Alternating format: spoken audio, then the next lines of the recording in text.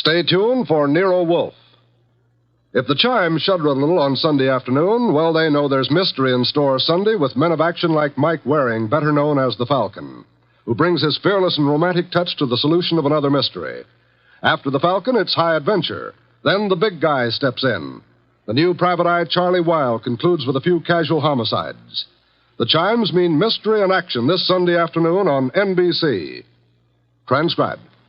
My boss is the smartest and the stubbornest, the fattest and the laziest, the cleverest and the craziest, the most extravagant detective in the world, Nero Wolfe.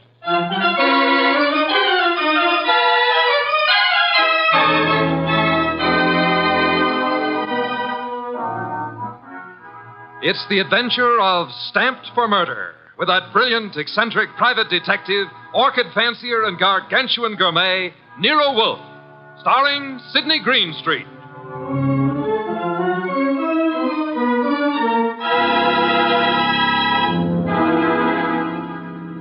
Instructions for this morning, Archie. Your notebook, please.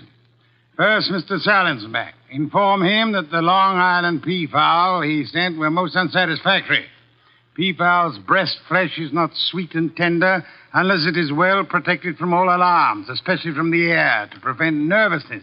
Long Island is full of airplanes. Look, Mr. Wolfe, I shall want a dozen chickens that have been raised on blueberries and a fresh-killed lamb for tomorrow. Mr. Wolfe, please listen. There's... Mr. Goodwin, be quiet, and then dinner on the following day becomes a problem. Mr. Wolfe, dinner any day is going to be a problem if we don't pay Sausenbach's bill. Then pay it. With what?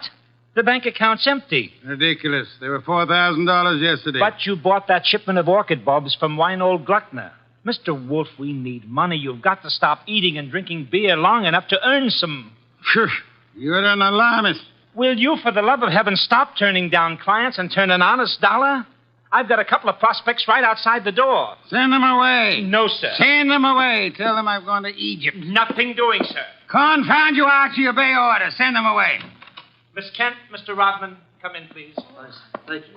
Confound you, Archie. You're mutinous. Yes, sir, and you're stuck with it. This is Miss Gloria Kent and Mr. Rodman. They arrived as advertised with a pressing problem. Good morning. You people are here by sufferance only. I shall speak to Mr. Goodwin about it later. Yes, indeed. I don't like pressing problems, Miss Kent. What are yours? My father. Indeed, I'm not a court of domestic relations, Miss Kent. What did your father do? Beat you? Withhold your earnings? Discourage your suitors? Mr. Goodwin should have informed you this office does not undertake cases involving marital or family problems. But that's not... If Mr. Goodwin had not been beguiled by your pretty face, he might have warned you and avoided this embarrassment to you and annoyance to me. Now, take it easy. How many times have I told you you don't know how to handle women? Then suppose you let Miss Kent handle me. Well, it's simply this, Mr. Wolfe. I had some money my mother left me. My father's just spent it without my permission. I want it back without a scandal. Thanks, Miss Kent. How much? How spent? $10,000. Father bought a treasure map. Indeed, from whom? A pair of swindlers named Cross and Halleck. They've driven him crazy, talking about fortune salvaged from the SS this and the SS that. He's got a map and old letters he studies. He's childish. Many fortunes have been recovered. Many more await on the sea bottom. How do you know your father has been duped? Well, I know. You do, Mr. Rodman. Yes. Cross and Halleck bought some old letters from me, written by my grandfather from Hawaii. They used them to manufacture the map and evidence. And that's what they sold to Kent. Father thought he was being so clever. He had the paper analyzed. Of course, the document research laboratory said the letters were genuine. They were. But something new had been added. I'd have never known if Mr. Rodman hadn't told me. You're a party to the swindle, Mr. Rodman? I was not. I never knew what they were up to. Mr. Wolfe, you've got to help me. I can't do anything with Father. I can't convince him. Even Mr. Rodman can't. No, Miss Kent, I'm sorry. This is not for me. Oh, but you must. You must. Not in my office, madam. No tears. Please, Archie, stop her. Okay. Archie, when Miss Kent has finished her disgraceful exhibition, show them out. How dare he walk out on us like people... Easy. I know him. You don't. He gets into a panic when women cry, or else he's curious about what Fritz is cooking for lunch. Now, just wait a minute, please.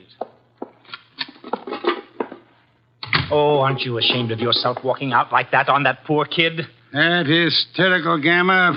She's lost all of her money. She needs help. I charge high fees, Archie. So charge a small fee. Do you want her to starve? Good heavens. Starve? How monstrous. I'm not kidding. While you'll be in here smelling your dinner, she and her father will be starving. I thought you were bringing me a paying client. Well, this is different. She's, Beautiful. Archie, you're impossible. Oh, very well. Go back into them. Get names, addresses, facts. I am not committed to Miss Kent's case, but we'll see. Be a tribute I pay for your weakness for a pretty face.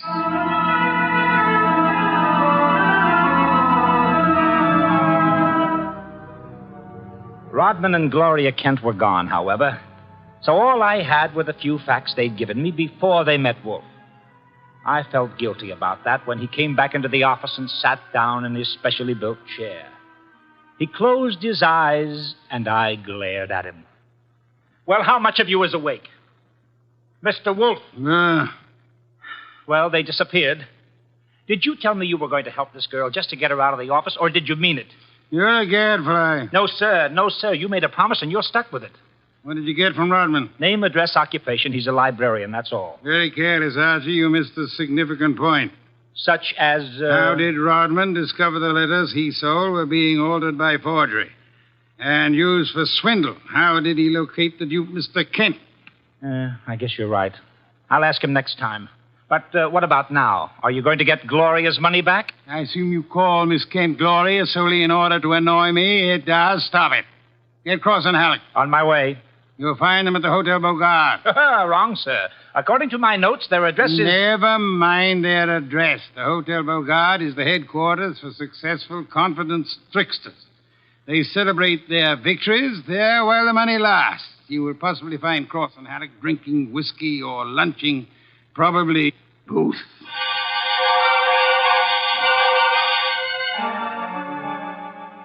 I located Cross and Halleck in the hotel bar and lured them back to our place on 35th Street. Wolfe was sitting behind his desk with his hands crossed on his impressive middle, at peace with his lunch and the world when I ushered them in. He sat bolt upright and scorched me with a look. Good afternoon, Mr. Wolfe. The tall one's name is Cross, the short one is Halleck. They want to help me invest my money. Gentlemen, Mr. Nero Wolfe. What? Who? Nero Wolfe. Hey, what is this? Confound you, Archie. How drunk are they? Not too drunk for business. Let's get out of here. Come on. Wait a minute. You want me to keep him here, Mr. Wolfe? Not by violence, Archie. Come back here, gentlemen. Unless you want 7 years in the state penitentiary. Unless what? You got nothing on us, Wolf. Nothing. I have the Kent case. The Kent? That's a laugh. We're sitting pretty. You are not, sir. You imagine you possess legal immunity. Mr. Kent believes you are grotesque balderdash and will not sue for fraud. Miss Kent cannot sue because she is reluctant to accuse her father of wrongfully obtaining her money. Ergo, you think you are invulnerable. Now, listen. But you forget me. I'm a detective with a fee to earn. A big fee. Quiet, Archie. I am determined to get that fee. Therefore, as Miss Kent's agent, I can and will bring action against you. I'm indifferent to her tears or her father's disgrace. I'm indifferent to anything outside of money. You will return the $10,000 to me at once, sir, or you will be in jail by morning. You mean that? I do, Mr. Cross. Halleck, come here.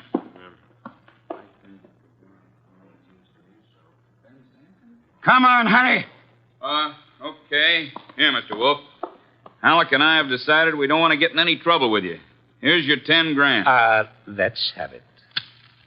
Give the dough to Kent, Mr. Wolfe, and get the letters and map back for us.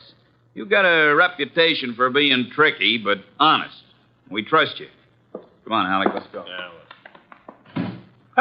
Well, how about that? Preposterous. No, sir. Take a look. $10,000, genuine coin of the realm. That man Cross is a fool. Does he imagine I'm to be fooled so easily? What do you mean he left the money? He surrendered too quickly, Archie. Too easily. And that money in the envelope he was carrying all ready to refund. Why? Well, maybe he's got a better sucker. I heard him mention a Ben Sanford. Nonsense. Does he need Kent's forged letters and map to cheat this Ben Sanford? Couldn't he prepare another set? I guess you're right. Something's fishy. In any event, it's no concern of mine, thank heaven. Why not? I'm not committed to Miss Kent in any way. As a favor to you, I undertook to regain her money. I have done that. You may take it back to her and obtain the forged papers in return. But, Silence, Mr. Goodwin. Go to your red-haired charmer. Leave me in peace. I intend to spend this afternoon with my New World Atlas.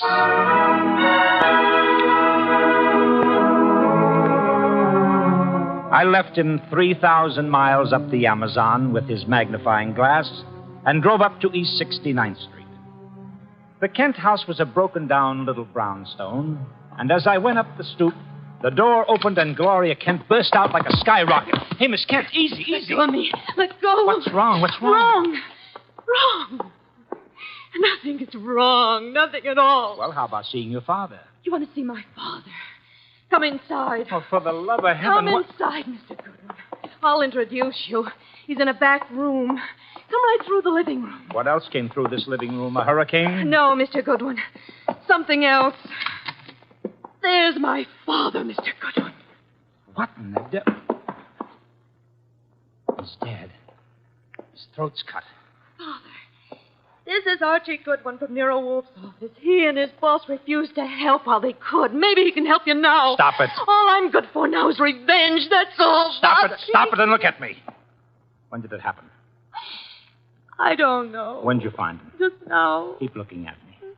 Who went through this house like a hurricane? You? No. Where did you go after you left the office? To the laboratory. What lab? Document research. The place that checked the map. How long were you there? Until an hour ago. I was with Mr. Rodman. Keep looking at me. And then? I had lunch. With Rodman? Alone. And then I came home. All right. Now listen to me. I want you to go to Mr. Wolfe's house right now. Have you got a cab there? Yes. All right, take a cab. I've got to stay here, but I'll call Mr. Wolfe and tell him you're on the way. Now get.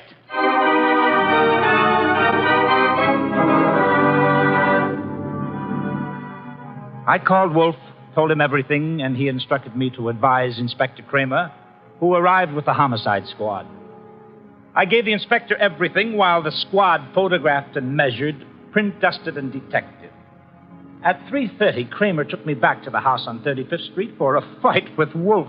It's a great story, Wolfe. Great. Kent buys a phony treasure map. Everybody knows it's phony except Kent.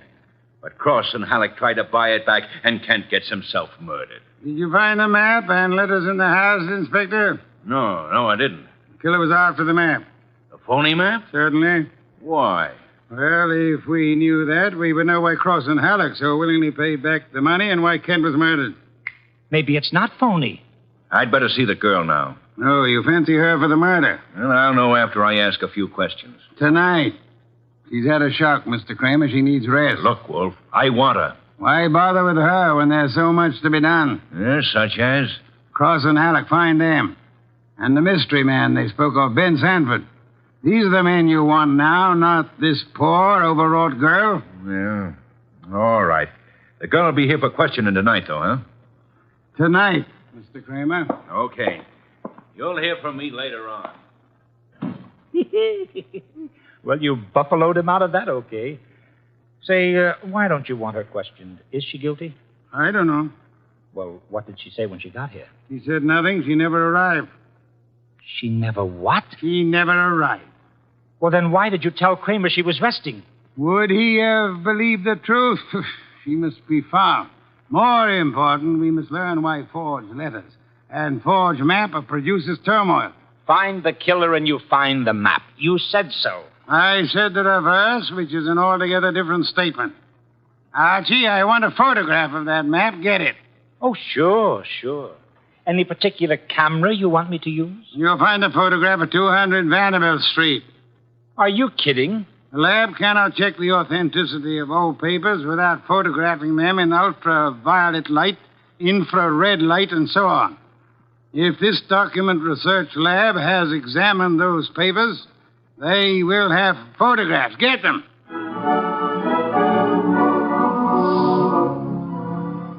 He got out of his chair and waddled back to the house elevator.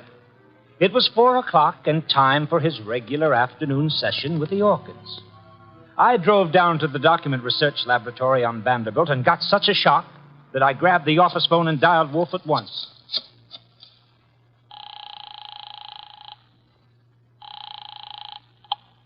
Nero Wolfe. Mr. Wolfe, Archie here. What's the matter? You lost? No, sir. No, sir, but I found something. Photographs? No, Mr. Wolfe, I don't think you'll ever see any photographs of the Kent map. I don't think any were taken. Indeed. But guess who runs the document research laboratory? No. Don't guess. You probably know. A man named Ben Sanford, and he's sitting right here looking at me. Bring him home with you. Home? But it's 4 p.m. This is the sacred hour when you pray over your orchids. Then Mr. Sanford can join the ceremony.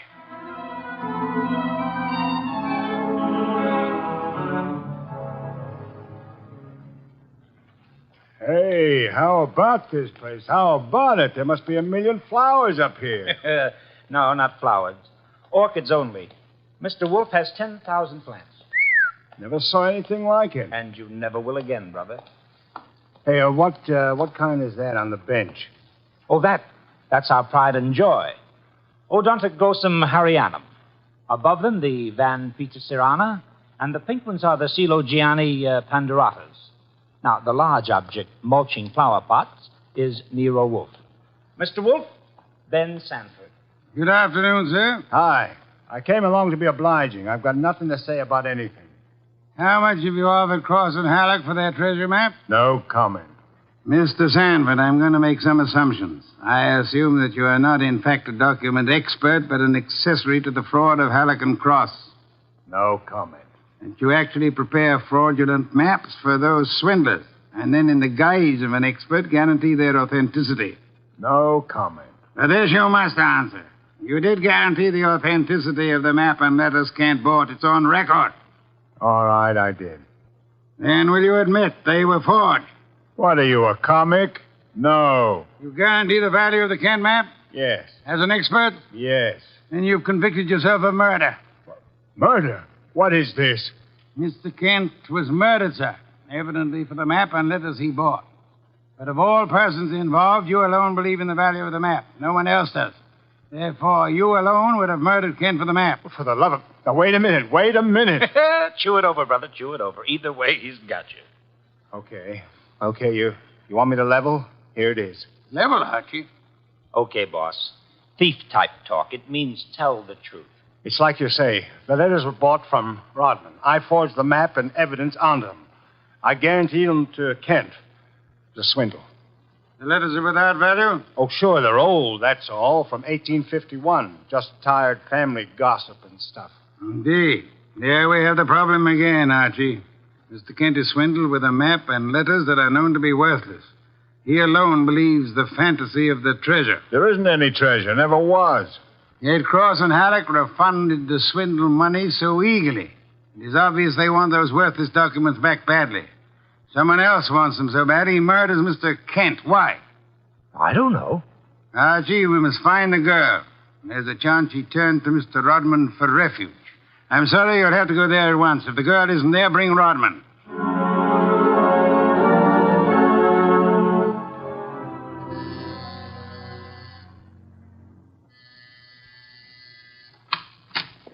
Yes? Hello, Rodman. Remember me? I'm Archie Goodwin from Nero Wolfe's office. Oh, yes, of course. I came to get Gloria Kent. There's been a change in plans. Tell her to come out, please. Gloria? Well, she's not here. Why should she be? Haven't you heard? Heard what? Well, I guess you'd better come down and see Wolfe. Mr. Goodwin, I'm afraid I can't. I'm rather busy. Look, Rodman, maybe you ought to know. Old man Kent was murdered. What? Yes, just after you and Gloria left us. Kent murdered? Well, this is awful, Mr. Goodwin. You want to see Mr. Wolfe now? Get your hat. Murder? Well, believe me, I never wanted this. I'm going to tell Nero Wolfe the whole mess. Every word of it. Okay, then. Come on, let's go. Yes, of course. Just a minute. I'll get my hat in the bedroom. Murdered? Kent? I never dreamed. Oh.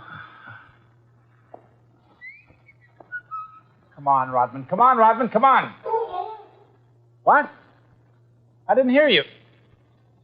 Oh, Rodman. What the... Oh, Rodman. Oh, Rodman. Good. Oh, what next? Come on. This is Nero Wolfe. Archie here. We've had a tough break. Yes? While I was waiting for Rodman at the front door, he went into the bedroom for his hat. The killer was there. How do you know? He cut Rodman's throat. Devil. The back window was open. It's a ground floor apartment. He was out and gone before I had a chance. Archie, where were your wits? Let me alone. I've had a man murdered 20 feet from me. You think I'm cheering? Mr. Kramer is here, and he has news for us, Archie. He could not locate Cross and Halleck in their apartment. They had not been home all day. The maid informed him that she was waiting for her weekly salary. Well, so what? She was most angry and peppery, Mr. Kramer informs me. Red pepper? Exactly. Okay. Okay, maybe I know what you mean. I'll try to deliver the goods this time. Goodbye.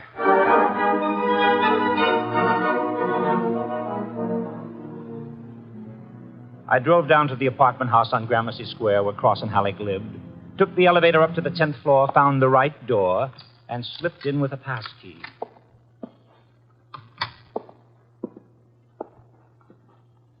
Come on out. Come out wherever you are. I know you're in here. You fooled Kramer pretending to be the maid, but you didn't fool Wolfe. You'd better... Gloria! Cut it out, you idiot. Lay off. Archie, you dope. Archie Goodwin from Nero Wolfe's office. Remember me? Let it go. Give me the gun, Gloria. Give it to me. That's right. Who did you think I was? Halleck. Oh, brilliant. So Wolfe figured you out, huh? Well, you are a brave girl. They killed your father. You came up here and waited for them. You were going to kill them right back, huh? Oh, that red-headed temper. And you bluffed Kramer into thinking you were the maid. I had to do something. It was the only thing I could think of. To come here and kill him. Well, you're coming home with Archie. And just remember one thing. When Wolfe's working for you, don't try to do any thinking. It only gets in Wolfe's way.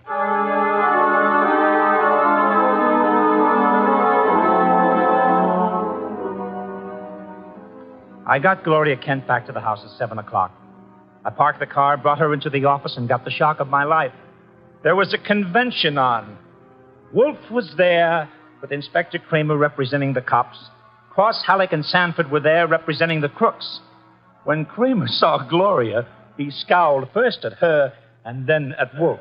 So it was a slick one after all, Wolfe. You didn't have the girl. You had no intention of producing her. Please, Mr. Kramer, that can wait. There are other matters more important. I dine at 8. That leaves me 1 hour to solve your murders. Murders? More than one? Yes, 2. Elmer Rodman. By heaven, Goodwin, if you... Please, Mr. Kramer, not now. First, Miss Kent. Good evening, Miss Kent. I presume you have met these gentlemen, Cross, Halleck, and Sanford? Yeah, I'll take your purse, please. Well, why? Don't think me as naive as Mr. Goodwin, miss. When you left your home after the murder of your father, you took the map and letters with you. They are in your purse now. That's true. Archie, the purse. Thank you. We have here an interesting situation. There exist some old letters and map, forged and fraudulent. They're worth $10,000 and more to Cross and Halleck and worth 2 murders to a killer. Why? There must be something of great value in the letters. Yes, such as? Something which Mr. Sanford could not see, although he worked on the document closely. Yet something which could be made manifest. What is the answer, Miss Kent? You know it? I swear I don't. Secret writing, Archie. Bring the chafing dish from the dining room. Right. Secret writing? I saw nothing when I worked on those letters. Naturally, Mr. Sanford, the writing is invisible. The heat is an agent. It makes most forms of secret writing visible. The chafing dish, boss. Thank you, Archie. Place it before me and light it. Right. Now I open Miss Kent's purse. From it, you see, I withdraw these ancient letters which he took from her house after her father's murder. That's not true. Archie. That's enough, Gloria. That's enough. From now on, you just listen. We remove the letters from the envelope and toast them gently. The secret ink vintage 1851 will easily succumb to the agency of heat. Careful. Those envelopes will catch fire. Hey, they're caught. Don't be upset, Mr. Cross, Mr. Halleck. The envelopes! They'll burn safely in the dish. We can concentrate on the writing. Watch closely. I don't want to be accused of trickery. You fat fool. The envelopes are everything. Put them out, Sanford. Don't sit there. Put them out. Why, Mr. Halleck? Well, the stamps, the missionaries, are worth a fortune. The missionary. Of course. You know that. Mr. Cross knows. So does Mr. Sanford, right? Yeah. Of course, Sanford knows, you old fool. Let me... Mr. Sanford is not alarmed. Why not, sir? I don't know what you're talking about. $50,000 or $100,000 is burning before your eyes, Mr. Sanford. Cross and Halleck are burning their fingers, putting out the flaming envelopes. And you sit there quite indifferently. Why? Well, You know the value of the missionary stamps on the letters you bought from Rodman. But you know these aren't the real letters. Isn't that it? Not the real letters? I told you I'm tough to crack, Wolf. You didn't fool me with those dummies. Dummies, how do you know? Mr. Cross didn't know. Mr. Halleck didn't know. How did you? Well, I'll tell you, sir. Only one man could know I was framing Miss Kent as a decoy. Only one man could know I prepared these dummy letters and pretended to take them from her purse. And that is the killer. The man who murdered her father and stole the map and letters this morning. You, sir, Mr. Sanford. Well, I'll be... Mr. Kramer, there's your killer. You'll find the missing map and letters on him or concealed in his home or office. You won't need the evidence anyway. Look at his face. He's self-confessed. Self-confessed like fun. He was booby-trapped.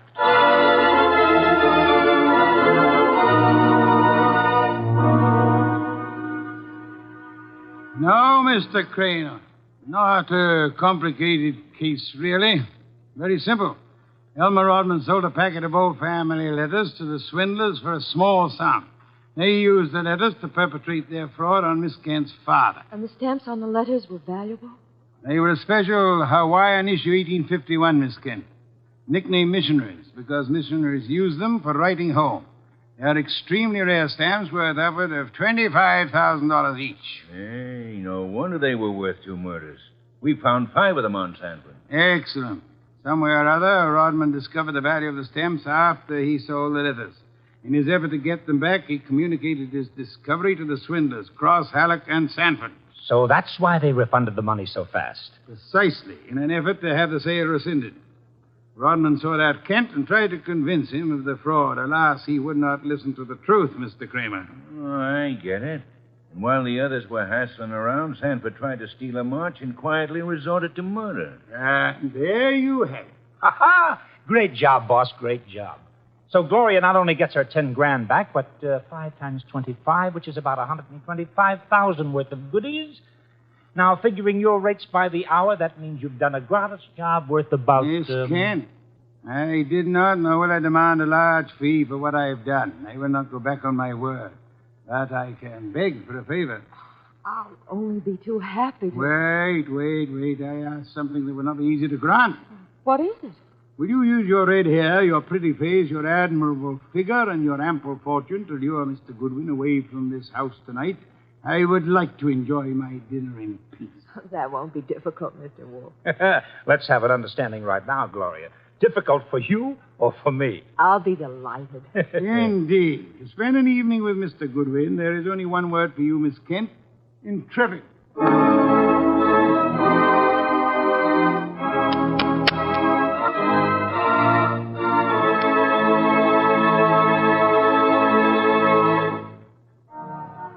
You have been listening to The New Adventures of Nero Wolfe, starring Sidney Greenstreet.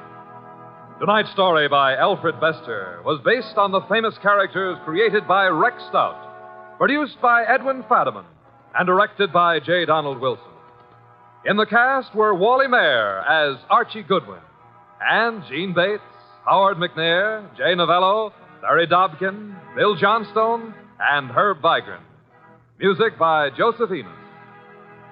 Next week at this same time, Nero Wolfe and Archie will bring you The Case of the Careworn Cup. Don Stanley speaking. The preceding was transcribed. 3 chimes mean good times on NBC. The chimes ring for Dennis Day and Judy Canova tomorrow night on NBC. Also, Judy Canova prepares to go operatic tomorrow because her special guest is Ezio Pinza. This is Chester William Bendix Riley. The Man Called X follows on NBC.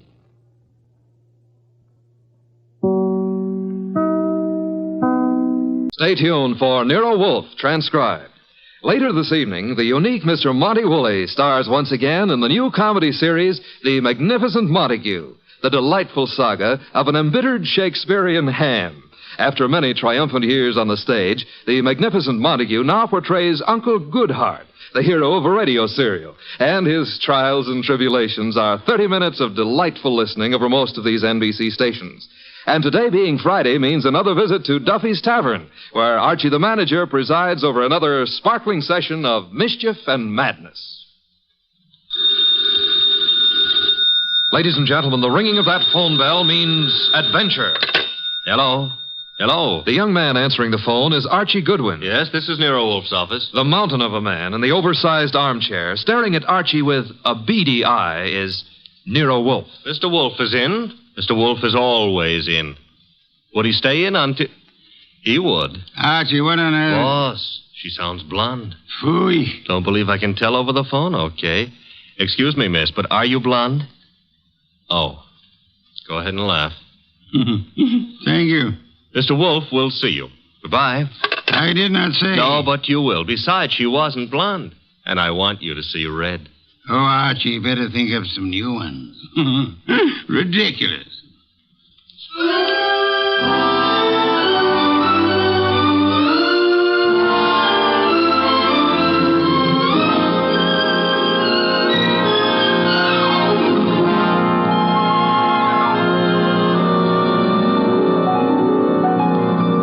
Ladies and gentlemen, it's the bulkiest, balkiest, smartest, and most unpredictable detective in the world. That chair-borne genius, Nero Wolfe, created by Rex Stout and brought to you in a new series of adventures over this NBC network in the person of Mr. Sidney Greenstreet.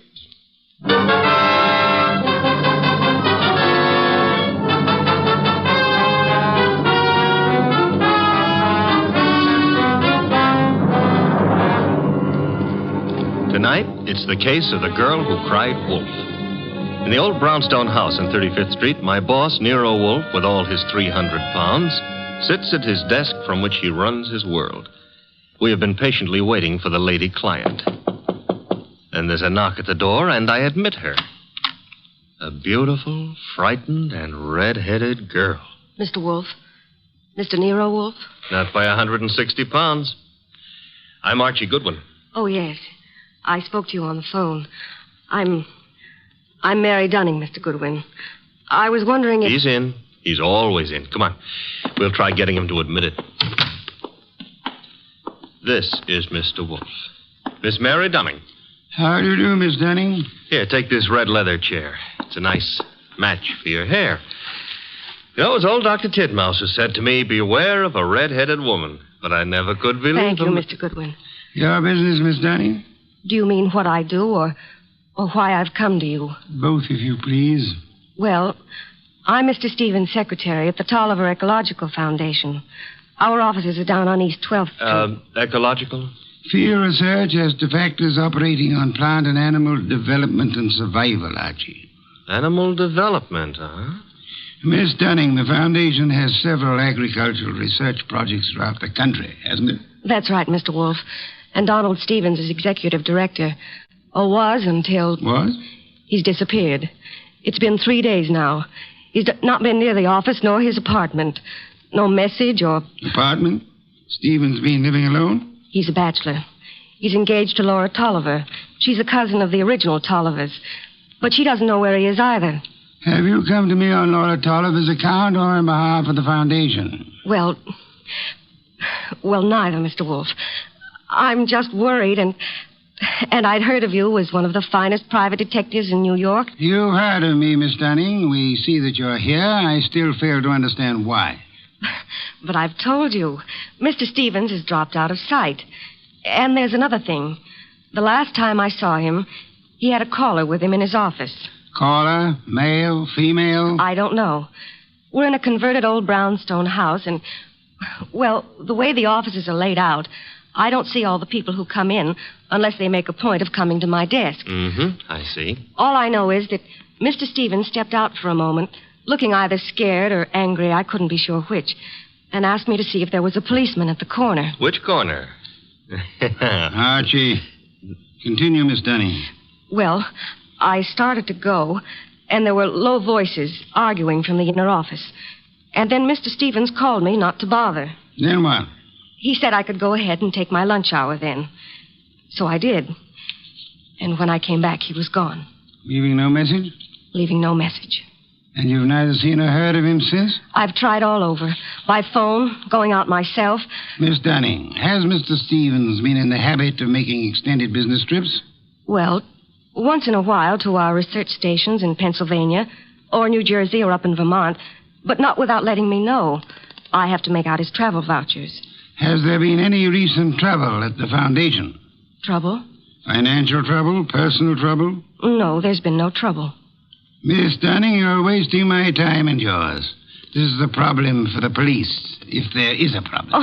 Oh no, Mr. Wolfe. I'd have gone to the police, except, well, if there should be an innocent explanation, it didn't seem fair to the Foundation to risk the unpleasant publicity I said for the police. Wait a minute, Mr. Wolfe. It's your say-so, but when a girl walks in here and asks... The young lady can depart by the use of the same rather trim legs that carried her here, Archie. Oh, now, look, boss, just because I Miss look at... Dunning, I can think of a dozen reasons that might take your bachelor director out of town for a few days without the formality of explaining his actions. Then you won't look into this? Despite Mr. Goodwin's frowns, no. Should Mr. Stevens not turn up tomorrow or so, I suggest you advise the police or whatever attorney acts for the Foundation. There is such a person, of course. Yes. Jonas Dowd is counsel. He's also a cult trustee. Consult him, then, by all means. But you don't seem to understand. If you'll excuse me, I'm overdue for an important conference with my cook. We have just received a shipment of truffles from France. Well, of course, if Mr. Wolfe, if you ask me... Precisely what I've refrained from doing, Archie. Would you be good enough to escort Miss Dunning to the door? To the door, Archie. Good night, Miss Dunning. Good night. Good night. And thanks, just the same. Look, Mr. Wolfe, it's your shop and you can get as surly as you please. But can you give me one excuse for that high-handed brush? One thin shred of an excuse? Miss Dunning was sitting in this chair... The girl was lying, Archie. Lying? How can you say that? At least twice. And possibly from the moment she opened that undeniably pretty mouth. Now, if you'll excuse me, Archie, I have an appointment with a truffle.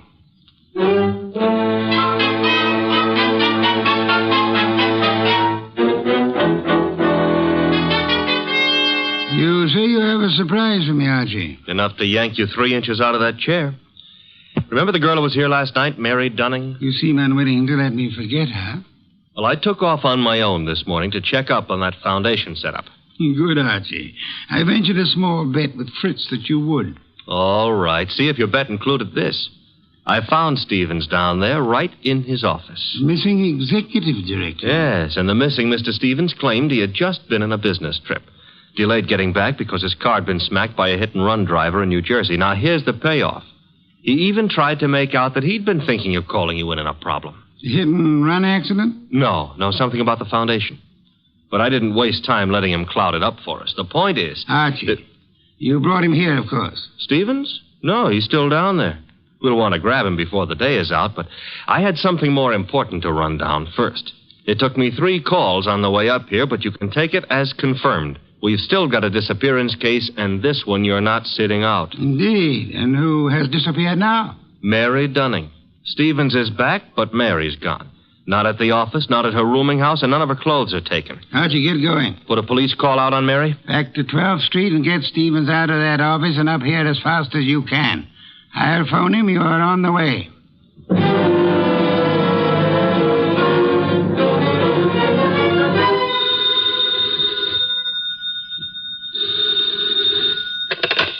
Hello?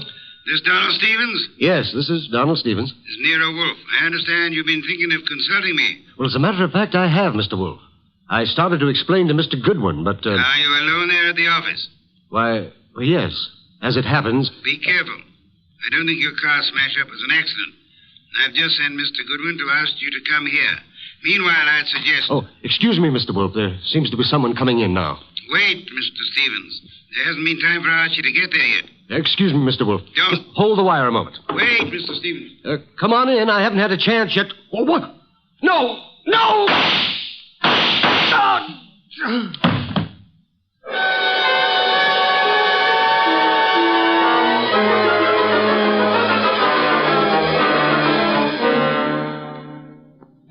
That's all Inspector Kramer has been able to make of it, Archie? Not to hear him tell it, but that's all he's got. Stephen dead and the girl still missing. Did you find anything helpful at the office? I think the murderer started to tear up some account books and project ledgers, but I must have scared him away when I rang the bell.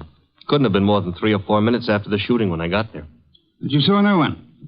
The murderer can cover a lot of ground in 3 or 4 minutes. You, naturally, by accident, since it is mildly illegal, you had a good look at the dead man? A very good look. Not to mention his pockets. Anything particular?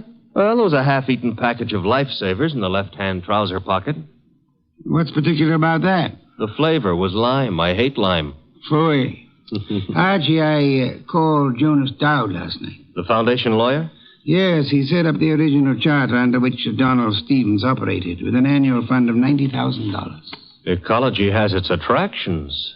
90,000 attractions, to be precise. It indicates a possible reason for Stevens' murder. He was in sole charge of that money. Somebody donated 338 caliber bullets to him. Hardly a token of appreciation. Perhaps not. However, the shooting followed the attempt to stage an automobile accident. Archie, I've sent Saul Panza on an errand for me. Saul, huh? He's expensive. True, he's the best man in the shadow job there is, but you've got something, huh? Possibility. An angle I can't handle? Apart from your natural preference for curves, you've more than work enough here in New York. Finding Mary Dunning for a starter. Or her body? Or her body, as it may be. Is that what Saul's on, picking up a line on Mary? Among other chores, Saul is buying me some special groceries at the city market. You frown, Archie. I glower. But okay, play it cozy. You can send Saul off to Stockholm for smorgasbord for all I care. I'm still asking, what about Stevens and what about Mary? Where do we start? I'm expecting Laura Tolliver, the heiress, and the son of Jonas Dowd here within a few minutes. Jonas Dowd himself proved as difficult to pry from the office as you generally are from this one. Oh, good for old Jonas. Wait a minute, though. You said a son was coming. Would that be Peter Dowd? It would be. Could I trouble you to pass that second bottle of beer? It's your third. Stop auditing me, Archie. You reacted to the name of Peter Dowd. May I ask why? Kramer is ahead of you on that pitch. He's had Peter Dowd downtown already. And learned? Playboy, used to be in love with Laura Tolliver, now in line to take over Stevens' tidy $20,000 a year salary as executive director. To take over Fooey. Peter Dowd's no ecologist. He's got more important qualifications. His old man and Laura Tolliver are co-trustees under the Tolliver will, and the director can be anybody they name. Archie, you sound prejudiced against young Mr. Dowd. Yeah, that's what Kramer said. I'm just naturally suspicious of anybody who stood to pick up $20,000 a year, plus a whack at the $90,000 a year in house money, just by throwing 338 caliber slugs into Stevens. Particularly after getting rid of Mary Dunning to clear the way. The police still have no leads on Miss Dunning? A for effort, Z for results. Now, the way I see it, boss... Legwork now, Archie. Guess it's later. You might try Miss Dunning's landlady again for one, and try Peter Dowd's apartment. Now? Yes. I'd say go along and keep after the missing girl. Instead of sifting through the names in Stevens' appointment book you were asking about? It's 2 legs of the same animal. The names may help on the girl. Now, Archie, on your way.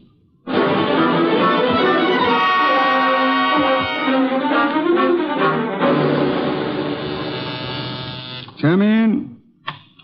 Mr. Wolfe? Yes, come in, Miss Tolliver, Mr. Dowd. Sit down. It's good of you both to come. Miss Tolliver, I'm profoundly sorry of your loss. You were to marry Mr. Stevens, as I understand it. Yes, 3 weeks from today. I was trying to warn poor Stevens just as the murderer came in. But he evidently knew his caller well enough to feel no alarm. The police told us that, Mr. Wolfe. We've just come from Inspector Kramer's office. I know, Mr. Dowd. Did you gather the inspector meant to see you again? Why should he? How could anyone think that Peter could have anything to do with this horrible business? I see that you have no doubts about Mr. Dowd here, Miss Tolliver. Easy, Laura. Yes, Mr. Wolfe, I gathered that Kramer was interested in me. He's got a man outside here watching us now. You're alert, Mr. Dowd, or... Oh, what? Or aware that Inspector Kramer may have grounds for keeping you under surveillance. Look, Mr. Wolfe, I didn't come here to be put through the jumps again. First Kramer and now you. I'm acting for the Tolliver Foundation, Mr. Dowd. I have been since your father retained me last night. Well, why jump on me, then? Young man at my age and weight, the chances of my jumping on anyone are about as likely as, as unlikely as to expect that you're not still in love with Miss Laura Tolliver here. Mr. Wolfe, we haven't admitted that we... Miss Tolliver, your concern a moment ago at the possibility that this young man might be charged with Stephen's murder... Now, wait a minute, Mr. Wolfe. Climb back on me if you want, but let Laura alone. If you're trying to I'm no longer trying, Mr. Dowd. You both confirmed the point for me. All right. I am still in love with Laura. And I think Laura's known ever since she accepted Stephen's ring that their engagement was a mistake. What are you going to make of that? Did Stevens know you hadn't given up on Laura? I told him twice. I even went down to the foundation just... Just when, Mr. Dowd? This morning while I was telephoning Stevens, for example? I haven't been near the foundation office for days. I've been out of town. Mr. Wolfe, you've no right to twist and turn everything Peter says. I do love him, but Laura. Well, that's the first time you've come right out with it since... I'm sorry, Peter. I've wanted to tell you 1,000 times. But, you kept going away on all those trips, and I never knew whether it was for some other girl or... Mr. Dowd, Miss Tolliver, could this tender exchange be postponed till you two find yourselves alone? Go ahead, Mr. Wolfe. Ask anything you want, as long as I know it's all right with Laura here. Roundly spoken, Mr. Dowd. May I ask about Mary? What's Mary Dunning got to do with this? I'm glad you're aware of the Mary I meant. Well, I've met her at the foundation, of course. We've all heard she's missing. You couldn't suggest where she might be. How would Peter know? Let's return to Mr. Stevens. Can either of you explain his 3 days' absence from the city? I've been out of town myself. Miss Tolliver? He could have been inspecting any one of the research plants. He didn't tell me, if that's what you mean. Stevens said this morning he had been wanting to consult me. You can't suggest why? Well, no, I can't. About foundation business or personal business? .338 caliber bullets kept Mr. Stevens from making that clear, Miss Tolliver. Mr. Dowd's father is sending me over some material, but as yet it's not in my hands.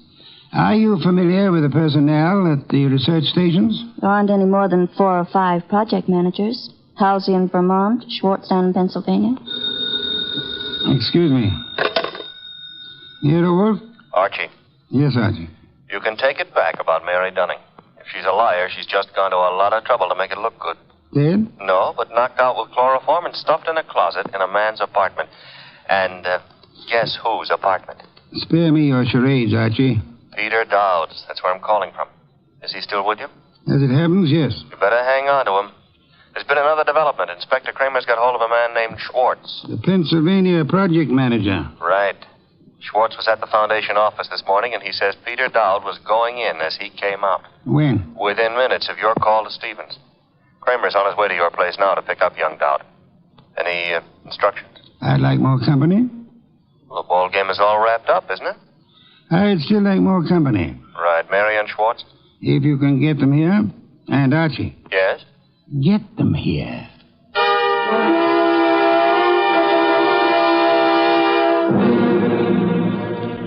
I'll have that 5th bottle of beer, Archie. 7th and quarter for the night. And when do you get around to calling in Mary and our friend Schwartz? In a moment, Archie, in a moment. After all that scramble to get him here. I've been studying these project reports that Jonas Dowd sent over. Fascinating field ecology. I know. The factors playing on the development and survival of living organisms. Too bad poor Stevens didn't figure on a factor named Peter Dowd. Archie, I'm ready for Mr. Schwartz now. No Mary? I'll risk you in the next room with Miss Dunning for the time being. Okay. One Schwartz coming up. Oh, come in, Mr. Schwartz. Mr. Wolfe? How do you do, Mr. Schwartz? My apologies for this long wait you've had. And I'll try to make our business brief. Yes, sir. Mr. Schwartz, you managed the Tolliver Agricultural Research Station in Pennsylvania for some time. 2 years. I am not sure I didn't once enjoy a shipment of mushrooms that came from your place. You've experimented with Maya arenaria. Maya arenaria? Yes, of course. Yes, we've done some work with mushrooms. They were excellent. By the way, I understand you saw Mr. Stevens just before he was shot down. If I'd stayed 10 minutes longer, he might still be alive. May I ask the purpose of your call? I was delivering the monthly reports. No special trouble you came to discuss? No, sir. You met Peter Dowd coming in at the foundation as you were going out. How did he look? In a hurry. How so? He just pushed past with his face turned away. You're sure it was he? Yes, I had seen him at the foundation maybe 2 or 3 times before. Were you aware that Mr. Stevens and Mr. Dowd were both apparently in love with the same young lady? I'm a research worker, Mr. Wolfe. I wouldn't know about Mr. Stevens' personal affairs. Just an hour ago, before Inspector Kramer took him from here, young Dowd admitted that he'd been there today. I didn't think I could be mistaken. But he said only because Stevens had phoned him to come. Were you there when that call was made? No, there was no call to Dowd while I was there. Excuse me, Mr. Swartz. Yes, Nero Wolfe speaking. This is Saul Panzer. Yes, Saul, you're still... Yes, still down here at the city market. Looks as if you were right. Indeed? One of their trucks just pulled in with a load of full crates. Top quality produce. I'll try not to wince when you send in the expense sheets. Any other confirmation? Internal Revenue records show no taxes paid on income by the Tolliver Foundation. Thank you, Saul. Phone any information as you get it. You'll forgive me again, Mr. Swartz. Archie. Yes, boss? Would you ask Miss Dunning to step in now? Coming up. Come in now, Miss Dunning. Good evening, Miss Dunning. You've quite recovered from the chloroform? Mr. Goodwin's been helping me. He's been rubbing my forehead, and I'm beginning Spare me to... any further details. Miss Dunnings, would you mind telling me again how it was you came to find yourself in Mr. Dowd's apartment? Well, it was a phone call that got me to go over. It was a man whispering. He didn't give his name, but he said if I came to that address, apartment 4C, I could learn something about Mr. Stevens. You went to apartment 4C, and then? That's really all I know. Just after the door opened, before I could see him, his coat was thrown over my head, and then he must have given me the chloroform. It was Peter Dowd, of course. Dowd? Who else could it have been? It could have been Mr. Swartz here. Mr. Wolfe, you're joking. Am I, Swartz? Joking or drunk? Why should I... For the ancient reason, Swartz. Money. For the racket you had and wanted to keep. Racket? Mr. Schwartz was in... Swartz is no more of an ecologist than Mr. Goodwin here. A moment ago, he accepted Mara arenaria as a mushroom. It happens to be a common clam, common on nearly any beach, rare in inland Pennsylvania. Stevens knew I didn't go in for all that Latin stuff. I could understand that you might be useful without it, Swartz. But to get away from your station operations, you faked a scientific knowledge you never had. All right. Suppose I am more of a farmer than a fancy scientist. Our job at the research station is to raise vegetable crops, isn't it? As you worked it, Swartz, of course. You turned the agricultural research project into a commercial farm. All expenses met from tax-free funds, and not a cent of return shown for the produce sold. So that's why Saul Panzer drew the rutabagus run. Stephen had the innocence of a specialist interested in his own field only. But even Stevens finally began to get onto those doctored reports of yours, Swartz. And when was it the Internal Revenue men began asking questions? Look, Goodwin, is this fat guy out of his mind? You had to get rid of Stevens after the last inspection trip. Were you even counting on taking over his job after Peter Dowd was put away for Stevens' murder? Merely, if you'll just explain to this lunatic... Watch it, Archie, watch it. I've got his gun. Adroitly done, Archie. Wait a minute. This is a 32, and it was a 38 that did the murder. Mr. Wolfe, that's my bag. You can't... Take this pistol from it, I have, my dear. This extraordinary effort you put me to, of actually leaving my chair to secure this weapon, we'll add that to the score against you. Mr. Wolfe, if you aren't too tuckered to answer, that gun from Mary's bag. It's a 38. It may be the one used on Stevens. But Mary couldn't. She didn't. If ballistics tells us that this is the weapon, then Swartz must have passed it to her for safekeeping, till it could be planted in young Dowd's apartment or car or whatever. I didn't have anything to do with it. Miss Dunning, you had to do with more than you know. Do you realize that if Mr. Goodwin hadn't found you at the Dowd apartment when he did, that you might not be alive at this moment? You were the one person who knew Swartz's crime. Mary, don't listen to him. She's listening, Swartz. Miss Dunning, you thought the chloroform scheme was directed solely against Peter Dowd, and so you let Swartz talk you into it. Mr. Goodwin tells me the door of that closet was sealed with Scotch tape. I didn't know that. Schwartz actually tried... Your chloroform sleep was meant to turn into a permanent one, Miss Dunning. And I was trying to cover for him. All right, here it is. Schwartz planned it all. He did try the hit and run, and he did shoot Stevens. He's a liar. Mary, you've been juggling those books since... Say the details for Inspector Kramer, Schwartz. There's guilt enough to be divided between you and guilt enough to burn you both.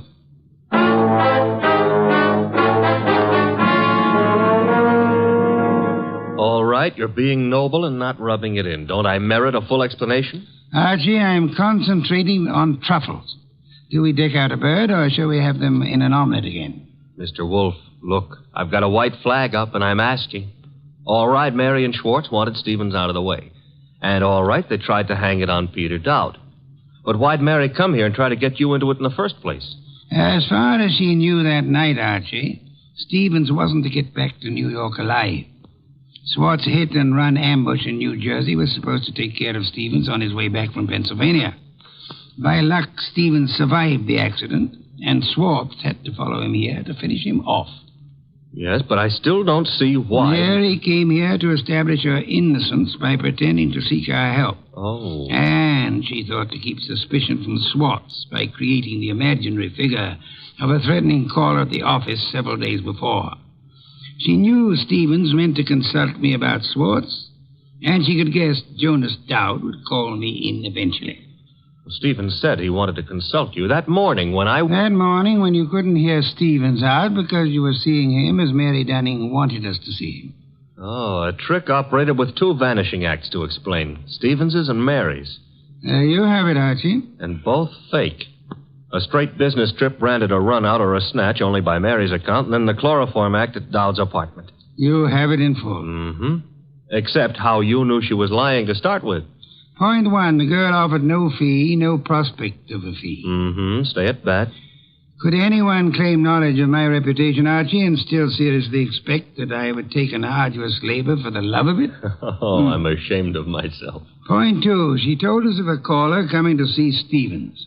Of Stevens asking her to fetch a policeman, then changing his mind. When asked to call a policeman, what woman's curiosity would be satisfied by being told not to bother? How utterly brilliant you are. Yes. Archie, a bottle of beer. All right. And now back to a serious problem, you know. I think I see a compromise on these troubles. Between bird and omelet? Archie, why not both? Ah.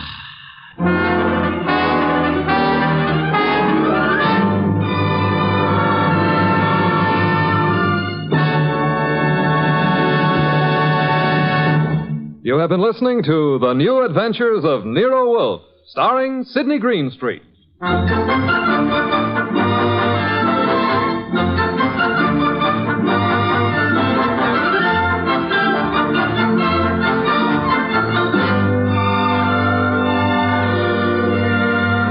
Tonight's transcribed story by Charles O'Neill was based on the characters created by Rex Stout.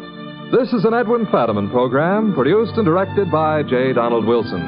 In the cast were Larry Dobkin as Archie Goodwin, and Charlotte Lawrence, Howard McNear, Monica Neely, Lamont Johnson, and Herb Butterfield. Next week at this same time, Nero Wolfe and Archie will bring you The Case of the Slaughtered Santa Clauses. Don Stanley speaking.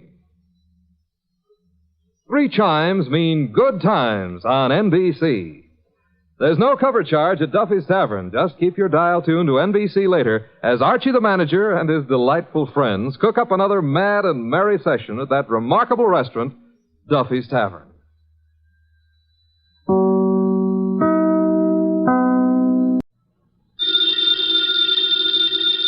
Ladies and gentlemen, the ringing of that phone bell means mystery, adventure. Nero Wolfe's office, Archie Goodwin speaking. You want Mr. Wolfe to what? Mr. Wolfe will do nothing of the sort, Archie. Mr. Wolfe is thirsty. Hold on for a moment. The bottle opener's in the left-hand drawer of your desk. Thank you, Archie. Mr. Wolfe, I've got a man named Denby on the phone. He wants you to umpire a card game. Man is insane. He's offering a fee. The answer is no. I know nothing of card games, nor do I wish to learn. Okay. Well, the answer's no, Mr. Denby. Sure, I'll ask him again. After he finishes the beer he's working on. Goodbye. People appall me. The fantasies they indulge in. Bah, what on earth made that maniac think I might consent to preside at a card game? Well, seems he expects one of the players to be death.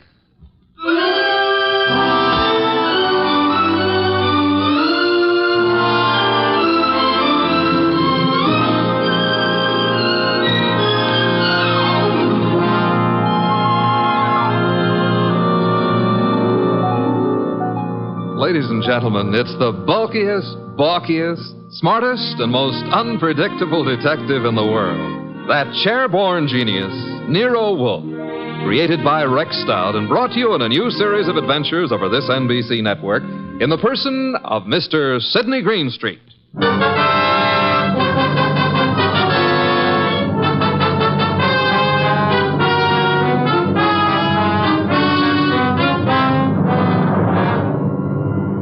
Mr. Wolfe would not attend, but the card game went on anyway. At the home of a Mr. Stephen Denby. Jean? Yes? LaCosta? Mr. Piper? I think we're ready to begin, eh? I'm ready. Yes, Jean. You always are. How I like that remark, I'll have to decide later on. Yeah, please do. LaCosta? It's all right with me. And Mr. Piper? I brought a deck. No, as host, I shall supply the cards. Before we play, I examine them, yes? Of course. Here you are. Chuck? Yeah, Mr. Denby? You will remain outside the door until called. No one is to enter this room under any circumstances. Got it. LaCosta? The cards look all right. Thank you. Now then, shall we make things absolutely clear? You mean, should you make a speech? I don't mind. But make it short, huh? I shall. The four of us seated at this table are joint owners of the Candy Club, a rather successful institution devoted to the sale of food, liquor, entertainment... And the gambling. And games of chance. For some time now, we have all resented sharing the profits. Some of us have attempted to buy out the others. Denby, you needn't babble on. No one wants to sell. We know that. True, Mr. Piper. Which is the reason for this little game of cards. One hand shall be dealt to each of us. A hand at poker. Whoever wins gets the club. The others retire as gracefully as they can. Agreed? That's why yes, agreed. Very well. The cards are shuffled. I'll place them in the center of the table. LaCosta, would you like to... I cut. Good. If nobody minds, I'll cut them too.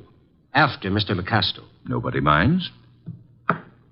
Happy now, Mr. Piper?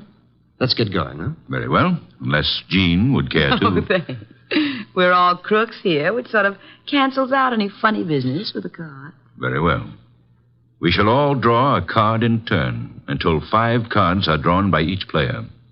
Shall we start, Jean? Sure. LaCosta? Okay. Mr. Piper? Yes, of course. And myself. We just keep going in rotation. This is fun. Fun? No. There's too much money which rides on these cards. That's what makes it fun. Would you mind keeping quiet? I'm nervous. We all are, one way or another. I think we all have our 5 cards now. We all got them. Very well, then. In the same order that the cards were dealt. Jean? A pair of 3s. LaCosta? Nothing. Mr. Piper? Kings. 2. The light! Piper. Well, what?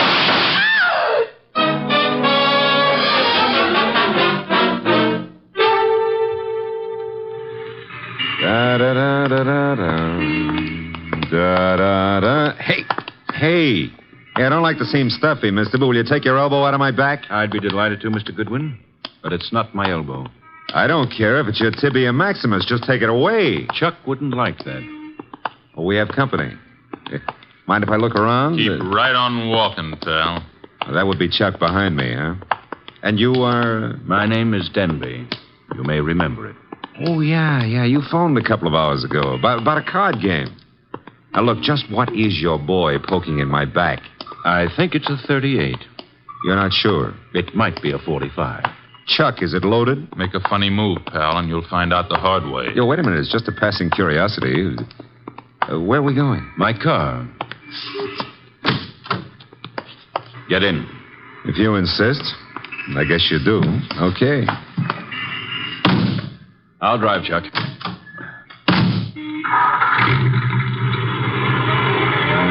The car bulletproof? No, that's hardly necessary. Chuck shoots first. Well, that's a saving, I guess. The only thing is, I hadn't figured on taking a ride. I told Mr. Wolfe I was going for a walk. He disapproved, You're going for a ride. Isn't that a little corny? Now, there's a minor difference. Usually the guest, shall we say, is killed at the conclusion of the ride. In this case... Let's not make the difference too minor. Huh? You will survive the ride. It's what comes afterwards that might kill you.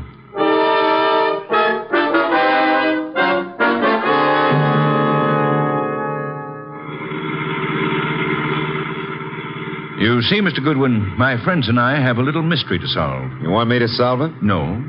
We want Mr. Wolfe to solve it. In order to do so, he must leave his house and come to mine. He has to in order to find the solution quickly. Why? Neither my friends nor myself have any desire to improve our acquaintance with the police. Therefore, we want the mystery solved before the police are even called in. Hence our need for Mr. Wolfe. Hence our detaining you. Detaining is a pretty word in the circumstances. Now, this is my home, Mr. Goodwin. Oh, well, I don't like the architecture. I think I'll stay out. Get going, pal. On second thought, Mr. Denby, what makes you think Mr. Wolfe is going to leave his house and come here? You. Unless he does so, he will lose you. Forever. The door, Chuck. Okay.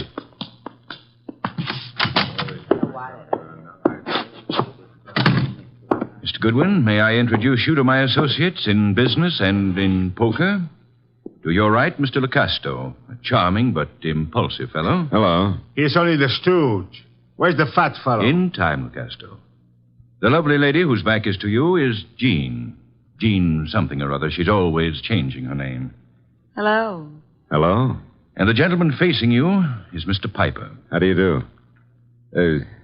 Is he exclusive or just... Hey, he's wearing his red carnation a little low, isn't he? Over his heart. Except that's no carnation. That, Mr. Goodwin, is blood. Lifeblood.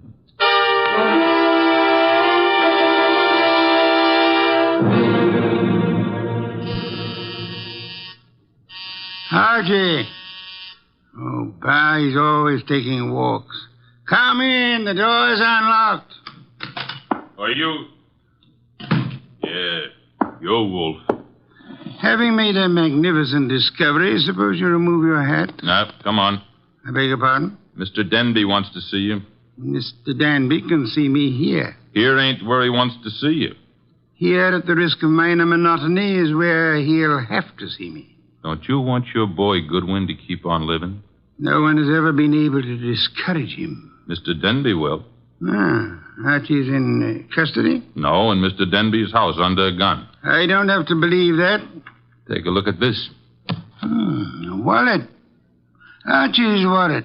I shall accompany you. And permit me to warn you that if Mr. Goodwin has been harmed, nothing short of murder will satisfy me.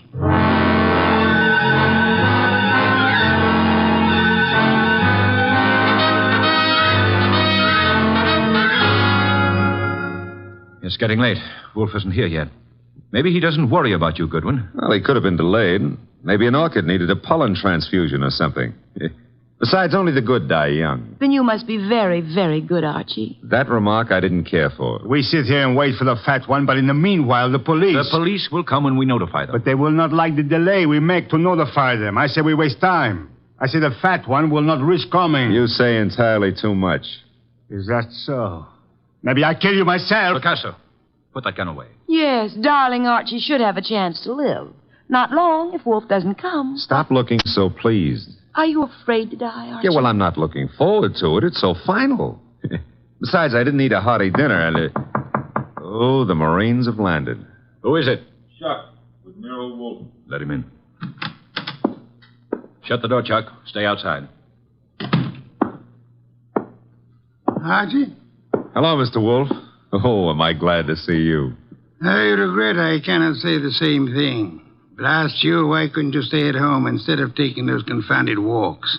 I warned you it'd be dangerous. Yeah, but Mr. Wolfe, it wasn't the fresh air that got me. It was Denby. Mr. Wolfe, I knew you wouldn't come here without some sort of pressure. I thought the method I used would be most effective. Would you really have killed Archie if I hadn't come? I would have had no choice. I would have been stuck with a witness to an unsolved murder. Suppose I cannot solve it. I should be forced to apply the same logic to two witnesses. Mm-hmm. Mr. Wolfe, you really came here to save my life, huh? Nonsense. I came here for a fee, Mr. Denby. I have a check for $1,000 already made out. Clear it up. You forget. I left my home. I traveled unprotected through the streets of this city, exposed to motor accidents, to fresh air, too. You offer me $1,000. Will $2,500 do?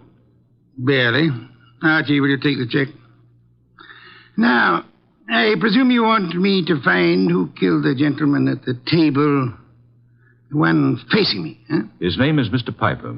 The name is no importance. Will you all sit at the table in the same position you were at the time of the shooting? Of course. Jean? Picasto?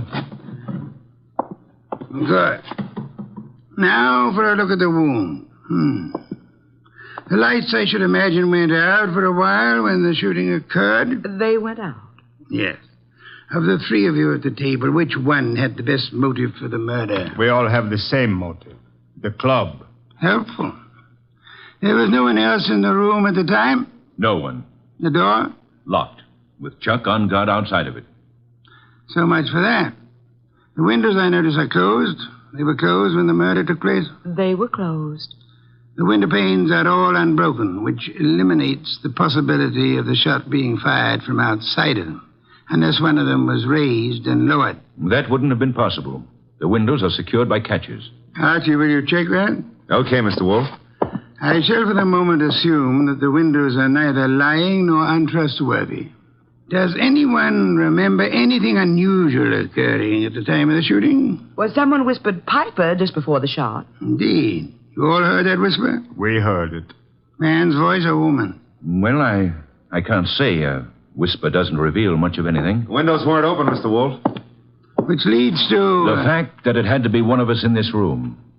But which one, Mr. Wolfe? The murder weapon. Ah, yes. Has it been moved? Nobody touched it. It's laying on the floor where it was dropped. Interesting. If you look closely, you would observe two oil spots staining the rug between the revolver and the lady's chair, indicating... who sat at the right of Mr. Piper? I did. Why? Mr. Denby. Yes? If I were you, I would turn Mr. Lecasto over to the police. You are a liar. I warned you about that gun, Lecasto. Was it necessary to shoot Mr. Lecasto? In the arm, yes. He was reaching for a gun. He'll live, however, till the police take him away. What do I tell them? You could point out the angle of the wound. As you notice, Mr. Denby, the bullet entered Mr. Piper's heart from the right. Yes, so it did. Therefore, whoever sat to his right, well, that was Lecasto. Archie, you have the check? I have it. We may as well leave. Mr. Wolfe, you're sure Lecasto shot Piper? I have indicated the evidence. The rest will be up to the jury. Come, Archie. Jean, Yes, Archie. now that my life expectancy has increased, what are you doing tomorrow night? Archie? I gotta scram. Lancaster 7583. I'll be ringing your bell. Oh, Mr. Denby, you better do something about Lucasto's arm or he won't live to be executed.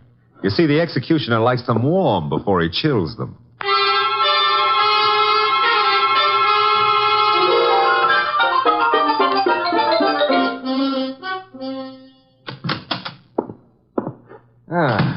The old homestead looks very nice, Mr. Wolfe.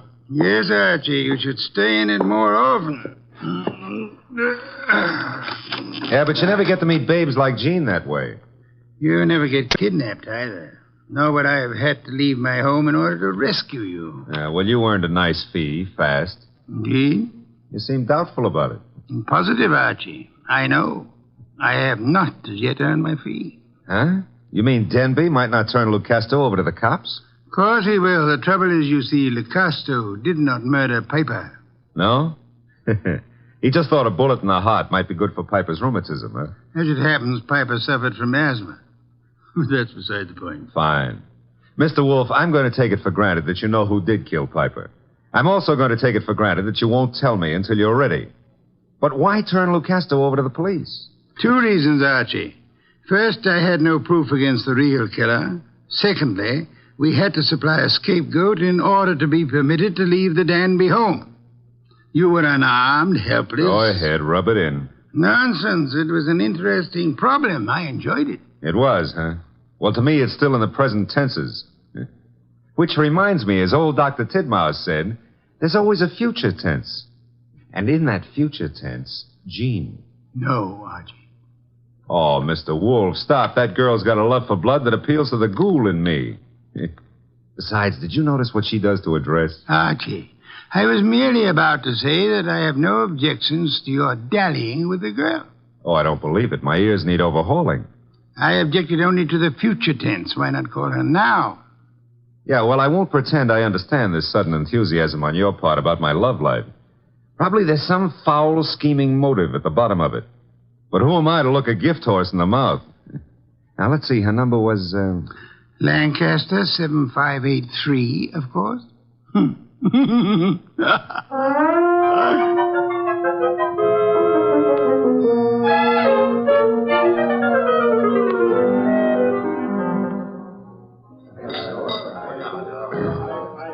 This is the most beautiful bar and grill I've ever seen, Archie.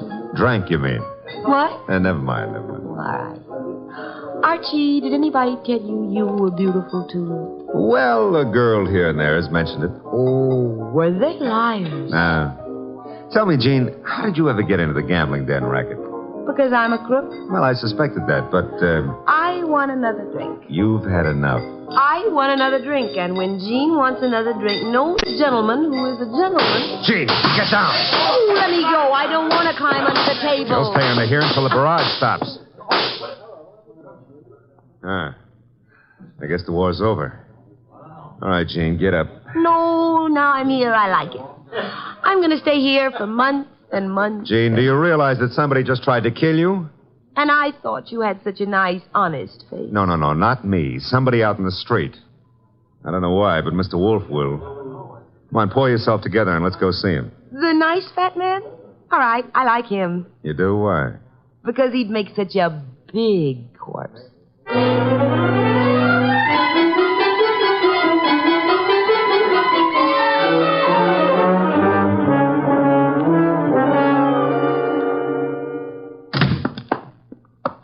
Is that you, Archie? Plus Jean. What made you think I wanted her here? Oh, she's one of your fans. She thinks you'd make a lovely corpse. What was the reason for bringing her here? She was shot at. Did you expect her to be? I expected her to be killed. That's why I sent you to her. It didn't occur to you I might be killed, too? It did. I was willing to take the chance. You were willing? Oh, Mr. Wolfe, Jean's a little under the weather. Splendid. In vino veritas. Watch your language. I mean that people in their cups often tell the truth. A proverb of some antiquity. Who shot at you tonight, Jean? Oh, I don't know. I didn't see. Has it occurred to you that you might just as easily have murdered Piper as not? But Lucasto killed Piper. You said so yourself. I lied. Furthermore, why the attack on you if Lucasto was the murderer? Well, I don't know. Did you also not know that Lucasto escaped from jail earlier this evening? You're making that up. Why should I? Mr. Denby turned him over to the police, but Lucasto managed to get away before being jailed. That's not cricket. Incidentally, Mr. Denby will be joining us at any moment. I expected you to bring Jean, Archie. Therefore, with the exception of Mr. Piper, who is resting in the morgue, and Mr. Lucasto, who is at large, we shall have all the participants in the card game. With them, perhaps we can deal a new hand, Archie? Okay. Maybe it's the morgue to tell us Piper escaped. Oh, wrong again. Come in, Mr. Denby. Mr. Wolfe, I'm upset. I heard over the radio about Lucasto's escape. He'll try to kill us all. Why? Well, because we can testify that he murdered Piper. Truly? I beg your pardon. Lucasto did not kill Piper. But you said that he did. The only evidence against Lucasto was the angle of the entrance of the bullet that lodged in his heart.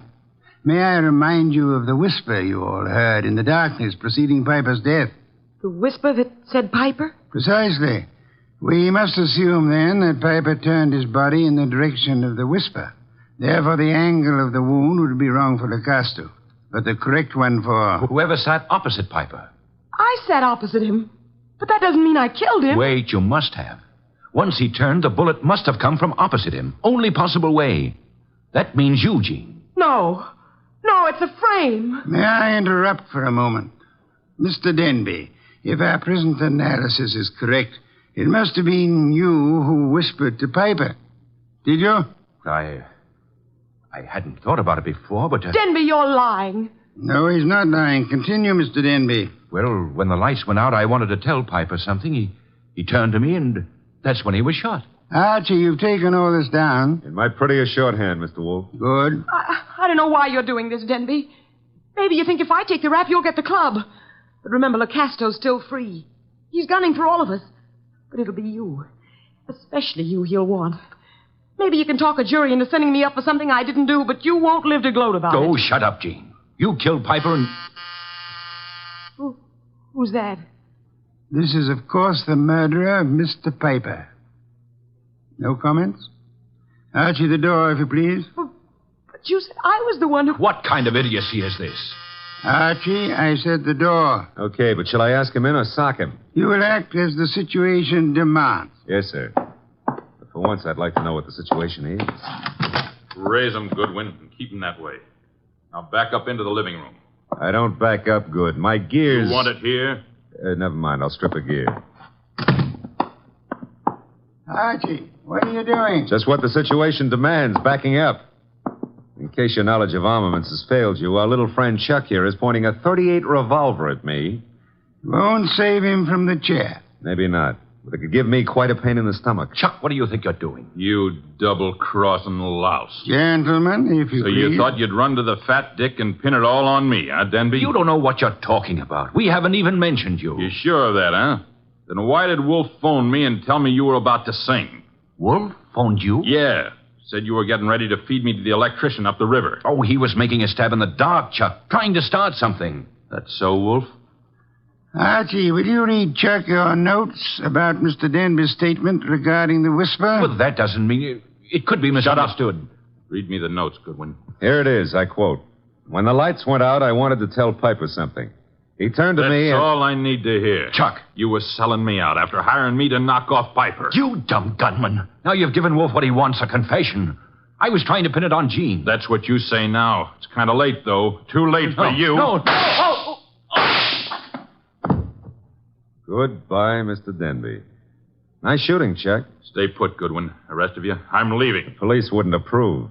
But let me have your gun. Huh? Wise guy. You know something? I've been thinking.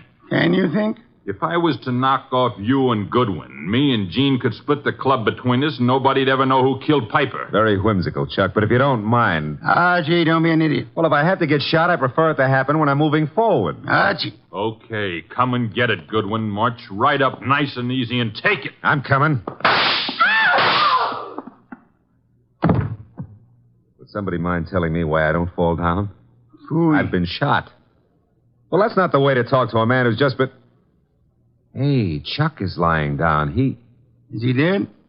Well, there's been a mistake. I didn't shoot him. He shot me. Archie, stop blabbering. Neither of you shot the other. As a matter of fact... I shot the Chuck. Lucasto. Lucasto, Archie? Well, I thought he escaped. No, I'm not crazy. I do not escape. The fat one, he phones the police to tell them how I'm innocent.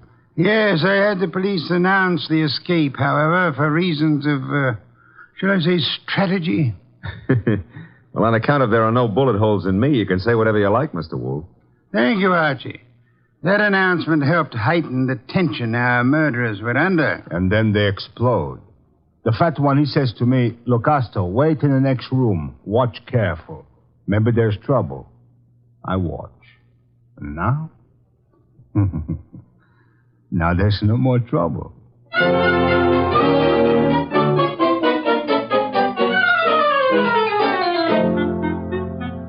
Well, Place looks a lot tidier now with all those bodies removed, huh? Indeed.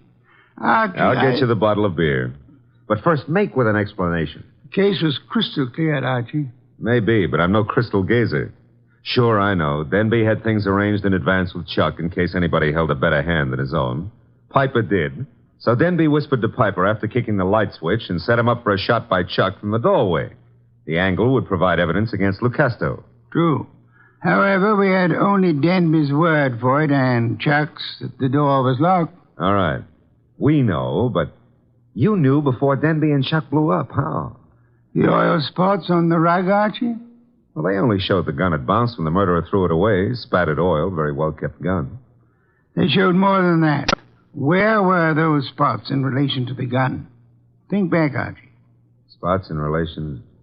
Oh, sure. They were between the gun and the door. Therefore, the gun must have been thrown from the door.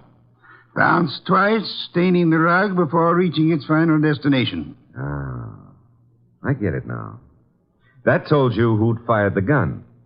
But there wasn't proof enough, so you set up a nice atmosphere of suspicion and had the boys give each other away.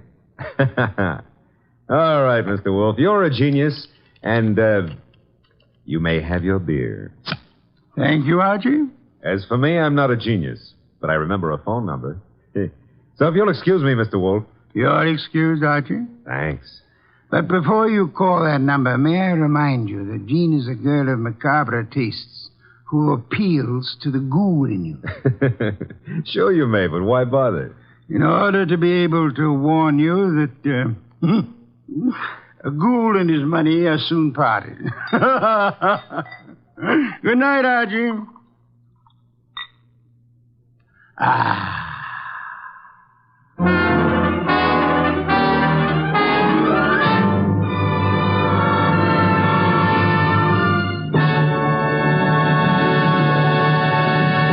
You have been listening to The New Adventures of Nero Wolfe, starring Sidney Greenstreet.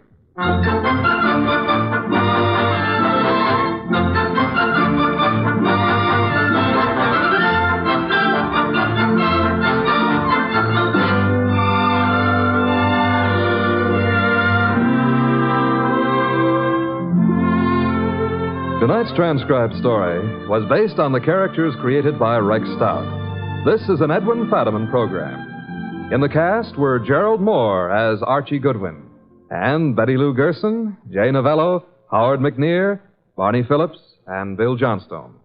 Next week at this same time, Nero Wolfe and Archie will bring you The Case of the Calculated Risk. Don Stanley speaking. 3 chimes mean good times on NBC.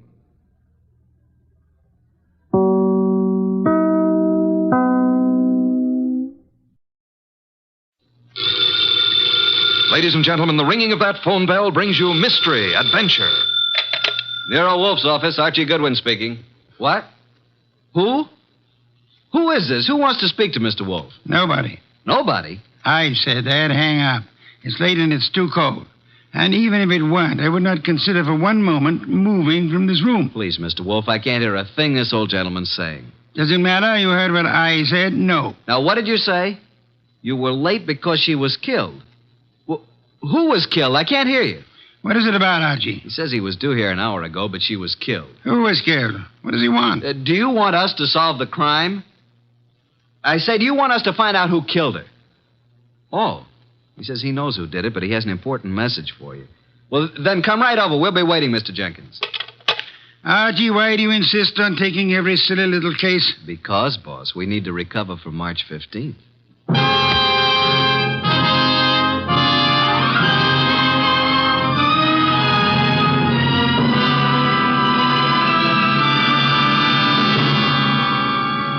Ladies and gentlemen, it's that renowned genius who is the bulkiest, balkiest, most ponderous, and most brilliant detective in the world. Yes, none other than that chairborne mass of unpredictable intellect, Nero Wolfe, created by Rex Stout and brought to you in a new series of adventures over this NBC network in the person of Mr. Sidney Greenstreet.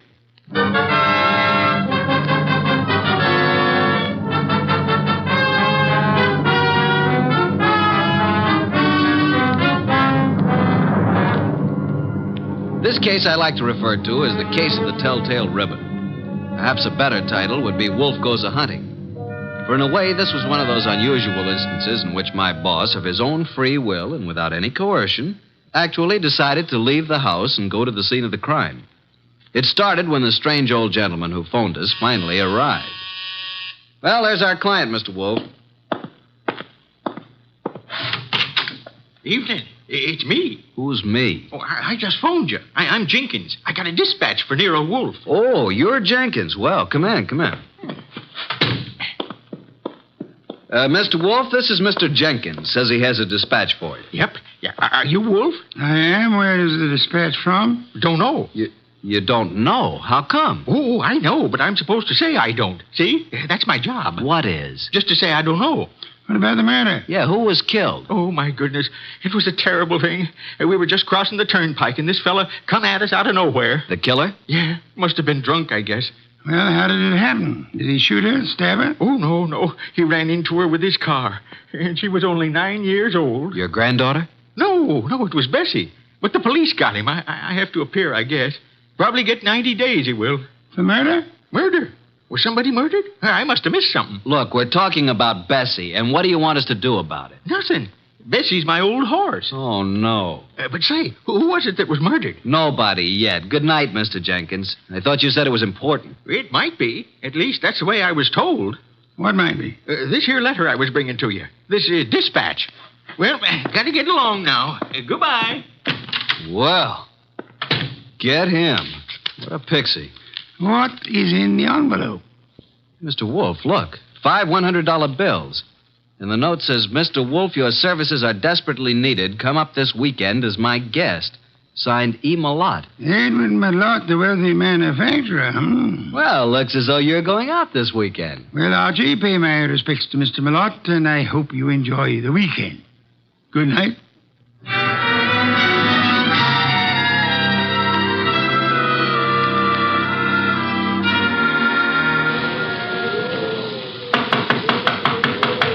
Something certainly phony about this. There's no party going on here tonight. Yes? What is it? Is this the Malott place? It is. What do you want? My name's Goodwin. I'm a guest of Mr. Malott's. A guest? Yes, he invited me down for the weekend. Weekend? Oh. Well, you better step in, please, Mr. Goodwin. Quite a bolt you've got on that door. Yes, isn't it? Just sit down there, please. I'll get Mr. Malott. He's in the library. Oh, here he is. This is Mr. Goodwin, sir. Says he's come down for the weekend. Mr. Goodwin, good evening. You've come for the weekend, you say? Well, yes, wasn't that the idea, Mr. Malott? Well, I don't understand, Mr. Goodwin. Didn't you send me this note asking me to come here? Note? I did not. Oh, well, this is my personal note stationery, but I don't recall sending this. I didn't even type it. And I'm in the habit of signing my name with a pen, not with a typewriter. E. Malott. You're certainly Edward Malott. Yes. Services are desperately needed. What does this mean? What services? Who are you, Mr. Goodwin? Are you serious? I'm a private investigator. I'm Nero Wolfe's assistant. Oh, indeed. Nero Wolfe, eh? I know of him, yes, indeed. And you really don't know anything about this note? I do not. Are you having a weekend party here? I most certainly am not. Then who sent this? And there were 5 $100 bills as a retainer. I haven't the slightest idea. Oh, Dorothy. Yes? Will you step in here, please? Miss Davis is my private secretary. She may know something about this. Yes, Mr. Malott. What is it? Dorothy. Oh. Dorothy, this is Mr. Goodwin. How do you do, Mr. Goodwin? Well, how do you do, Miss Davis? Yes. Well, Mr. Goodwin is assistant to Nero Wolfe. You don't say. Nero Wolfe, the detective? Well, I've heard a great deal about him. And about you, too, Mr. Goodwin. Well, now I'm mighty glad to hear you say that, Miss Davis. Mr. Goodwin has a note here. Is anything wrong, Edward? I heard voices. Oh, do we have company? Nothing is wrong, Eva. I was calling Dorothy, that's all. Oh, this is Mr. Goodwin, Eva. My wife, Mr. Goodwin. How do you do, Mrs. Malott? Mr. Goodwin, yes. How do you do? Now, as I was about to say, Dorothy, Mr. Goodwin... What's going on? Mr. Goodwin, this is my son, Larry. Good evening. What's wrong? Mr. Goodwin has been invited here for the weekend. He has an invitation supposedly written by me. At least it's on my stationery. Look at this, Dorothy. Know anything about this note? No. I certainly didn't write it. But it's my personal notepaper, and my signature is typewritten. I'd never do that. Well, somebody sent it. Who's Jenkins? Jenkins? Never heard of him. A little dried-up old man. He delivered it to us. Yeah, maybe it didn't even come from this house. I'm positive that it didn't. Never heard of Jenkins. You have a typewriter here, of course. Yes? I'd like to see it. Certainly, Mr. Goodwin, in the library. How far have you come, Mr. Goodwin? From New York, Manhattan. Oh, and it's such a dreadful night, too. Yes. And it is rather late. Late? It's only 7:30. Why not stay here for the night? Plenty of room? Yes, Mr. Goodwin, plenty of room. Well, I don't really think that's necessary. On the other hand, it would be a tough drive back to the city in this storm. I'll accept your hospitality, Mr. Malott. Very good. Oh, Jeffries, show Mr. Goodwin to the East Wing. And take care of his car. Yes, sir. Good night, Mr. Goodwin. You mean you're all going to retire now? I haven't even had my dinner. We retire very early here. But Jeffries will prepare anything you want. Good night.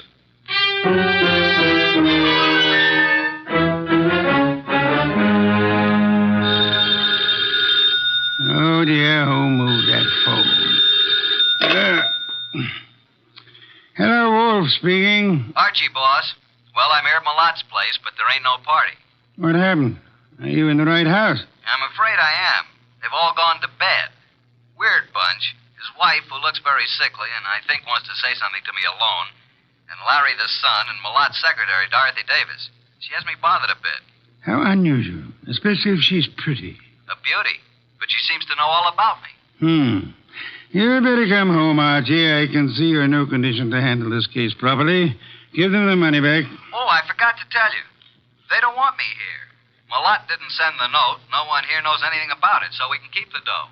Interesting indeed. The circumstances would indicate that you should stay there and wait for it to happen. For what to happen? For whatever it is the fates have conspired to have happen there while your shining little ego is in the midst of it. Bye.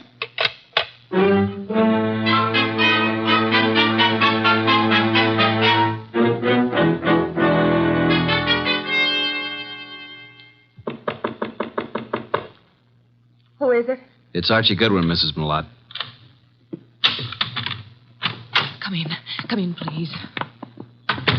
I saw you give me the eye when I was about to leave. I've been waiting till I felt sure they were all asleep. Now, what's up? I wrote you that note. I sent for you. How do I know that? Old man Jenkins is a scissor and knife sharpener who happens along every month or so. They wouldn't know him. I put 5 $100 bills in the envelope. Okay, why? My life is in danger. I've been threatened. I received 3 notes through the mail. They were all postmarked in New York City. Could I see them? Here they are. All typewritten. The first one reads, "There is no love for you in Grey Gables." The second, "Why stay on in the face of death?" And the third, "The time is shorter than you think." Do you think this is an inside job, Mrs. Malott? Well, at first I didn't. But lately I've come to think it is. What caused you to think that? For some time I've been having severe spells. I thought it was indigestion. But then it occurred to me that I always broke out in cold perspiration. I was left horribly weak and terribly thirsty. Thirsty? You fear you're being poisoned? Yes. And since the thought came to me, I've been living in fear. Fear of every bite of food or drink. It's so shattered my nerves that I have to take these yellow sleeping capsules to even close my eyes. Well, as your husband and his secretary and your son Larry... Larry is my stepson. Which one do you suspect? The secretary, Dorothy, or my husband, or both. What's the motive? Oh, they're in love. She's been here over 2 years, and they've spent most of their time together. The idea never occurred to me till last week. And when I watched them, it was quite obvious. Anybody else know about these 3 notes? Oh, no. Then I'll keep them for a while. Good night, Mrs. Malott. And don't worry.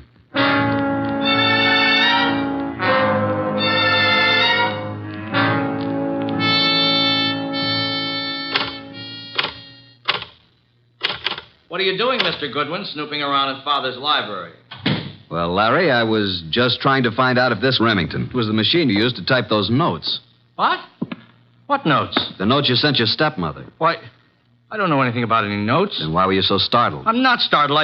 Why would I threaten her? So you do know about them. I didn't mention the contents of the notes. I just happened to see them on the table in her sitting room. You don't care too much about your stepmother, do you? Oh, she's all right. You don't care too much about Dorothy either, do you? I certainly don't. Why not? Well, I don't like her tactics, making a fool out of my father. If anybody here sent those notes, she did. You think Dorothy would have a motive? I certainly do. Of course you wouldn't have a motive, would you? No. Well, I'm inclined to think you would. Well, just what motive would I have? You don't seem to like any woman who's too close to your father. Maybe because you'd resent anyone sharing in the estate if your father died. If I were you, Mr. Goodwin, I'd leave. Tonight. And the sooner the better. Good night.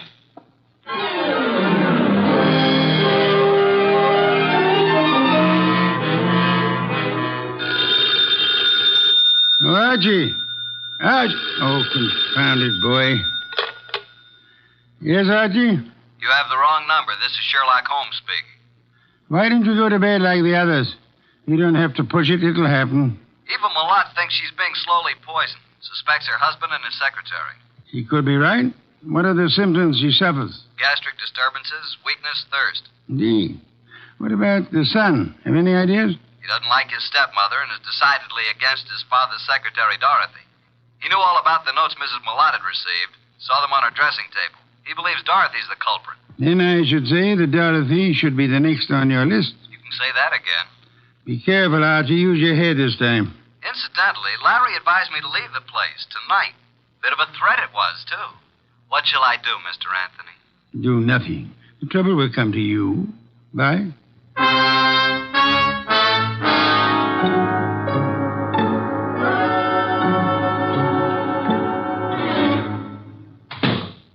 Oh. Hello there, Mr. Malott. I thought you'd turned in for the night. It's quite obvious you thought so, Mr. Goodwin. What are you doing in the library? Why, just looking for something to read. You'll find the books all around the walls, not on my desk. Well, I was looking for a particular kind of book. I'm very much interested in poisons. Poisons? Yeah, a hobby of mine. You happen to have any books on toxicology? I do not. And what's that book on the fourth shelf right beside you? Why, Where did that come from? Never saw it before. Perhaps it was in that assorted collection I bought a couple of weeks ago. I hadn't noticed it. Larry probably put them on the shelves. Mr. Malott, how long have you known Dorothy, your secretary? A little over 2 years. Did it ever occur to you that she might be, well, infatuated, in love with you? What? Well, of all the... Now, see here. I don't know what you're up to, and I don't know how you got hold of my stationery to write that fake note. It isn't a fake note, Malott. I'm only trying to find out what's back of it. Mr. Goodwin, there is nothing going on here that requires the services of a detective, and Dorothy is not in love with me. I didn't say she was. I asked you if you thought she might be. Well, since this conversation seems to concern me, I suppose I am at liberty to come in. Oh, you're still up too, Miss Davis. Did you hear what this man said, Dorothy? Yes, I did, Mr. Malott. And I'd like to have a few words alone with Mr. Goodwin, if you don't mind. Mr. Goodwin, would you mind coming with me for a few minutes? No, not at all. And, well, it's rather late, Mr. Malott. Don't you think you should retire? It's a heavy day tomorrow. Well, yes. Yes, I suppose I should. And please, don't let this upset you. Mr. Goodwin has been misinformed. I'll straighten him out. Come on, Mr. Goodwin. The bar is right across the hall. I'll fix you a nice, soothing drink. That'll be nice. Well, now, what would you like, Mr. Goodwin? In the way of drinks? Oh, well, some 7-Up. Really? Just sit down over there. Okay, what do you want to talk about? Well, where did you get the idea that I was in love with Mr. Malott? First, suppose you tell me if you are in love with him. Yes, I am. But until a few minutes ago, he wasn't even aware of it. I worship him and his work. I never wanted him to know because he's married. It would have caused trouble, and I'd have had to leave here. But now he knows it's true. Well, now that he knows, what will happen? I'm going to leave tonight. Now. I see. And since I don't own a car, Mr. Goodwin, I'm going to ask you to do me a very great favor. Would you run me into New York? I want to leave without a word. If I wait till morning, I'll have to explain to Mr. Malott, and... well, that would be most embarrassing, Archie. Oh, now it's Archie. You don't really mind, do you? No, I guess I don't. I should, maybe, but... Don't you like your drink? What'd you put in this drink? What do you mean? What'd you dope it with? Archie, why would I do that? Might be several reasons. There's nothing in that drink. No? Then suppose you drink it. Why? Give it to me. I'll throw it out. If you want another drink, fix it yourself. I'll have my things ready in 5 minutes. Are you going to take me? Sure. Certainly I'm going to take you. But are you sure you have to go tonight? I must go tonight. Now. Wish I knew why. Mr. Wolfe's always so right. What? Just talking to myself. Dorothy! Larry! Jeffries! Come upstairs. What's happened? Call Dr. Hauser. Something terrible has happened to Eva.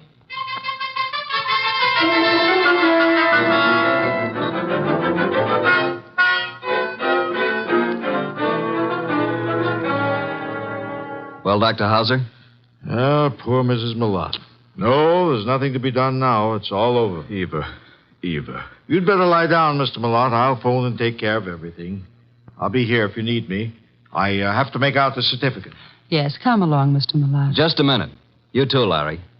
I don't want to make this any more unpleasant for you, but, Doctor, just what are you going to put on the certificate as the cause of death? Acute gastritis. Is that what you've been treating her for? Well, she's had several attacks lately. I'd warned her to be cautious of her diet. And that was wise advice, too. Did you know about these attacks, Mr. Malott? Yes, I did. And you, Dorothy? Yes, I knew. And you knew also, Larry? No, I knew she hadn't been feeling well. How long had Mrs. Malott been suffering from insomnia? Oh, a year at least. I prescribed Nembutal. In yellow capsules? Of course. I wrote a prescription ever so often calling for 12 capsules. You all knew about that, of course. I thought so. And would this be the prescription, this little box of capsules here on... Well, What's the matter, Mr. Goodwin? that box was open on this nightstand when we stepped into this room. All right, let's have the box, Mr. Malott. Thank you. Why'd you pick it up? Because I didn't want the stigma of suicide on Eva's name, nor mine. Suicide? Yes. Eva had this prescription filled yesterday morning. The dose is 1 at bedtime, 12 capsules. She took 1 last night. I glanced at the open box when I came into the room, and there were only 8 capsules left. I knew instantly what had happened. She'd taken an overdose. Doctor, do you think 3 capsules would be sufficient to cause her death? I doubt it very much. So do I. Mrs. Malott didn't die from an overdose of sleeping capsules. She was poisoned. Poisoned? Are you crazy? By whom? By you, or Dorothy, or Larry. No, I didn't do it. I didn't write those notes. What notes? Mrs. Malott had received 3 notes threatening her life if she didn't leave this house. Each of you had a motive, so I'm sending this body to the coroner for an immediate autopsy. I won't permit it. The police will see to it. You have no choice.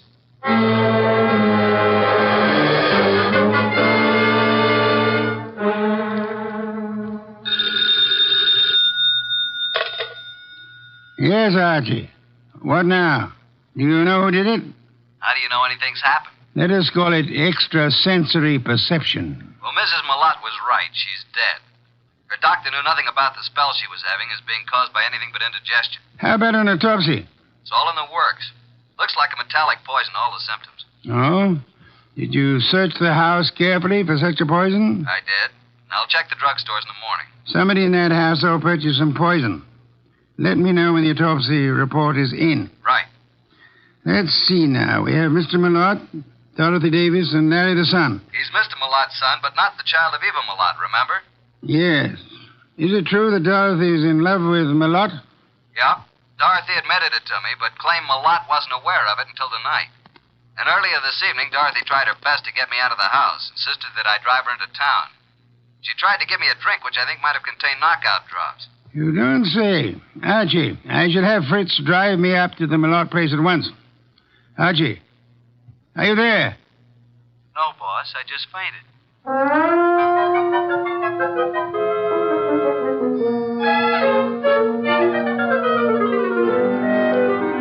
And that, Mr. Wolfe, is most of the story up to now. Very interesting. Yes, indeed. But it isn't true. I did not put anything in Mr. Goodwin's drink.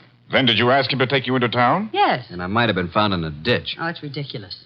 Why did you try to get Mr. Goodwin to take you to town? Because I felt it would be too embarrassing to remain until morning. Maybe you'd already given Mother the big dose of poison and wanted Goodwin out before it was discovered. Wait a minute. Now, Mr. Malott, you claim that you knew nothing about Dorothy being in love with you. Should we believe that? You can believe it or not. Dorothy had a motive to get rid of Mrs. Malott. It seems that Mr. Malott had one, too. And so did Larry. What? You admitted to me that you didn't like your stepmother. And that you disliked Dorothy even more. I didn't say that. You said Dorothy was making a fool of your father. You resented the possibility of any woman sharing in the estate. You knew about the sleeping capsules, and you could have put poison in some of them. You could have written those threat notes. And by getting rid of your stepmother and placing the blame on Dorothy, you'd be getting rid of them both. But I didn't. I did not write those notes. You were the only one who knew about them. I was not the only one. I saw Dorothy coming out of Mother's room. It was this afternoon. Mother was out taking his son bath. Dorothy did it. She's the one. I think you're the one. No, Dorothy wrote those notes. That's a lie. No, she probably slipped into Mother's room and wrote those notes on Mother's portable. What? Hey, just a minute. Archie, come here. I never heard of such lies. I didn't do it. You can't send me to jail. I'll kill you first. Larry, drop that gun. Don't come near me, any of you. You're such a fool, Larry. Give me that gun. I'll shoot. Come on. There. Now, you better quiet down, kid. Or Inspector Kramer will take care of you when he arrives.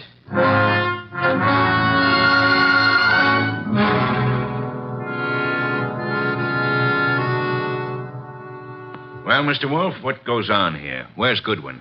I sent him upstairs, Inspector Kramer, upstairs to Mrs. Malotte's room to check on something. Here he is.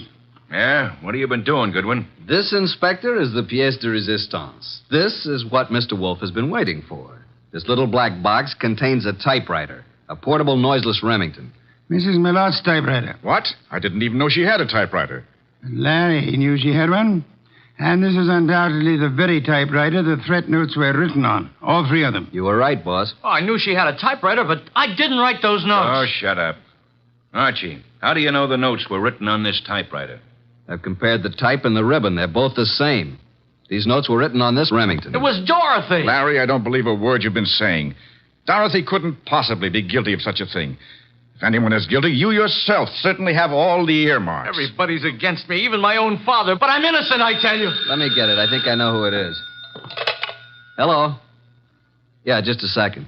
You better take it, boss. Wolf. Oh, yes, go ahead. Let's have it. Yes? He's here, but he won't mind. Yes? I see. Uh-huh. You just finished? Oh. Good. Right. Bye. Was it the coroner? The coroner, reporting that poison was found in the sleeping capsules. And the body. Did they find poison? They did. You were right again, boss. I'm going up to Mrs. Malotte's room for a while. I want you to come along with me.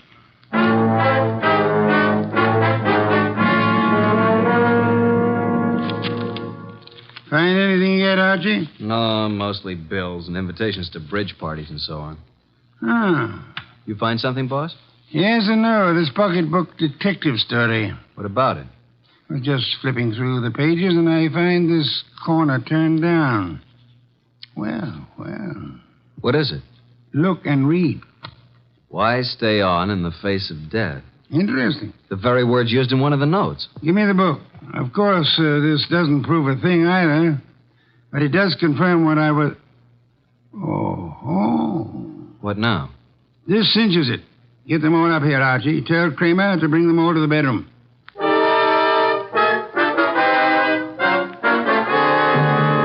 Mr. Wolfe, what now? As you all know, Mrs. Malotte was poisoned by someone who had an opportunity to put it in the sleeping capsule. Someone in this household. Yeah, but which one? The kid? I never bought any poison in my life. Be quiet, will you? No, Inspector, it wasn't Larry. And I suppose you think I put the rest of that rat poison in your drink, Mr. Goodwin. No, Dorothy, it wasn't you. But how did you know it was rat poison? I didn't. I just guessed. I can think, too. Then if it wasn't Dorothy or Larry, you must mean me. No, Mr. Lott? No, wait a minute. It had to be somebody. Yes. This is going to be painful for you, Mr. Malotte. Well, you mean that Mrs. Malotte did commit suicide? It was more than suicide. It was suicide with an attempt to have both you and Dorothy convicted of murder. She planted things? She did. I can't believe it. Show him the pocketbook, mystery. Here's the proof. Some of the threat notes were lifted bodily from this novel. But look on the back cover. Isn't that Mrs. Malotte's handwriting? Yes, and this is the other note. The one to you, Mr. Wolfe. Composed in pencil before she typed it out on her machine. Then, Wolfe, the note you received was the same typing as the threat notes. See for yourself, Inspector. Then why the dickens didn't Archie compare them right away? Just one of those things, Inspector. There are times when even a good detective is a bit on the, shall we say, dull side. Don't you find that often true, Inspector?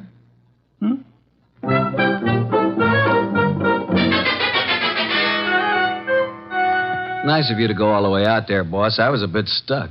Quite all right, Archie. Yeah, there's something that still bothers me. So? How can such a sweet, motherly type as Mrs. Malotte cook up such gruesome ideas? She was a very sick woman, mentally as well as physically. She probably felt she was going to die. And her warped mind seized on the opportunity to make sure that this Dorothy didn't get her man after she was dead. And speaking of Dorothy, she's a mighty pretty... Yeah. Some beer, please, Archie. If you were so certain that Dorothy wasn't guilty, what was the idea of spending so much time questioning her? Huh? Why, I... Never mind the raised eyebrow department. Answer the question.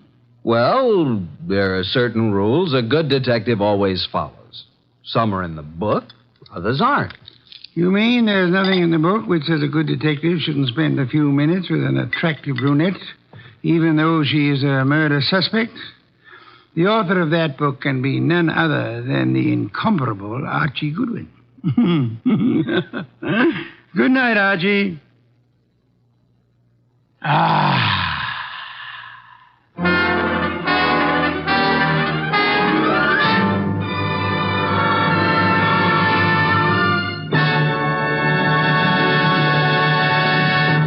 You have been listening to The New Adventures of Nero Wolfe, starring Sidney Greenstreet.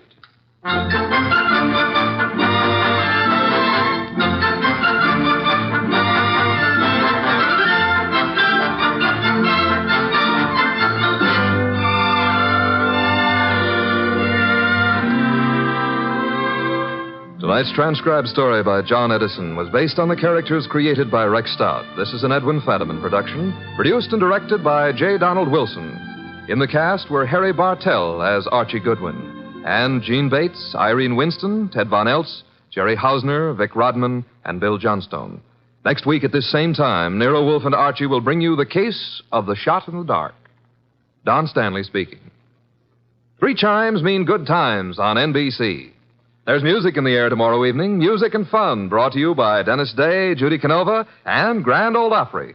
Charming and boyish Dennis gets himself tangled in another bewildering situation, while Judy Canova gets together with her comedy pals for some mountain-style goings-on. And Saturday also means a kilocycle trip to Nashville for Grand Ole Opry. Friday's fun includes Sam Spade and, of course, the magnificent Montague on NBC.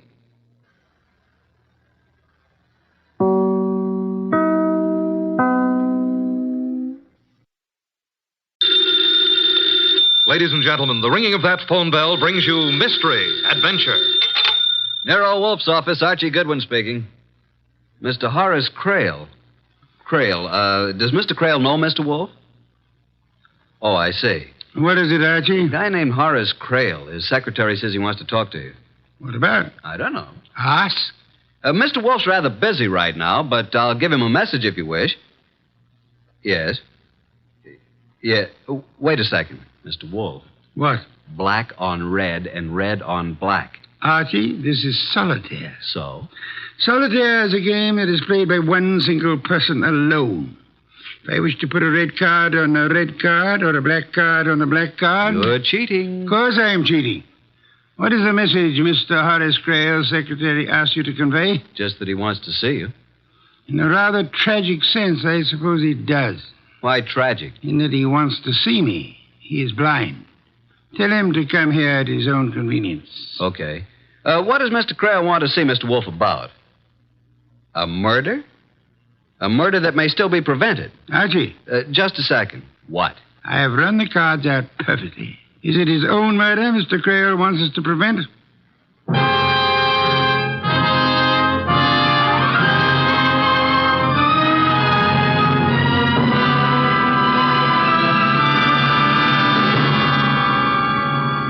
Ladies and gentlemen, it's that renowned genius who is the bulkiest, most ponderous, and most brilliant detective in the world.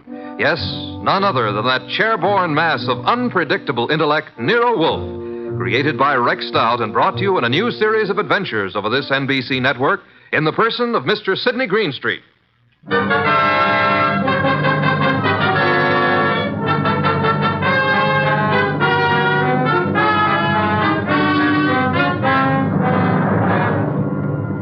Once in a long while, Mr. Wolfe and I talk about this affair. When we do, we call it the case of the Lost Heir.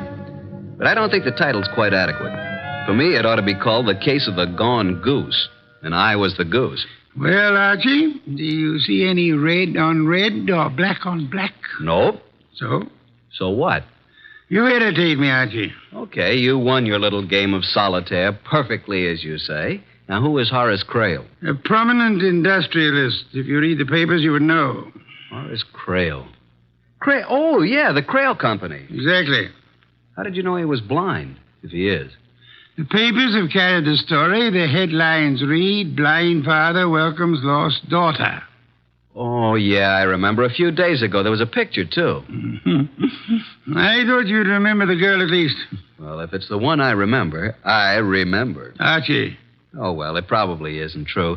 By the way, let me tell you what I found out about the facts of life. The door, Archie. Mr. Crail is here to see Mr. Wolfe. Oh, yes, come in. This is Mr. Crail. I'm his secretary, Hugh Gaines. There's a step here, Mr. Crail. Of course. Who is this man? I'm Archie Goodwin, Mr. Wolfe's assistant. Mr. Wolfe's waiting for you. Where is Mr. Wolfe, Mr. Goodwin? I led the way. The blind man and his secretary followed. Mr. Horace Crail was tall, thin, white-haired. His face was heavily lined, but the lines were not those of care or worry. He wore very dark glasses through which he might not have been able to see, even if he had had his sight. Hugh Gaines, the secretary, was in his late 20s, surprisingly young and surprisingly handsome for the kind of a job he had. I led them into Mr. Wolfe's office, made the introductions, and sat them down. Well, Mr. Crail, what can I do for you? As you see, Mr. Wolfe, I'm blind. Need I say you have my deepest sympathy? I don't give a hoot for your sympathy, Mr. Wolfe. Oh, thank you, of course. I mention my condition merely because it affects the position in which I find myself. Go on. You. Yes, Mr. Crail? Tell Mr. Wolfe about my daughter. Oh, incidentally, Mr. Wolfe, I asked my secretary to do this because in this way you will get a first-hand account. Now, let's see. A few days ago, Tuesday to be exact, at about 3 o'clock in the afternoon, a young woman walked into the house and said she wanted to see her father. I spoke to her myself. She said her name was Magda Crail. I asked her certain questions. Why, Mr. Gaines? He asked her questions because he thought, and I thought, that my daughter died 13 years ago.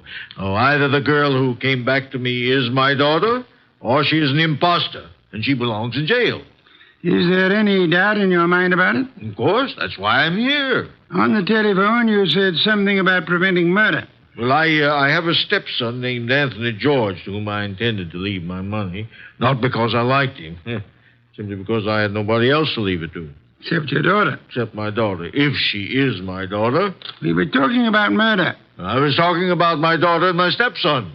Same thing, I take it. Maybe, possibly. I don't know. Mr. Crail. Yes? I am not a wealthy man, but I'm certainly able to make ends meet. Yeah? What do you mean? Explain, Archie. I think Mr. Wolfe means that if you don't want to be frank with him, he'd rather not waste his time. Mr. Wolfe, I apologize if I've seemed to spar with you. Phooey. See, a blind man can only judge by what he hears and smells and feels. So? No, I must be a little more cautious than I would have to be otherwise. I'm sorry, Mr. Crail. Patience is not one of my virtues. Now about your daughter, or your non-daughter. What's her name? Magda. She calls herself Magda Crail, which was my daughter's name. What makes you think she isn't your daughter? Well, $10 million, partly. Once again, Mr. Crail? My estate may be worth more than that, but surely not less. You? Surely not less, Mr. Crail. Rather more, I should say. Yes, 10 million might have some appeal to an ambitious girl, eh, Archie? Sure, but I'm not a girl, and I'm not ambitious. Nobody could accuse you of either fault. Mr. Crail, we are getting nowhere. Either you tell your story from the beginning or take it somewhere else. Archie, I'd like some beer.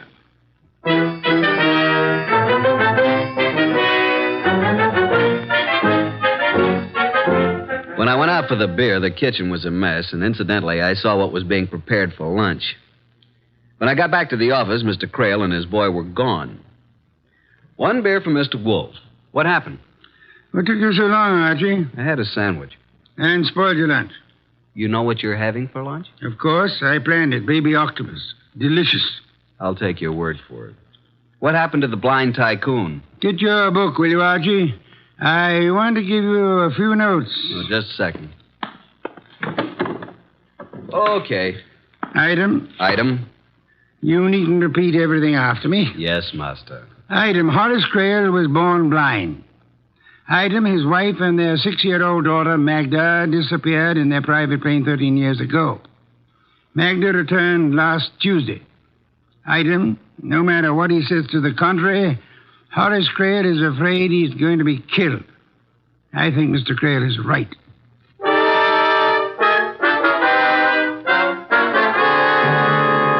Memo from Archie Goodwin to Nero Wolfe. Time 4:32 p.m. The notes you dictated on the Crail case are on your blotter. 3 pages of them. You are with your orchids. I am on my way to the Crail domicile to meet the other characters in this turgid drama. As per instructions, I will bring them here if possible. Love, Archie.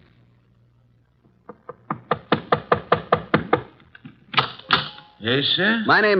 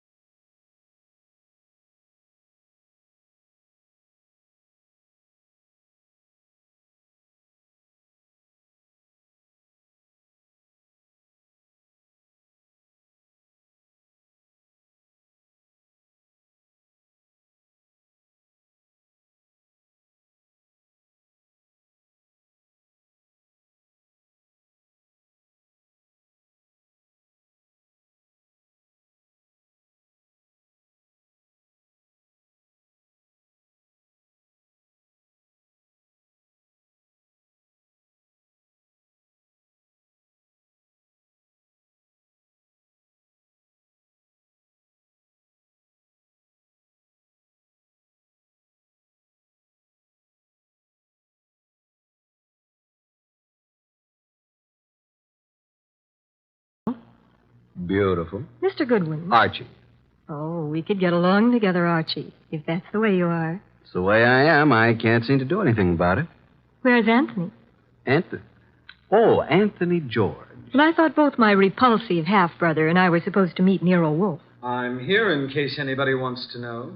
Over there in the shadows, listening with all his ears. That's Anthony George. Shall we go and talk to Nero Wolfe, Anthony? Goodwin? You look like a normal sort of person. Well, that's open to question, but go on. If you had to choose between $10 million and killing a woman by due process of law, which would you choose? I'll think about it between now and July 1994. Now, shall we go talk to Nero Wolfe?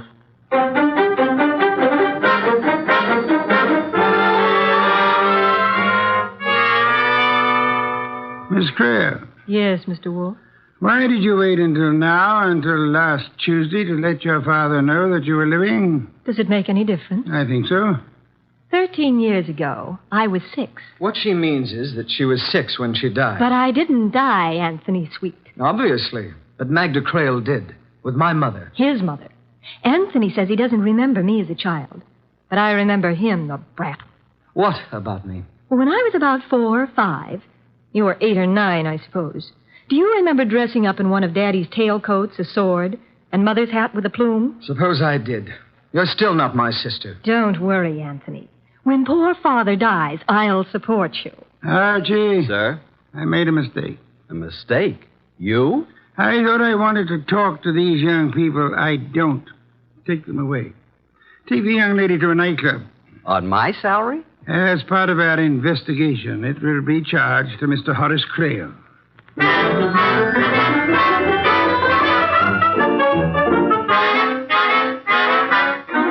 was no hardship at all. In fact, it was a pleasure. We dropped Anthony George off at the Crail place, and Magda and I went on. And on. You're a wonderful dancer, Archie. You can't make enemies that way, honey. Archie, why did Mr. Wolfe want you to take me out?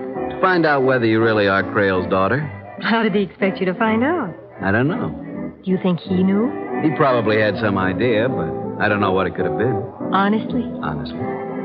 Archie, do you think I'm telling the truth? No. But wait a minute, baby. I don't think you're lying either. I just don't think. Give me my handbag, Archie. Thanks. I've got something here that might interest both you and Mr. Wolfe. Here. Those are snapshots that were taken of me before I was 6. Ah. Yeah, cute. Now look at me. Beautiful. Beautiful. Well, can't you see those pictures are of me? Kids that young all look the same to me, but suppose they are pictures of you. What of it? Well, just this. I found them in one of Mr. Crail's old photograph albums. My father, I mean. Oh, here's something. The one lying on my tummy on the white bearskin rug. All babies get their pictures taken that way. Here, give it to me. Wait a second. What's this mark under your shoulder blade? It's a little birthmark, like a strawberry. Yeah, it's clear. Look, honey. Why are you so interested in babies, Archie? Because I always thought I should have been a mother. Now, look, have you still got that mark on your back? Of course. At least I suppose so. They don't go away, do they? Where are you going? I'll be right back.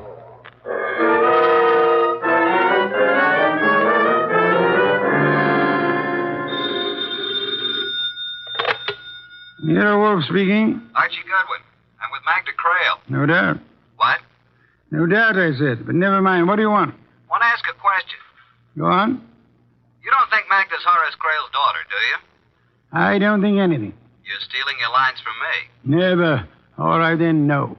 I don't think the girl is Crail's daughter. That's just what I hoped you'd say. Why, Archie? Because for once you're wrong. She's pretty, isn't she? Yes, she is. Also, she's got a birthmark. You have seen it? No, but nobody's going to be fool enough to claim a birthmark that isn't there. It's too easy to prove. Good night, Archie.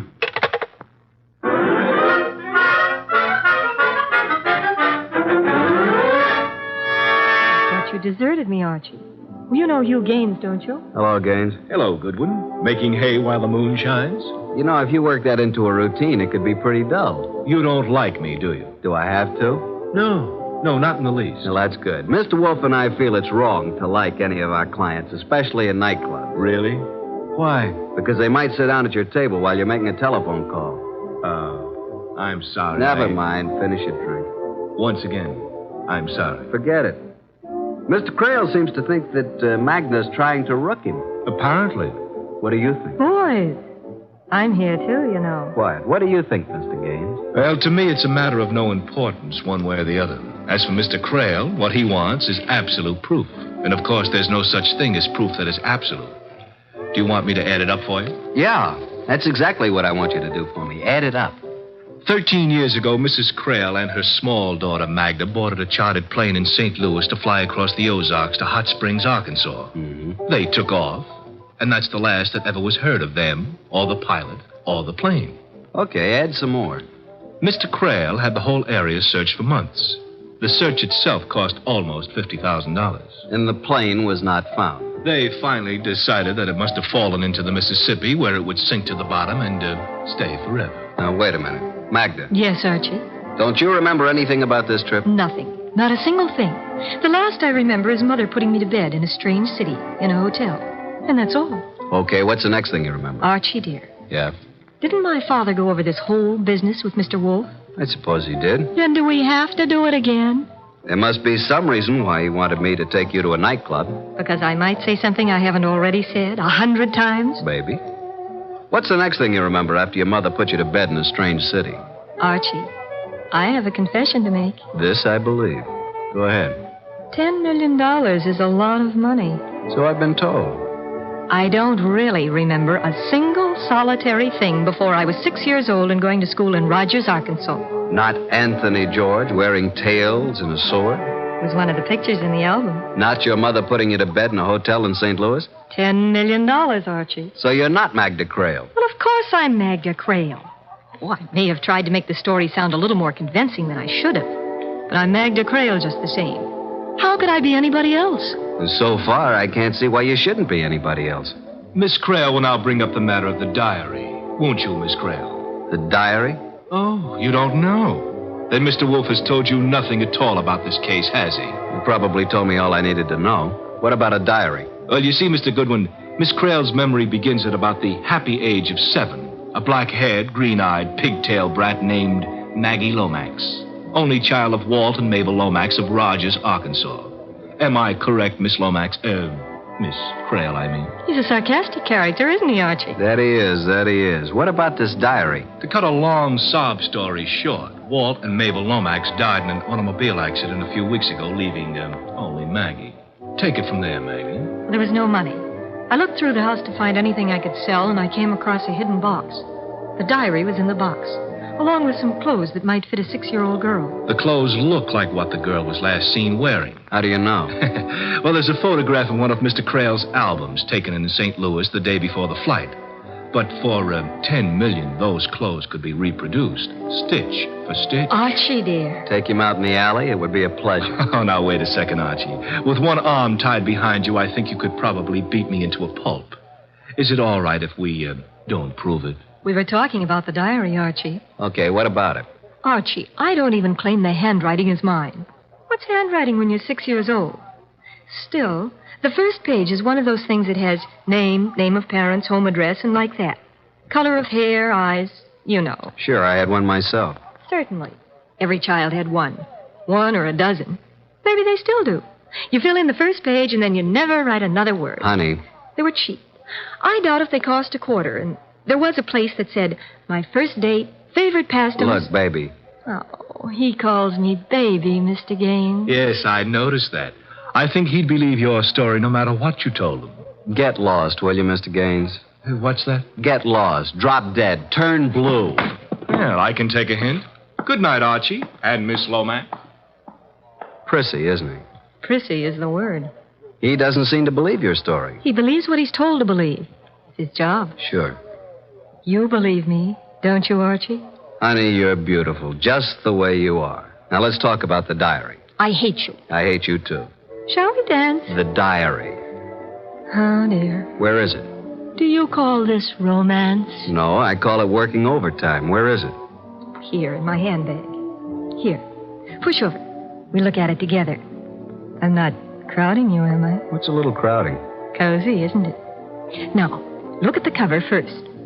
My diary, 1934. I suppose somebody gave it to me for my 6th birthday. Let's just not suppose anything, shall we? All right, Archie. Page 1. Name, Magda Crail. Date of birth, October 11th, 1928. But you read it. Or can you read? Anything you can write, honey. Date of birth and so on. Father Horace Crail, Mother Mabel Crail. Hair black, eyes green. My favorite pastime, playing with dolls. Playing has a Y in it. You know what I think, Archie? You wouldn't call that writing, would you? Not real writing. It's more like printing. I think my mother guided my hand when I wrote that. Yeah, that's the way it looks, all right. Well... Dance now? Dance now. While we danced, while I held that disturbing girl in my arms, I tried to believe the case was just as simple as it seemed. Somehow she'd survived a plane crash, a head injury, and then a normal life with a couple who naturally wouldn't tell her that she wasn't really theirs. I tried to believe it. I was trying hard when... Archie, don't look. There's Anthony George. Oh, yeah, alone in the corner. You've had a lot of experience, Archie.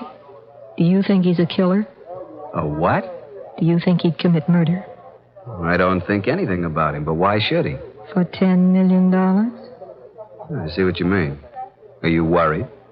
Not with you around, Archie. Not with you around.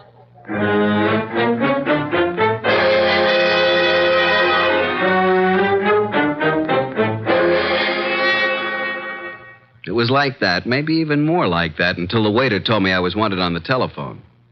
I asked her to keep the table warm, that I'd be right back. Hello. This is Archie Goodwin. Archie? Oh, hello, Mr. Wolfe. I've been talking to Mr. Crail. Wonderful. Little less humor, perhaps? Okay, what about Mr. Crail?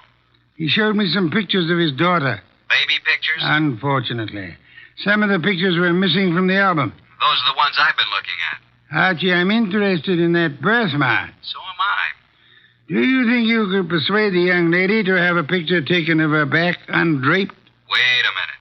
Just one moment, please. Well? You mean that? Clear picture in a bright light. How would you like her posed, Mr. Wolfe? I am not amused, Archie. Okay, I'm sorry. All I want is a clear, sharp, focused picture of that birthmark. And I expect you to get it for me. Good night, Archie.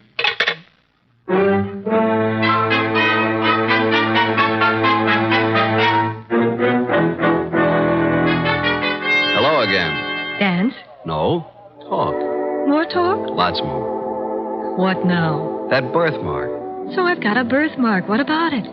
I wish I had one that was worth $10 million. So do I. But this one is worth nothing to me. Since my father doesn't believe I'm his daughter, and he's blind, that kind of identification doesn't mean anything to him. You're forgetting the people he trusts. Hugh Gaines, for instance. If the birthmark is there, couldn't he look at it, compare it with those awful baby pictures, and say, yes, here is your daughter? I've got news for you, Archie. He has looked at it. He says it looks the same as the one in the baby pictures. Has he told your father that? Yes. But he also told him he thought I was a fake. That somehow I found out that the 6-year-old daughter of a millionaire had died in a plane crash 13 years ago. And I found out she had a strawberry birthmark on her back. And I had one, too. So I decided to say that I was Magda Crale. That's absurd. Of course it is. You can see how it's going to work out, can't you, Archie? Frankly, no. How? My father went to Mr. Wolfe simply to have him prove that I am his daughter, whatever Hugh Gaines says. The only thing I'm afraid of, though... What are you afraid of, baby? I'm afraid my darling half-brother might kill him before he has a chance to change his will. Isn't that a somewhat mercenary view to take of the matter? Maybe it is, Archie. And maybe I'd feel differently about it if my father had found me instead of waiting for me to find him. He tried, didn't he? I wonder. Let's get back to that birthmark. Are you allergic to floodlights? I know a photographer who has a studio.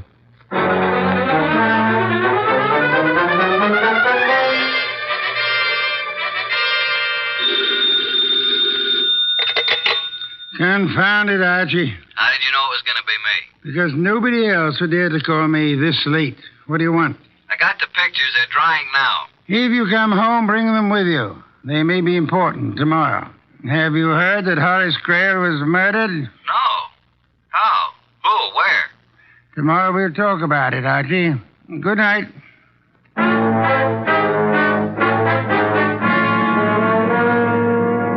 At 4 p.m. the next day, there was quite a lot of confusion in Nero Wolfe's office. At his direction, I'd set up a picture screen at one end of the room, and on his desk at the other end, a rather strangely constructed projector. At 4:30, the guests arrived. Magda, Anthony, George, Hugh Gaines, and, of course, Inspector Kramer, ready to make an arrest if he could figure out whom to arrest. Hello, Inspector. Hi, Goodwin. Magda, Anthony, Hello, George, Archie. Hugh. Yeah, what's this all about? What's going on, Archie? You got me, Inspector. I think Mr. Wolfe wants to show slides of his trip to Yellowstone Park. But here he is. Ask him. Oh, say, Wolfe, you want to know what I think? Not in the least, Inspector. Sit down somewhere, won't you? Archie, will you turn out the lights?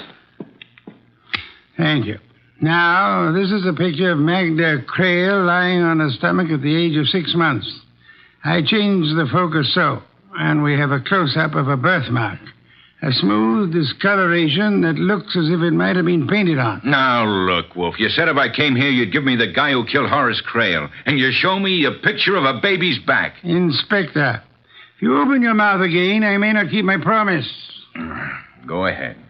While we look at this enlargement of a birthmark on baby's back, let us remember that the late Mr. Horace Crale was blind and never saw it. So what? What's he getting at, Goodwin? Inspector, if I knew, I'd tell you. Listen.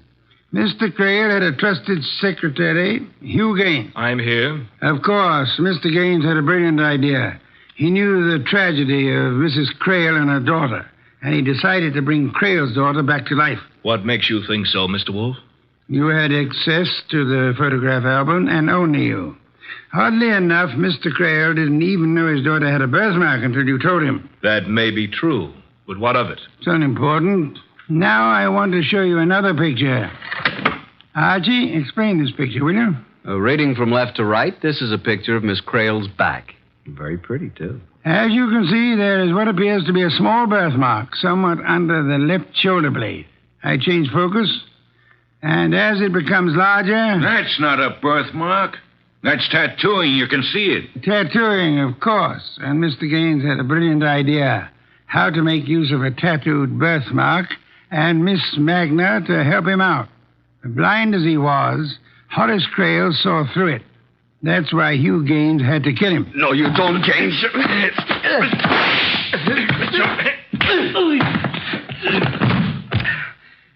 Mr. Wolfe. Mr. Wolfe, you all right? Of course I'm all right. Well, Inspector Kramer, Mr. Gaines is your man.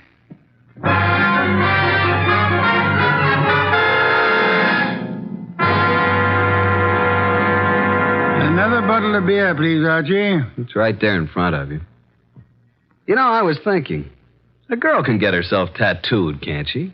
Is that a crime? What does it prove? Archie. Have I ever told you I love you? I'm going to bed. Good night, Archie.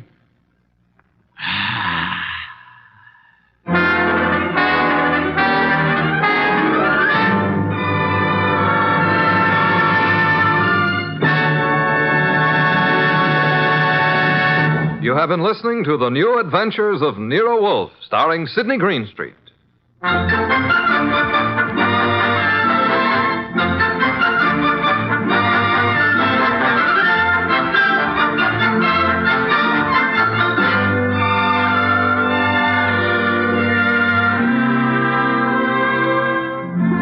Tonight's transcribed story by Mindred Lord was based on the characters created by Rex Stout. This is an Edwin Fadiman production, produced and directed by J. Donald Wilson. In the cast were Harry Bartell as Archie Goodwin, and Martha Shaw, Vic Rodman, Peter Leeds, Gray Stafford, and Bill Johnstone. Next week at this same time, Nero Wolfe and Archie will bring you the case in room 304. Don Stanley speaking. 3 chimes mean good times on NBC.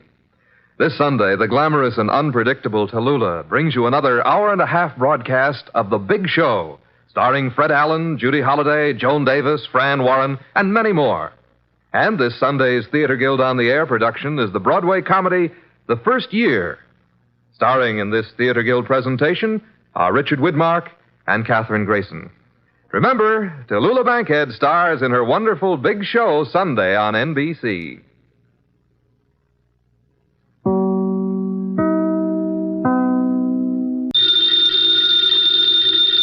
Ladies and gentlemen, the ringing of that phone bell means mystery, adventure. Nero Wolfe's office, Archie Goodwin speaking. Mr. Wolfe? No, he isn't. Huh? Oh, well. For you, maybe he is. I'm not here. Oh, yes. He's always here. I've gone out. No. He seldom ever goes out. I won't start on anything tonight. Oh, sure, he'd love to start on a case tonight. What's your name? Oh, that's a beautiful name. Address?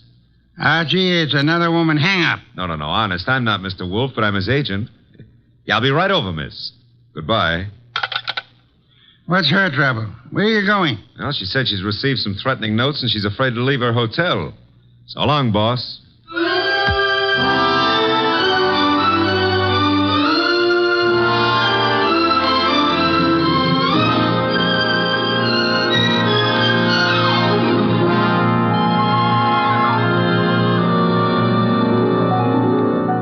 Ladies and gentlemen, it's that genius who is the bulkiest, balkiest, most ponderous, and most brilliant detective in the world. Yes, none other than that chair-borne mass of unpredictable intellect, Nero Wolfe. Created by Rex Stout and brought to you in a new series of adventures over this NBC network in the person of Mr. Sidney Greenstreet.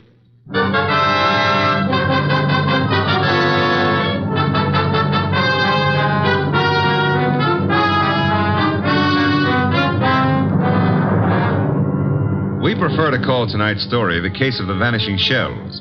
It didn't seem to be difficult at first, but, well, I'm not a stupid individual, but so often I allow myself to become mesmerized by beautiful women. Heaven bless them. Doris Murray was such a woman. She phoned us first late one afternoon about 5 o'clock, then again at 5:30. Very well, Mr. Goodwin, but I would prefer to see Mr. Wolfe. Well, I said I'd be there at 6, Miss Murray. I don't want to talk any longer on the phone. Please hurry. There's someone at the door. I'll see you in the cocktail lounge at your hotel. At 6 o'clock. That's half an hour.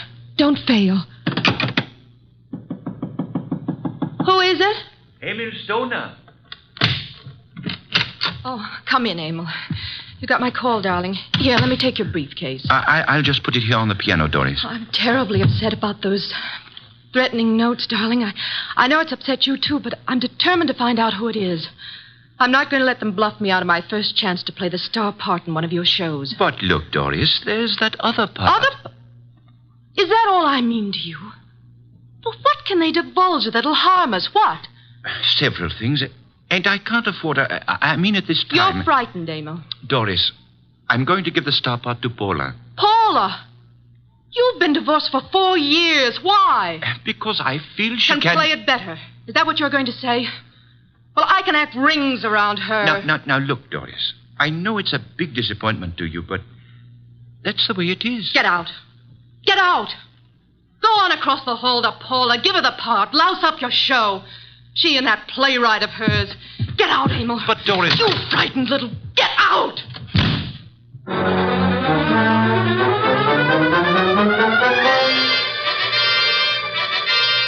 I believe, Mr. Wolfe, you're making a great mistake in not coming along. Indeed. I'm sure that what attracts you could not possibly be of interest to me. The gal needs help. Money is money. Girls, money, phooey. Yeah, well, we could have dinner out for a change. They have one of the finest chefs in town at that hotel. You're most impolite. I'm trying to read this book. Poetry. Archie. Yes, sir? Shut up. Well, we need money. That filthy green cabbage is necessary to our existence.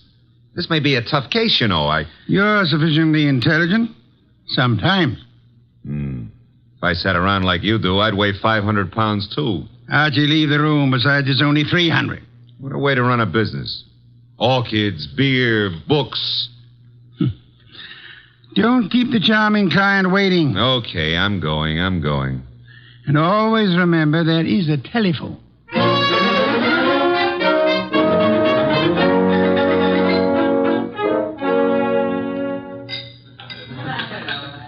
Thank you, waiter.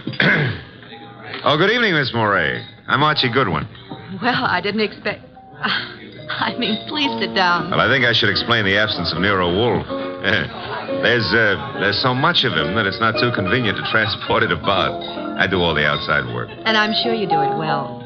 Mr... Well, you know, some women call me Goodwin and some call me Mr. Goodwin, and, Yes? the unattached call me Archie. Hello, Archie. Oh, splendid. I'm glad to hear it. Now we can get right down to the nasty old business that's troubling you, Doris. First, here's the 500 retainer fee. We thank you. Now, what's the note about? Well, there are 2 notes, both printed by hand. Uh-huh. Will you hand me my purse, please? Oh, sure. Thank you. Oh, I see. Doris Moray. If you fail to withdraw from the cast of Stoner's next production by start of rehearsals Monday, both you and Stoner will have a blasted reputation and perhaps other injuries from which you will be unable to recover. The other one is like it, only more vehement. Someone or a group of someones are intent on keeping you out of Stoner's shows, huh? It's too bad. His next one is said to be a sure smash hit and a star-making part for the leading woman. Yes, Emil Stoner wants me to play it.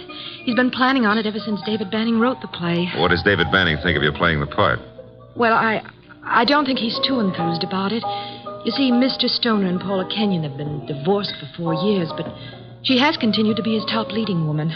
Now she's engaged to David Banning, who wrote this play. Oh?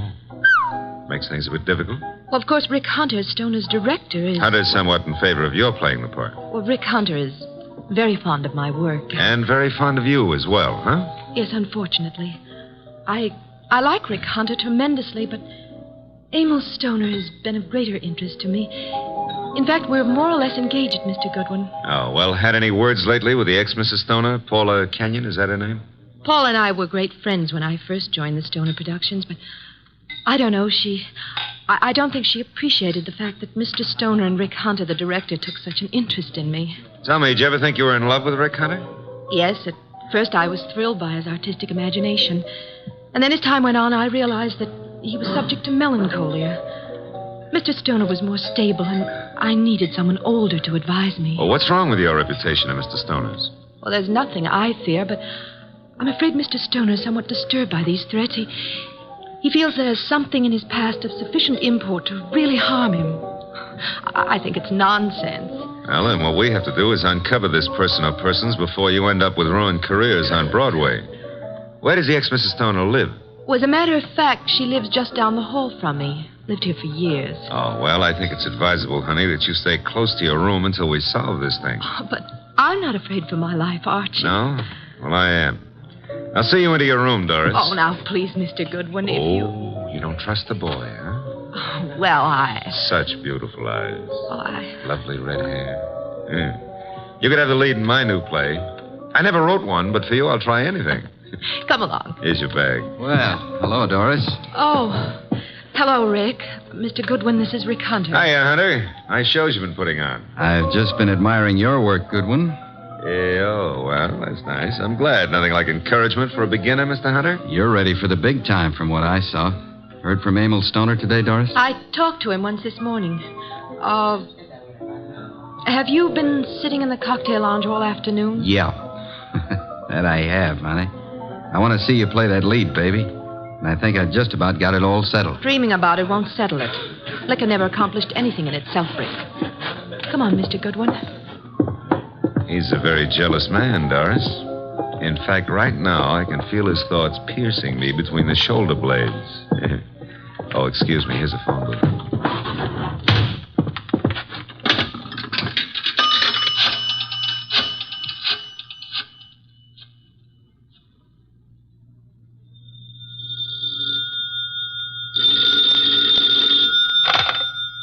Yes, Archie? How do you know it's Archie? I felt the time was exactly right for you to call. I wish you felt it was time to earn some money. Is this a worthwhile case? Well, she's a beautiful redhead, and, That, of course, makes it very worthwhile. Yeah, well, I got 500 as a retainer. Phooey, a pittance, and probably all you'll ever get. What do you mean by that? She's probably guilty. Now, look, boss, she's the victim. Received notes threatening her reputation and her health if she plays the star part in Emil Stoner's new production. Also, they threatened Emil Stoner likewise. The playwright, Dave Banning, is engaged to Paula Kenyon. Incidentally, she lives here at the hotel, too, just down the hall from Doris. I remember her. And the playwright wants Paula Kenyon to play the part. Well, Archie, you have only the beginning. It is probably too late to prevent whatever is going to happen. Like what, for instance? Have you found a body yet? Call me after you find the body. What body? There's no body. But there will be, Archie. There's always a body where you are concerned. Either a body beautiful or a dead one. Right?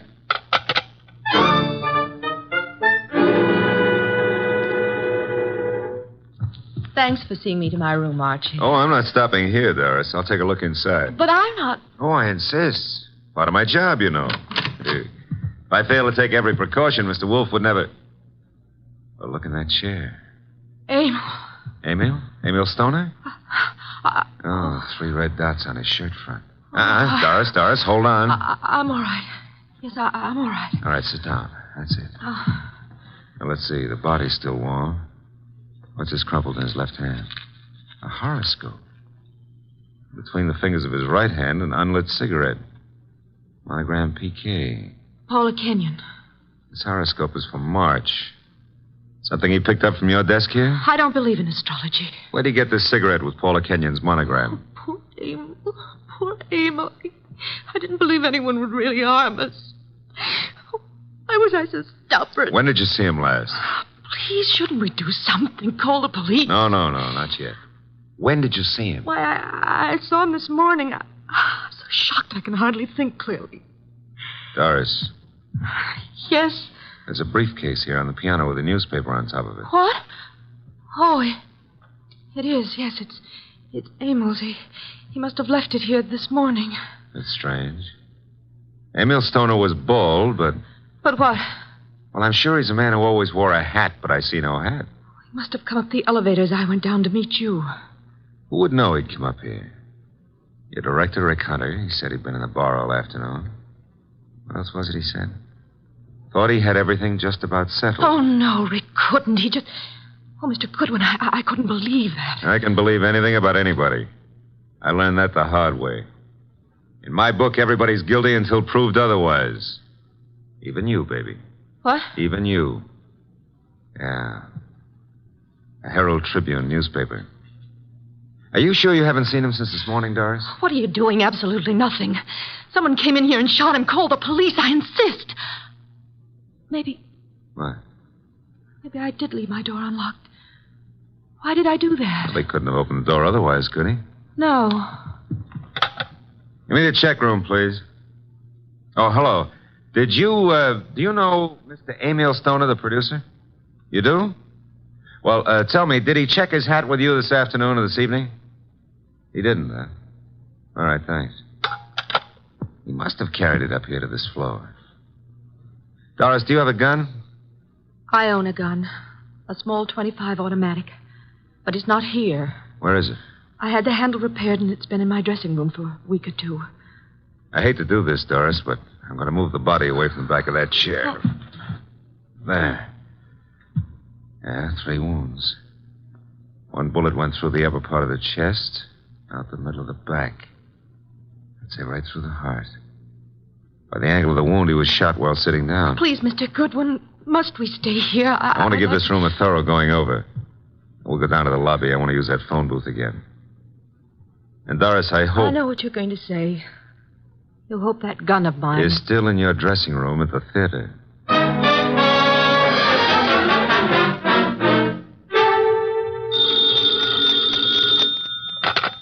Nero Wolfe speaking. Oh, Mr. Wolfe, may I have your autograph? I'm taking a correspondence course on how to be a detective, and I think you're a wizard. It's so kind of you to say so. I would be just thrilled to have your autograph on the bottom of a paycheck. Why are you calling from a phone booth? What? Who said I was? It's obvious. There's no room tone reverberation. Well, you shouldn't have to ask. You know everything before it happens. You found the body then. Happened just before you got there. Oh, now, look, I took the girl up to her room to be sure it was safe for her to go in, and... Okay. And there, sitting in a big leather chair, was Emil Stoner. Shot 3 times with a small caliber gun, dead about an hour. 1 shot went through the body from the upper part of the chest to the middle of back. Therefore, he was shot while sitting down. The killer was standing, huh? I'm listening. Oh. Well, his left hand was clutching a horoscope folder, and between the index and second finger of the right hand was an unlit cigarette with a monogram on it, PK. Emil Stoner is bald, but there was no hat in the room. However, on the piano was his briefcase, and on top of it, a 4:00 afternoon edition of the Herald Tribune. Better look in the briefcase, Archie. No weapon? No weapon. But Doris Murray says she owns a .25 caliber automatic, and it's in her dressing room at the theater. Also, she claims she hadn't seen Stoner since this morning. You found no empty shells about the floor? None. What did you do with the bullet? What bullet? The one which passed through his chest and lodged in the back of the leather chair. Are you there? Boss, I'm a very stupid fella. Stop bragging. The bullet. Boss, there ain't no hole in the back of that chair. I just realized it. Maybe he was standing up. Then the killer must have been on stilts. Archie, let us pretend, only pretend, that you're very observant. Now proceed to Paula Kenyon's apartment, just down the hall, you said, and see what she knows without divulging the fact that Stoner is dead, and look sharp. My gears must be slipping. Archie, do you know what great event will be celebrated tomorrow? Yeah, my birthday. What'd you get me? Cuthbert's correspondence detective course in 4 easy lessons. Bye.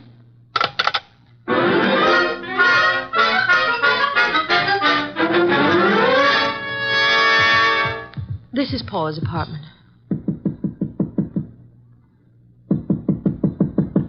No answer. Let's see if it's open. Oh, there's no one inside. Come on in. Now, look, if anyone walks in on us, we found the door open and we just came in to wait, huh? Which is the truth, isn't it? Yeah, that's right. Oh. Here on the desk we have a stack of horoscopes, Doris. And a box of Paula's monogrammed cigarettes. Mr. Goodwin. Huh? This is Emil's grave fedora hat. Then he was in this apartment this afternoon. What are you staring at? Oh, small pearl-handled automatic. Yes. .25 caliber. Yeah, it's been fired very recently. We won't touch it now. Does it look like yours? Archie, it is mine. Your initials? I found old Jenkins, the stage doorman at the theater, to look in my dressing room, and... well, my gun isn't there. Did you leave the gun out in plain view in the dressing room? Yes, for several days anyway. Then I put it behind the mirror. I suppose many people have seen it then. I'm sure. I hope, Doris, that your fingerprints are not the only ones on that gun. If they use my gun to shoot him in my apartment, why would they bring the gun back here and leave it in plain sight? Maybe they didn't do it just that way. No? His hat's here, the gun is here, and yet he's dead in your apartment. How can you answer that? Well, maybe he was sitting here waiting for Paula, and someone called him out and over to your place and shot him. That's no good. Doesn't make sense. Now, if he was sitting in this chair here and someone entered that door, Hey. What is it? Look in the chair back. Little round hole. Start looking for some empty shells around here. Find something? No, I want to make a call. He was shot with this automatic. 3 shells were ejected. They certainly vanished. Nero Wolfe speaking. Archie, I'm at Paula Kenyon's. She's not here. Found his hat, a stack of horoscopes on the desk, box of monogrammed cigarettes, a .25 automatic which belongs to Miss Moray, recently fired, but not an empty shell in sight. No blood, but a single small hole in the back of the chair near the desk. Doris Moray is with me. I will call Inspector Kramer now about the body and have ballistics check the bullets with the gun. And the bullet in the chair back? Did you find anything of particular importance in Emil Stoner's briefcase? Yes, I found... Never mind. Bring the girl here at once. Okay, boss. Say, don't you think I better wait for Paula Kenyon? Uh-oh, here she is. Bye. Bring her along, too, if you can. Goodbye. Hello, Paula. Well, Doris, what are you doing here? I wasn't aware that I left the door unlocked. Seems to be contagious this evening. I left mine unlocked, too. Hello, Dave. Miss Kenyon, Mr. Goodwin. Hello, Doris. Hello. Archie, this is Dave Banning, the playwright. How are you, Mr. Banning? How do you do? I've heard all about your new play, and I wanted to meet you. Doris thought you might be over here, and the door was ajar, so we, well... I just walked in. I hope you don't mind, Paula. Certainly not. I'm used to people just walking in. We were here a while ago and went down to the cocktail lounge for a while. When does the play open, or have you cast it yet? Mr. Stoner handles that part of it. Are you a prospective investor, Goodwin? Oh, I've had a number of flings in the business. Matter of fact, I expect to see Mr. Stoner tonight. You do? Tonight? Here? I don't understand. What's this fencing all about? Doris, you're not just visiting me. We've hardly spoken for... Oh. Is that your gun, Miss Kenyon? It's yours, Doris. Yes, that's right, Paula. It was in my dressing room. When did you see Mr. Stoner last? But I haven't seen him today. I had lunch with him. Why? What hat did he wear at lunchtime, Mr. Banning? Why, the gray fedora. How did it get here? That's Emil's. What is this? What are you two doing here? Where is Emil? Come on, cut out the melodramatics. Mr. Stoner is dead. He's what? Paula. And without any further explanation, I shall have to ask you to accompany me downtown. Police? If you will, please.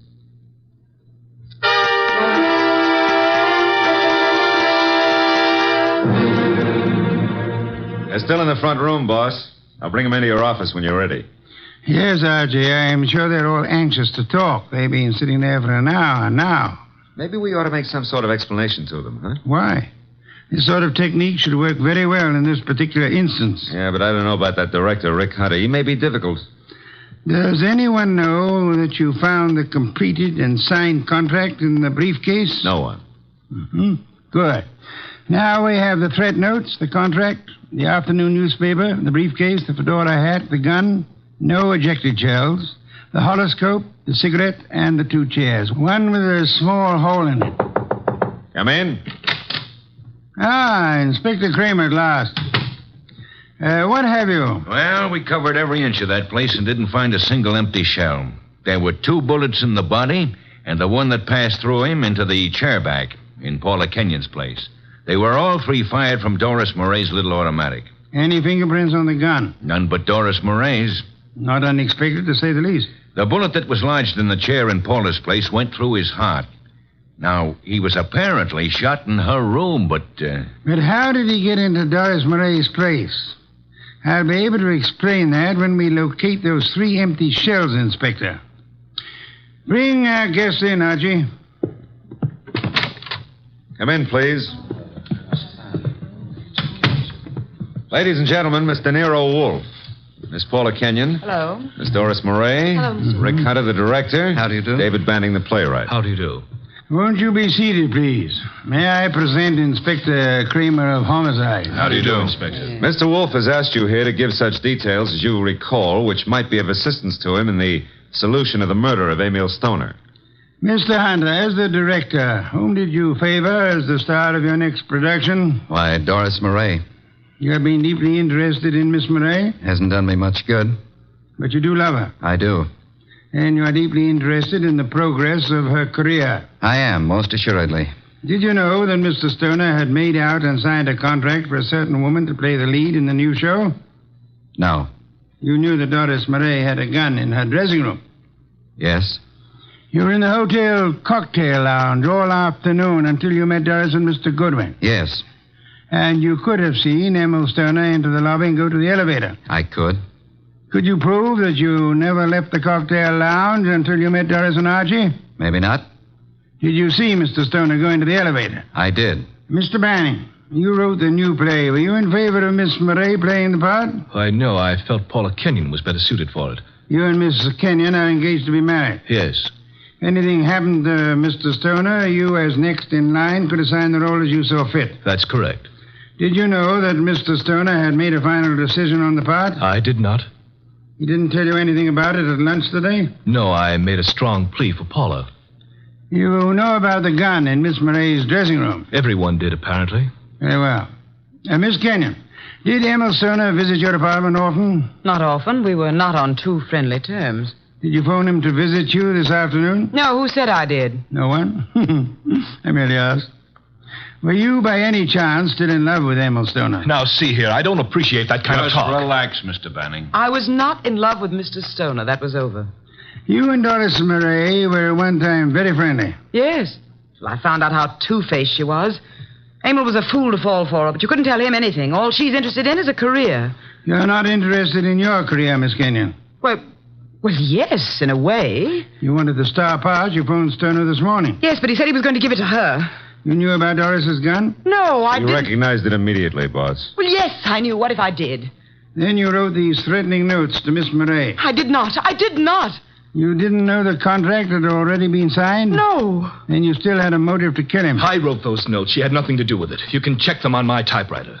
We know, Mr. Banning. We've already done it. I know how it looks, but Paula didn't do it. I knew he was coming to her place. I called him. I knew Paula was out. I did it.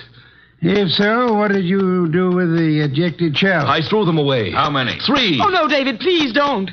I don't believe you, Mr. Banning. Miss Murray, did you know the contract had been made out and signed? No, You're lying, Miss Murray. You said you didn't see Stoner this afternoon. I didn't. You called him and asked him to visit you. You did get the threat notes and they frightened you. But you didn't know they would frighten Stoner. I did not phone him, nor did I see him. Yes, you did. His briefcase was on the piano. And he was there in the late afternoon because he brought with him a 4 o'clock edition of the Herald Tribune. What if he was there? I didn't kill him. He told you then about his decision. He left hurriedly, forgot the briefcase, and went to Paula's apartment to wait for her. That's not true. That's not true. Filled with rage, you got your gun, which you said had disappeared from your dressing room, then calmly put it into your bag, walked across the hall, and shot him as he sat reading a horoscope. No. Archie, her handbag. Thank you. Notice, I run my finger through a hole in the corner. She fired through the bag. And see, 3 empty shells. No. And here's the contract made out to Paula Kenyon. Too bad, Miss Murray.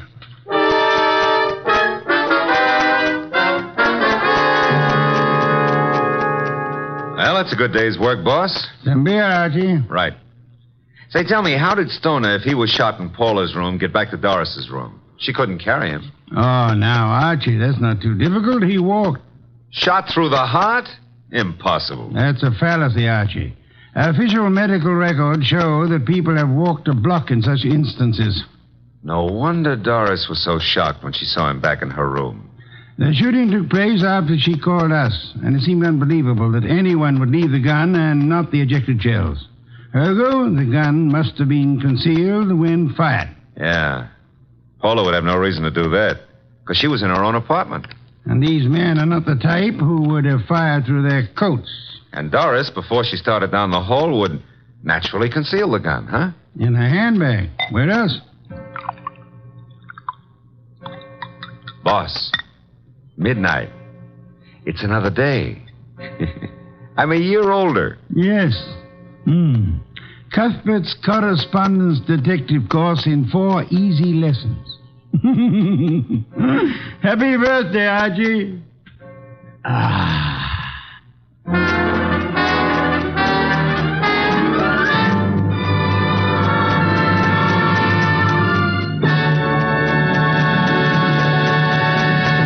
You have been listening to The New Adventures of Nero Wolfe, starring Sidney Greenstreet.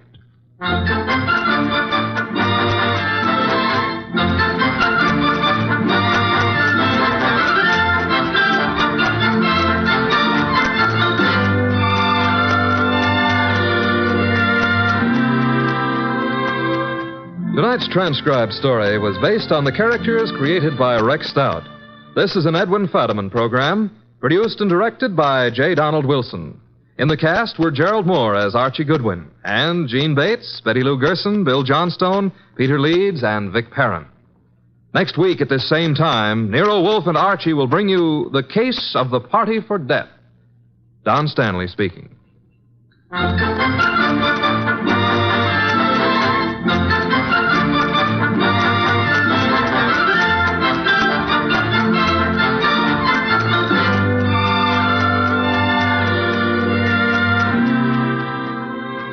3 chimes mean good times on NBC.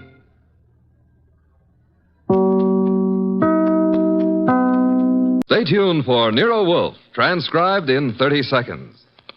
Tomorrow, you're invited to a 1-hour concert by the renowned NBC Symphony.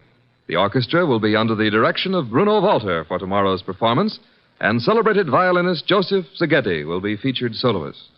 Selections for tomorrow include the overture to Mozart's Marriage of Figaro and the same composer's brilliant concerto for violin and orchestra. You're invited every Saturday to a concert by the NBC Symphony. Ladies and gentlemen, the ringing of that phone bell brings you mystery, adventure. Nero Wolfe's office, Archie Goodwin speaking. Who? Mr. Hal Horton, United Industries? Oh, I see. Well, I must warn you, Mr. Horton, Mr. Wolfe doesn't take kindly to big industrialists. Says their great wealth upsets his digestion. Why do you want to see him? The connection's bad. I don't hear you. Who? Who? Mr. Horton, who? We're cut off.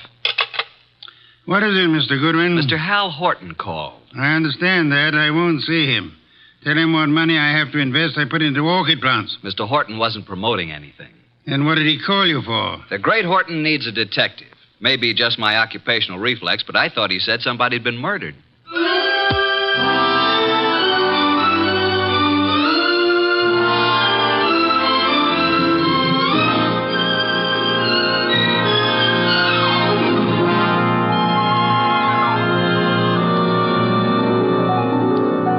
Ladies and gentlemen, it's that genius who is the bulkiest, balkiest, most ponderous, and most brilliant detective in the world.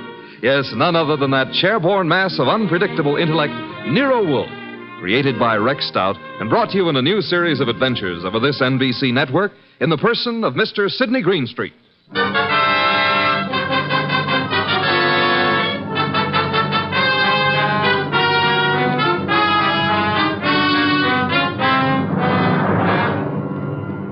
It turned out that what Horton had said had been murder, which became celebrated in the case of the Malevolent Medic. But its solution wasn't a simple matter of following up his accusation. It had false clues mixed all through it like raisins in a pudding. The man we came to know as the Malevolent Medic was young Dr. Benjamin Sloan. The case began on the sunny afternoon when Grace Banks, his nurse, came into his private office. Waiting room's finally empty, I take it? Well, there's one more patient, darling. I'm sorry, doctor. Mrs. Horton's here for another of the thiamine chloride shots you ordered for. I said you could give her those, Grace. She doesn't have to wait to see me. Oh, she's hung up her mink coat, parked her orchid and her alligator bag, and filled up all the ashtrays with lipstick cigarette stubs. Mrs. Horton prefers to wait for you. She seems very upset. I hoped she'd get hold of herself. Mrs. Hal Horton, with all that money. Whatever gives her such jitters? Darling, if I ever get in that condition after we're married, please shoot me. I've advised her to go to a specialist. Hers isn't a true medical case. Well, I'll do what I can. Get a needle ready, will you, Grace, and show Mrs. Horton in. Yes, darling. I mean, doctor.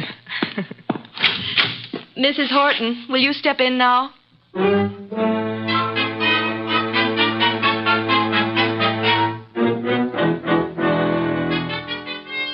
Been in that waiting room for hours. Ben, I wrote you every day this week. Why didn't you answer me? You say your health hasn't improved, Leslie. I'm worse. Much worse. Still chain smoking, drinking, and the sleeping pill? I have to take something. I can't walk the floor all night, can I? Thinking. Why are you so unhappy, Leslie? You have what you always said you wanted. Money, clothes, excitement. You have the right to say that. But don't. Please don't. I'm only pointing out facts you should face. I told you from the beginning you need a nerve specialist. I need you. Nobody else can help me at all. Leslie, you went over this the last time you were here, and in all those letters you've been sending. Now, let's cross it off for good, shall we? Don't talk like that.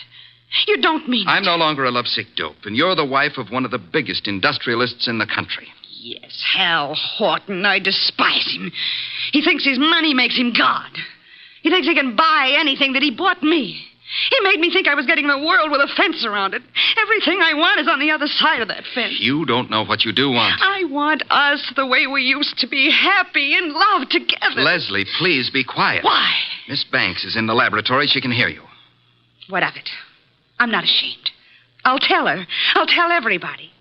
Imagine Hal's face when he finds out I'm leaving him, but I'm coming back to you.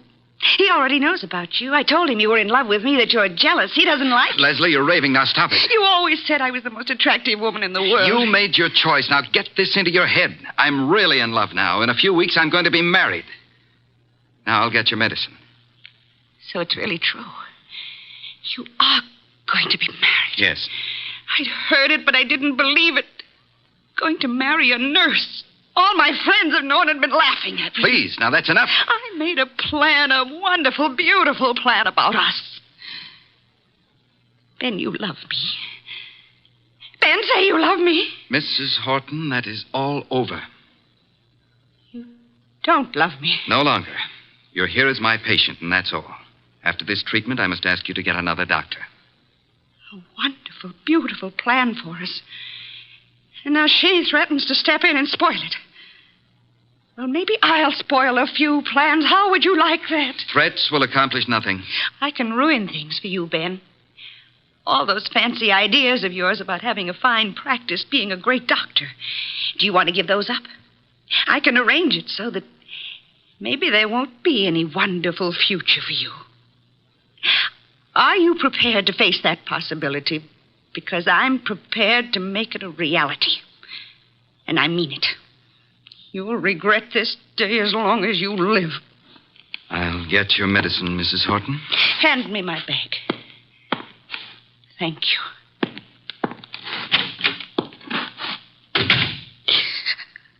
Oh, I hate you, Ben. I hate you both.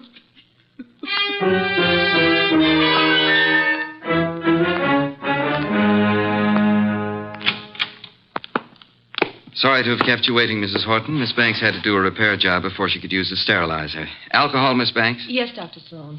Now, Mrs. Horton, may I help? Thanks. So nice of you. There. Right side for the hypo this time, isn't it?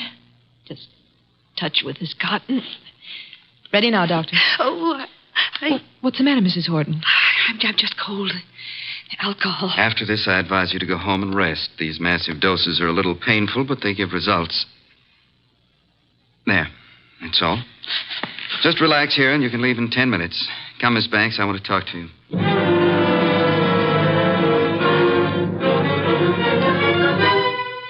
Doctor! I feel sick. I feel very sick. You might as well stop acting. I can't get up. My feet. Ben, look at her. Something's happened. Hysteria. No, her face. Oh, Ben, she's falling. Mrs. Horton, hold on to me. I've got you. Hold her up. Leslie, what is it? Pain. Terrible pain. Where? What from? Sick everywhere. Pain, everything's pain. Pain in my head, pain in my feet. My feet. My feet.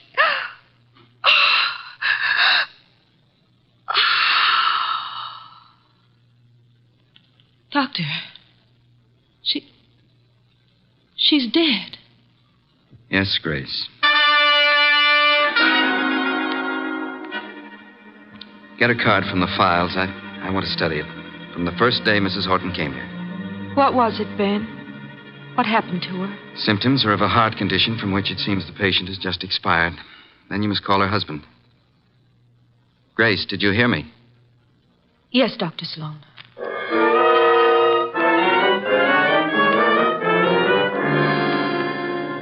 Well, I discourage your visit here, Mr. Horton. I do have a sort of curiosity about the operation of so-called big business.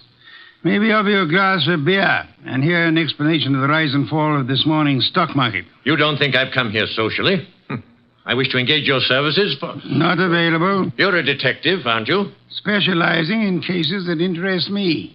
Sherry, Mr. Horton? I don't need it, thank you. But Mr. Wolfe says he specializes in cases that... I've just got here. I haven't told my story. I don't believe you even know who I am. Oh, yes, we do. We do indeed. A millionaire. Did I offend you by speaking of a fee? No, on the contrary. It is that portion of your conversation which interested me most. Frankly, I planned to spend the evening examining the first edition of Henry James I'd like to purchase, and the word fee suggested a possible way.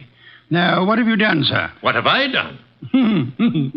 One doesn't have to be a detective to recognize you're in trouble, Mr. Horton. Look, Mr. Wolfe, I have done nothing. But I've got a question I've got to have answered. I need facts. They tell me you're the man who can give them to me. If Nero Wolfe can't get them for you, they're not facts, they're fancies, Mr. Horton. Well, my story's involved. But the gist of it is your beautiful wife, a former model, died last week. The death certificate indicated a heart attack. You suggest she was murdered. How did you know? Never mind how I came to my conclusions. How did you come to yours? Leslie had been going to a Dr. Benjamin Sloan. She said he was a specialist. Some friend had recommended. She'd been upset. He was giving her vitamin B shot, she told me. You doubt that was true? Dr. Sloan informed me, after she died in his office, there'd been a heart condition from the beginning. Well, I don't believe it. Leslie was a very emotional girl. She'd have been quite frightened of a heart ailment. She'd have told me about it. Maybe she didn't comprehend its seriousness. Dr. Sloan did. Why didn't he get in touch with me at once about it? Then, when I went to clear up Leslie's room, I discovered something.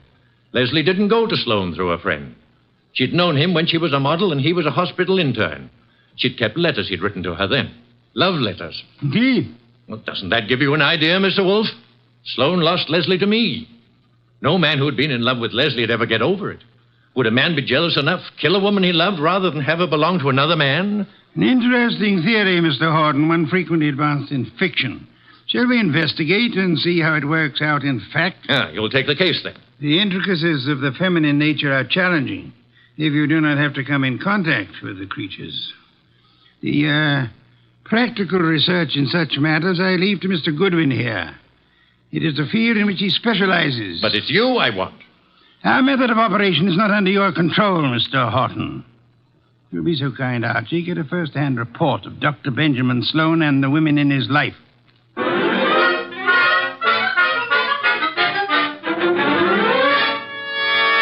Just came to ask a few routine questions, Dr. Sloan. I don't understand your interest in the Horton case, Mr. Goodwin, is it? That's right. The death certificate was signed and a report made to the medical inspector. Detectives are a snoopy lot. Detectives? Are you from the police department? No, I'm employed to note some details before we close up the Leslie Horton estate. Sudden deaths have to be double-checked. I'm afraid I can't add a thing to what I've already reported. Well, thanks for seeing me anyhow. Been a pleasant visit. Ever have a patient die in your office before, Dr. Sloan? No, but I've seen similar cases in the hospital, of course. Was Mrs. Horton warned about her heart condition, Dr. Sloan? I discussed her case with her fully and frankly. And her husband, wasn't Mr. Horton alarmed? He didn't know. Mrs. Horton's ailment was, well, not to bore a layman with medical details, was not a fatal one necessarily. She might have gone on for years. Just played in bad luck, huh? The worst. Mm-hmm. When'd you first meet her? Several weeks ago. And you saw her how many times? It's all on the record. She was nervous. I prescribed thiamine chloride. Her medical report card shows that. You read it for yourself. Well, I guess that's all, Dr. Sloan. Won't bother you further. Miss Banks will show you out. Yes, Dr. Sloan? Sort of a modern Aladdin arrangement, isn't it? Wish I could press a buzzer and have a beautiful girl like you up here. Mr. Goodwin is leaving. Oh, this way, Mr. Goodwin. You can use the side door. The waiting room's full of patients. So long, Doctor. This way through the lab. There's a door from it into the corridor. Cozy place, all those bottles. I suppose there's enough stuff in here to kill an army. To cure one. Miss Banks, may I say that you're the kind of a nurse that patients dream about? Make it a pleasure to go to a hospital. Blonde hair, blue eyes, winkers an inch long. Are they real? If you'll excuse me. What do I have to come down with to persuade you to take care of me, huh? I don't take cases. I'm a technician. Good day, Mr. So you work just for Dr. Sloan? That's too bad the way he's involved in this Horton case. It looks serious. Mrs. Horton simply died of a heart attack in Dr. Sloan's office. If you wanted to help your boss, Miss Banks, you'd stop rushing around and answer a few questions. I'm sure Dr. Sloan gave you the necessary information. Guess he doesn't realize the trouble he's in. If you can supply any details that'll change the picture, you'll be doing him a great favor. He's a nice guy. I want to help. What is there to say? The report... Let's get it in your own words. Just what really happened here that day. Well, Dr. Sloan gave Mrs. Horton the vitamin B shot. That was routine. Mm-hmm. But she didn't get up afterward. She said she was sick.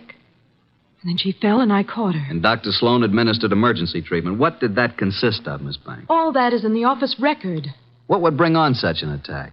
It could have been several things. Could it have been something she ate? Acute indigestion affects the heart. Maybe Mrs. Horton would be here now if the doctor thought to use a stomach pump. He did use one. He did everything there was time to do. She certainly went in a hurry. Suffer a lot? She said she was in pain. Where? Her stomach? No, not her stomach. Where then? She seemed to be in pain all over. Reflex, maybe? When it was over, what did you do, Miss Banks? Called Mr. Horton. Must have been a blow to the great man. I understand she was younger than he is and quite a sultry gal. I've talked to you professionally because you said it was necessary to help Dr. Sloan. Is that all, Mr. Goodwin? I guess it is for now.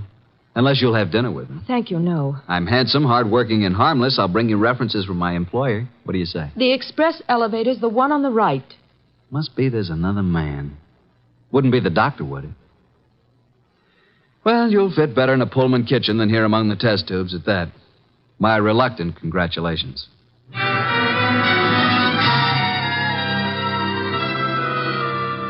The verdict, Archie? Innocent as lambs, both Sloan and the nurse. Evidence to prove it? My unfailing sensibilities, not the murderer type. Nice couple, doctor and the nurse. I suspect they're engaged. She's so much in love with him, I could have been you, and she wouldn't have known the difference. Very flattering. Records? The usual medical record, Mrs. Horton's first visits, symptoms, subsequent visits. Here are the notes on it. Vitamin B shots. No chance they brought this on, huh? Dr. Sloan says absolutely not. I checked that with other doctors. But Mrs. Horton did go into this right after the hypo. Nurse's story jives with Sloan's? A little more detailed. She says he did everything. He even used a stomach pump. The woman was in pain? What's this? Head to feet? My way of saying pain all over. What other papers did you examine? Only the medical record.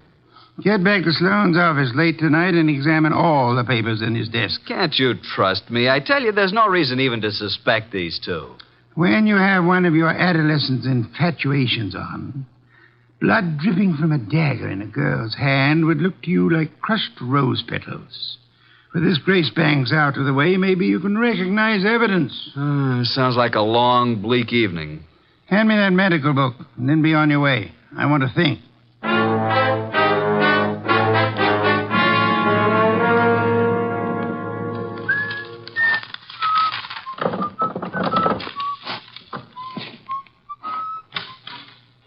Well, good evening, Mr. Goodwin. Oh, good evening, Dr. Sloan.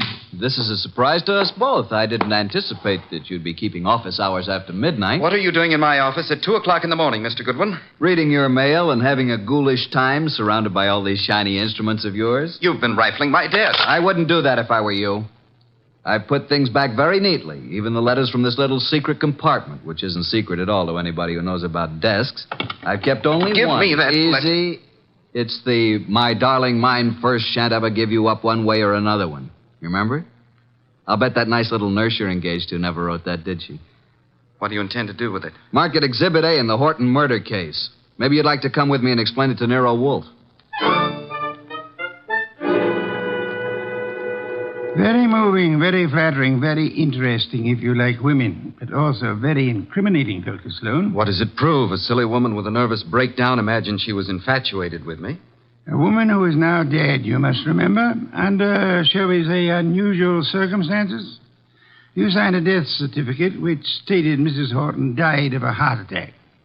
As you signed it, Dr. Sloan, did you remember she had threatened you and heave a sigh of relief that fate had done you such a good turn? I didn't bear Leslie any ill will. I was sorry for her. You felt adequate to the situation. You called no other doctor, though there are several in your building. My first thought, of course, was that it was some extraordinary allergic reaction to the vitamin dose. It was not until an hour or two after she was dead you decided she expired from a heart attack. Yes. How did you explain the pain? I reported no pain. Miss Banks said Mrs. Horton had pain from her head to her feet. Grace said that? Well, not in those words, but that was the general Dr. Sloan, why did you use a stomach pump on a heart case? Why, I told you I tried everything. Sometimes an acute digestive disturbance. I suggest you did it because to you, as to any qualified physician, the pain in the feet suggested poisoning, particular kind of poison, an inorganic poison. There wasn't any in her stomach. You maintain that? Archie, get the medical examiner on the phone. Tell him the body of Miss Hal Horton must be examined for any evidence of poisoning. I know you think Mrs. Horton was murdered, but it's impossible. There'd been no one near her. Miss Banks? Miss Banks couldn't have done it. She was working with me constantly. That's what I thought you'd say, Dr. Sloan.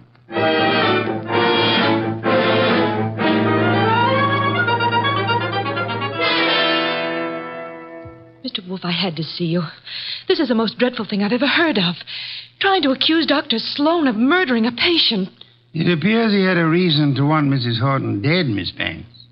She was that thing the poets write about, a woman scorned. She had sent him this hysterical letter threatening scandal if he rejected her.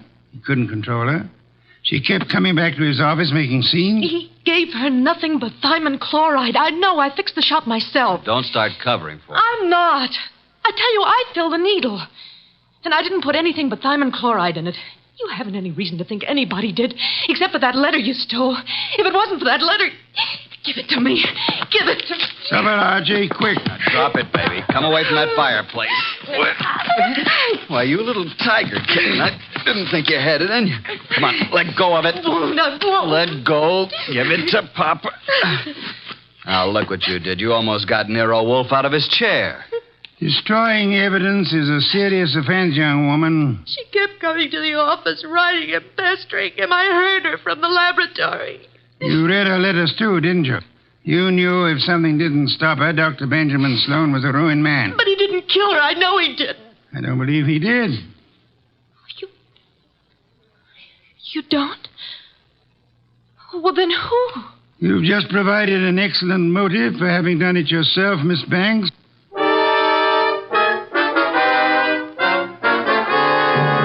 Pears and white wine. Cold, luscious, exotic. Excellent, Fritz, excellent. Best thing that's happened today. I don't like this Sloan case. If you ask me, I think that Horton dame got what was coming to her. Those are not the words of abstract justice, nor the phrases of a gentleman of culture. A good detective never plays favorites. Good night's rest, and you will find your attitude more normal by morning. You expect to have this case solved by morning? It's solved now. Thanks to the expedition I sent you on this afternoon. The arrests can wait. No one will escape. I feel like a murderer myself. If I hadn't wormed it out of Grace about the Horton woman complaining of pain, and if you hadn't jumped at the word feet... That, Archie, my dear fellow, is the purpose for which you exist, to discover pertinent facts. Have we quite finished? Coffee in the study, then. Here's the door. I'll go. Mr. Wolfe in? He isn't seeing anyone this evening, Mr. Horton. Well, he's seeing me. Archie, if that's Mr. Horton, I'll see him. You'd better. Sorry you found Mr. Goodwin so impossible, Mr. Horton. He came to pay you a call this afternoon. I sent him, but he didn't find you in, did you, Archie? No, but I made myself at home. I knew anything that would help to solve this case you'd want us to have. What do you mean? You were in my house? What did you take? Nothing of monetary value, I assure you, that will not be returned in due course. But before I announce the solution of a case, I like to have all my little props in place. I appreciate a well-rounded performance. Mr. Wolfe, I've had enough of this foolishness, this delay. I hired you to convict Sloan, not to play parlor games. You must be patient, Mr. Horton. Don't force me. I want action. Well, I had planned to wait until the morning, but if you insist...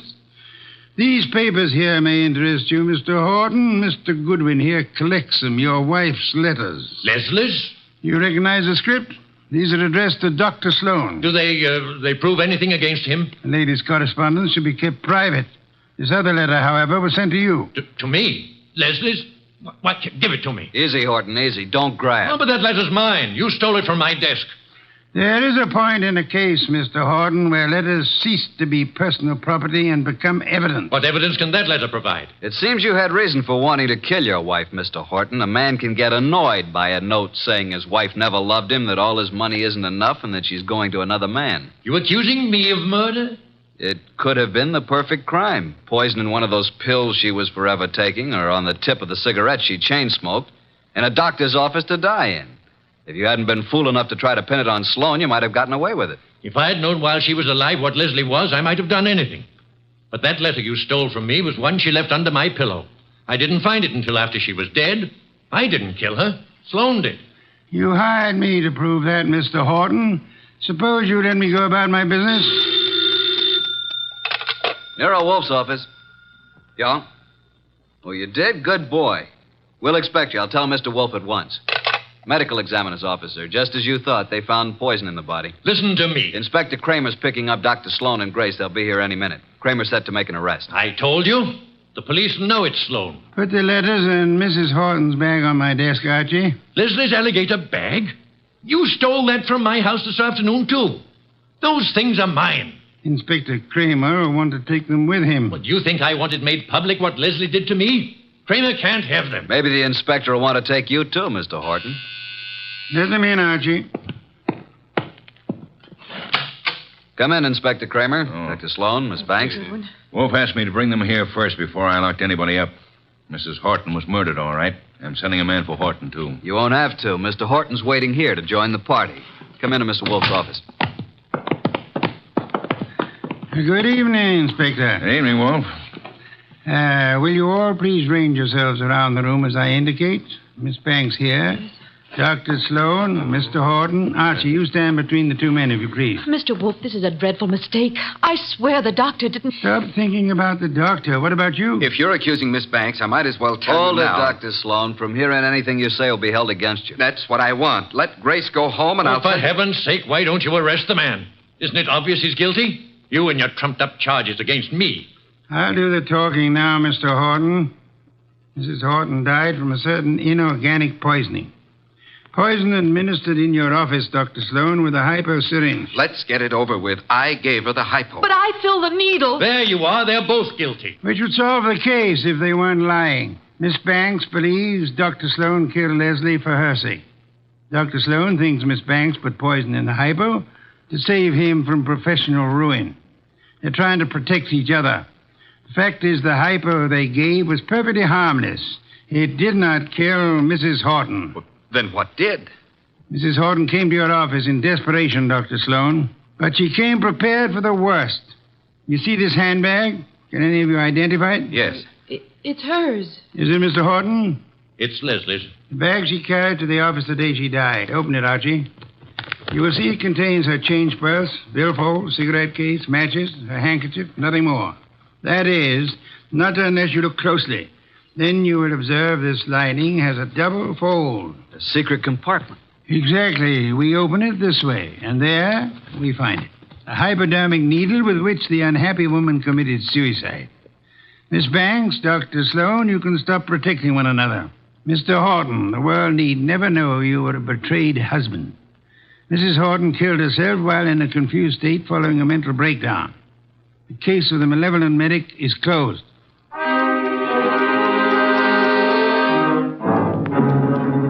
How did you ever get the hunch about the handbag, Mr. Wolfe?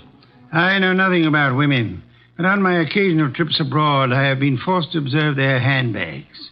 Monstrosities. They hold anything and everything. Now that our guests have gone, Fritz is bringing coffee to the study. Would you like some beer? I believe I would. Somehow I feel I've earned it. Here you are. Poor fellow, I'm very sorry for you. How so? This is one case in which there is no falsely accused, unattached young lady for you to squire about. Well, here's to your better luck next time.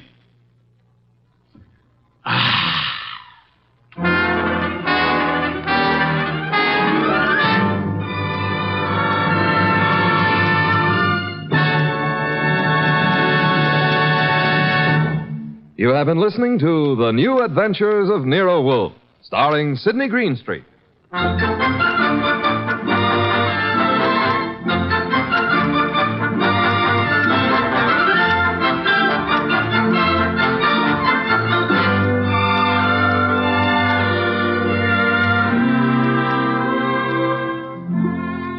Tonight's transcribed story by Ruth Adams Knight was based on the characters created by Rex Stout.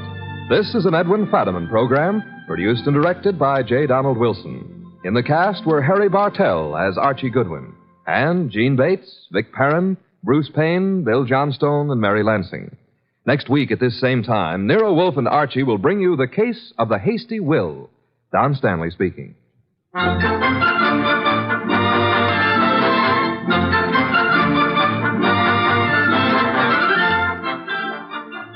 chimes mean good times on NBC. There's music and mystery for you every Saturday evening on NBC.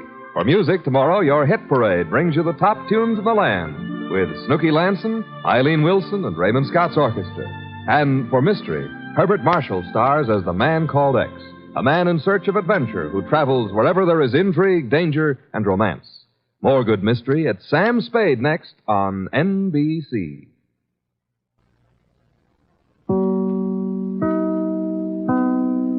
Three chimes mean good times on NBC. You're invited every Saturday over most of these NBC stations to a one-hour concert by the renowned NBC Symphony. Tomorrow's symphony performance features Metropolitan Opera star Helen Trouble as guest soloist. For tomorrow's broadcast, the orchestra will be under the baton of the widely acclaimed conductor Wilfrid Pelletier. For the world's great music, hear the NBC Symphony brought to you tomorrow and every Saturday. Transcribed. Ladies and gentlemen, the ringing of that phone bell brings you mystery, adventure. Nero Wolfe's office, Archie Goodwin speaking. Yes, who's calling? Mr. John Blake? Well, is this a matter of business? That's fine, Mr. Blake. I'll just call him. Archie, I'm not here.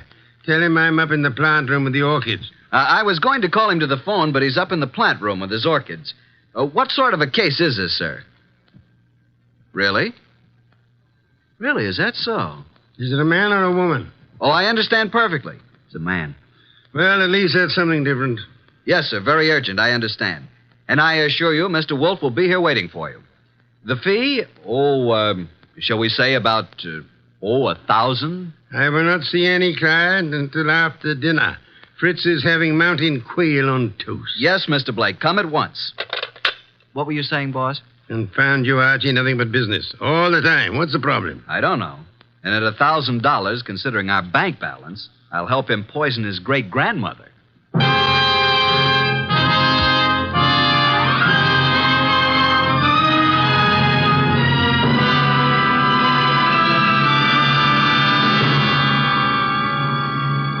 Ladies and gentlemen, it's that renowned genius who is the bulkiest, most ponderous, and most brilliant detective in the world. Yes, none other than that chair-borne mass of unpredictable intellect, Nero Wolfe, created by Rex Stout and brought to you in a new series of adventures over this NBC network in the person of Mr. Sidney Greenstreet.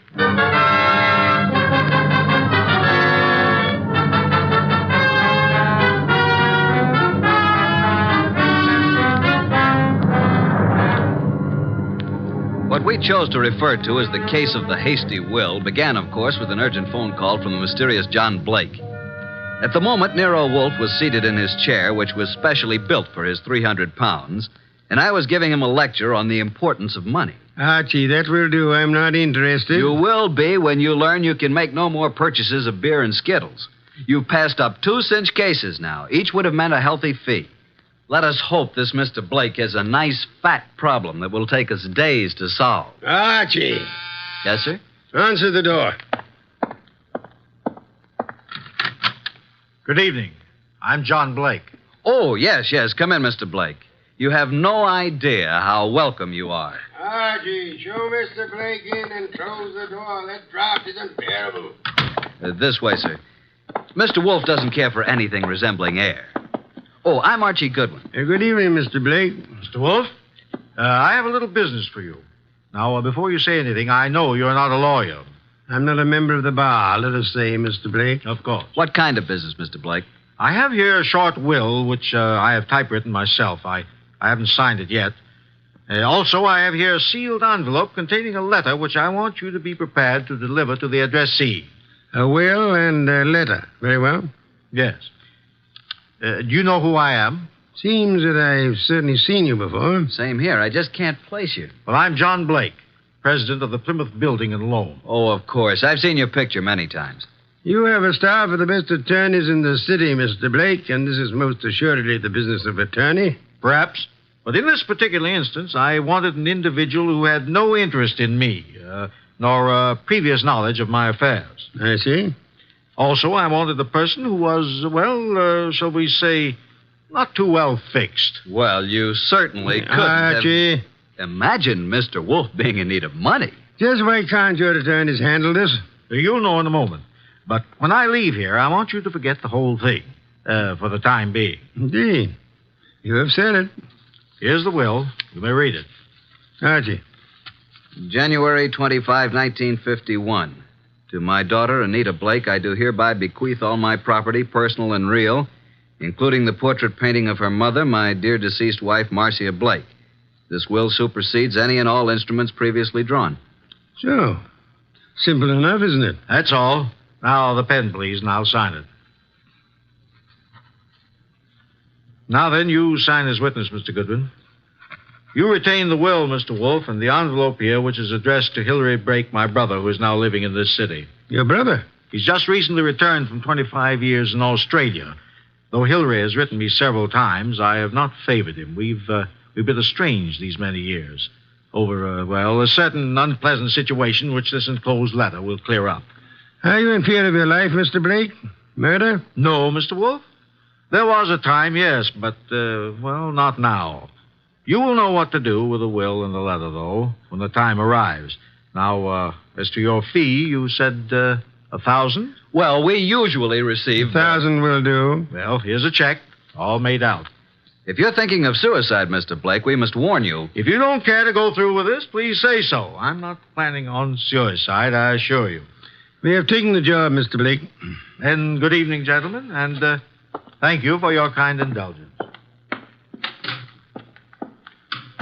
Well, that's the simplest little $1,000 we ever made. I believe, Mr. Goodwin, you're going to be quite surprised. I want you to get acquainted with John Blake's secretary. You will more than earn this $1,000, young man.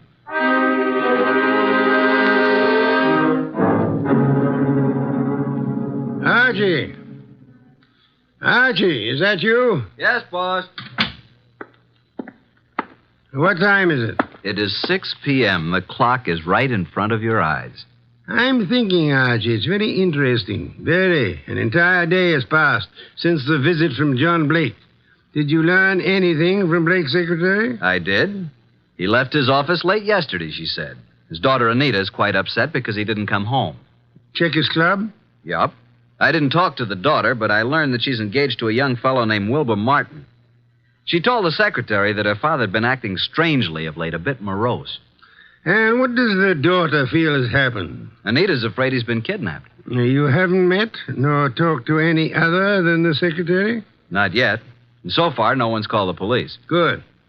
We must, for the time being, prevent that. What did you learn of Blake's brother from Australia? He's been here only a year. They've met only once or twice since his return. The secretary thinks the breakup was because of their love for the same woman. Hilary became very wealthy in Australia. Very well, Archie. It is time for you to visit Miss Anita Blake at her home. I'd love to, boss. She's a mighty purty gal. Phooey. Archie, you can do me a great service. Anything. Be sure to close it tightly as you leave. Close what? The coal chute, of course.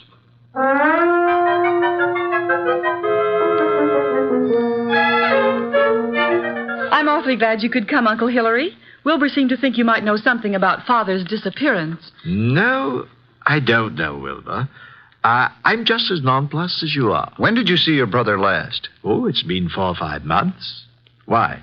Oh, I just wanted to know. What do you two think has become of him?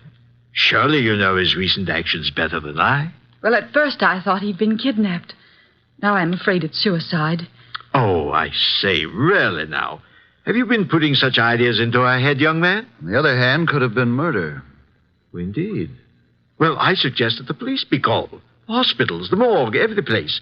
Have you thought of doing that, young man? I was going to. Oh, really? Then what are you stalling about? I'll just step into the library and do it myself. Oh, it can't be, Wilbur. It just can't be. Miss Blake, there's a Mr. Goodwin to see your father. Oh, I'll see him. Thank you, Miss Blake. I'm Archie Goodwin. This is my fiancé, Mr. Wilbur Martin. Mr. Martin? How do you do? What is it you want, Mr. Goodwin? Is your father here, Miss Blake? Why, no. No, he isn't. What is your business, Mr. Goodwin? Why do you want to see Mr. Blake? As a matter of fact, I don't really want to see Mr. Blake because I don't think he's here. I came to see Miss Blake. Just who are you? I'm a detective. Police? private investigator with Nero Wolfe. John Blake has disappeared. I know you're trying to keep it out of the press because you think he's been kidnapped. We have called the police. Oh, what do you think has happened to my father? I think he's dead. Oh, dear.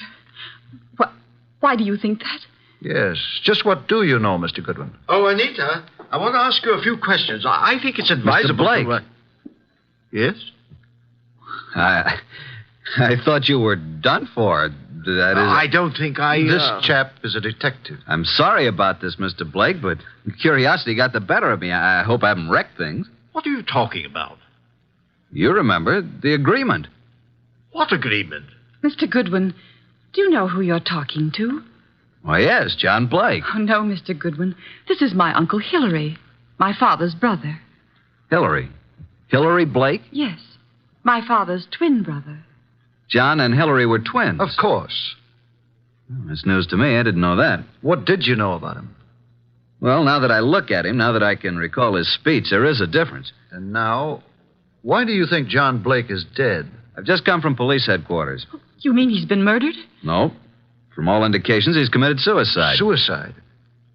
Are you sure? Poor father. Oh, I was afraid of this. This morning, a hat and an overcoat were found on the East River docks near Pier 9. In the coat was a typewritten copy of a will made yesterday. The hat bears the initials J.B. There was a will? Yes. Could you identify the hat and coat, Miss Blake? Well, yes, of course. Very well. Come in, Sergeant. This is Sergeant Hanlon. Miss Blake, do you recognize this coat and hat? Yes. Oh, yes, I do. They were father's. Oh, Wilbur. Suicide? I can't understand it. But the hat and coat are not conclusive evidence. What about the will found in the pocket? Show them the will, Sergeant. Read it, miss. You read it, Wilbur? To my daughter, Anita Blake, I do hereby bequeath all my property, personal and real, including the portrait painting of her mother, my dear deceased wife, Marcia Blake. This will supersedes any and all instruments previously drawn. But no signature. I have the original. Here you are. Where did you get this? Notice the signature of the witness? Archie Goodwin. You witnessed his signature? In Nero Wolfe's office. But Mr. Blake had his own attorneys. Nevertheless, he came to Mr. Wolfe to take care of the will. If we hadn't recognized him from his photos in the papers, I wouldn't have witnessed the signature. Anita, is this your father's handwriting? Yes. Yes, it's his, all right. But this still isn't proof that he's dead, nor that he committed suicide. No corpus delicti. And the body may not be found for days. But this evidence we have here certainly indicates that a body will be found eventually. Maybe not, Mr. Goodwin. It's possible they could have... What were you going to say? Nothing. Miss Blake, in a way, I blame myself for your father's death. How do you mean? I had a sort of premonition. It's obvious now why he came to Nero Wolfe. Is it? He wanted someone who didn't know him personally. His own attorneys would have been able to see through his plan and prevent his carrying it out. But he made a will. Why did he draw this new one? Yes, that's what I don't understand. Well, I still am not convinced that he committed suicide. Mr. Blake, here is a letter he asked to be delivered to you. Oh, well now. Perhaps it will shed some light on the problem. What does it say, Uncle? Jove. It says, Hillary, 25 years now, jealousy and bitterness have kept us apart. I know why you stayed in Australia all these years. I know you loved Marcia. She was rightfully yours. But I loved her, too, and I couldn't go on without her. I know you've despised us both, and I've pretended to despise you. I had to pretend, because I lied to Marcia. I told her you were engaged to marry a woman in Sydney. Marcia was innocent. I was to blame. When Marcia died last year, and you wrote that you were coming back, I knew then that your resentment had faded, but I didn't answer you, and I've kept away from you because I couldn't face you. I've told you all this because things have happened which you will learn soon enough that have decided me to close my book and write fini. I have made a new will, leaving everything I possess to Anita. Anita is young, Hillary, and I beg you to watch after her as though she were your own, which, but for my selfishness, she might well have been. Forgive me, Hillary. Well, this certainly indicates suicide. But what does he mean by things have happened? That, Miss Blake, is the motive, for which we'll just have to wait.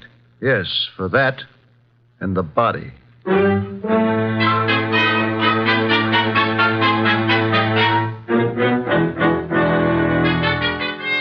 boss. Up here in the conservatory a bit early, aren't you? How are the orchids? Oh, it's a nice sunny morning. Even though it is around 0 outside, the sun is fine for them. And behold, Archie. Huh? What is it? The Dendrobium sclerostel. Yes, indeed. What about it? Showing 2 buds. Most encouraging. Indeed so. Boss, I can't take the steam heat here. Tell me, this painting of Marcia Blake, is it large? It hangs over the Blake mantle, about 3 by 4 feet. Find it most intriguing that John Blake should mention the painting in so short a will. And Hillary, does he seem to offer any suggestion on this problem? He has very little to say.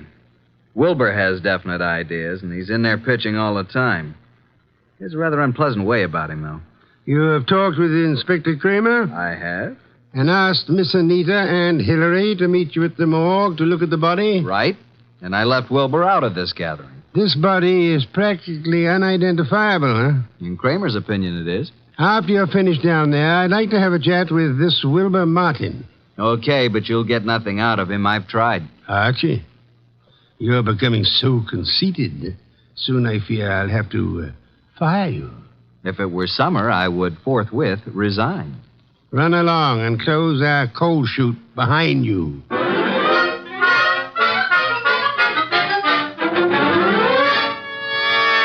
Morning, Inspector Kramer. Up early. Yeah, Goodwin. I'd just love to come down to this morgue. This is Miss Anita Blake and her Uncle Hillary Blake. Howdy How do you do? Good Howdy morning, do. Mr. Goodwin. I hope you don't object too much to my joining the proceedings. Oh, I know, Wilbur. I suppose it's all right. Please, Mr. Goodwin, what's happened? There's a body here. Rather badly bruised and cut and in a bad condition, but I think you should look at it. Oh, I'm sorry, Miss Blake, but I'm afraid it's necessary. very well. I'll be all right. I'd like to come along. Oh, yes, Wilbur, you must. Well, come on. This way.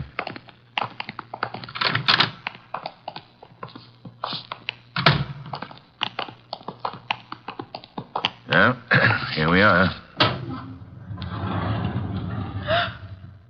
Wilbur. What do you say, Miss Blake? Now get hold of yourself, Anita. Please, you must. Yes. Yes, that's Father. And you, Mr. Blake? It's certainly hard to say. It looks as though it might be John.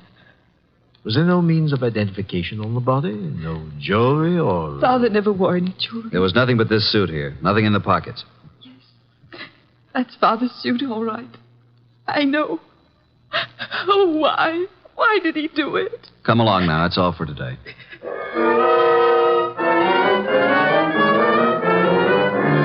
Mr. Wolfe, this is Mr. Wilbur Martin. Ah, yes. How do you do, Mr. Martin? Sit down. Thank you, sir. No. Take the red leather chair. That's right. So glad you could come. Archie, beer first. Tell me, Mr. Martin, you saw the body? I did. Whether it was John Blake or not, I'm not sure. But Anita feels positive enough. You are skeptical about the suicide theory, huh? Well, yes, I am. Are you trying to cast suspicion on someone else? No. He thinks he was murdered. I do. But not by you, of course. Certainly not. But who would know that John came here, signed the will, and gave us the letter to his brother? He must have contemplated suicide, don't you think? Are you positive it was John Blake who signed the will? How interesting. You think it was his brother Hillary who came here, posing as John, huh? It could have been. But the man was quite gray and had no Australian accent. Hillary could have dropped the accent for a short while and grayed his hair, and they were twins. So enlightening, Mr. Martin. Do go on. After he left you here, he could have killed John and thrown him in the river, and left his overcoat and hat on the wharf. And why would Hillary kill John? Well, there may have been several reasons. Maybe because of Marcia. Well, several reasons. Tell me, did John Blake object to your engagement to Anita? No, why should he? I don't know. I merely asked. Anita Blake identified her father's handwriting. She identified the body. You still believe it's murder? Maybe she only thought it was his handwriting. You had best be careful, Wilbur. In trying to make a murder out of this, you might place yourself in a most unhappy position. I checked the letter and the will with papers at John's office, and the handwriting is identical, in my opinion. Maybe Hillary is clever at forgery. Maybe. Did you have the experts check the writing? Not yet.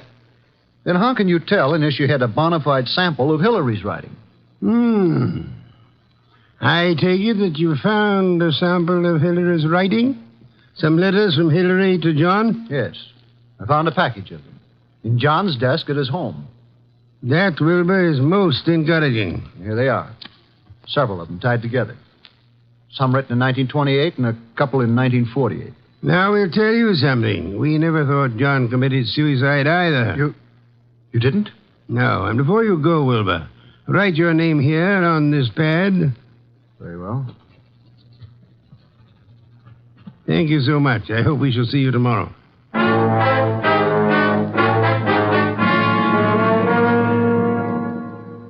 Well, I'm surprised, Inspector Kramer, to see you out in such inclement weather. I like the cold spells. Sit in the red leather chair. Thanks. Good. Have your experts finished checking the will and the letter? Yep, but not all through with a package of Hillary's old letters that Wilbur found. What's the verdict? If this is forgery, it's the cleverest bit of forgery we've ever come across. My men say the will and the letter you received appear identical with the specimens from John's office. Indeed. The will and the letter then do seem to have been written by John Blake. Yes. But on the other hand, and this is unusual, by comparing this letter from John with a letter Hillary wrote from Australia in 1948, we found characteristics in both men's letters which were definitely similar. Then, Inspector, you feel that Hillary might have written the letter and signed the will. That it was Hillary who came to my office? It's a tough thing to prove, but I think that's being on the right track. Inspector, what about the rest of the package of letters I got from Wilbur Martin? They're still working on those down at headquarters. What about young Wilbur? So far, can't see much in him to worry about, but it's a bit early. Archie, phone out to the Blake mansion and tell Wilbur Martin that we've uncovered the whole thing. And if Wilbur's in on it, he'll be gone before you get there. We can pick him up later. Okay. I'll let you know about the rest of Hillary's letters. Good. We won't phone out there until you're finished. I'll call you as soon as possible. Archie, I want you to look into the affairs of the Plymouth Building and Loan Company. See what you can learn about the actual stability of the company. Okay. Boss, please put on your muffler and overcoat and open a window. A candle couldn't burn in this place. Yeah. I'm on my way.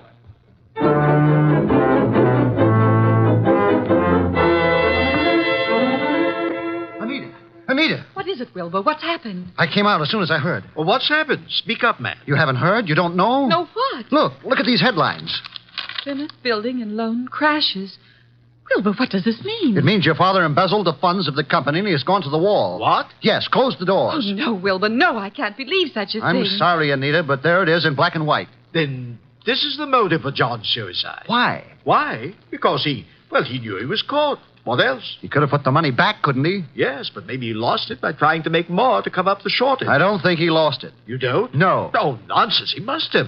Else why would he kill himself? Maybe he didn't kill himself. Oh, this is awful. Oh, please, Anita, you mustn't worry. I know this is very embarrassing for you, but it isn't your fault. Now, let me take you away for a while. We can run down to Mexico until this blows over. You won't take her to Mexico. You won't take her anyplace. Just what do you mean? What's wrong with you, Wilbur? You're acting stupid. Your father may have fleeced the company, but I don't believe he lost the money. Wilbur. He hid the money, and your Uncle Hillary found the hiding place. And he set up the suicide to cover your father's murder. Hillary killed him. Oh, you're crazy. You're out of your mind. Why, this doesn't make sense. I have all the money I need. Yes, you have now. Pack your things, Anita. I'll phone the airport for reservations. You can't leave at a time like this. You won't leave this room. Do you know what can be done to you for threatening people with firearms? I'll call the police. You don't need to call the police. I've just talked to that detective, Mr. Goodwin. He's on his way here. The police have uncovered everything. I know you killed John, and you have the money. Wilbur, you're out of your mind. I know what I'm talking about. Get out of here. Get out. I won't leave. No one will leave till Goodwin comes.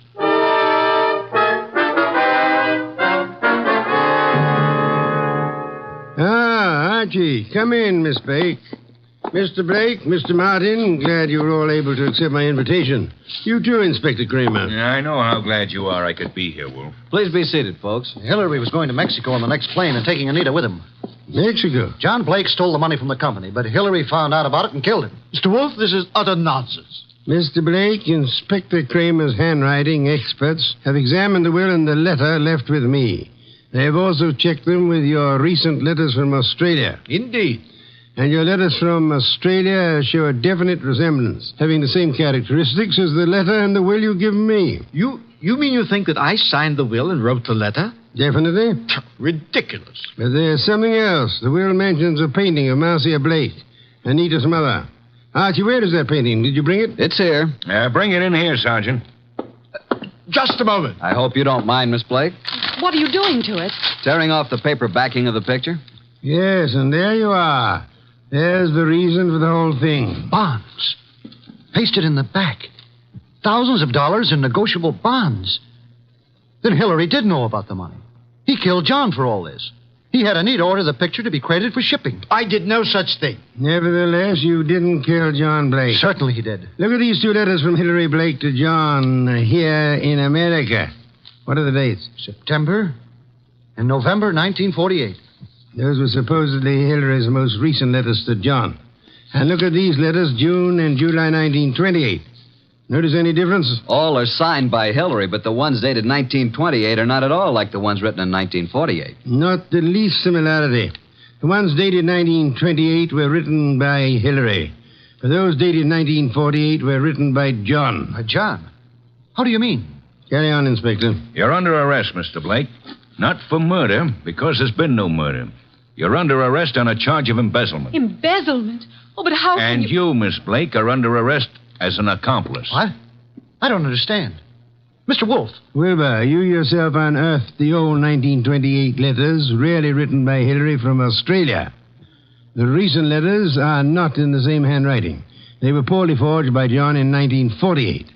Furthermore, we checked with Australia and learned that Hillary Blake died in Sydney 10 years ago. And this man here is really John Blake, posing as Hillary to escape the penalty for looting the company. Anita. It just doesn't seem possible. Anita knew all about it, and they might have gotten away with it if they hadn't come to us, Archie. What a fantastic plan. I'm giving you back your $1,000, Mr. Blake, but I'm afraid it won't do either of you much good now. Thank you so much, Inspector Kramer, for dropping in.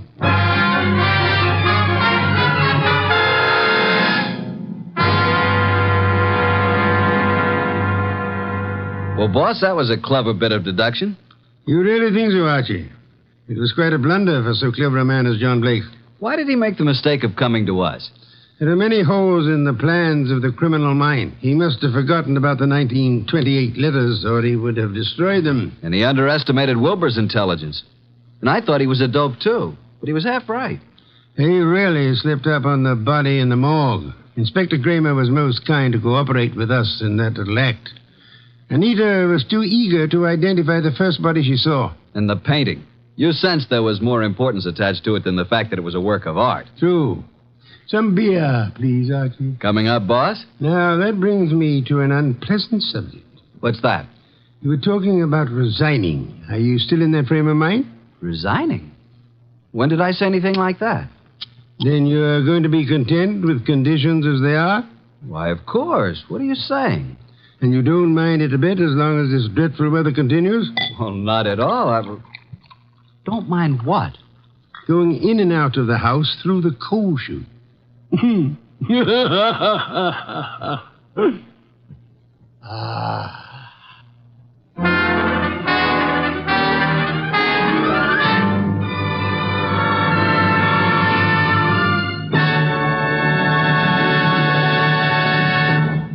You have been listening to The New Adventures of Nero Wolfe, starring Sidney Greenstreet.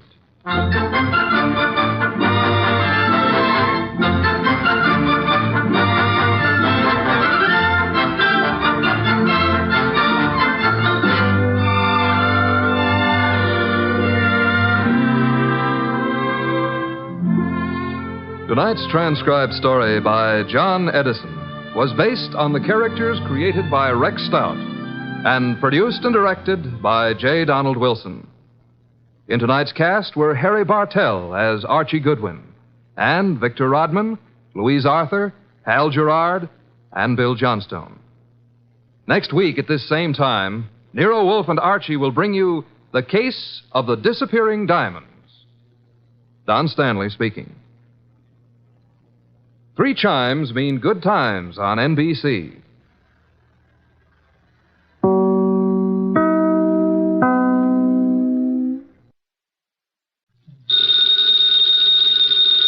ladies and gentlemen, that phone bell means adventure. Hello? Hello. The young man answering the phone is Archie Goodwin. And the mountain of a man engaged in deep thought in the oversized armchair is Nero Wolfe. What was that? Somebody's going to be murdered who has no manners? Well, what do you want Nero Wolfe to do? Teach him manners? Oh. Hold on. Mr. Wolfe. Yes, Archie? We've got a prospective client. In case someone she knows gets murdered, she'd like you to do something about it. Very well. However, advise her. Yes? Not to get murdered herself. I never take a corpse for a client. Greatest detective in the world.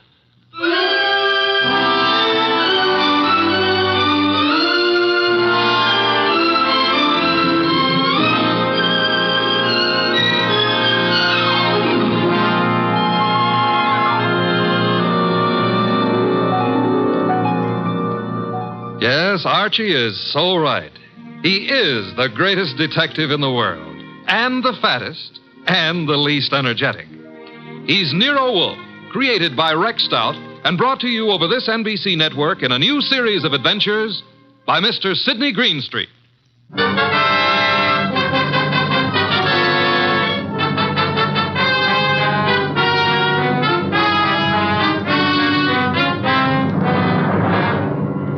Tonight, it's the case of the Impolite Corpse. It began on a certain night at 8:40 when Walter Channing, an advertising executive, was dictating in his office to his charming secretary, Brenda Barkley. Brenda, take a memo. Yes, Mr. Channing. This is to be mimeographed and sent to the entire staff. The entire staff, yes, sir. Notice, effective at once, 1 hour lunch periods will be strictly enforced. Employees will post time of departure and time of return. Yes, what is it? Mr. Channing. Bennett, I'm busy. But I've got to see you, Mr. Channing. About this afternoon. This afternoon was unfortunate, Bennett, but it happened. I lost my temper. I'm sorry. So am I. Mr. Channing, I've been with the firm 14 years, and because a man blows up once in 14 years. Mr. Channing's office. Oh, you've got to reconsider. That's all, Mr. Channing. I never reconsider, Bennett. It's your wife. But, Mr. Channing. That will be all, Bennett. It won't be all. You can't wipe out 14 years of a man's life. Even you can't do that, Channing. It's Mrs. Channing on the phone. Oh. Hello? You're where? That's in this building. Since when has Dr. Ellis kept evening office hours? I told you there's nothing wrong with you. No, I can't. I don't know when I'll be through. And I don't want you hanging around up here. Well, take a cab or walk. I don't care what you do. What? I can't understand you. What? Goodbye, Doris. Where was I? Walter. Yes? You are going to reconsider about Tom Bennett, aren't you? Bennett was insolent this afternoon. I won't tolerate insolence. Yes? Shine, Mr. Channing? Shine? No. What's he doing down here this time of night? Half the staff's working overtime. Kelly's an enterprising shoeshine boy. Might have missed someone on his rounds this afternoon. Walter, about Tom Bennett. Forget Bennett. Oh, look, you upset the inkwell. Oh. Quick, blot the stuff. Yes, of course. Did any spill on you? Spot of my trouser cuff. Lucky it didn't get on the carpet. Walter, about Tom Bennett. I told you to forget Bennett. All right, Walter, all right. Though maybe you shouldn't. Maybe you'd be better off to use him as a model. A model? If he knows he's not wanted around here, he'll have the self-respect to get out. Meaning? Well, you've known for a long time you're not wanted. And you're still here. How you'd like to fire me. Denying that would be silly. I've been with this firm 15 years in January. Employees get a bonus of stock shares after 15 years' service. That's what I'm waiting for, and you know it. Suppose we get back to that memorandum. You'd like to get me out before I collect those shares, wouldn't you? I said let's get on with the memo. You'd be petty enough to do it, too, if you knew how. There may be a way. There isn't, and you know it. I'm too careful. You can't fire me without cause, and I've given you no cause, Walter. Nothing you can possibly dictate one of your vicious little memorandums about. Don't try my patience too far, Brenda. Walter, what? This can't be us talking like this, you and me hating each other. I find it remarkable there ever was anything between us except hate. Walter. I mean it. Look at you. You were flashy when I met you. You're getting flashier. That means cheaper, Brenda. Stop it. Too much lipstick? Too much rouge? Hair too bright? Dress too tight? You're trying too hard, Brenda. You're labeling yourself like a sound wagon. I wonder what it is that stops me from killing you. Cowardice, of course. Now, when you've stopped sniveling, we'll get on with a memorandum. You ready? Yes, I'm ready. Notice. In the interest of economy and efficiency, junior executives will confer in the conference room, not in private offices. Mid-afternoon coffee and personal phone calls and daily shoe shines will be eliminated.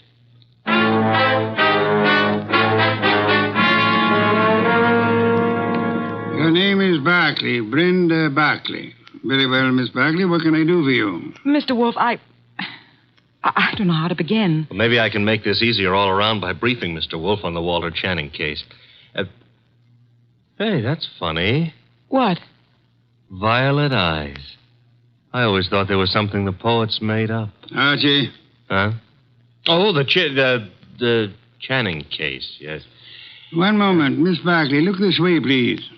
To me, an eye is functional object found in mammals, birds, fish, potatoes, and horticulture. Thank you. Go on, Archie. Walter Channing was the boy wonder of advertising. At 33, executive vice president of Winslow, Hart, and Straightmeyer. Just 24 hours ago, they found him at his desk, shot through the heart. They? Who is they? A night porter and a shoe shine boy, is that right? Yes. He'd been dead about an hour. The bullet went through Channing, his desk chair, and lodged in the windowsill behind him. Police thought at first it was suicide. The gun? 38, found it on the floor, 10 feet away. No fingerprints, anyhow, no clear ones. Seldom are on a gun butt. You say suicide was suspected. Why? The gun was 10 feet from the body. It was the smudges. Smudges? Powder burns. According to the papers, he was sitting at his desk. There were no signs of a struggle. The gun was held against his chest and fired. But it wasn't suicide, Mr. Wolfe. Walter Channing would never have killed himself. The police have already decided that, finally, according to the evening papers. And I presume you, Miss Barkley, are a suspect. No, not yet. But you expect to be. That's why you came to me. When the police talked to her, Her? Doris, his wife. I've been Walter Channing's secretary for 8 years. At one time, we thought we were in love. Mrs. Channing was aware of this? Yes. Oh, it was a long time ago. It was over. It was finished a long time ago, but she never believed that. Neither did Alan. Alan who? Alan Mielek, head of the media department at the agency. We were going to be married when Walter and I... Well, Decided you were in love. Miss Barkley, who finally decided you were not? You or Mr. Channing? He did. I see. Mr. Mielek believes you did not share this change of heart. Yes. Oh, he's such a fool. I dare say you fear Mrs. Channing or Mr. Mielek or both will reveal the ill-fated romance. You know what the papers will make of it, what the police will try to make of it. Miss Barkley, did you kill Channing? No. Oh, no, I swear I didn't. Oh, Mr. Wolfe, I didn't. Please, for heaven's sake, no tears. Archie, put her in a cab. Yes, sir. Then come up to the plant room. There are some things I want you to execute for me. Yes, sir. Women. Bah! Yes, Mr. Goodwin, I'm Abe Jackson, the night porter. I was working late that night. Mr. Channing, his secretary, Mr. Bennett, Mr. Mielek, and his secretary. About 10:30, I met the shoe shine, Kelly, on Mr. Channing's floor. There was a light burning in Channing's plate. We went in to turn it off, Kelly and me, and there he was, sitting at his desk, a hole this big in his chest. Tell me, Mr. Bennett, did Channing have any enemies in the agency? Channing was a slave driver, Mr. Goodwin. The girls hated him and men were afraid of him. He'd send out memos like this one around. Here, take a look at it. It's typical. No coffee, no shoe shines, no office conferences. If you want my opinion as one employee out of 150, whoever killed Walter Channing did the rest of us a favor. You're Amy Long, secretary to Alan Mielek. Now, what can you I can tell you plenty. How she jilted Mr. Mielek, took up with Mr. Channing, got thrown over by him. I wouldn't go so far as to say Brenda Barkley would murder anyone. But if she did, Walter Channing would be 1A. Channing didn't get his shoes shined by you? I called the agency men, sir. You know, it was Jackson and me found him. Everyone else had gone and left himself, poor soul, sitting at his desk, dead.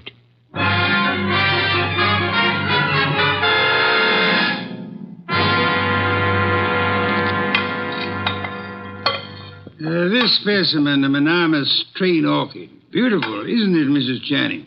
Mr. Millick? I could never quite like orchids. They have no smell, you know. It's pretty all right, but tulips are more in my line, Mr. Wolfe. Tulips, Mr. Millick? I had a stand of emperors this spring. Emperors, come in, Archie.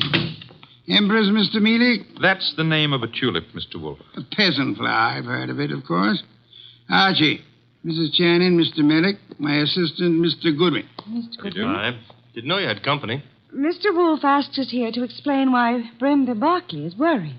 And you have both agreed to respect her position. Brenda ought to know I'd never tell the police anything to get her into trouble.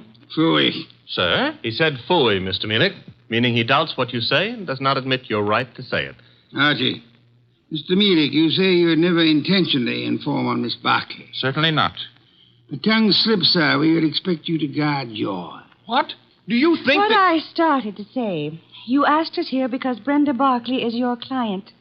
I despise Miss Barkley. Everyone knows that, and why. But I wouldn't stoop to implicating her in murder. You believe her innocent, then, Mrs. Channing? I believe she lacks the gumption to pull a trigger. Poison, I wouldn't put past her at all. Mr. Millick, would you be kind enough to see me home? Of course, Mrs. Channing. Good day, Mr. Wolfe. Good day. And Mr. Goodwin. You have, I suppose, an exhaustive report from me, Archie? 7 pages of notes. Save them and get me a bottle of beer. You're in a rosy mood. What happened? I said I would like a bottle of beer. No, you wouldn't. Archie, you better... Don't puff up about it. Those vest buttons won't stand the strain. I can't get you a bottle of beer. Why not? You ordered me to hold you to 4 a day. I rescind the order. You also ordered me not to let you rescind the order. What's the matter with you, anyhow? I have had to entertain 2 very dull people too long. Both those dull people are prime suspects.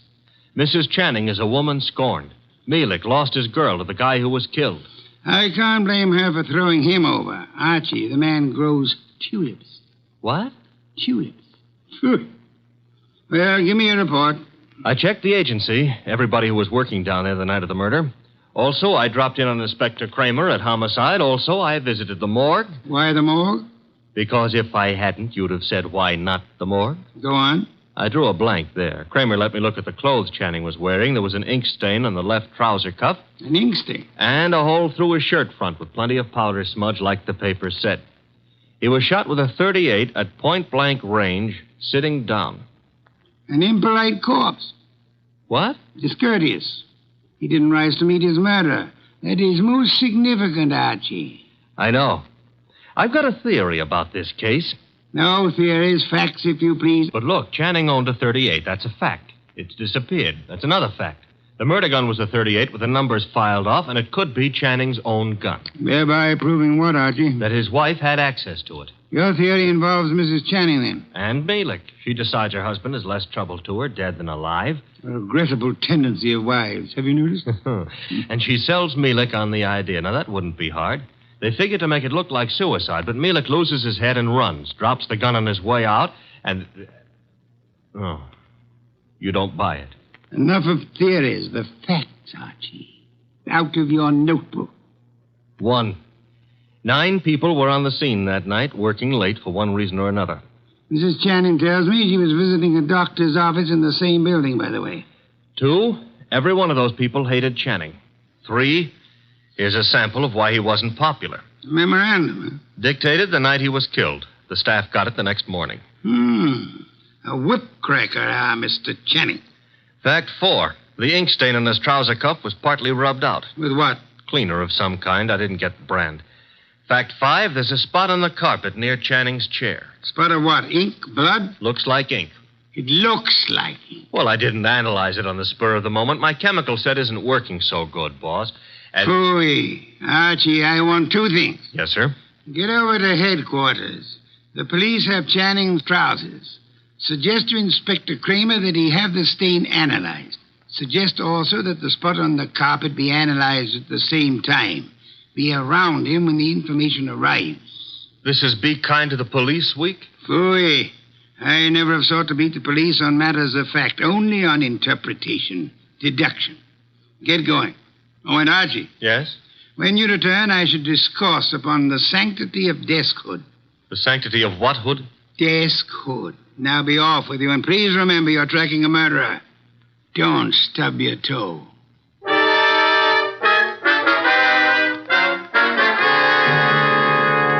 Goodwin, the thing on the carpet was a dye of some kind.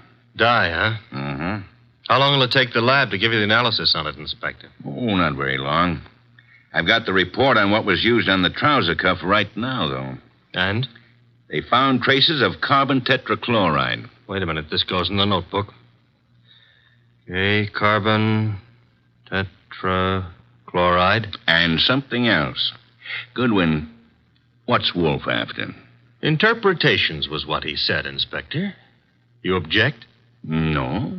Maybe I'll get an interpretation, too. The something else was perchlorethylene. Why, Inspector, such language.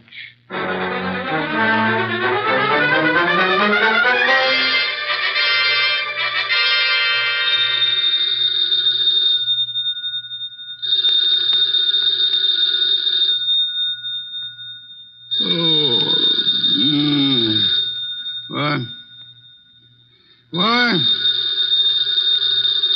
Archie. The phone. Oh, not back yet. Hello? Mr. Wolfe? Yes? This is Brenda Barkley. Oh, Mr. Wolfe. What is it, Miss Barkley? You've got to come to Mr. Channing's office right away, Mr. Wolfe. Mr. Goodwin has been to your office. Everything I need to know. You've got to come, Mr. Wolfe. Nonsense. I don't go out. My digestion disapproves of it. I disapprove of it. But, Mr. Goodwin, he's in danger. What's that? Terrible danger. He needs you here at once. Archie, danger? Let me talk to him. Please come. Hurry. What's happened? Hello? Sparkly. Fritz, get out of the car. Bring me my wool muffler and worsted vest. See if you can find my galoshes. Confound it, I've got to go out.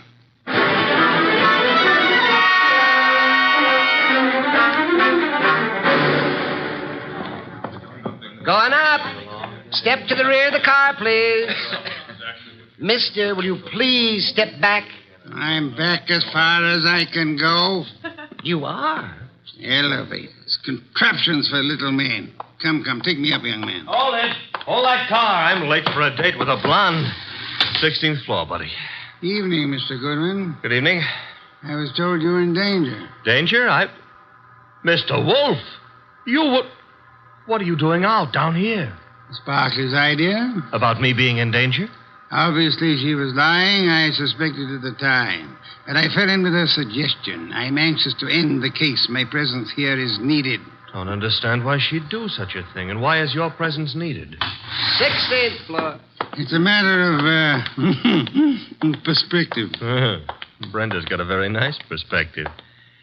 She'll be around here someplace. The agency's got this whole floor. Her office? Down this corridor, next to Channing's. Well, Kramer came through on those reports from the lab. That smudge on the carpet wasn't ink. It was a dye. Powdered aniline. Brenda. Oh, Mr. Wolfe, thank heavens you're here. Hey, I'm here, too. The police, they questioned me again this afternoon. I'm so frightened, Mr. Wolfe. You've got to find the murderer before they... Baby, take it easy. Well, hello, Archie. Hello. What's the idea of trying to pull a fast one on Mr. Wolfe? Well, I just had to see him. Please understand. Is this Channing's office? Yes. You told him I was in danger. At last, the place to sit down. Well, I had to tell him something to get him down here. He's not happy. You comfortable there, sir? Miss Barkley, come here.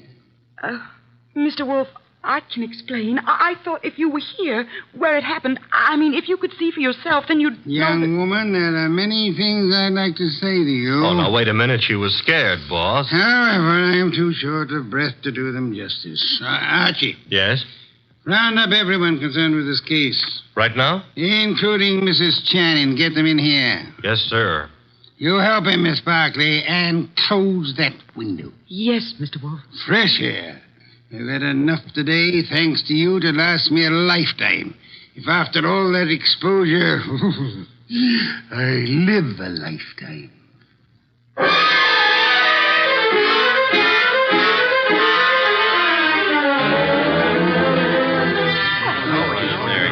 What's going on here, anyhow? A tea party. Find yourself seats. Keep your knees steady. All right, Mr. Wolfe, everybody's here.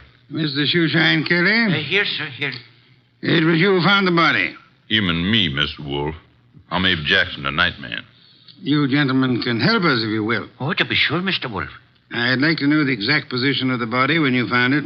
Well, he was sitting up. That's it, sir. Sitting up straight as you please. You'll oblige me if you'll demonstrate. Sit in the chair, please. His chair, sir? If you please. Abe, you. Yeah. Oh, no, not me. Not on your life. There's no easy thing you ask, Mr. Wolfe.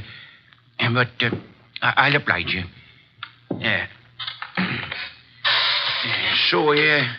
It was like this, I'd say. You agree, Mr. Jackson? A little more to the right, maybe. Yeah, that's the way it was. Archie. Yes, sir? Help me with a brief recapitulation. Well, so far as we know, Channing made no outcry. Therefore, he could not have been startled by the appearance of the killer. There were powder burns on the body. Therefore, the gun was against Channing when it was fired. His own hand couldn't have held it closer. Nobody heard the shot, probably because this office is soundproofed. The gun that killed him was lying on the floor 10 feet from the desk. In the direction of flight through that door. Go on, Archie. The killer was almost certainly well known to Channing, or Channing wouldn't have let him come that close without a struggle or an alarm. Also, the killer had access to this office. Another proof that he's not a stranger. One more point, if I may, Archie. The killer, he or she, is present here now. Here in the room. Quiet, everyone. We come now to the point I mentioned to you last night, Archie.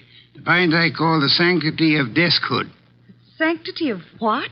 Deskhood, Mrs. Channing. Explain, Archie. Still figure it's so important? Absolutely essential. Well, I wrote it here somewhere. Oh. Deskhood refers to that area behind a desk where a man earns his livelihood, makes his career, builds his reputation. You mean here? Where I'm sitting? So long as a man sits at his desk, he enjoys a curious area of privacy. He is remarkably safe from intrusion. That's it, Mr. Wolfe. The sanctity of deskhood. Think about it a moment. You'll see what I mean. Nonsense. I've gone around that desk hundreds of times. I'm sure she has. Many more hundreds. If you mean what I think you mean, Mrs. Channing, you... Please, ladies.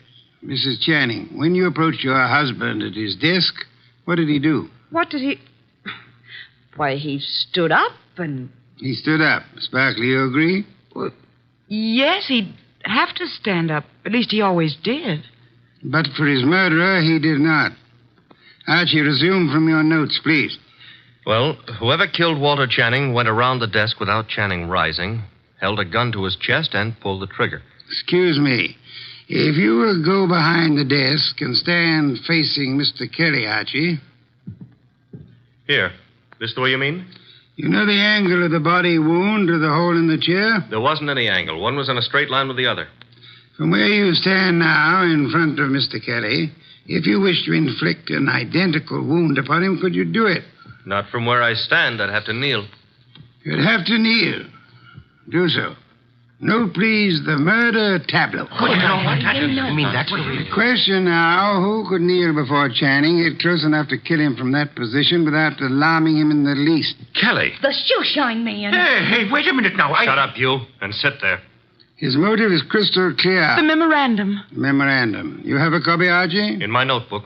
Ah, yes. Miss Barclay, read the part which could explain Mr. Kelly's action. No, not now. The memo was all over the office. Kelly must have seen it. Oh, wait a minute now. Notice effective at once. Yes, here it is. In the interest of economy, daily shoe shines will be eliminated. That'd cut off Kelly's bread and butter. Kelly, I can't believe it. Nor can I. What? It's obvious Kelly murdered Walter Channing. Mr. Wolfe, now listen, I did nothing of the But kind. the obvious can be too obvious. Meaning what exactly? Archie? Yes, sir? Brief these people on the ink-stained trousers. Channing spilled ink on his trouser cuff the night he was murdered. Somebody tried to clean the spot off. With what? According to the police analysis, carbon tetrachloride and perchloroethylene showed up. Both non-inflammable ingredients used in many commercial cleaners. Exactly what are you getting at, Mr. Wolfe? One moment, Mrs. Channing. Mr. Goodwin also has an analysis of the spot on the carpet behind the desk. Archie? A powder form of dye, aniline dye. Used in what, perhaps? Well, the lab suggested a shoe dressing. I got no powder dye. I swear I ain't, Mr. Wolfe. I'm sure you haven't, Mr. Kelly. You'll find this particular type of dressing is used on women's shoes, suede shoes, usually. I don't understand. Wait a minute. Yes, Archie? If a woman... Now, suppose a woman knelt in front of Channing to clean that ink spot off his trouser cuff. That smudge could have rubbed off the tip of her shoe onto the carpet. Exactly. I believe you'll find a typewriter cleaner contains tetrachloride and perchlorethylene. Something else just occurred to me. That memo was sent around the morning after Channing was killed. I never thought of that. True, Archie. And for only one purpose, to point suspicion at Kelly. But when the police didn't take the hint... Go on, Archie. What then? Somebody else was brought down here who would. Comes around to 3 questions, doesn't it? Who knew about the memo? Who had access to Channing's file where he kept his gun? And who made sure Nero Wolfe would see the evidence against Kelly? 3 questions, Archie, with one answer that spells the name of the murderess. Our own client, Brenda Barkley.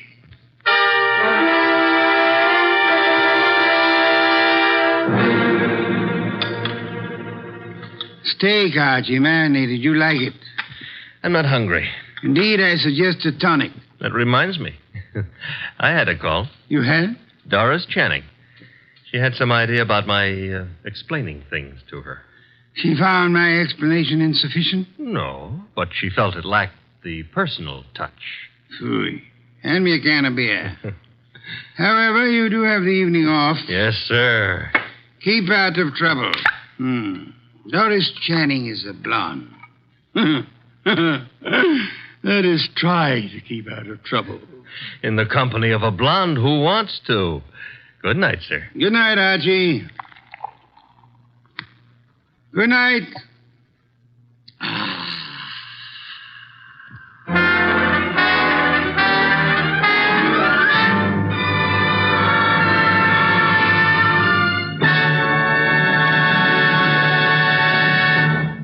You have been listening to The New Adventures of Nero Wolfe, starring Sidney Greenstreet.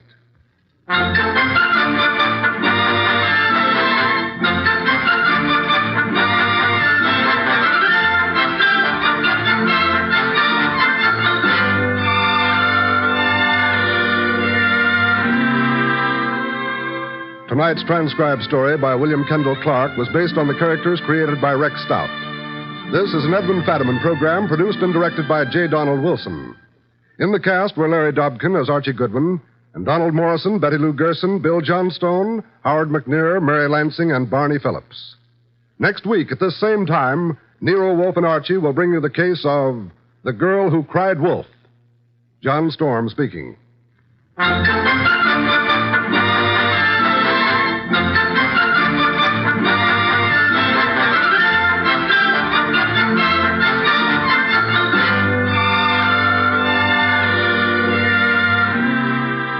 Nero Wolfe, Archie, and all of our cast hope that our listeners have taken time out from this busy Christmas season to help brighten some youngster's Christmas day. Be sure to send a thing, your choice of anything you think a child would like for Christmas, to the groups in your own town who are distributing these toy gifts to less fortunate children. 3 chimes mean good times on NBC.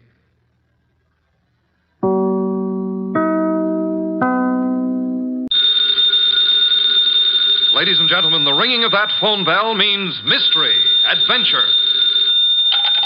Nero Wolfe's office, Archie Goodwin speaking. Yes? Yes, I know that in 48 hours it's going to be Christmas, but who is this? Who? Look, I'm a big boy now, so... Okay. Tonight at 8. Goodbye. What the devil was that? This may come as a shock to you, Mr. Wolfe, but that was Santa Claus. You've been drinking? Uh-huh, the usual, milk. He's coming to see you at 8. He's got a problem. Indeed. It seems that some low, not to mention murderous character is going around slaughtering Santa Clauses.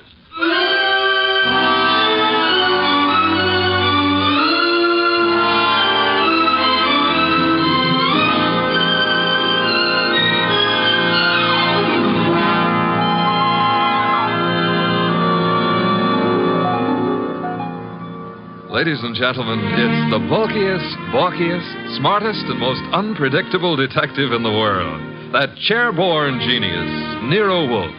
Created by Rex Stott and brought to you in a new series of adventures over this NBC network in the person of Mr. Sidney Greenstreet.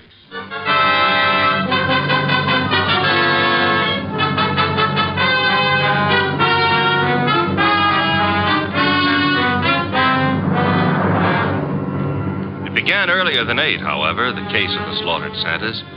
It began, to be precise, on the corner of 34th Street and Carlisle.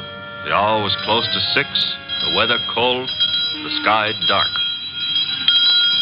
How you doing, Santa? I'm freezing to death, officer. It's a cold day. You packing up? Yeah, I guess so. Not many people around anymore. Oh, heading for home and dinner. How was the collection? Well, I don't need no armored car, but a few dozen kids are going to have something for their Christmas stockings. Your competition, the guy in the opposite corner, is already screaming. Probably got low blood pressure. Yeah, give me a hand to get the collection pot off the chains, eh? Sure, there you go. Yeah, thanks. Yeah, I'll just walk you down the block. Got to phone in. Okay, fine. One Santa still left. Wonder what he's waiting for. Santa Claus. Well, watch yourself going down those chimneys tonight, eh? Sure. Well, I'll cut across the avenue here. Be seeing you. Hey, that car coming down the street. Got its lights out. Look out!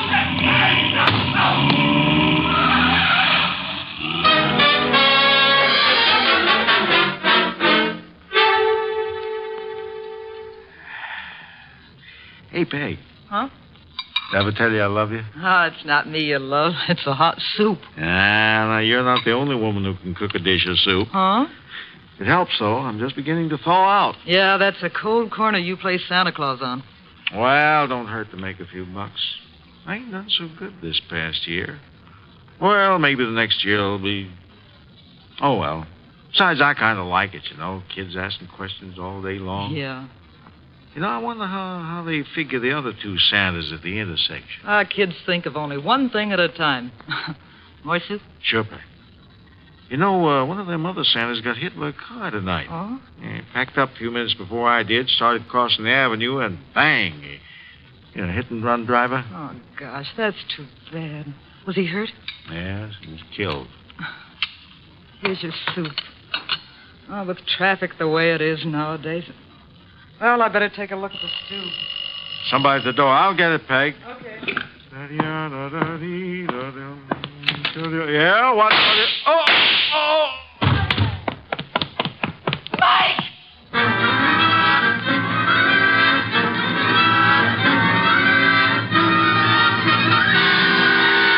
Wolfe? Yes, Archie? I've been thinking. Good heavens. Oh, I admit it won't bring about a national emergency. But, Mr. Wolfe, Christmas is only a couple of days away. If you're hinting about your present... No. I was just imagining you behind a team of reindeer. Your imagination is morbid. You'd make a wonderful Santa Claus. Ooh-y. You got the perfect build for it. Of course, as for character... Archie. Yeah? Can you picture me scrambling down a chimney? Well, they might have to build bigger chimneys, but... Bah. There's that, too. However... That is the front door. True. I was thinking... You might see who it is. Well, if nobody's been lying to me on the phone, that'll be Santa Claus. Let him in. But I haven't decided what I want for Christmas yet, Mr. Wolfe. For example, should she be blonde or brunette, tall or short? Archie. On my way. Good evening. I dislike dawdling on anyone's doorstep. Well, stop dawdling. Come in, please. Mr. Wolfe has been warned of my arrival? He has. Through here. Mr. Wolfe, this is, Santa Claus? My name is Barton, John Barton. How do you do, sir? I have no time for the social graces, Mr. Wolfe. I'm about to be murdered. Hardly in my house. I have objections. I'm a frightened man, Mr. Wolfe. Indeed. This costume you see me in is responsible for it all. Why are you in it? I had a notion it might be, well, entertaining to play Santa Claus in public. I'm a wealthy man, sir. I can afford to have whims. Therefore, I have assumed this masquerade. However, it apparently is going to be the death of me. Mr. Barton, you have adequately conveyed an atmosphere and an emotion. I suggest you concentrate on facts now. Very well. I have been acting as Santa Claus for the Tuberculosis Fund. My station is the corner of 34th Street and Carlisle Avenue. I might add the northeast corner. Why? Because at that intersection there have been 2 other Santa Clauses. One on the southeast corner and one on the southwest corner. 3 Santa Clauses, then, on 3 corners. Yes. Now then, earlier tonight, the man on the southwest corner started home. He was crossing the avenue when he was run down and killed by an automobile. A regrettable accident. The car was running without lights. It deliberately ran the fellow down and then vanished. Not an accident, Mr. Wolfe. You saw this yourself? I did. 1 Santa Claus dead. The man on the southeast corner got home all right. According to the radio news flash, that's where he was killed by bullets. Coincidence? Possibly, but I wouldn't want to risk my life on the chance. This is Friday night. In the nature of things, you would have made 2 more appearances. Very well, Mr. Barton. I'll write you a check as a retainer, then hurry along home. I'm late now. No. I beg your pardon. You will neither hurry home nor notify anyone at your home of your whereabouts. But you will remain here until such time as I think it's safe for you to leave. The house is well guarded. I can't do that. In which case, I cannot accept you as a client. I fail to understand. Mr. Barton, it is very easy to murder someone. Avoiding the consequences of such an action is something else again. However, I'm assuming that you're not primarily interested in what happens to your murderer after you're dead. Of course not. Therefore, you will remain here. Archie? Yep. First, the corner of 34th and Carlisle, a complete report. But that's nonsense. The corner will be deserted now. Mr. Barton, you're hiring my intelligence. You will therefore permit me to use it as I see fit. A complete report, Archie? Right, sir. You will then visit Inspector Crane at headquarters. You will, in whatever manner you find effective, collect all the police information about the 2 already murdered Santas. Fine. The manner, I think, will be applying a blowtorch to the inspector's toes.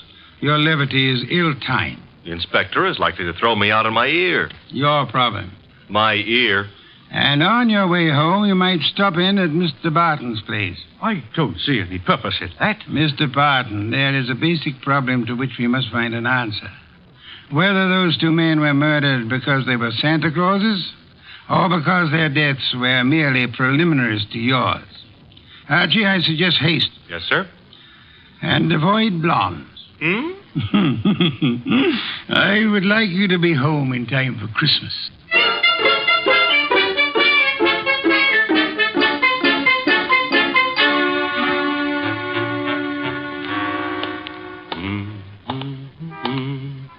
Hey, Bud. Yeah? Got the price of a cup of coffee? You sure you mean coffee? Either you're gonna dig it up or you ain't.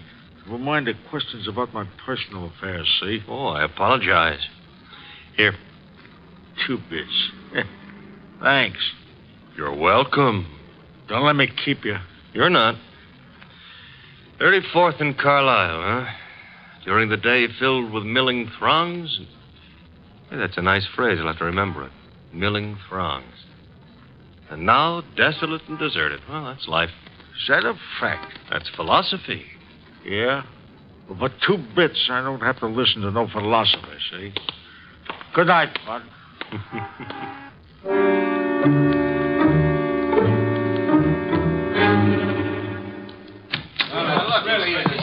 Uh-oh. The inspector's got company. If all you reporters will shut up and ask your questions one by one, I'll answer. Inspector Kramer, it's true a couple of Santa Clauses have been knocked off tonight? It's true that 2 men who have been employed as Santa Claus by charitable organizations have been murdered, yes. Any connection between those 2 guys, or does somebody just hate Santa Claus? You know, so far as we know, there is no connection. That means it could be maybe some kind of maniac who decided he doesn't like Christmas or Santa Claus. Is that right? The department is investigating along those lines. Like how?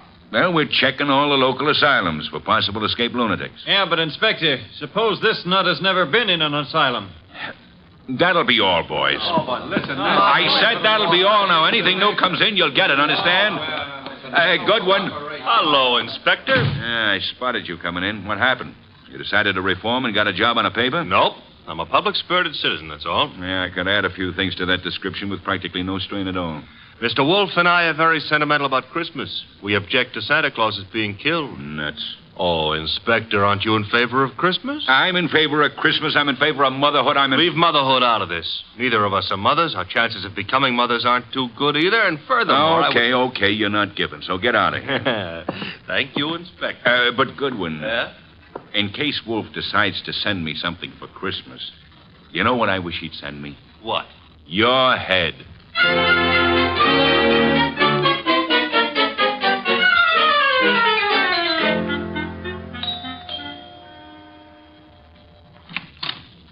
Well, Oh. now I know what I want for Christmas.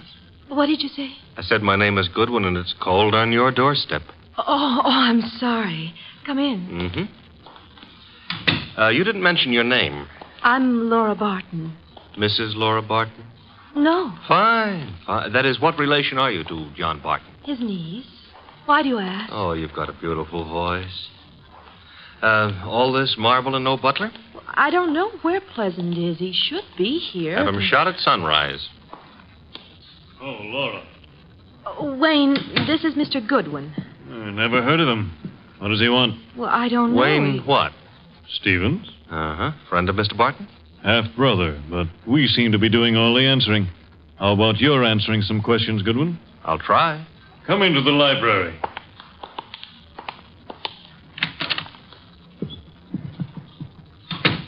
What do you want? For Christmas? Erase that. I would like to see Mr. Barton. He's not home. Where is he? Don't you know? I wouldn't have come here asking for him if I did, would I? I suppose that's true. What did you want with him? Conversation. About? Anything. You see, I like to talk to rich men. Are you rich?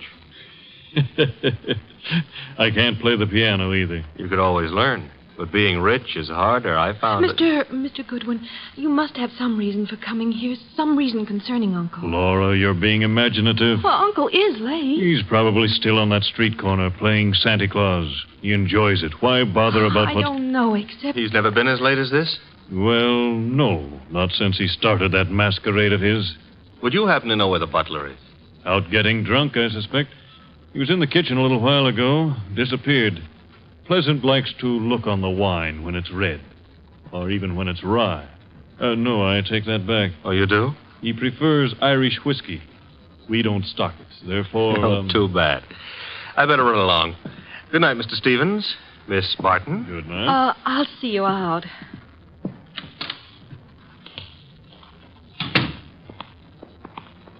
Prettiest butler I ever saw.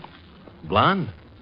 Now, old Dr. Tidmouse always said, beware of blondes because... Mr. Goodwin, Well, I'm waiting.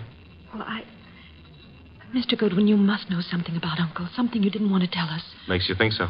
Well, otherwise your visit was just pointless. Let's suppose I know. Now, I might be a kidnapper. Oh, no. My honest brown eyes. Your first name is Archie, isn't it? Archie? Archie Goodwin. Goes together nicely, don't you think? You work for Nero Wolfe. You're going back to him now? I might be, but then again, I might be going to the movies. I recognized you. Your pictures have been in the papers. Take me with you to see Mr. Wolfe. You can trust me. I never trust blondes. That's unfair. Well, no, I don't trust brunettes either. Furthermore, I'm not sure Mr. Wolfe would want to see you, so So? So why don't you, trail me home,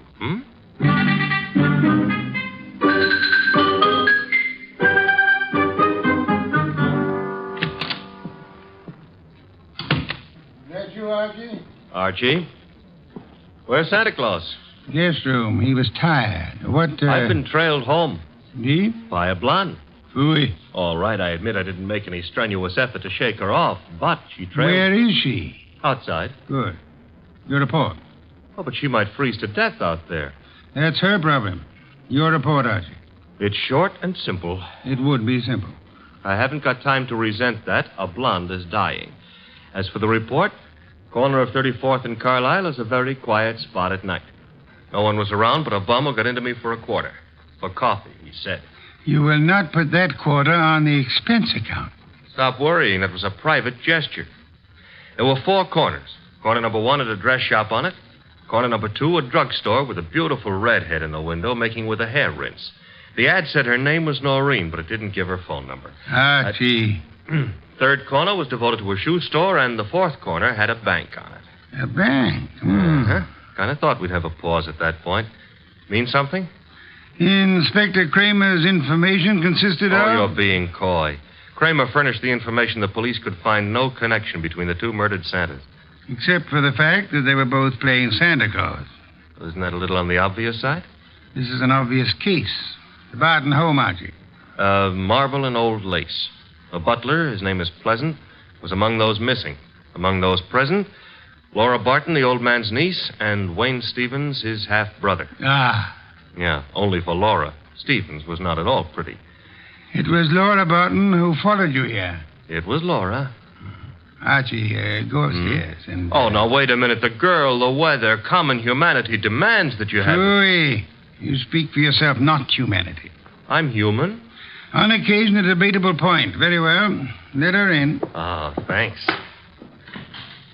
Laura, come in. Laura Barton, Mr. Wolfe. How do you do? How much money do you inherit on the death of your uncle? What? That is known as a shock treatment. However, I need an answer. Uncle isn't dead, is he?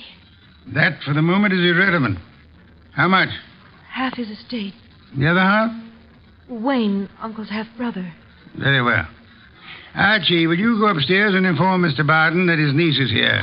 Uncle is here? On my way.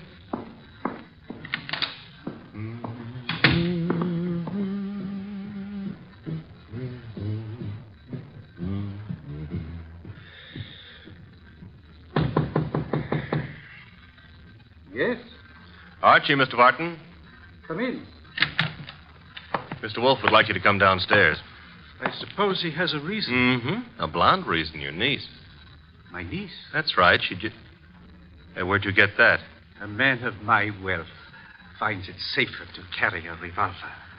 But it's not safe to point it at people, especially for the people. Turn around, Goodwin. But, Mr. Barton, we're protecting you. By letting that girl into the house? If I had the time, I'd be amused. As it is...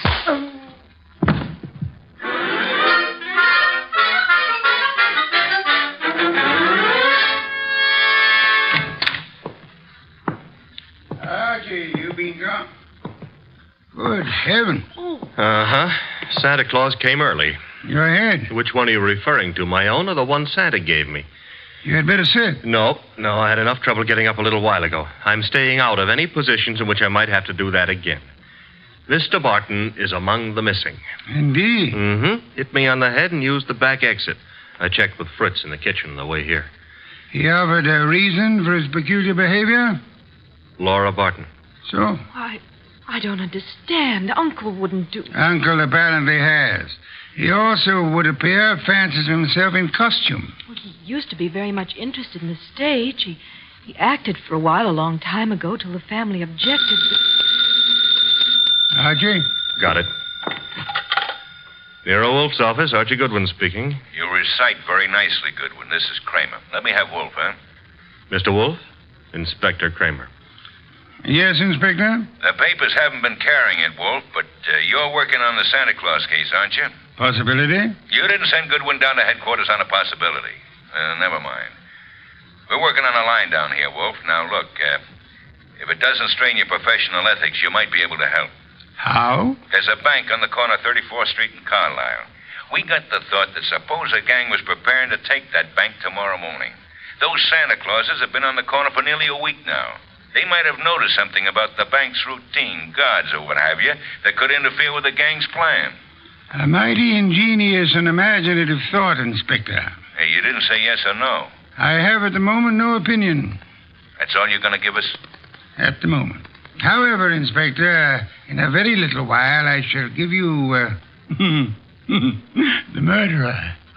Archie, Miss Barton will remain here. As for you... Yeah? You return to 34th Street and find our coffee-loving friend. You will persuade him in whatever manner you think best to return here with you. Huh? Yes. You know, I think it possible you may be able to put that quarter on the expense account after all.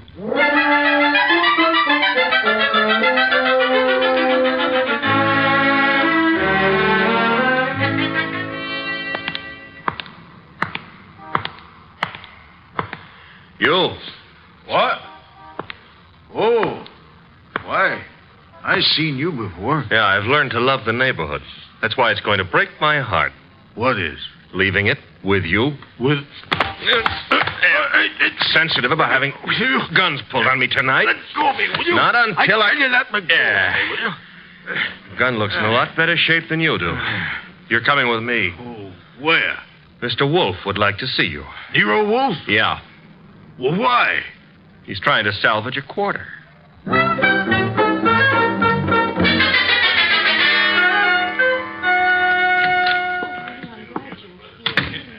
Ah, Archie. Uh-huh.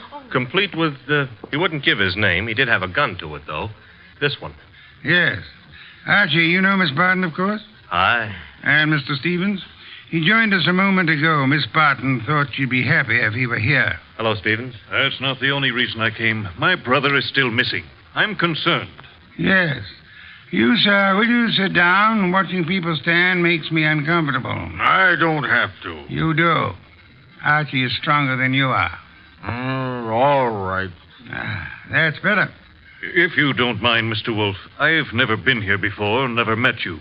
But you look as though you could handle things. I think my brother's been kidnapped. Possibility we shall have to consider. Miss Barton, perhaps you have a theory, too? Well, I don't know. Uncle's been behaving strangely for weeks now. What way? Well, I'm not sure. Wayne... Well, of course, John's always been a little peculiar, but I'm afraid I saw nothing especially strange. Outside of this Santa Claus stunt, of course. I see. Miss Barton, your uncle played Santa Claus all week on one of the corners of 34th Street in Carlisle. I know. On two other corners, two other men indulged in the same activity. Those two other men are now dead. Oh, no. Well, wait. Mr. Wolfe, you mean they were killed by mistake? Fort Barton? It is true that one man, made up of Santa Claus, looks very much like any other man similarly costumed. But the answer is no. One of the two men was shot in his home after he had removed his costume. Well, then, what connection? Miss Barton, in the event that you wanted to hide a tree, where would you hide it? Hide a tree? Why, I wouldn't even begin to know. If you were very clever, you would hide it in a forest. If you wanted to hide a murder and were very clever, you would adopt the same principle. Wait. You mean that if someone wanted to kill Uncle and didn't want to be suspected, he'd... go about murdering several people with an ostensible, if lunatic, reason. He would, let us say, go about killing Santa Clauses. I get it. Then people would think the man he really wanted dead for a special and private reason had been killed for something that didn't point to him. True. That was why two Santa Clauses were murdered tonight. The third Santa Claus, however, the real object of the murderer's attention, was luckier or suspicious. He fled. Do I have to hang around here and listen to all this? You do, my unwashed friend. Mr. Barton fled, and the murderer was in a quandary. He had, so to speak, invested in two murders merely to make the third one confusing. But he found himself unable to commit that third murder. He couldn't find his victim. Could he ask the police to do so? Hardly.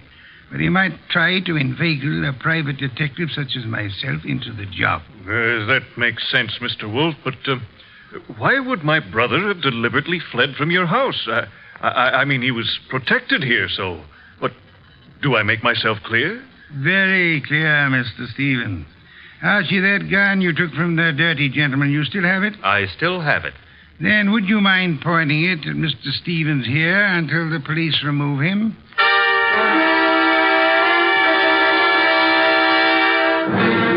All right, come along, Stevens.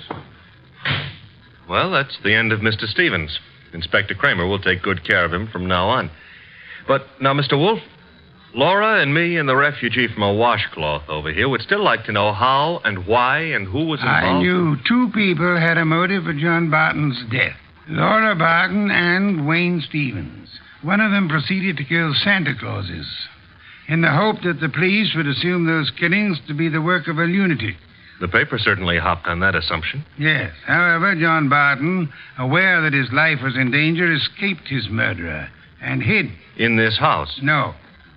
A man in Santa Claus costume came here and said he was Barton. However, he was an obvious imposter. He proved that by his flight when his niece came here. You mean he could fool you, but he knew he wouldn't be able to fool me, so... Precisely, therefore was not Barton. Who was it? Who else had disappeared at the propitious moment? The butler, Pleasant. True. I distrust coincidence. Stevens needed an accomplice, hence he sent Pleasant here. And Pleasant would give you a song and dance about Barton's danger and then scram. You'd start investigating, discover Barton was missing, try to find him, and lead Stevens to his victim, huh? I frustrated that part of the plan by insisting on Pleasant's remaining here, which he did until... That part of it's fine. But how did you choose between Laura and Stevens? It was Stevens who knew, without being told, that Barton had been in this house and had fled from it. Yeah. You yourself mentioned that Stevens had only been here a moment, so you hadn't told him. Obviously, the butler phoned him as soon as he had hit you over the head and escaped. Furthermore, the butler masquerading as Barton had attempted to throw suspicion on Miss Barton. That convinced me of her innocence. Well, you've done it again, Mr. Wolfe, except for one minor detail. You're not very successful at irony, Archie. What minor detail? Where is Barton? In this house. Huh? When did that happen? You arrived home with the gentleman sitting near you. The bum? Wait a minute. This I ought to be able to figure out myself.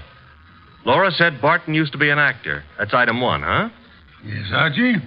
Also, why is a supposed tramp hanging around a deserted intersection for handouts? The answer is he wasn't. He was keeping an eye out for trouble he knew was after him. Oh, so it turns out I gave a quarter to a millionaire. Uncle, your uncle. Well, that is... I know, my dear. Yes, I'm Uncle. I did a rather decent job, didn't I? No one recognized me. Except, of course, you, Mr. Wolfe. Not recognition, Mr. Barton. Logic. Archie, open some beer for us. Yes, sir. Logic, eh? Well, whatever it was, Mr. Wolfe, I owe you a good deal. How can I ever repay you? Oddly enough, the answer is simplicity itself. Make out a check.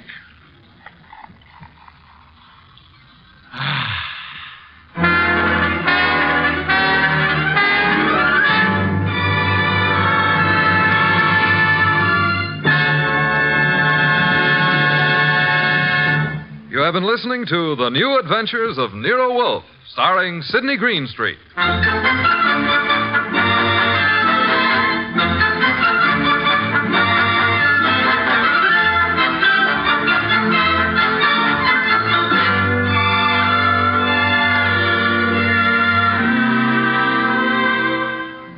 Tonight's transcribed story was based on the characters created by Rex Stout.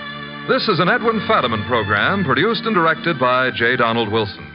In the cast were Larry Dobkin as Archie Goodwin, and Howard McNear, Grace Lennard, Vic Rodman, Herbert Butterfield, Bill Johnstone, Gene Bates, and Bob Bruce. Next week at this same time, Nero Wolfe and Archie will bring you The Case of the Bashful Body. Don Stanley speaking. 3 chimes mean good times on NBC.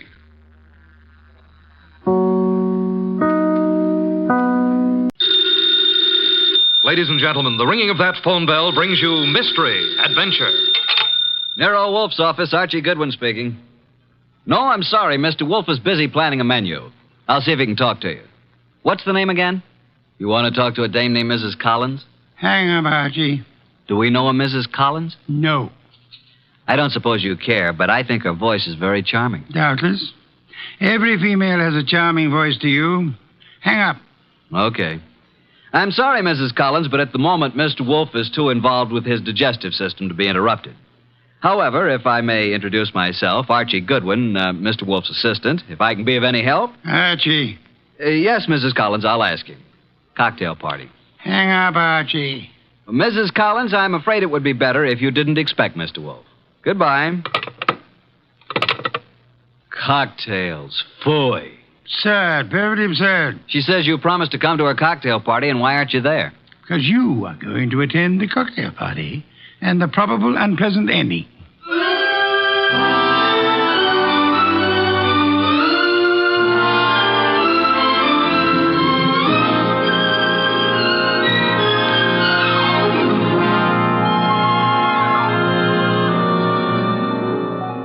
Ladies and gentlemen, it's that genius who is the bulkiest, balkiest, the most ponderous, and most brilliant detective in the world.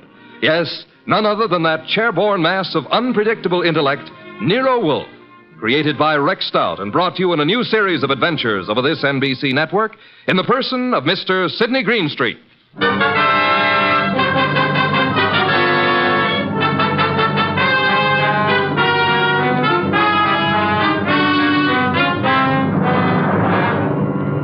Mr. Wolfe and I refer to this as the case of the party for death.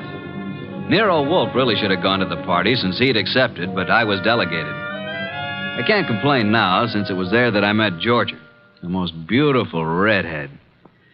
Well, that's my weakness, redheads. Yeah, and blondes and brunettes. Well, anyway, Mr. Wolfe was adamant about going to the party. I've never been to a cocktail party in my life. You know, I drink nothing but beer. You could take your beer with you, couldn't you? I could not. Do we know a Mrs. Collins whose cocktail party you said you'd go to? The phone rang and I picked it up. Where was I? Exactly. Okay. So a Mrs. Collins with a beautiful, seductive voice conned you into accepting an invitation to a cocktail party that you knew you weren't going to. Archie. Yes, master. Just a little less sarcasm, perhaps. Sarcasm? Call it impertinence, then. Impertinence, master? Exactly. Less of that. Much less. Okay. Continue now. Where was I? You were reading the duck recipe. Oh, yes, the duck. Oh, here we are. Dodine de canard. The dodine is one of the oldest dishes in the repertory of French cooking, being mentioned in books of the 14th century. Le Grand Cuisinier de toute Cuisine. Hooey, what time is it, Archie? Almost 6:30. Oh, in that case... You going to get up? Here on this card are your instructions, Archie. If you are still alive tomorrow, you may make your report. I helped the huge bulk that was Nero Wolfe out of his specially built desk chair and walked with him to the elevator that would take him upstairs to his orchids. I stepped back to the desk and found the card which bore my instructions. In his small, perfect handwriting, I read, Mrs. Albert Collins, Empire Towers. Arrive at 7, say I sent you. After the murder, telephone me before the police arrive. At exactly 7, I rang Mrs. Collins' doorbell.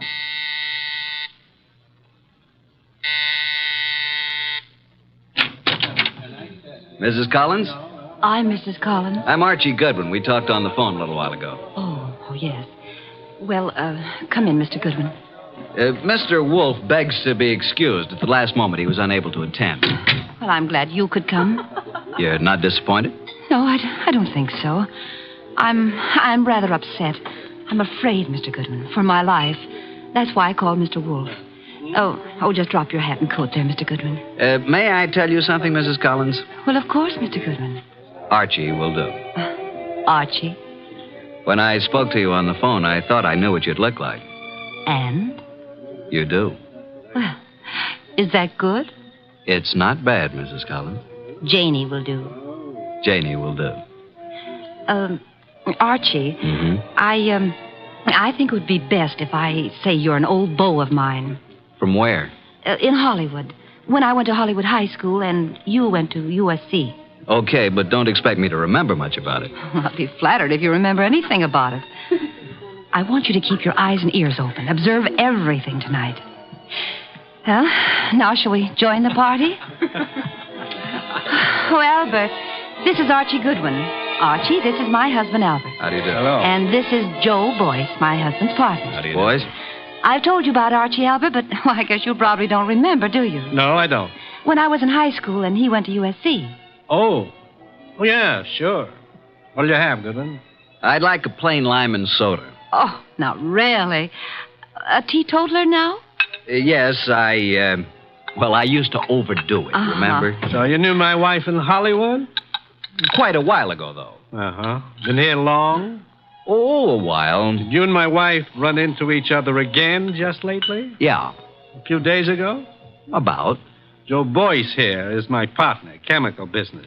Makes this sort of an old home week, doesn't it, Joe? In a way, Al. I guess it does at that. Joe knew my wife back in those days, too. And they're still. very friendly. Yes, yes, indeed. You two have got something in common to talk about, haven't you, Goodwin? Mrs. Collins, you mean? We never knew each other very well. No? Okay, Goodwin, let it go. Why, look. Look what I found. A new man. Just what I need. I'm Georgia. Archie. Archie, dear, will you fix up my drink, please? Anything for a lady. Let's go to the bar. Eh, Archie? I'm determined, Joe.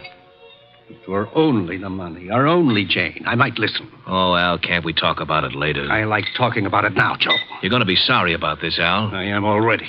But you'll have 20 years or so in prison just being sorry. I've got the papers you forged right here. You're hysterical, Al. Let's face it. The firm went broke, but I suffered too. So let's forget it. Yes, Joe. The firm went broke, but you didn't. And I don't think my wife did either. The two of you had everything figured for yourselves. Well, I'm turning the papers over to the DA tomorrow.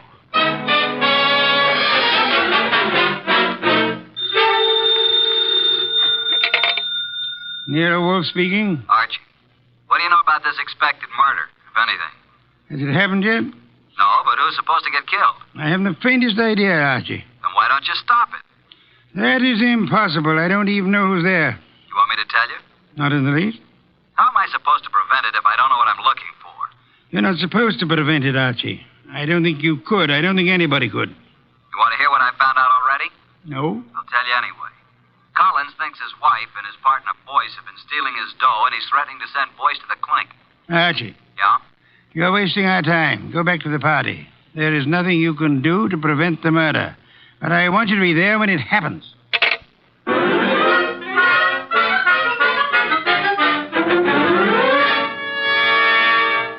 Now that all the guests have gone, let's sit down here, Georgia.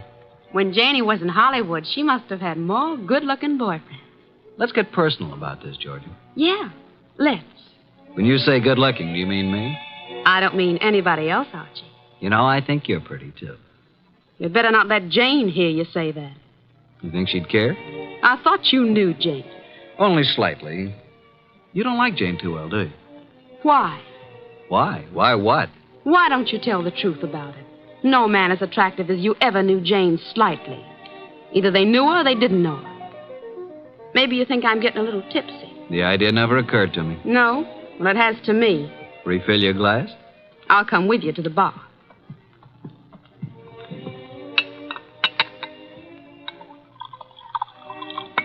Here's your drink, Georgia. Oh, I find there's no ice left in the ice bucket. Janie? Hey, Janie, no ice.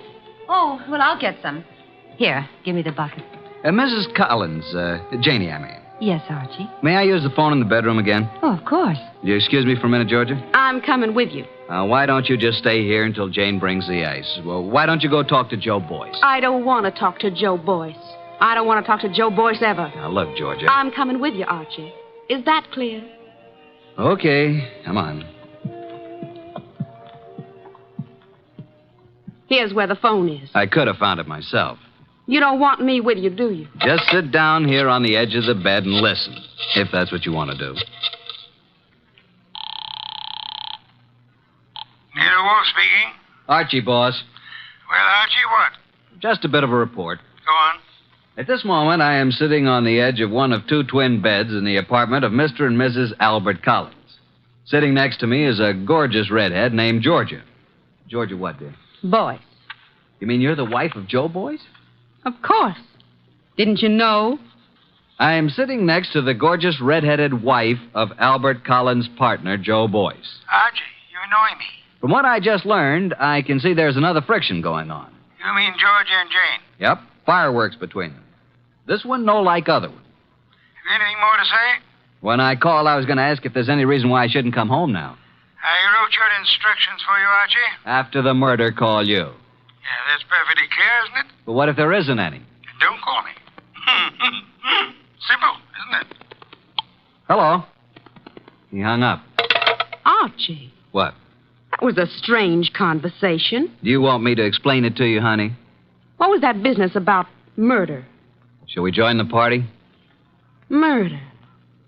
Archie, wouldn't you be surprised if there was one? Yeah? Who's going to do what and to whom? I don't know. Maybe I will. Elucidate, honey. Do you intend to figure as the killer or the corpse? I don't intend to figure as anything. But you never know. Archie, do you think Jane Collins is better looking than me? Nope. Honestly? Honestly. Then what's the matter with me? Nothing. Nothing at all. Oh, yes, there is. Look, do you want to kiss me? Well, I'll tell you. When I graduated from Sunday school, I took a vow. That's what I mean. But if I were Jane, you'd want to kiss me, wouldn't you? No, frankly, no. Why not? Well, when I graduated from Sunday school, Okay, Archie. Let's go back. You boys have such happy faces. Where's Jane? In the kitchen getting some ice. Where have you been? With Archie. Is he an old school chum of yours, too? Do you care, Joe? No. Mr. Boyce. What? How much do you weigh? 187. Why? Then I'll be giving you 5 pounds. Shall we step outside? This I have got to see. Shut up. Mr. Goodwin, you seem angry. Just terribly, terribly hurt. Would it do any good if I apologized? Today I'm a little upset. If I said anything to offend you, I do apologize. Now, if you still want me to give you a boxing lesson, I'm at your service. Let's forget it. I'm sorry, too. Jane Collins came in from the kitchen with a bucket of ice cubes, a tray of fresh glasses, and the strapless gown she'd been wearing. There. I never thought I'd make it. Now I'm going to mix my own drink, and you can take care of yourselves. Ice first. Huh? Whiskey. And soda. It's a simple recipe, isn't it, Archie? All it needs is the ingredients. Well, I drink to the ingredients. Nice. Janie, darling. What, dear? Would you mind very much if I took Archie away from you? Haven't you done that already, dear? To listen to those girls, you'd think, wouldn't you, Goodwin? Me, I never think. What do you do, Archie? I concentrate. On what? On not thinking. I did some serious concentrating on not thinking about Nero Wolfe or about the conflict of the partners, Albert Collins and Joe Boyce, about the jealousies of Jane and Georgia. The next 5 minutes hardly seemed an hour. Jane and Boyce murmured to each other. Collins drank gently but firmly. Why can't you be honest, Archie? What's the matter with me? What, Georgia? You weren't listening, were you? To every gorgeous word you said. What did I say? I want to hear it again, just the way you said it before. I said, why shouldn't there be a murder? Why not? It's in order. It's just not considered the thing to do. Thing to do. Can you think of anything better? No, frankly. I can. My glass is empty. My glass is empty, too. Jane. Jane! Oh, I'm sorry. I'm not much of a hostess, am I? Oh, don't answer that. Oh, you're all empty. But I've only drunk half of mine. You don't usually drink so slowly, Jane. Well, I'm just not in the mood tonight. I usually drink faster to keep you from drinking mine. See, Albert always gulps his and then reaches for mine. What's the difference? Well, I'll fix you some fresh drinks, but put my drink over there by you, Georgia. And lay off, Albert. I only had about 3 swallows of it. Besides, you don't need any more. I suppose we know what dear Jane is going to do, don't we? Lay off, will you? Lay off. It's my husband who said that, Archie. Archie, meet my husband, Mr. Boyce. I will now explain why dear Jane took our glasses away to the kitchen when she could have bought a drink right here. Listen, Georgia, will you... Mr. Boyce is speaking, Archie. What, Mr. Boyce? Nuts. Mr. Boyce says nuts, Mr. Goodwin. What do you say, Mr. Collins? I think Joe has covered the field. We were talking, weren't we, Archie? Possibly. We were talking about dear Jane. She's got to be always the prettiest, always devastating. Right now, she's putting on a completely new face. And in about 20 minutes, when our tongues are hanging out, she'll come back, all horsed up and bright and smiling, with another tray of drinks. Yeah, she'll take all night to fix them. Well, I'm going to get some air on the balcony. Don't jump off. Al, you're drinking too much lately. I shouldn't worry you, Joe. Especially now. When you start drinking, not only your drinks, but everybody else's too, well... Jane's right. Is that what worries you? Slide Jane's glass down. The ice is all melted. You see what I mean? Okay, Joe, let's not be nasty until tomorrow. Well, that gives me an idea. Think I'll propose a toast. Until tomorrow. You know, it may be rather fitting that I should drink a toast from the glass that Janie left. Until tomorrow.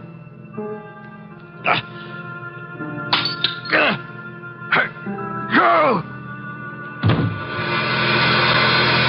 Al. Al? Jane? Janie! Albert! Oh, Albert.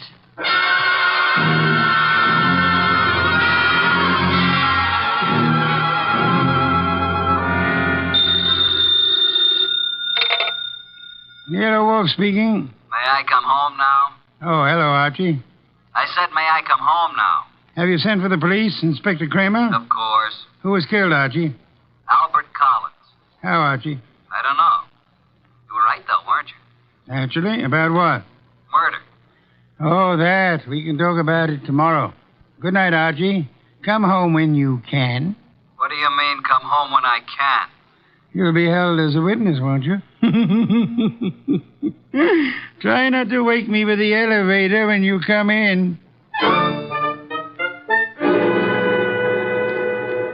Well, Inspector Kramer, you've had me here at headquarters for a long while. For quite a long while. Haven't you asked me enough questions? Goodwin, you say you never saw these people before, Collins or Boyce or their wives. Yet when all the other guests had gone, you were still there. I guess I just don't know how to say goodbye. You didn't know they were partners in a chemical company. You didn't know that Boyce had forged a lot of papers with Collins' name. All I know is what you tell me. Goodwin. Yes, sir? I'm trying to be nice. Yes, sir. Now, I know, of course, that you went to that party because Nero Wolfe told you to. Do you? My question is, how did Wolfe know it was going to happen? Why don't you ask him? I already have. He told you? He says he never heard of Collins or Boyce. Did he say he'd ever heard of me? He says he isn't responsible for you or your shady friends. Maybe he knows I found a poison pellet in George's bag. Inspector, may I make an important call? Go ahead.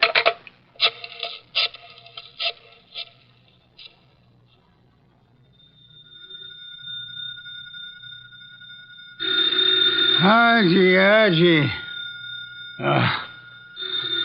Confounded light. Hello? What time is it, Master? Confounded, Archie. I'll tell you what time it is. It's a little after 4 a.m. I'm at Central Headquarters, and Inspector Kramer has been chatting with me about my shady friends. Kramer is a jackass. Just a second. Pick up the other phone, will you, Inspector? Sorry, Mr. Wolfe. What was that you were saying about Inspector Kramer? I said Kramer is a jackass. Thank you. Wait a minute. Wolfe, Oh? Eavesdropping, Inspector. I was just talking about bringing you down here for a little questioning, Wolfe. Phooey. What's that? Phooey. It can be spelled in several ways. I spell it P-F-U-I. Phooey. You think I won't bring you down here as a material witness? Yes, I think you won't. I think you'd be making a great mistake if you did. A great mistake? Why? Because I might not tell you who killed Collins. Then you wouldn't know which one of these people to prefer charges against. Now send Archie home. Even he needs an occasional night's sleep.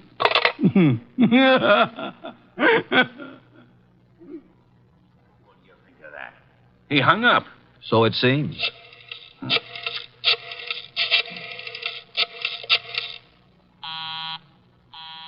Busy? He's probably left the phone off the hook, Inspector. By now, he's probably asleep again. You know I can go out there, don't you? Sure you can. More important men than you have tried it. And where are they now? Goodwin? Yes, sir? I'm going to let you go. I'm sure Mr. Wolfe and I are very grateful, Inspector. You want to know why I'm letting you go? I know why. Why? Because if you're nice and cooperative and don't make too much trouble, Mr. Wolfe will solve this case for you and tell you whom to prefer charges against. Goodwin. Sir? Get out. Thank you, Inspector.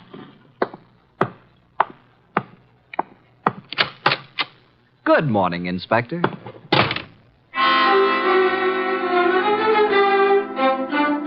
At 3 o'clock the next afternoon, I was rearranging the furniture in Nero Wolfe's office while the great man sat behind his desk watching me perspire.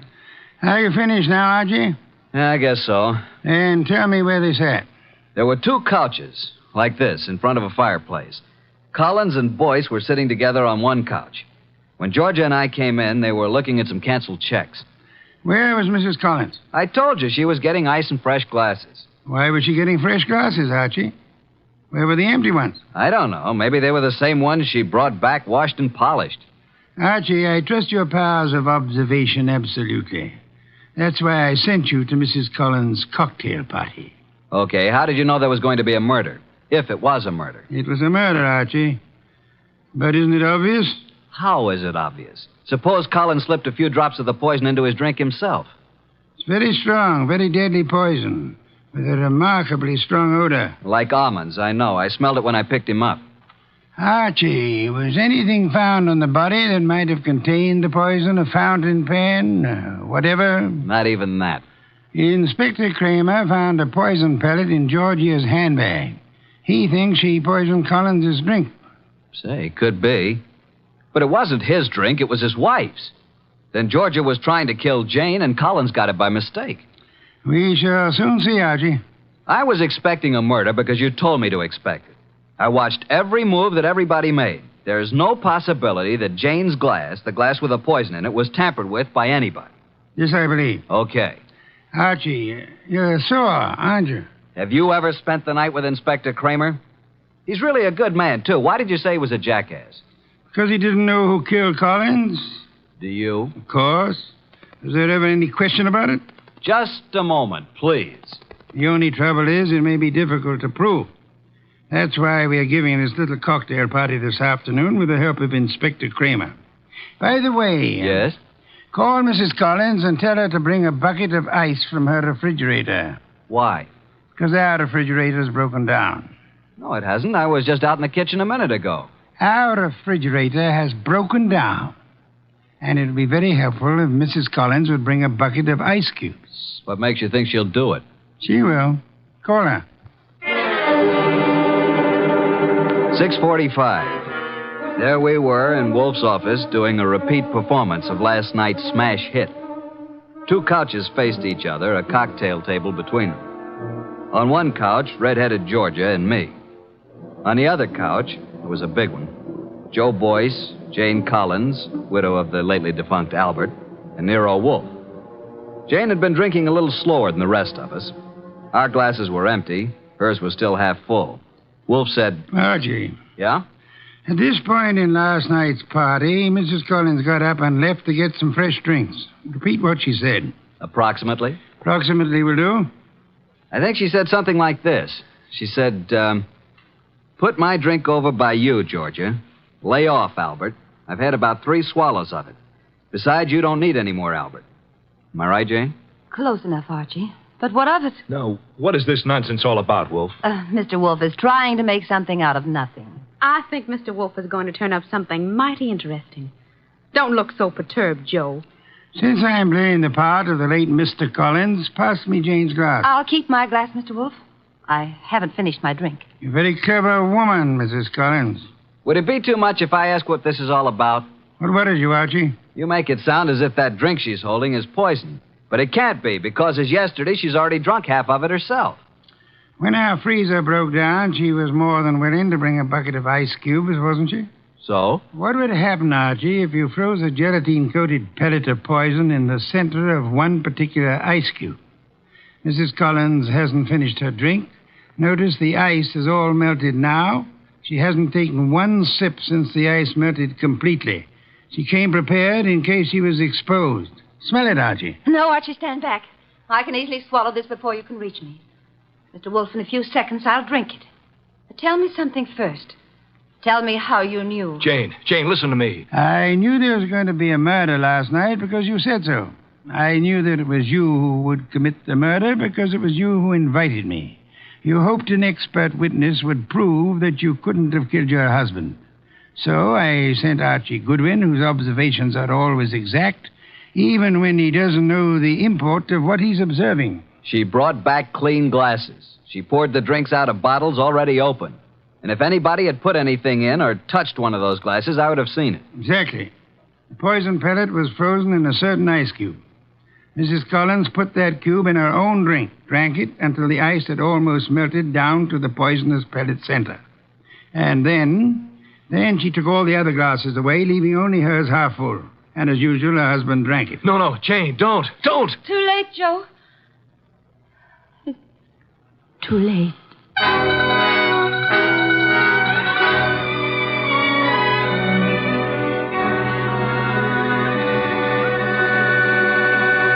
Well, boss, Jane didn't get away with the suicide try. That was clever thinking you did. I prepared a cube of ice in which I had frozen a gelatine capsule containing nothing more than a vitamin compound. I substituted for the cube in which Jane had placed the poison for herself. Wonder why Jane Collins wanted to have Joe. He'd stolen practically all the money in the company. He was just a crook. Birds of a feather, Archie. I don't believe Joe Boyce had any idea that Jane was planning a murder. And he still had all the money. Well, the forgeries will put him away for a long time. And poor Georgia could have had it pinned on her if it hadn't been for me. Yes, yes. You knew all along, didn't you, that Jane had planned to have Georgia accused by planting another pellet of the poison in Georgia's handbag. Jane would have gotten rid of her husband and Joe's wife in one stroke. You knew all that, didn't you? Well, how about a bottle of beer, boss? Could you spare the time? Georgia. Beautiful redhead. Wonder where she is tonight. I'm sure I haven't the slightest idea, but in case you do... well, just be quiet with the elevator door when you come in.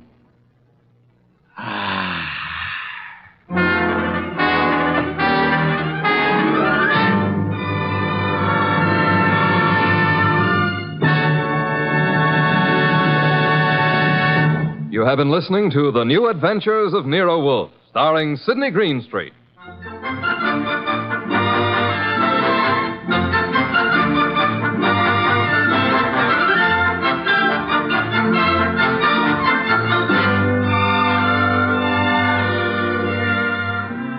Tonight's transcribed story by Mindred Lord was based on the characters created by Rex Stout.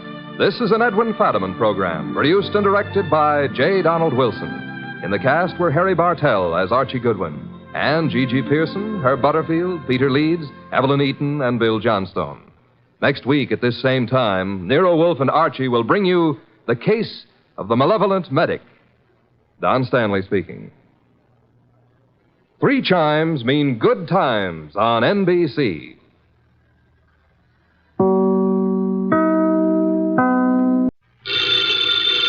Ladies and gentlemen, the ringing of that phone bell brings you mystery, adventure. Nero Wolfe's office, Archie Goodwin speaking. Who? Oh, yeah. Hello, Doc. How are you? What? In trouble, you? More trouble. You attract trouble, Archie. Hang up. It's our dentist, Dr. Thrumming. Let him wait. We never can find him when we need him. Tell him it's after office hours. Doc, you're talking so fast I can't make head and tails of it.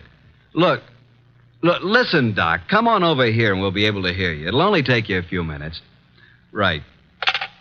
You consistently disobey me. I want to work on my paper about odontocosms. Doc Thrumming has a friend who's in some trouble, and he needs our advice. Besides, we owe Doc a fair-sized little bill, remember? Money again, Archie. Money is the curse of our times. Yeah, man. Bring on all the curses that is available.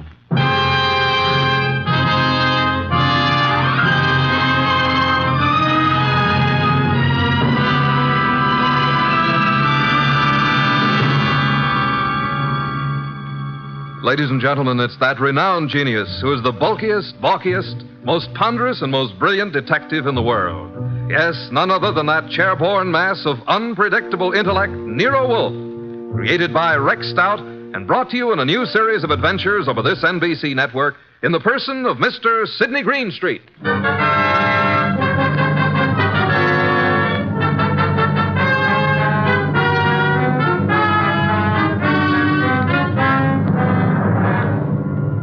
This story is one we referred to as the case of the Midnight Ride. Oh, yeah, there was a ride, all right. But it would never have happened if we hadn't received another phone call a few minutes after our Dr. Thrumming phone. It was late in the evening, and Nero Wolfe was studying his paper on orchids while I was absorbed in playing some phonograph records. Archie, not so loud. I can't possibly think when you play that infernal thing at such volume. What was that you said, boss? I said I can't understand why you can't get music from a phonograph without vibrating the top of the instrument. That's right, that's right. I can't understand why the neighbors haven't called the police. Do you hear that? Archie! Archie! All right, I'll answer. You're fired. Naturally. Hello? Hello. Is this Archie Goodwin? I know, Mr. Wolfe's... What? Me? Archie.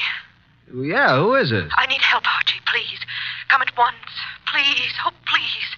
You and Nero. Who is this? This is Gloria, but... No, don't. Gloria who? Ronaldo West. Hello? Hello?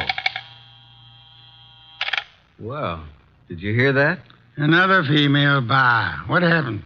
Boss, who do you know named Gloria? Gloria? I know nothing about anyone named Gloria. She said her name was Gloria something. I couldn't quite get the last name. But she did say Ronaldo Road. Well, it's quite possible that she resides on Ronaldo Road. First, she asked if this was Archie Goodwin speaking, and before I had a chance to say anything, she asked me to come to her at once. She needed help. And for you to bring me along. For me to bring Nero along. You don't even know what you're talking about. Well, she said she was Gloria Bar or Mar or something like that, and then she said Ronaldo Road West, and then the scream, and that's all there was. The usual pattern of your experience with women. Sounded like a hand was slapped over her mouth, or she was grabbed by the throat. Bring Nero with you. I am taking no more assignments this week. Ronaldo Road West, where is it? I don't believe there is a Ronaldo Road West. If I remember correctly, Ronaldo Road runs north and south and is approximately 12 miles long. But she said west. What she probably tried to say when she was interrupted was Ronaldo Road Westchester. Westchester, of course. Asked Inspector Kramer to try to check on that phone call. I'll ask him to try. By the way, do you expect to find this Gloria alive, Archie? I certainly hope so. And are you aware that if someone strangled her, then they must have heard her speak your name? Yes, and yours, too. Shall I open it, boss? Why not? Let us face it, Archie, huh? It's me, Archie. Wait till I slide the night chain off, Dr. Thrumming. My nose. I forgot all about you, Doc. Where have you been? It's only been 3 or 4 minutes. I've never had such a disturbing night since I had my first patient. But at first I was afraid to leave the house. And why were you so afraid, Dr. Thrumming? There were 2 men sitting in front of my place in a car. Oh, good evening, Nero. Were they waiting for you, Doctor? Well, why not? It's very likely. Since she called me, I've been so completely unnerved. Here, Doc, here. Have some brandy. Oh, no. You know, I never... well, that is, a small one. I am upset. You understand, Archie. Well, that's better. Just who called you and upset you so? Oh, hello, Nero. Did someone call me? When? You phoned me frantically that a woman called you. I couldn't understand you on the phone. Oh, yes, poor Gloria. She was cut off. Oh, Gloria. Did you say Gloria? Well, didn't I? I thought I did. Oh, dear. What did you say? I said Gloria. Oh, my, isn't that strange? I thought that's what I said. No more, please. We just had a call from Gloria. Who is Gloria? Why, you remember. We all went to school together. That is... you do too remember. Gloria, you know, she was... Just what is Gloria's last name, Dr. Thrumming? Well, it was Gloria Barnsworth. I don't know what it is now. That's what she was trying to say to me, Barnsworth. Did she tell you where to find her? No, she didn't. Oh, dear me. She was just about to tell me when I said I'd call you and Archie and get your help. And then she was cut off. How do you know she's the Gloria Barnsworth you knew and I'm supposed to know? My.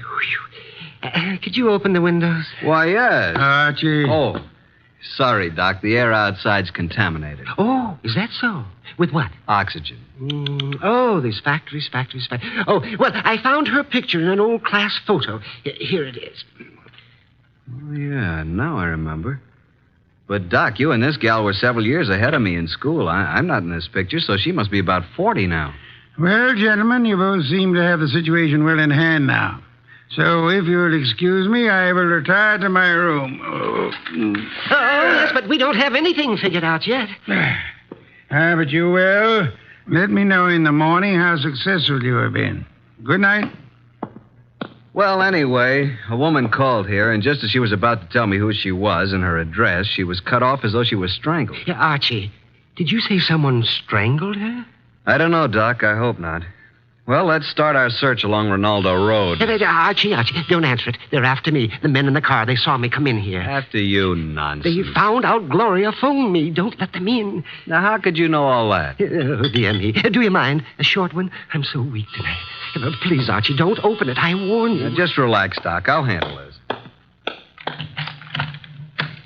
Good evening. Evening. Are you Archie Goodwin? No, he is. Yes. No, I'm not. He is. Put up your hands. Unhook the night chain. Now just turn off this light. Oh, I told you. Where's Wolfe? Oh, he's been in bed for hours. And who is this little man? Why, Don't you know? This is my brother Cuthbert. Yes, he's quite right. I'm a bit older than he is. Shut up, Cuthbert. All right, get your coats and hats off that rack. What for? We're all going for a little ride along the river, and it's a bit chilly. Oh, dear me. I feel faint. I'm getting dizzy. Get your hat. Yes, sir. And put that bottle down. Yes, but it's so cold out Get tonight. along.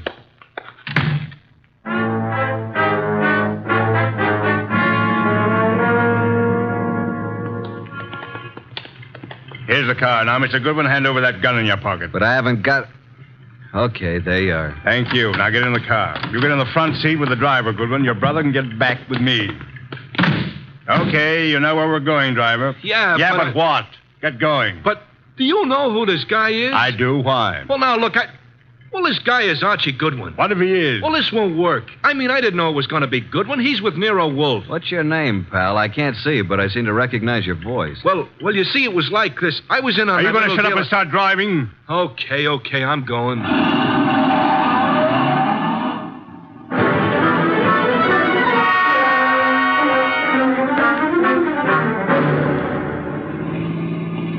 Now, see here, it's getting very late. I don't like this. Where are you taking us? Keep calm, Doc. Yeah, don't get excited. Just take it easy. Listen, Goodwin, I got a record Shut for up, you. you two. What's the idea back of all this, friend? Pull off the road here, driver. Yes, but we're way out in the country.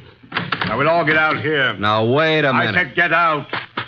You too, driver. Oh, now, wait a second. What's the big idea? Now, all of you start walking over to that clump of trees. Go on. What's he going to do? What do you think? Okay, that's good. Just stand there. Now get out your gun, driver. Oh, now, wait a minute. This isn't Get the out way your you gun, and don't turn around, driver. Now let him have it. Go on, or I'll kill you. I don't go in for this kind of stuff. Besides, shoot and empty your gun into them. Go on. Now just drop your gun on the ground. There. Now, I will take Goodwin's gun, and after I finish with it, I'll just toss it over beside his body. You what? Hey, now, wait a minute. You'll notice I have gloves on.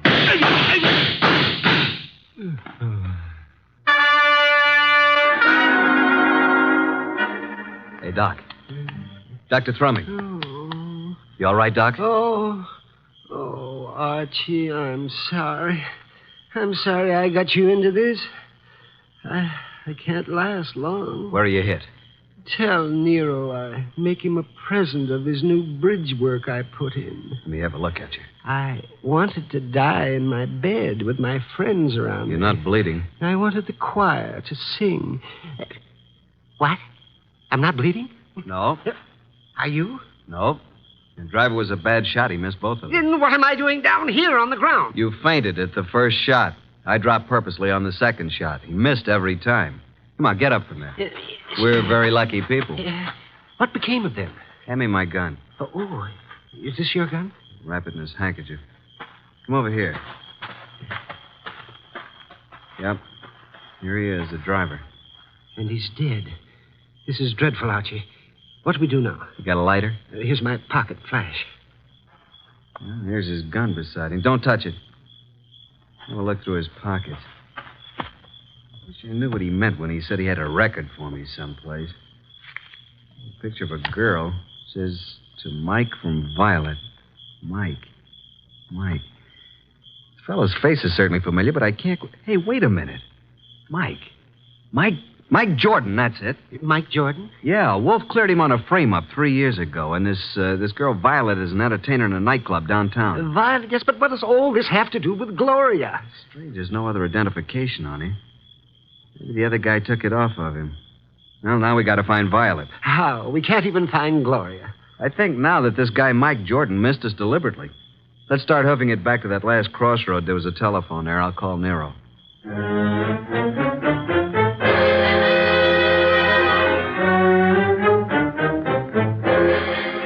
So that's the story so far, Mr. Wolfe. Sorry to wake you up, but we wanted you to know. Yes, we did. Oh, such a night.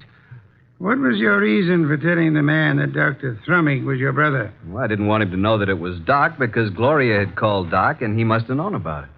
And the driver turned out to be Mike Jordan. And what did Mike say to you in the car? Well, he didn't finish, but he said, I got a record for you, Goodwin. And then the man shut him up. And when you located Violet at her place, she was cataloging recordings, Bring it in here now, Archie. Sit down, Dr. Thrumming. Yes, I am a bit weary. Come in, Violet. Violet, this is... Hey, wait a minute. You're Nero Wolfe. Sit down, Miss Violet. Oh, what's the idea, Mr. Goodwin? Why'd you bring me here? Will you look at this photo? It says to Mike from Violet. Where'd you get this? I got it, Violet. What we want to know is, where's Mike now? What's he doing? Can you tell us where he lives? What's Mike done now? Can you tell us his address? Maybe. Do you know who he has been working for? Yeah.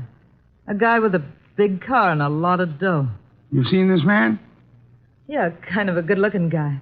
I think his name is Durant or something like that. I understand you've been occupying yourself with cataloging some phonograph recordings? Yeah, that's what I was doing when Mr. Goodwin came in. Mike's got a home recorder over at his place. Do you have all the records that have been made on the machine so far? No, just what we made in the last week. Lots more at his place. Do you and Mike know of a woman named Gloria? No, at least I don't remember. It was on Rinaldo Road. Gloria Barnsworth was her maiden name. Where is this Rinaldo Road? I don't know. It's in Westchester, we think. I've never been there. What has Mike done, Mr. Wolfe? Is it bad? As a matter of fact, Mike is in the clear. Good. There is no charge against him, and there never will be. You haven't seen him for a couple of days? No. And I never go to his apartment unless him and some guests are there. Do you know where he is? Will you give me the address of his apartment? Okay. 324 East 35th Street. Thank you very much, young lady. What's all so mysterious? Oh, something's happened to Mike. I can tell by the way you talk. Very well, Archie. You have a special visit to make. Look for the machine, and it's quite late, so you had best hurry. Well, I'm going with you, Archie. Good night, Nero. Good morning. Oh, I don't even know what day it is. Come along, Violet. We'll drop you at your place first.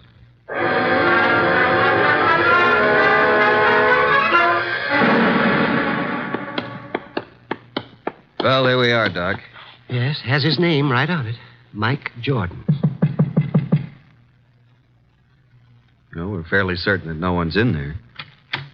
Hey, what do you know? It isn't locked. The lights are on. I know. Listen. Yes, a light humming noise. Huh. But where is it coming from?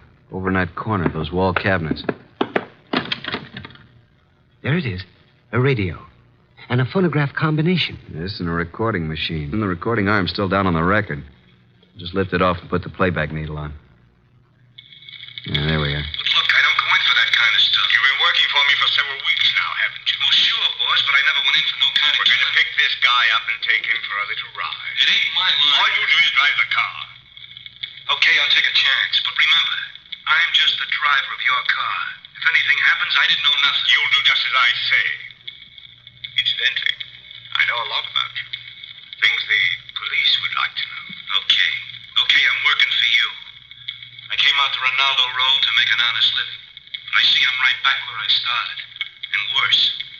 The guy just ain't got a chance. Oh, remind me. I've got to phone the place.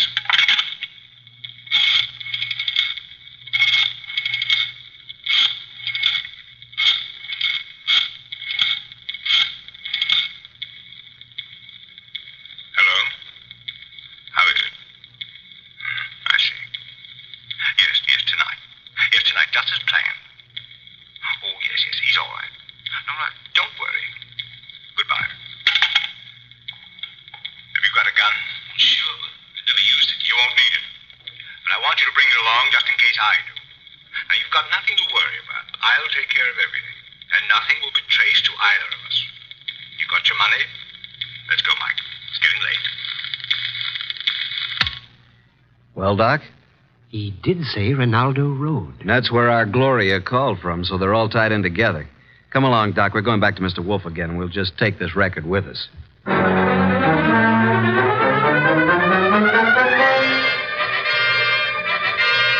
Well, Archie, I guess this phonograph was worthwhile after all. Yes, indeed. Hey, don't you find this a very interesting recording, Nero? I'm sure we're going to add it to our collection. And these are the two men who took you on the ride. That's right. But we're really no further along in our desire to help Gloria. That's right. We're on Ronaldo Road. Boss, if we can find the address, will you go with us down there or over there or wherever it is? I might. And you already have the clue to the address? We have. Where? In that phonograph recording. Play it again, Archie. Just the part where he uses the telephone. And slow the speed way down. Then take down the numbers I call off. Okay, boss.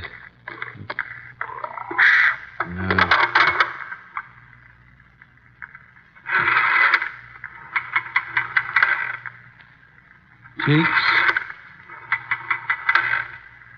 5, 3, 2, 2, 3. That's enough. By slowing down the record, we were able to count the clicks of each number he used on the dial. Now, there's the number the man called. We hope it is on Ronaldo Road. Have Inspector Kramer get the address of that number combination, and we are ready to make our assault. I'll call Kramer, and then I'll get the car out. It hadn't been out for weeks. Maybe it won't start. No such luck, Archie, I assure you. No such luck.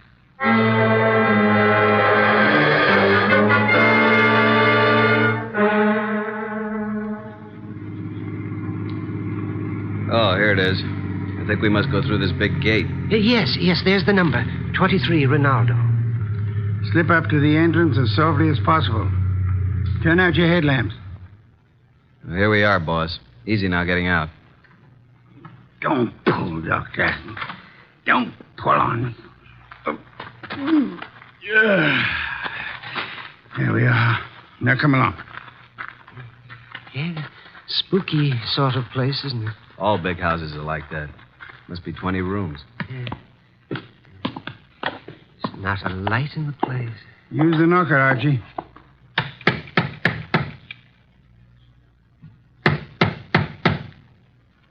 Uh-oh, stand back. Here comes somebody.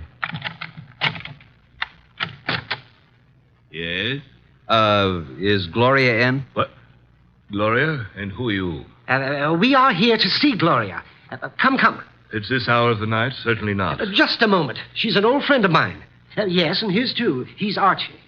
My good man, what is your name? Jennings, sir. And the household is in bed at this hour. What is it, Jennings? Who's at the door? They're asking for you, Miss Gloria. For me? Well, come in, gentlemen. You may go, Jennings. Please. Very well, miss. Just as you say. Now, what did you want? Say, Doc, is this the Gloria? Well, I don't know. It doesn't seem... Are you Gloria? Yes. Well, why did you call us? Oh, then you're Archie Goodwin. Yes, and I'm Dr. Thrumming. But you are... I called you because I need your help. Desperately. Gloria, what is going on here at this hour? Oh, and who are these gentlemen? Well, you see, Uncle, Mr. Goodwin came... Came to see you? Why? Well, because I think you'd better go to your room, my dear. Don't you think that is best? Your room and rest? No, I don't want to. I won't. Go to your room. No, I won't. I can't. All those people walk in and out. They want to kill me. Jennings, take her to her room. Yes, sir. Come along, miss. No, I won't. Let me go. There are hundreds of people. They'll kill me. Come along. No, please, no. I'm so sorry, but there's nothing we can do with her. Now, Mr. Goodwin. Yeah? What is it you wish? The girl called you Uncle. Oh, pardon me, I'm Nero Wolfe. How do you do, Mr. Wolfe? Yes, she called me Uncle, but I'm not really a relative. I'm Dr. Gunther, retained by the family. As you can see, the girl is quite ill. Oh, well, we're old friends of Gloria's, and we'd like to see her. But you just saw her. We don't refer to this young lady. We have in mind the elderly Gloria. Now, come, Dr. Gunther. You know to whom we refer. What? You mean the girl's aunt? Well, it's very strange.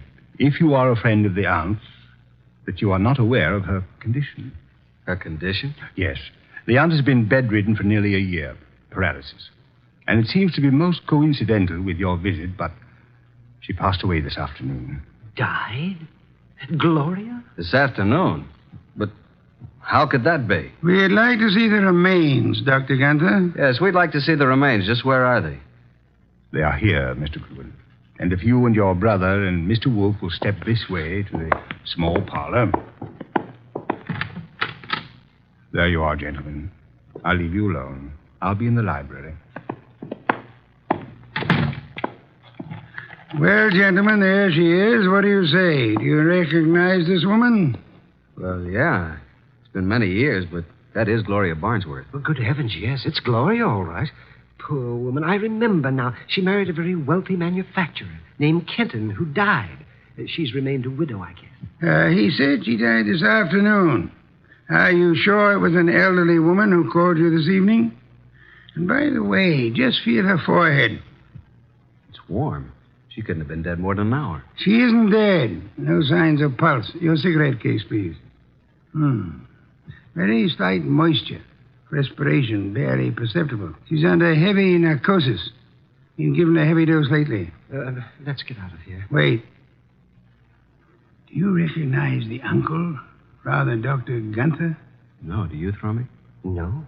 Does he look like the man who took you for a ride? It was too dark, boss, and he was all bundled up in heavy clothes. Let's get out of here. The door was locked after we came in. He's right. Come on, Doc, let's put our shoulders to it. 1, 2... Go!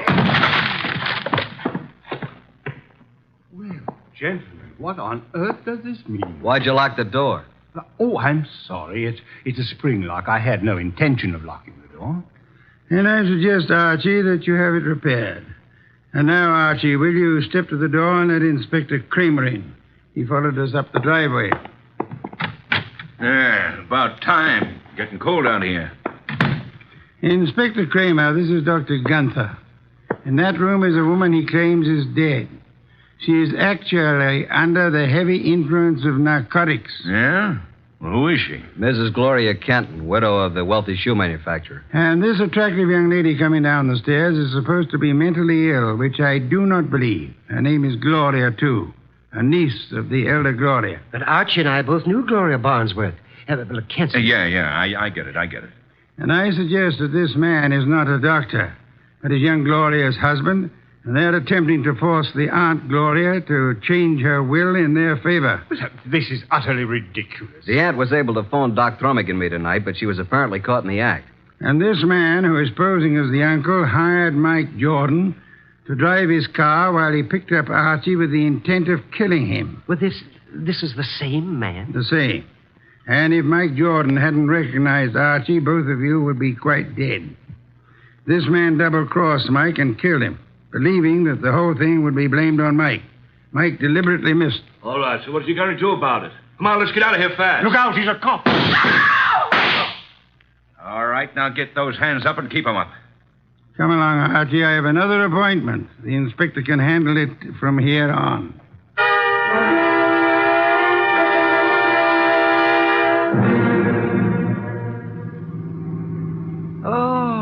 Oh, dear me. What happened? Am I all right? Yeah, you just fainted again when the shooting started. It's really quite fortunate that Mike Jordan recorded that conversation. Fortunate indeed. How did you know this uncle was the same guy who took us for a ride? First, by his speech pattern, he is undoubtedly a Canadian. But you must have missed the most important slip-up. What was that? When he escorted us to see the body, he said to you, Archie, if you and your brother and Mr. Wolfe will step this way... Now, how would he believe that Dr. Thrummig was your brother? No one mentioned it. Of course, the clue I planted and then missed myself. Quite right, Archie, quite right. What time is it? 8 a.m. I certainly appreciate your coming out for me on this deal. Oh, but I didn't do it just for you. There is an Orchid Lovers Convention this morning at 9 o'clock. What? And you mean... Yes. I'm sure you'll enjoy it tremendously. Both of you. Oh, brother. What's that? What's that? Nothing, Doc. Nothing at all.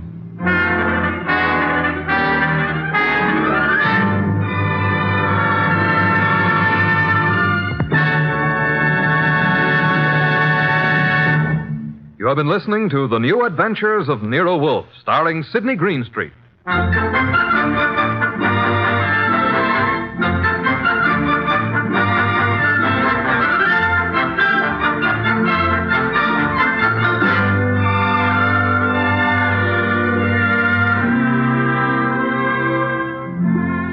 Tonight's transcribed story by John Edison was based on the characters created by Rex Stout. This is an Edwin Fadiman program produced and directed by J. Donald Wilson. In the cast were Harry Bartell as Archie Goodwin and Howard McNear, Gene Bates, Peter Leeds, Bill Johnstone, Grace Leonard, and Jay Novello. Next week at this same time, Nero Wolfe and Archie will bring you The Case of the Final Page. Don Stanley speaking. 3 chimes mean good times on NBC.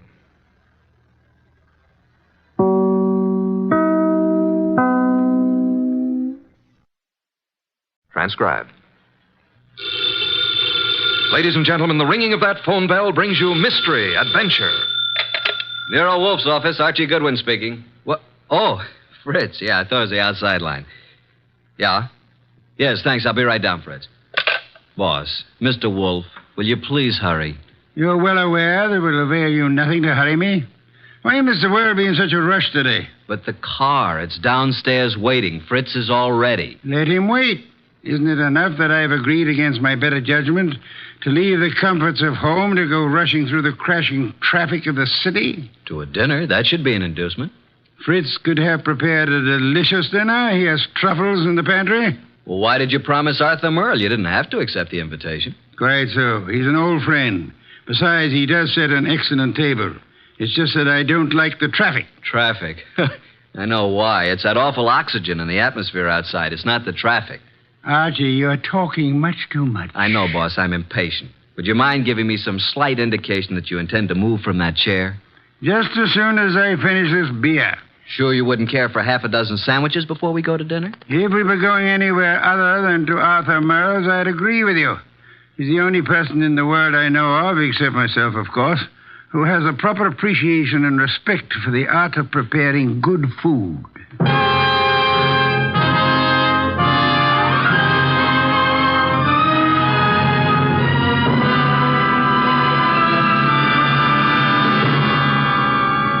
Ladies and gentlemen, it's that renowned genius who is the bulkiest, balkiest, most ponderous, and most brilliant detective in the world. Yes, none other than that chair-borne mass of unpredictable intellect, Nero Wolfe, created by Rex Stout and brought to you in a new series of adventures over this NBC network in the person of Mr. Sidney Greenstreet.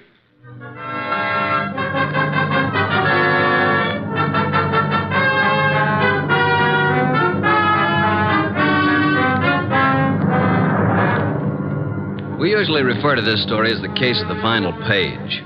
Under normal circumstances, the last page of a manuscript would be absolutely worthless unless you read all the preceding pages. But in this instance, the final page held the answer to a murder. Without that page, we couldn't arrive at the solution. Actually, we didn't even know the problem. Anyhow, I finally got Nero Wolfe to the lobby of Arthur Merle's apartment building. Going up. Up, please. Are you going up, gentlemen? Are you, honey? Certainly. It's my job. Then so are we.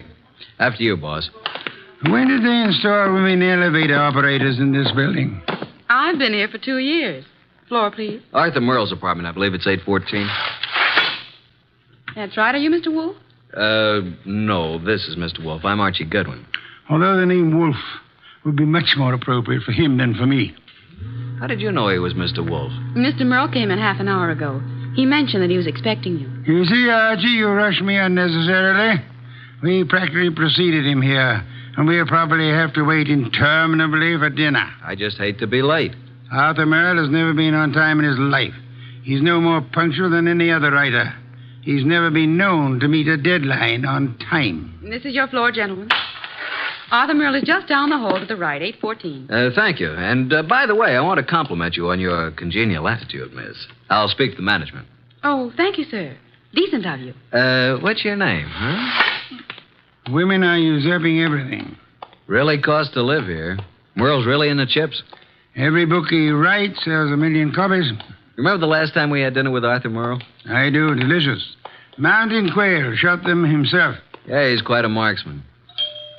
Archie, such proficiency as Arthur Merle displayed in hunting is evidence of a wasted life. Sure, he probably never made over $500,000 a year in his whole life. Well, ring again. Don't just stand there. Surely he's expecting us. The elevator operator said he was? Yeah, she seemed quite well informed. If I were a judge of women, which I'm not, I'd say she has a line on every male in the building. She can get a line on me anytime she wants.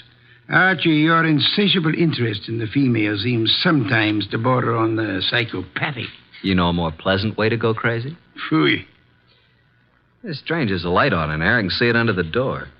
Shall I try the door? Do so, Archie. Thank you. Unlocked. But at least we can get in. He may be in the bedroom. Probably in the kitchen. I'll just sit here. I must forgo the comforts of my own home.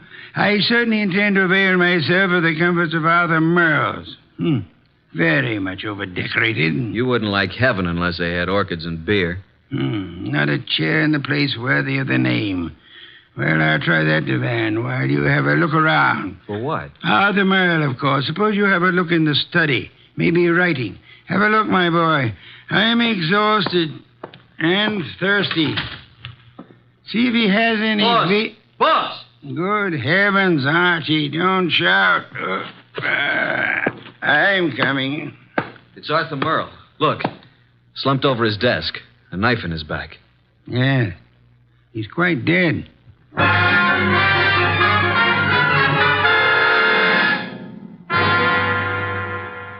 You haven't touched anything? Certainly not. I've been around long enough to know that. Well, you just call Inspector Kramer at homicide. How long do you think he's been dead? I'd say a half hour. From all appearances, yes. And perhaps only 10 minutes. I can't understand it. Why would anyone want to kill Arthur Merle? Everybody liked him. Last man I'd expect such a thing to happen to. The answer is probably a considerable distance from the question, Archie. Inspector Kramer, homicide. Archie Goodwin, Inspector. Just a minute. Nero Wolfe wants to speak to you. Oh, no. Don't tell me you two have stirred up something on a night like this. It's 10 below zero. I'm sorry. Here you are, boss. Hello, Inspector. Yes? What is it this time, Wolfe? Find a dead body under Grant's tomb? I'm sorry you'll forgive any apparent failure to find humor in your little witticism. But I'm at Arthur Merle's apartment. I suggest you come here at once. Seems that Arthur finally met a deadline.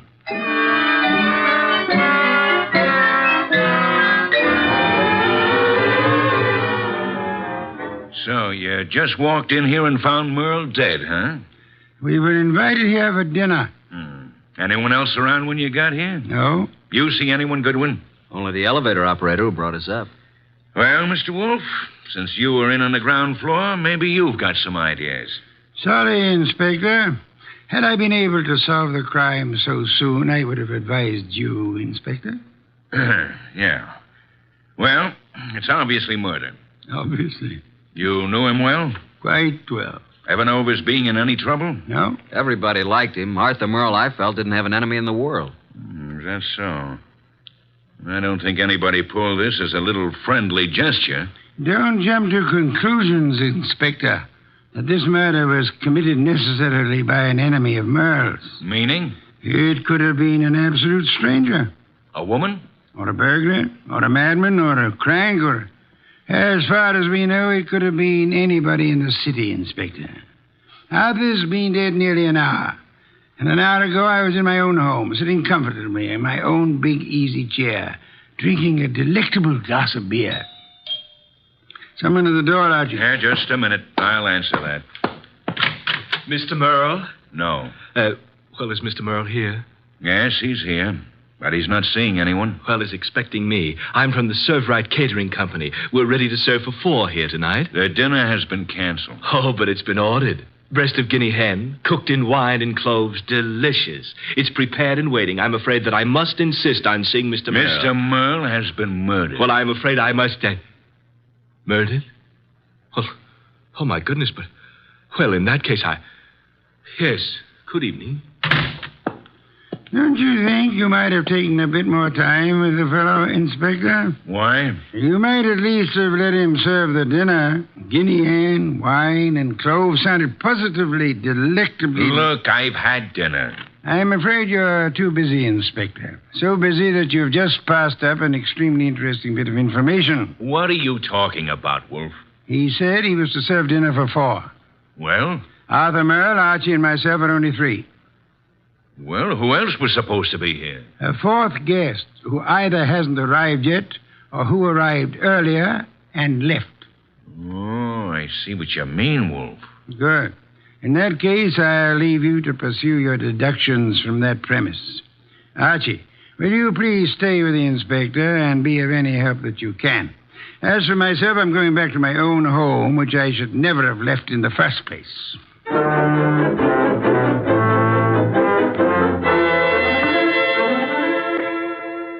Okay, that finishes the apartment search, Goodwin. And what have we? Nothing. Except that Merle had over $300 in his pocket, and he was wearing a ring worth a couple of $1,000, so it couldn't have been robbery. And I don't think it was premeditated murder. Why not? The weapon. Obviously, if someone had planned on killing Merle, he'd have prepared it better. Used a better weapon than a blunt paper knife. No, as I see it, someone was here before you and Wolfe arrived, and for some reason that person found it necessary to kill Merle, and he did it on the spur of the moment. I'm listening. Well, it's obvious. Merle was slumped over his typewriter. The sheet of paper was in it. He'd been working. May I see it? Yeah. Starbreaker. Strange title. Page 189. He was getting well along with his latest mystery. Apparently. Gregory Thorne slipped the paper into his pocket. It was just an ordinary piece of paper, but Gregory knew its value. Used properly, as Greg knew how to use it, it would be worth $100,000. He walked away briskly, and as he... That's all. Yeah, that's all. Must have been writing. I'd like to read the rest of it. We didn't find any more of it. Any other ideas? No, at the moment we seem to be right where the murderer himself left off. Oh, what is this, open house? Sorry to be so... Oh. Oh, what? I expected to see Mr. Merle. Is he here? Well, who are you? Cynthia Roberts. He expecting you? Well, no. That is... Come on in, Miss Roberts. Thank you. Maybe the young lady is trying to say that he didn't have to expect her. Maybe she felt free to call without advance notice, Inspector. Inspector? What did you want to see Mr. Merle about? I'm his fiancée. Oh. Had dinner yet, Miss Roberts? Why, yes, I had dinner earlier. When were you last here, Miss Roberts? Last night, after the theater. Arthur and I were... What's the matter? Is something wrong? I'm sorry to have to tell you this, Miss Roberts, but Arthur Merle was murdered.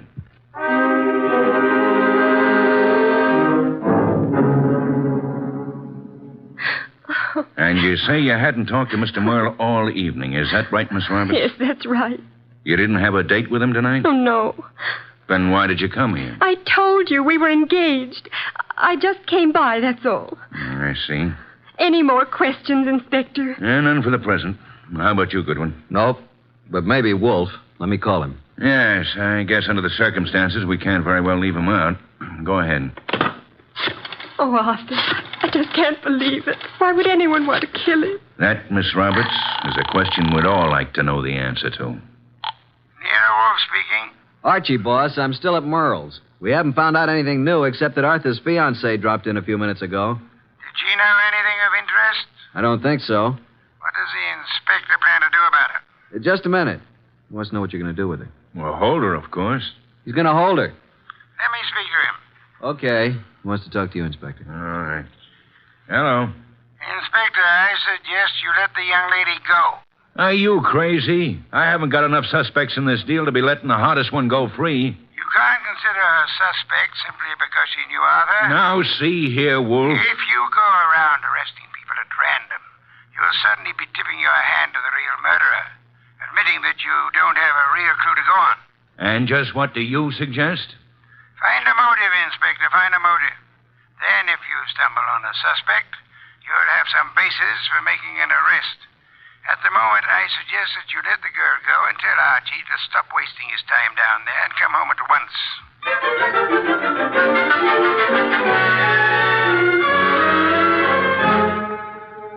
So that's the story, boss. We went over that place with a fine-tooth comb. Nothing.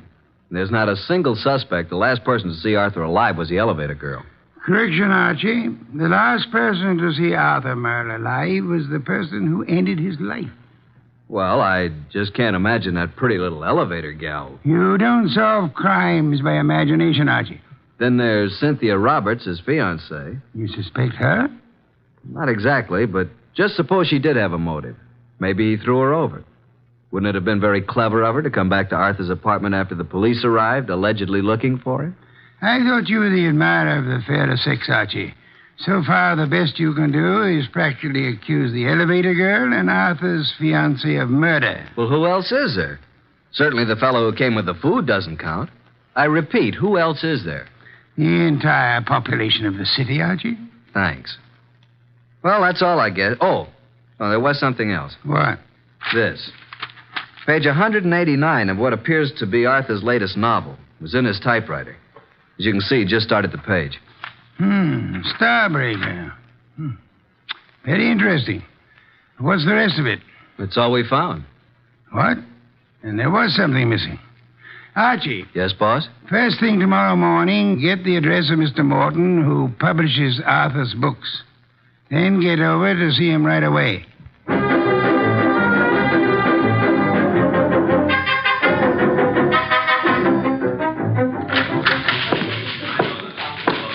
Yes, may I help you? I'd like to see Mr. Morton. Did you have an appointment? Tell him I'm from Homicide. Oh, yes, sir. Yes? Mr. Morton, I know you have someone with you, but there's a gentleman here from the Homicide Bureau. He wants to see you. Tell him I work for Nero Wolfe. My name's Goodwin. His name is Goodwin. Send him in. Yes, thank you. You may go right in, sir. The large door to your right. Thanks. Come in, Mr. Goodwin. Come in. I understand you're from Homicide. Not exactly. I'm Nero Wolfe's assistant. We're working with Inspector Kramer. And what can I do for you? You've heard about Arthur Merle. Yes, I received the word when I came in this morning. It was a great shock. Oh, excuse me, Mr. Goodwin. This gentleman is Henry Childs. How do you do, Mr. Childs? Glad to meet you, Mr. Goodwin. You're with Nero Wolfe? I'm his assistant, man Friday. Mr. Childs is a publicity agent. He handled all publicity for Arthur Merle. I've not only lost an excellent client, but a very good friend. Did you know Mr. Merle? Yes, I'd met him a number of times with Mr. Wolfe. Yes, indeed. Arthur Merle was a great writer and a fine citizen. He'll be missed by millions. Mr. Goodwin, when was the murder discovered? Last night, shortly before dinner. Well, what do the police, what do you think the motive was? Don't know as yet, Mr. Childs. A little early for that. Well, it's certainly a shame. I wanted to ask you a few questions, Mr. Morton, privately. I hope you don't mind, Mr. Childs. Oh, no, not at all. I was about to leave. I'll run along now, Mr. Morton. See you again soon, Mr. Childs. Good morning, gentlemen. Well, Mr. Goodwin? You did a lot of business with Mr. Merle, Mr. Morton? I published every one of his novels for the past 8 years. And you intended to publish his new one, the one he was working on? Yes, we had a contract. The usual agreement between you. Naturally. Although I didn't know the story, I was always sure that if Arthur wrote it, it was good. Mr. Merle's name on a novel was a guarantee that it would sell 1 million copies. You don't know what this last one was about? Haven't the faintest idea. We relied completely on Arthur's judgment. Not even any carbon copies, huh? Not that I know of. Why? When Mr. Merle was killed, the only thing missing from his apartment was the novel. The novel? The first 188 pages. All we found of it were a few lines of page 189 in his typewriter. He must have been working on it when the murderer stabbed him. The rest of it's gone. You mean, Goodwin, the novel's gone? Oh, this will cost me $1 million. Well, it cost Arthur Merle his life. Arthur Merle dead and his novel gone. I can hardly believe it. Well, thank you, Mr. Morton. Oh, I hope I've been of some help, although I'm don't sorry quite... you haven't. But we may call on you again. Before it's over, you may be a great help.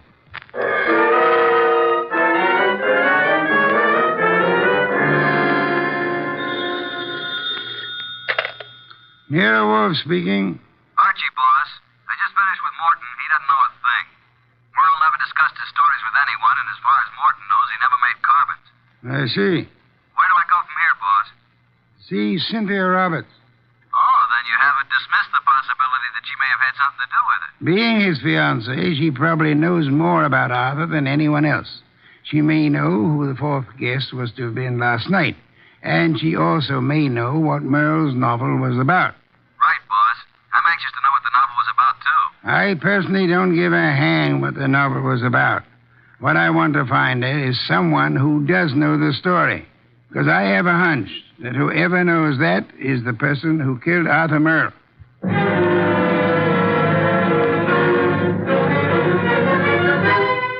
Miss Roberts, I know you want to help us find out who killed Arthur. Oh, yes, of course. I'll do anything. Nero Wolfe and I were invited to have dinner with Arthur Merle last night. Well, I knew he was having friends in for dinner, but I didn't know who they were. Oh, I'm sorry. I hoped you'd know whom he invited. No, he didn't tell me. Miss Roberts, we have reason to believe that there was to have been a fourth person there last night. A fourth? The caterer came to deliver dinner for 4. Now, the fourth party never did show up, or else came earlier and left after Arthur was killed. You mean someone Arthur invited to dinner might have killed him? Maybe. Oh, there's no one that I can think of who bore any ill will toward Arthur. We're convinced that this was done on the spur of the moment. Unpremeditated murder. Arthur Merle suddenly became a threat to someone. Now we've got to find out what the threat was and who was threatened. We'd hoped you could help. I'm sorry.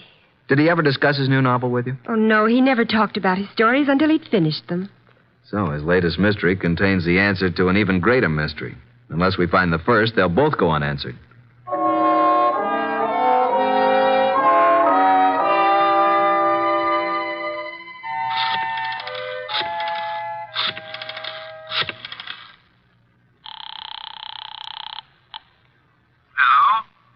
Mr. Morton? Yes? Nero Wolfe speaking. Oh, yes. Your man Goodwin was here to see me. I presume you are interested in seeing Merle's murderer brought to justice? Certainly. Arthur was a close friend of mine. And his death cost you a bestseller, I know. Now, would you be willing to help a bit? Why, yes, if I prepared a statement for the papers. I want you to call the literary editors first thing in the morning. Here's what I want you to tell them. Got a pencil and paper? Yes. And take this down. Quote, Mr. Carlton Morton announced today that the last work of the late Arthur Merle will be published according to schedule. Fortunately, it was Mr. Merle's custom to furnish his publishers with carbon copies of each day's work. Consequently, with the major portion of his...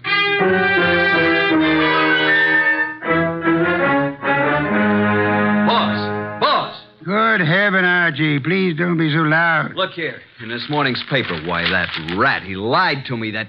What on earth are you talking about? That publisher, Morton, he said he didn't have copies of Merle's manuscript, that he didn't know what it was about. And listen to this. Mr. Carlton Morton announced today that the last work of the late Arthur Merle will be published according to schedule. Fortunately, it was Mr. Merle's custom to furnish his publisher with carbon copies of each day's work. Consequently, with a major portion of his latest work, Starbreaker, in the hands of his publisher, together with a complete synopsis, including the denouement, it will be possible for a ghostwriter to complete the novel. It will be published posthumously and proceeds... Boss, did you hear that? I did, and it couldn't have been more to my liking if I'd written it myself. Now, excuse me. I want to make a telephone call. Who? Publisher Morton. Yeah, I'm beginning to see. He lied about the whole thing. I still don't see why he'd kill Merle, but on... Hello, Mr. Morton. This is Nero Wolfe. Yes, perfect. Now I'll call Kramer, and he and Archie will be waiting for you. Remember now, if anything comes of it, you are to say the manuscript is in the safe in your home, and you steer the party here. Say you've recently rented this place. I hope we'll be seeing you. Yes. Goodbye. Oh, and be careful. Remember what happened to Arthur. The manuscript is in my desk in the middle drawer. What the... You mean... Archie, look out of that window. Huh? Yeah? Out there is a city of some 5 million people. In that 5 million, there is one who murdered Arthur Merle. Now, we don't know who it is, so we can't go out and put a finger on him. But, Archie, since we can't go to him... we have only one other choice, make him come to us.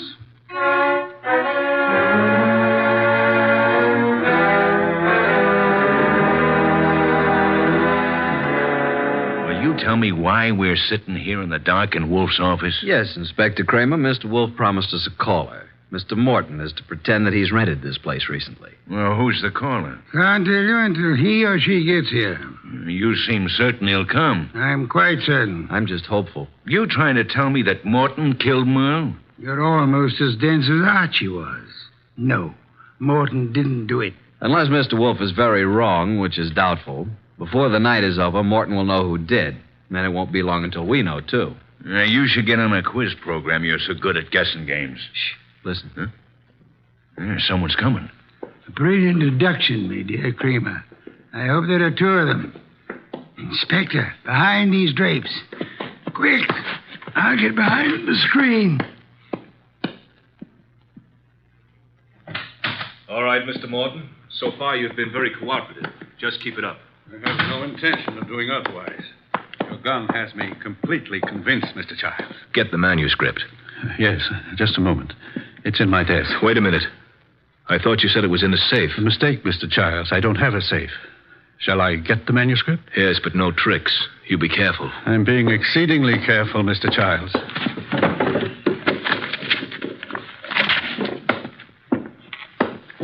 There you are. Starbreaker by Arthur Merle. Yes, this is it. Thank you, Mr. Morton. Now, I trust that's all you want of me. I'm sorry. I wish that were true.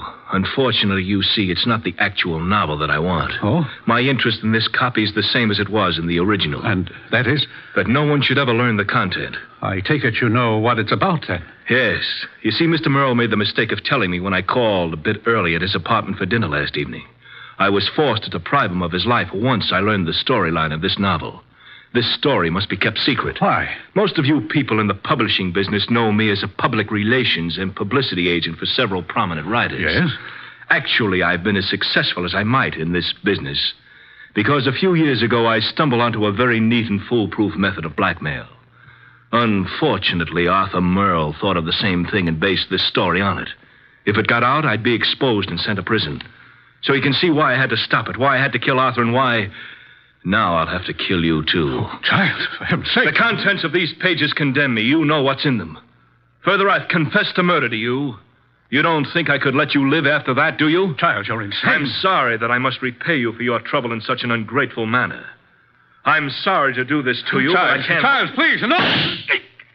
Sorry, Mr. Childs. There wasn't time to ask you to drop the gun. All right, Mr. Childs, get your hands up and stay where you are. Nice going, Mr. Morton. Who are you? That took courage, Mr. Morton.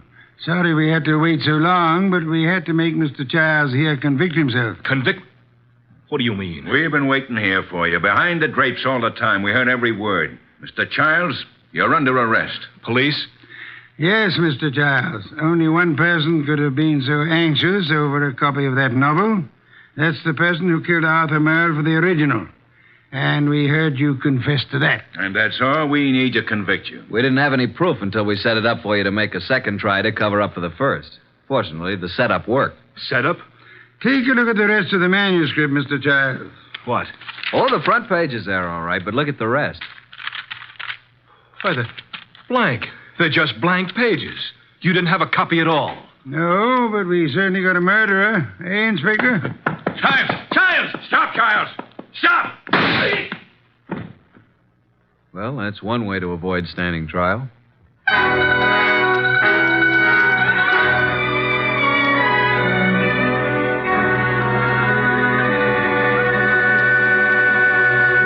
Well, Archie, I'm glad you and Kramer got Childs. Some beer, please. That was a clever scheme, boss, making him think there was a copy. Yes. In a way, though, I wish it hadn't been just a scheme. Meaning? I wish there had been a copy of Arthur Merle's novel.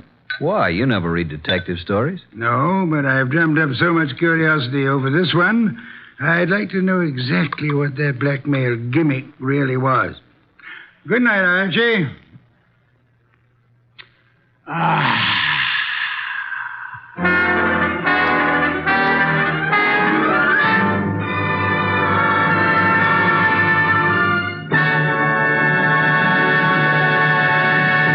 You have been listening to The New Adventures of Nero Wolfe, starring Sidney Greenstreet.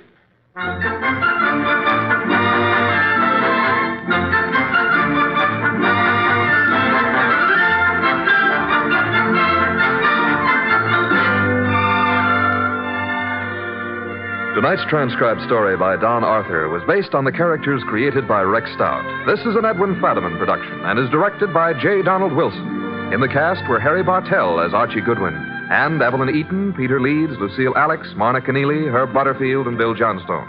Next week at this same time, Nero Wolfe and Archie will bring you The Case of the Telltale Ribbon. Don Stanley speaking. 3 chimes mean good times on NBC. There's excitement for you Sunday when talented servicemen compete on The Phil Regan Show.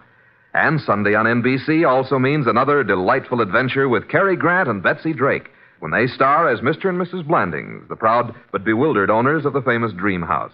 The chimes are your invitation every Sunday to Mr. and Mrs. Blandings. Tomorrow for excitement, hear Herbert Marshall in The Man Called X on NBC.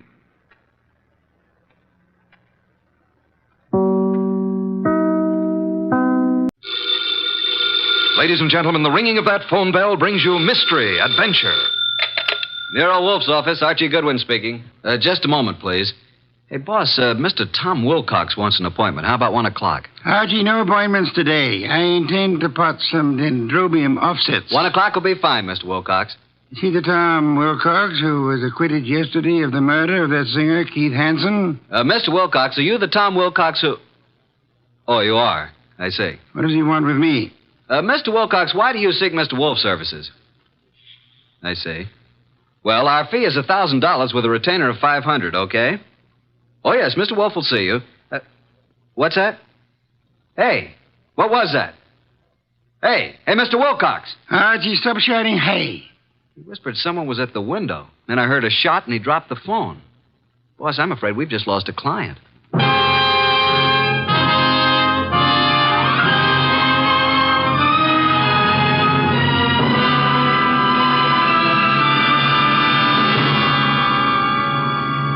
Ladies and gentlemen, it's that renowned genius who is the bulkiest, most ponderous, and most brilliant detective in the world. Yes, none other than that chairborne mass of unpredictable intellect, Nero Wolfe, created by Rex Stout, and brought to you in a new series of adventures over this NBC network in the person of Mr. Sidney Greenstreet.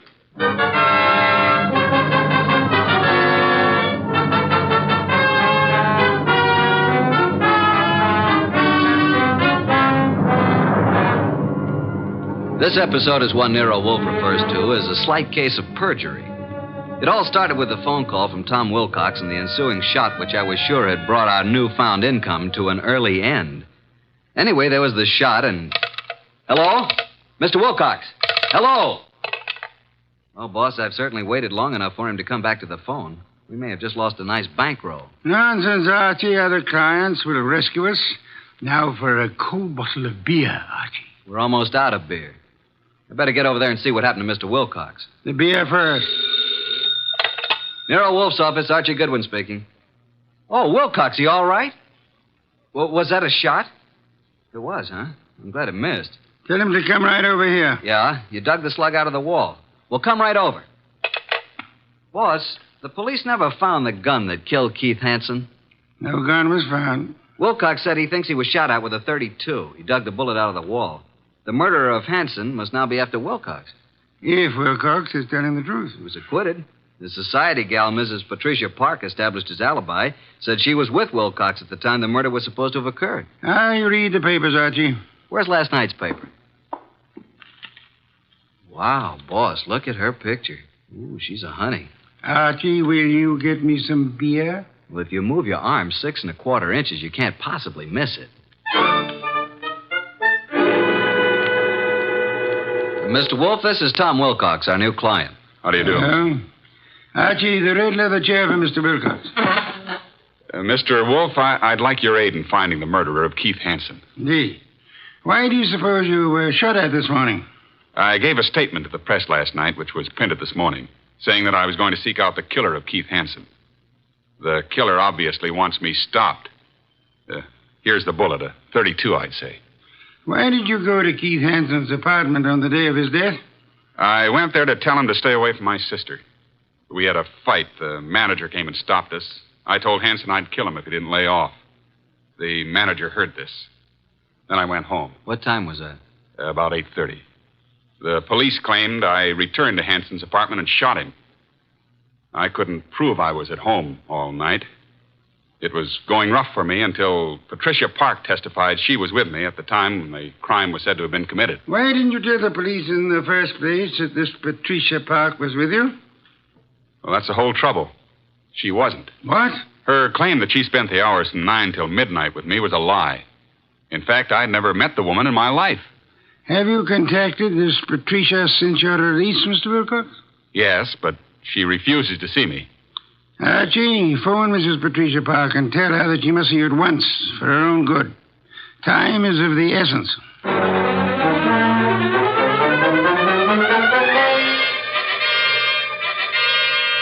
And what else can you tell me, Mrs. Park? Mr. Goodwin, I haven't anything more to say than I've already said. All I want is a simple answer as to why you lied about being with Tom Wilcox. Well, Tom Wilcox is a very fine man, but he isn't telling you the truth. Did you commit the murder and succeed in establishing your own alibi by swearing you and Tom Wilcox were together 10 miles from the scene of the crime? I did not. Do you own a gun?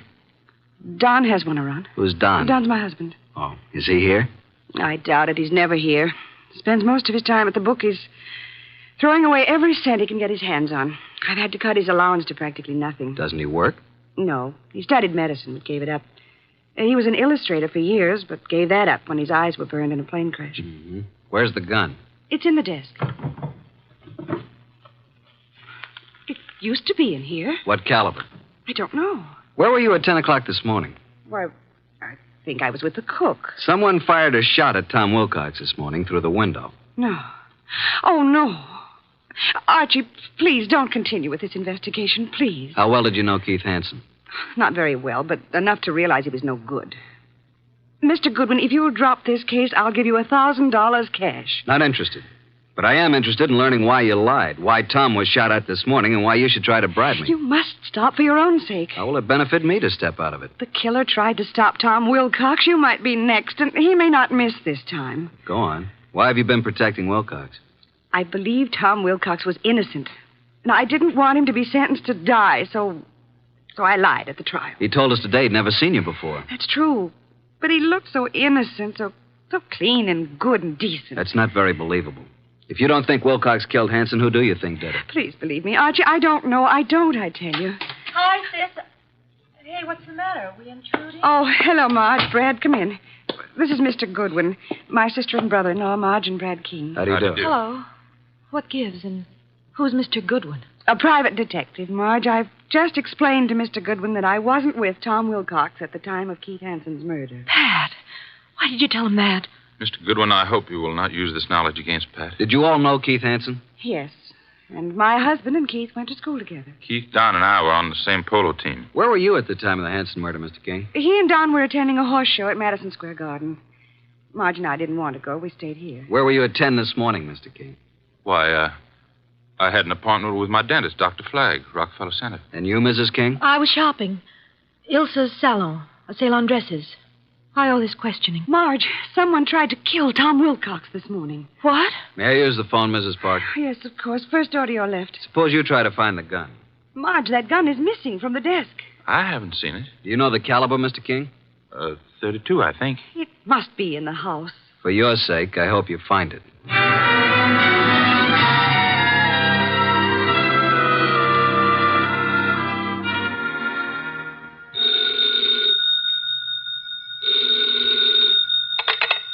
Nero Wolfe speaking. Archie, boss. You should have reported long ago. She must be very pretty.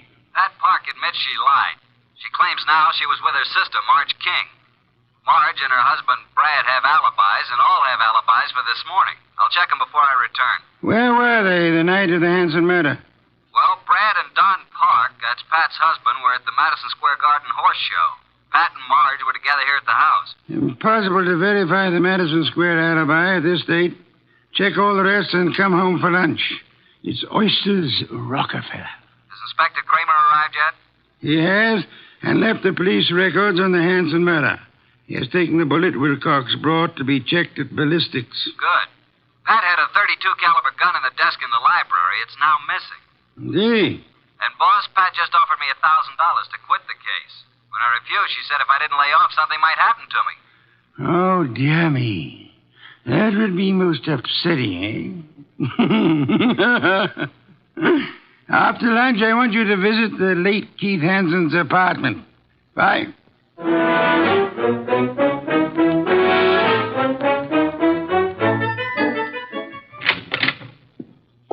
Before you join the others, Mr. Goodwin, I want to talk to you. All right. Close the door, Marge. Pat didn't mean anything when she offered you money, Archie. And she wasn't threatening you, honest. I'm convinced. Why the pressure? Well, why don't you sit down? Here, by me. Okay. What's on your mind, huh? Archie, I can add another 1,000 to what Pat offered. Wouldn't that be enough, Archie? I can give it to you right now. Brad will write a check. Does Brad want me to stop, too? He said you couldn't be persuaded. Every one of you seems to have had a reason for killing Hansen. None of you apparently liked him. Now, be a good little girl, Marge, and stop trying to act like a Delilah. If you're innocent, you have nothing to worry about. You're stuffy. I hope you do get hurt. Thanks a million. Now let's join the others. Well, Pat, did you find the gun? I can't find it anywhere. Oh, Mr. Goodwin, this is Don Park, my husband. How do you do? How are you? Have you seen the gun, Mr. Park? Not for ages.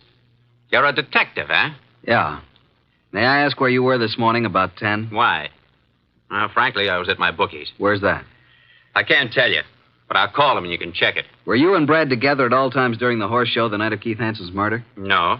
Brad wandered away a couple of times, and I saw some people I knew. You know how it is. We'd meet at intervals. Archie, you're wasting your time. None of us is guilty. I made a fool of myself, that's all. Tom Wilcox was such a decent man that I hated to see him have to pay for taking Keith Hansen's rotten life. If a man's guilty, why should you butt in? You never use your head. Pat is one person who thinks of others before herself. Marge, forget it. Now you've got private detectives snooping around.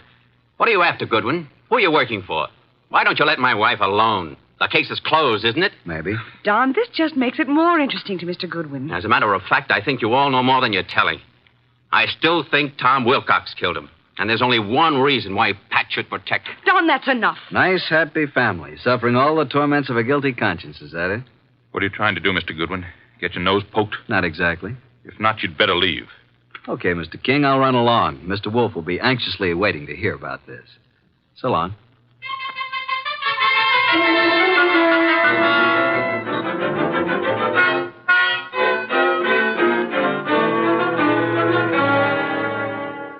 Pat Park's cook verified her alibi for 10 o'clock this morning, then. What about the other alibis? Well, Brad's dentist said that he didn't get to Brad until about 10:30. His appointments had run over. He wasn't sure if Brad was there at 10 or not. The nurse was out at that time. Marge's alibi is no good. And at mob at Ilsa's, the saleswomen wouldn't have known their own mothers. Don's alibi checks if we can take the word of the bookie. Don and Pat, then, are the only ones who have alibis that checked, huh? That's right. Are these the reports Inspector Kramer brought? Hmm?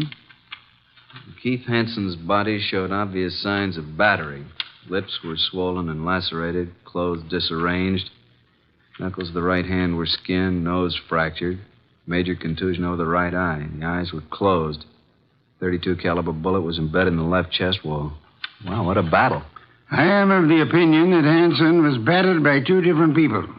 I think someone arrived after Wilcox was thrown out by the manager, and this someone gave Hansen another beating. Really, boss? Come, let's have dinner. Then you must get over to Hansen's apartment.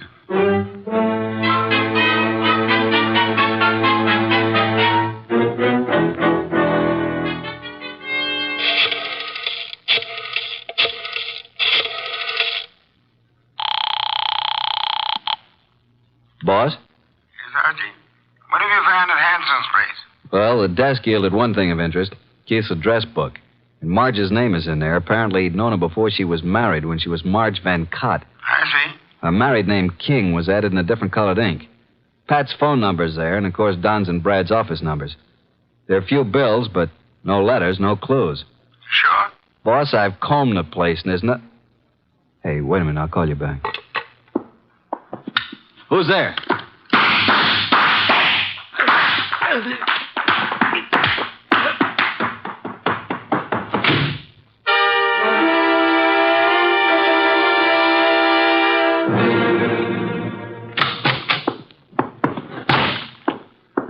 Archie, you know I dislike the banging of doors. Sign of ill breeding. Archie, what happened to you? Target for tonight, Archie Goodwin. Your forehead's bleeding. You better have Fritz fix it. Well, my head can wait. Some guy certainly surprised me at Hanson's. Creased me on the forehead. Good thing I snapped off the lights. He emptied his gun at me. We scuffled and he got away. And then I dug his slug out of a chair. I think it's a 32. But look at this, boss. A little round piece of glass. Found it on the floor. It's very small, very smooth, and concavo-convex in shape. Half an inch diameter. Watch crystal?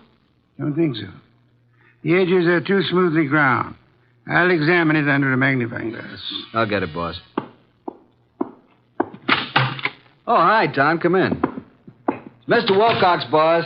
Archie, hey, what's happened to you? Somebody tried to scalp me. Good evening, Mr. Wilcox. The red leather chair, Tom. Archie, please finish your report. Did you notice anything else of importance at Hanson's apartment? Is that where this happened? Yeah. Well, there were dozens of gals' photos scattered around. Photos, eh? But no letters, Archie? Not a one. There must be some letters, Archie. Love letters.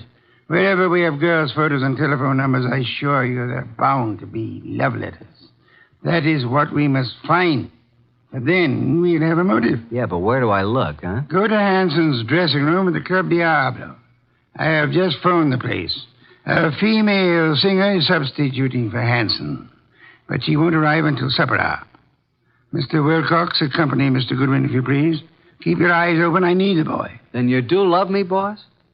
Come on, Tom. Let's look at this Club Diablo.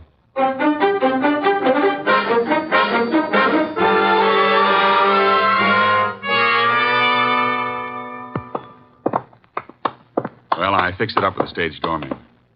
Here, this is Hanson's dressing room. What a layout. This dressing room's fancier than most of the Met stars get. Hanson fixed it up himself. A bar, refrigerator, hot plate, television set. He could live here. Some of this stuff could be the new girl singers. I don't think so. Well, let's get to work, Tom. Take the drawers in his dressing table first. What are we looking for, Archie? Mr. Wolfe says the motive. He means letters. There's nothing here. Nothing in the desk. New singer must have cleaned it out for her things.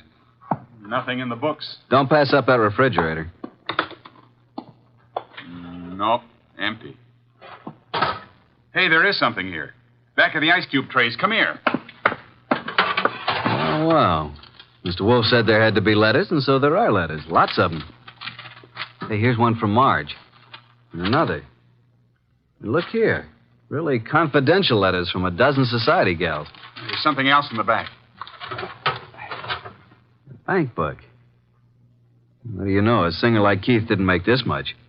No, that kind of money didn't come from crooning. This guy Keith was really shaking these babes down. Archie, someone's coming. Listen. Quick, behind the door and grab him. Douse the lights. Run,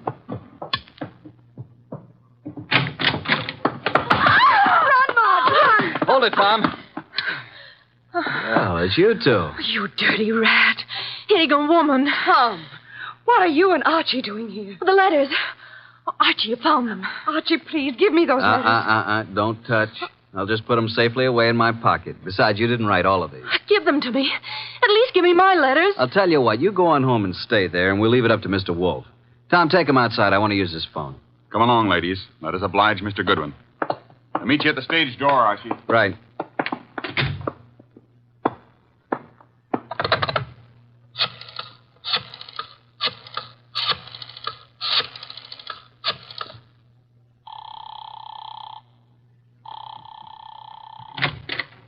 Hey, the lights. Who's there? Put the phone up, Goodwin. Who are you?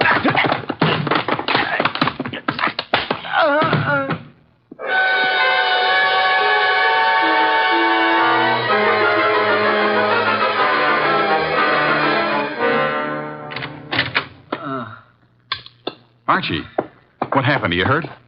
Here, let me help you. I'm all right. I guess. Ooh, my head. Did you see anybody? No, I didn't. I shouldn't have left you. Turn out the lights before I saw him. He whispered. Got away with all the evidence. Where are the girls? I sent them home in a cab. Well, let's get over to Mr. Wolfe. This is tough luck.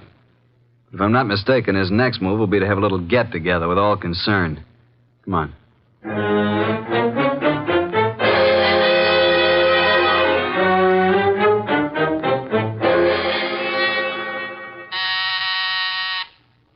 Archie, the door, our guests are arriving. Excuse me, Tom. Come in, Inspector Kramer. Goodwin. Good evening, Inspector. Well, Mr. Wolfe, got the killer? You said you'd hand him over to me this evening.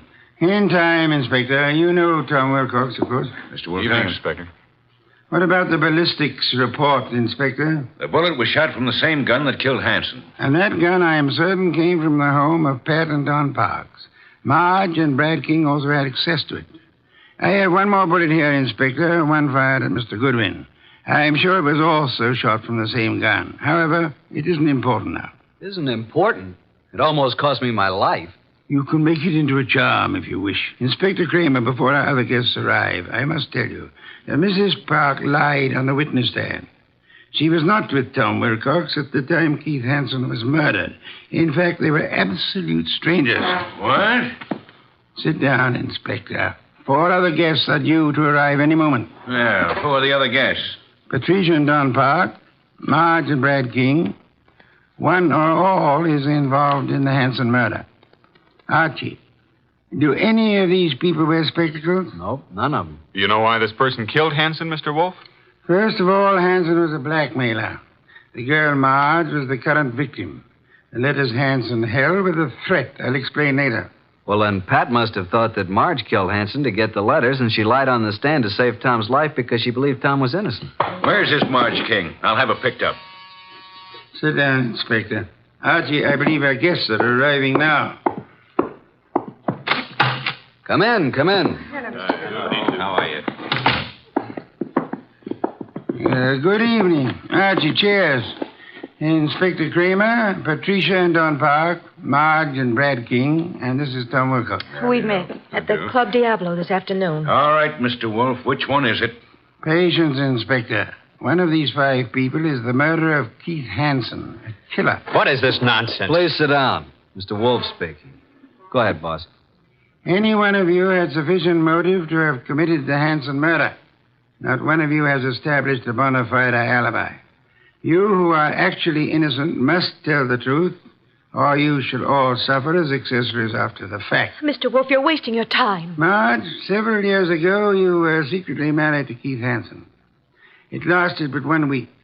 You gave Keith the money to get a divorce from you at Mexico. He didn't, which made you a bigamist when you married Brad. Keith was all set to blackmail you. He knew your husband, Brad, was wealthy. Marge, is this true? Yes. Oh, please, Brad, I thought he got the divorce. If I'd known that, I would have killed Hansen myself. Maybe you did kill him. One moment, Inspector.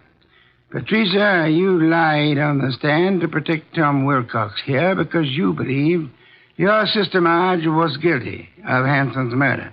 Why did you believe her guilty? Were you at the scene of the crime?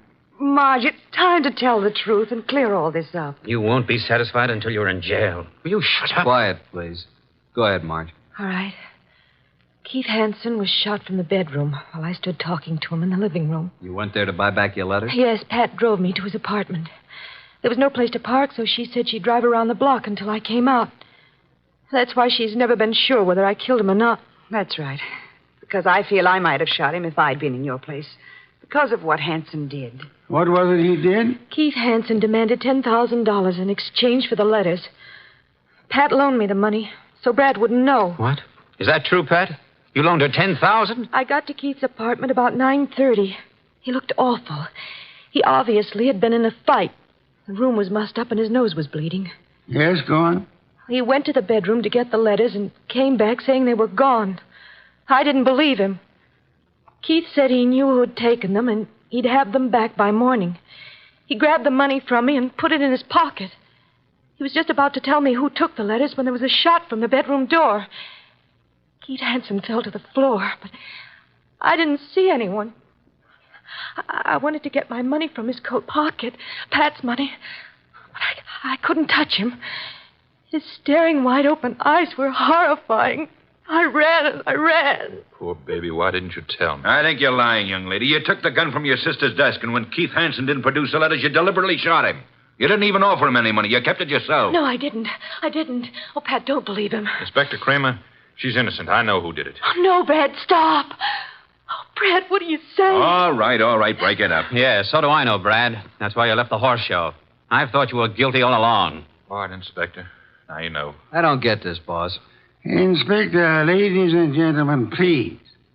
First, which of you had some medical training? Medical training? Oh, Keith Hansen and I both went to medical school. Why? That is most enlightening, Mr. Park. Marge and I were nurses' aides during the war. Then perhaps you can interpret this medical phraseology for me. These few lines from this little medical book. Archie, hand it to Dunpop. Will you read it, please? Top of page 75. It says the form of pernicious anemia commonly found in the human is... Now, Don, hold your hand over your right eye and read on. What? Also common to the many lower... Now, cover the left eye and read with the other. What is this? Go ahead. Many lower animals and this light isn't so good. Step close to me. Yes, thank you. Mr. Park, here is the contact lens for your right eye. I'm sure you've been tremendously handicapped without it all day. Inspector Don Park is your murderer. Don't move, Park. Keep away, I warn you. Drop that gun, Park.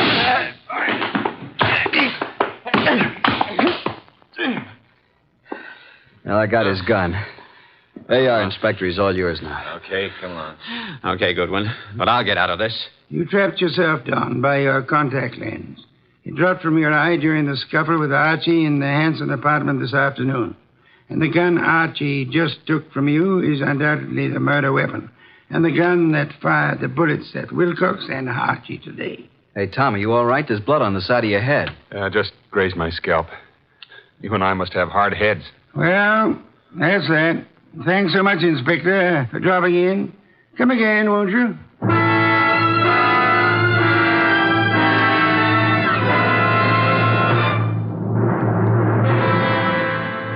This was a rough day's work, boss. Some beer, Archie, please. Right. Hey, what was that business about the medical training? Marge said the body of Keith had staring, wide-open eyes, preventing her from touching the body. But the police found the eyelids closed. How did they get closed? Well, he must have bothered Don, too, and he closed him, his medical training. Right. A layman would never touch the eyes of the dead. Marge couldn't, not even to get back the $10,000. Here's your beer. Why did Don do all this, boss? Obviously, he learned of Hanson's blackmail scheme and was trying to force him to agree to split Marge's $10,000. Don was quite startled a minute ago to learn that Pat, his own wife, put up the money. However, when they heard Marge arriving, Don stepped into the bedroom, found Marge's letters in there, and must have hidden in the closet. And then as Keith Hansen was about to speak Don's name, Don shot him and took Marge's money. Of course, he planned to carry on a blackmailing of Marge himself, thinking the money would come from Brad. Yeah. And you are warming that beer with your hot little hands. Pour it, please. There you are. You've had a rough day, beaten twice and lost to interesting women. Tonight you may open your bedroom window. Good night, Archie.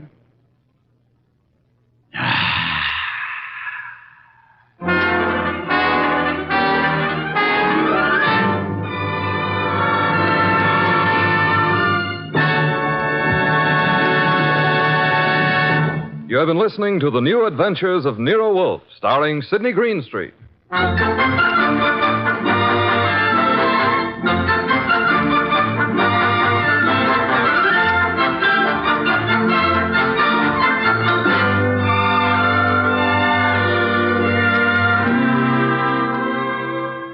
Tonight's transcribed story by Gladys Williams was based on the characters created by Rex Stout. This is an Edwin Fadiman production, produced and directed by J. Donald Wilson. In the cast were Harry Bartell as Archie Goodwin, and Mary Lansing, Gene Bates, Paul Marion, Barney Phillips, Ken Peters, and Bill Johnstone. Next week at this same time, Nero Wolfe and Archie will bring you The Case of the Lost Heir. Don Stanley speaking. 3 chimes mean good times on NBC.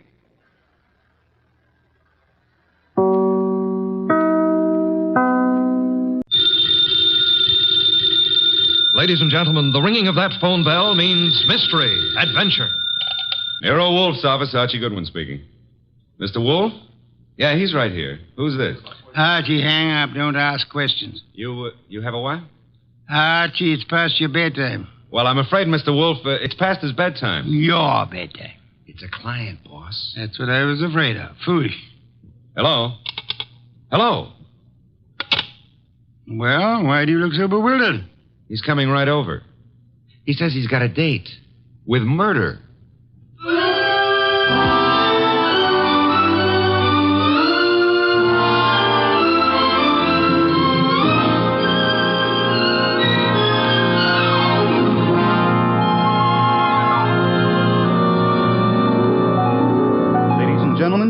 The detective genius who rates the knife and fork the greatest tools ever invented by man. The ponderous, brilliant, and unpredictable Nero Wolfe. Created by Rex Stout and brought to you in a new series of adventures over this NBC network in the person of Mr. Sidney Greenstreet.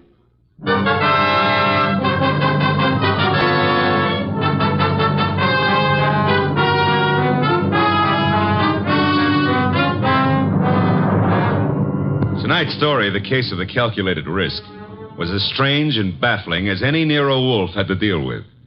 It started late one night when a big-shouldered man sporting a reddish beard and billing himself as Dave Caffrey pushed his way in, walked up to Nero Wolfe's desk, and rocked him with this opener. Tomorrow morning, Mr. Wolfe, I'm going to kill a man.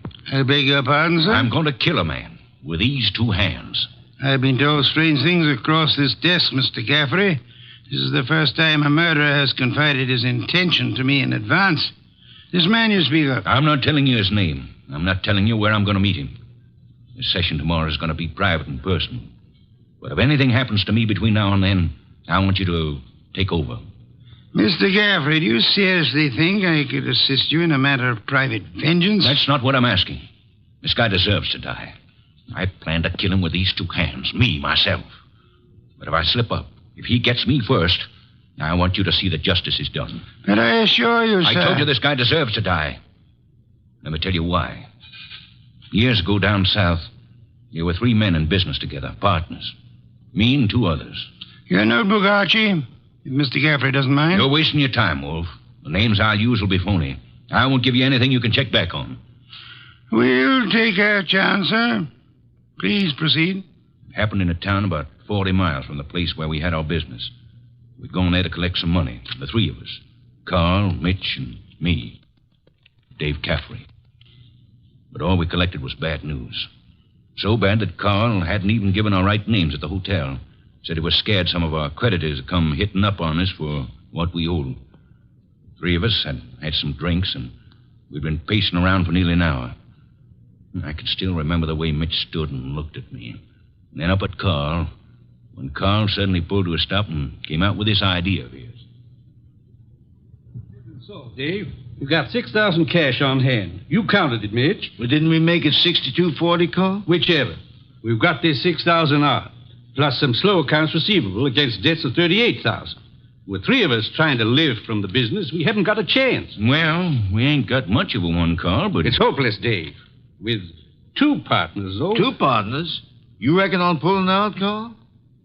I say we cut cards for it, Mitch. Low man drops out. Break up the partnership? After sticking together all these years? Wait a minute, Dave. Wait a minute. Maybe Carl's right. Maybe this could work. Carl, you mean the low man drops out clean? Right now? Right now, Mitch. Other two to take over assets and debts and see if they can get this thing back in the black. Okay, Carl. Get the cards out. Dave? Well, that's what you guys want. Okay, then. Here's a new deck. Shuffle them, Mitch. All shuffled. Cut them, Dave. Go ahead, Mitch. You get first pick.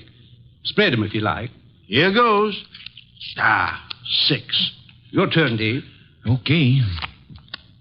9 of clubs. Lucky guy, Dave. That puts you in whatever Carl pulls. I'll pull it fast. There she is. Denise. Sorry, Mitch. That leaves you elected. Well, Mitch, I'm sorry, too. I guess we all had a fair whack at it, but... Hey, wait a minute. Let me see that ace again, Carl. Easy, Mitch.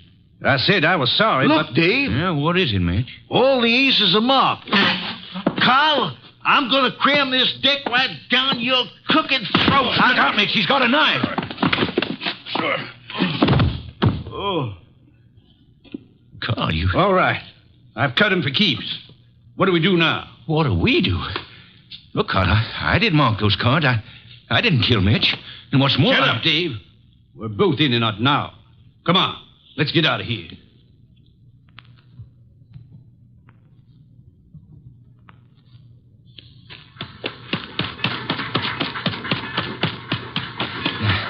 Now what, Carl? Look, Dave, this is where we split up. Two men together, easy to trace. You head one way, I go the other. Yeah, but the dough, I got no money. Here, I'll split up the 6,000. This is your head. Here, stick the envelope in your pocket. Now, grab that freight. Get set. I'll catch the next one going the other way. Get going, Dave!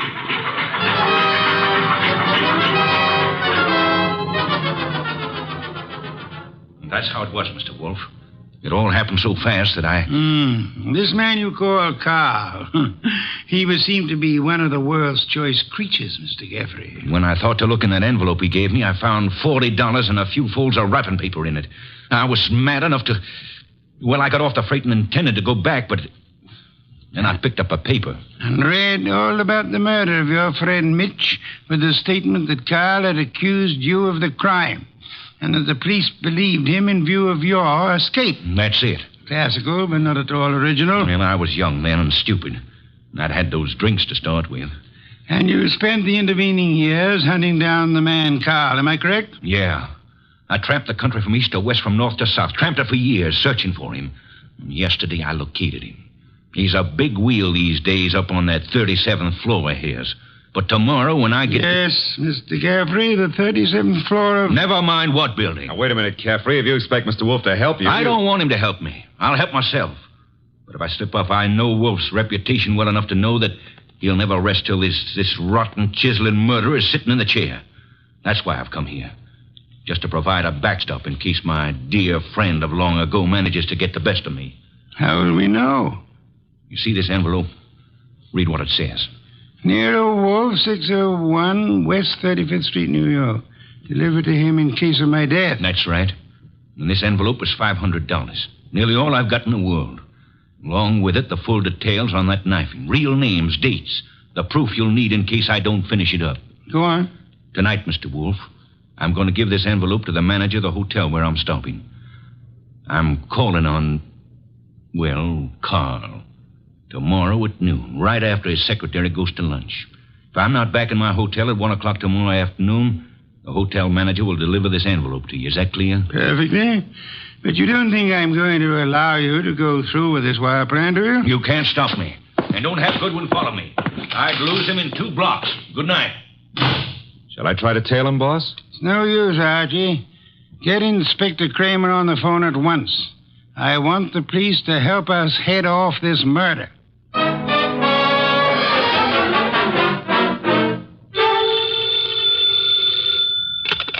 Nero Wolfe speaking. It's Archie. I'm calling from the morgue. And? They found Caffrey's body in a subway washroom, mugged and stabbed.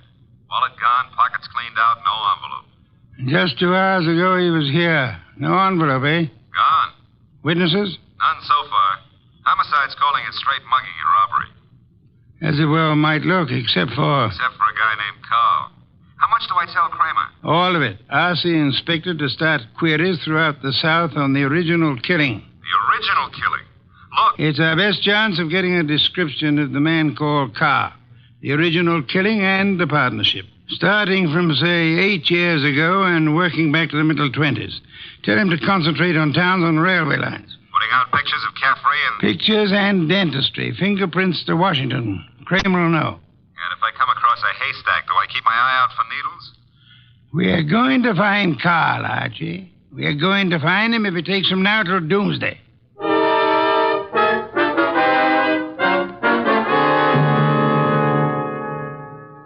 Mr. Wolfe, let's face it, we're licked. Licked, Archie? 3 days now. We found Caffrey's hotel here in New York. No traceable phone calls. Not a witness has turned up on that subway washroom party. And Kramer says he's getting nowhere with those answers from the Southland. The original story is bound to come slowly, Archie. We are asking a check on the unsolved killings of a dozen states over a 20-year period. And what now? You start trudging, Archie. Trudging? Through office buildings, through 37th floors of many office buildings. You keep trudging till we find him. Oh, now, wait a minute, Mr. Wolfe. This is a big city, remember? I might have to go through hundreds of buildings. This morning, Archie, the Municipal Reference Library informed me that there are exactly 34 buildings of 37 floors or higher in Manhattan. Now, when you rule out the United Nations building, hotels, Okay. Maybe not so many 37th floors, but lots of offices per floor. Maybe 40 or 50. Call it 30 times 40, and you've still got 1,200 to start with. And you don't know what kind of business. You don't know what Carl's real name is. You don't even know what he looks like. There could be 4,000 men like him. 4,000 affluent men, Archie? Yeah, well, all right. Caffrey said he was in the chips, though. You know, for a guy who'd been bumming around, that could mean anything from 10 grand a year up. Say, wait a minute. That cuts your field to 1,000. 1,000 tall men? Tall? I've been over those notes. Caffrey didn't say he was tall. As plainly as you could ask. Caffrey was almost your height, but he said Mitch stood and looked at me. And then he looked up at Carl. Up, Archie. That makes Carl your height or taller. Yeah. Well, maybe Caffrey and Mitch were sitting down, and Carl was, Caffrey told us the three were standing at the time. Check your notes. I've studied them. Okay. Maybe that does cut it down some. Yeah, it's still a lot of citizens that start checking for a southern accent. Don't rely on accent, Archie. Carl has had many years to lose any accent he might have had. Yeah, that's true. And so we narrow it, Archie. A man almost surely tall. A man not using the name he was born with. A man with an unexplained gap in his past. I ought to be able to reach right out and tap him. You go skeptical again, Archie? Well, it's still a pretty big haystack. Let's see if we can't trim it some more. On these building lists I've been going over, I've ruled out for now the members of professions requiring lengthy formal training. Medical men, lawyers, scientists of most kinds. Yeah, that's chopping it down, I'll admit that. I'll have further eliminations as we get into it. And I'm putting Saul Pans on a second list this afternoon. Some of the credit references I'll handle by phone.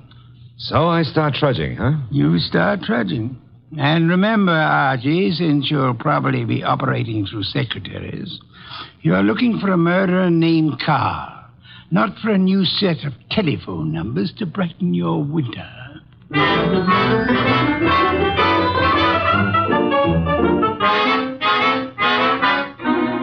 Tall? Well, I don't know what you're peddling, Goodwin, but if my boss put his elevator shoes on and stood on a box, he'd still be down somewhere around my necktie. If he stood on his money, though, we'd need a helicopter to get up near his shoelaces.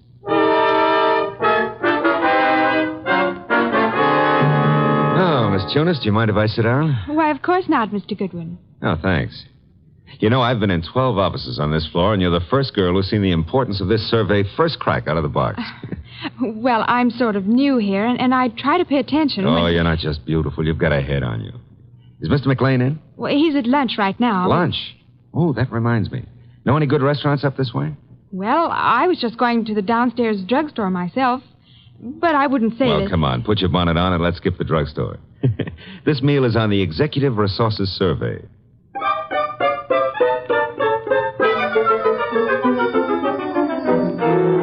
There you are, boss. The boil down. Tinsley, McLean, Fernandez, Tesreau, and Kaplan.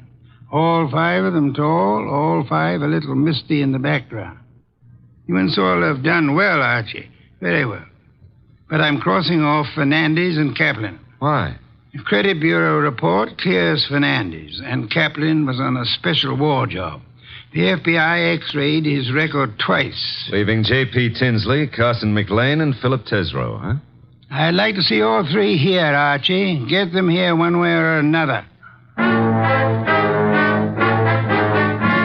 And so you do admit that Tinsley isn't your real name? Mr. Wolfe, are you a blackmailer or what? I'm a licensed private investigator, sir. Any disclosure you make will be kept in confidence, provided it doesn't touch on the case I'm engaged on. You haven't said what the case is. I don't intend to. If you prefer to explain this mysterious gap in your background at the district attorney's office... Well, I'm using the name Tinsley because I've got an undivorced first wife out on the coast. We broke up 20 years ago, but she said she'd see to it that I never married again. And she knew where I was today. Well, I don't say I'm a saint, but she's a vindictive woman. I see. May I have names, dates, and places starting 1924?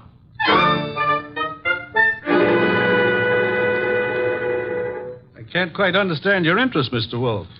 It's rather complicated, to put it briefly, Mr. McLean.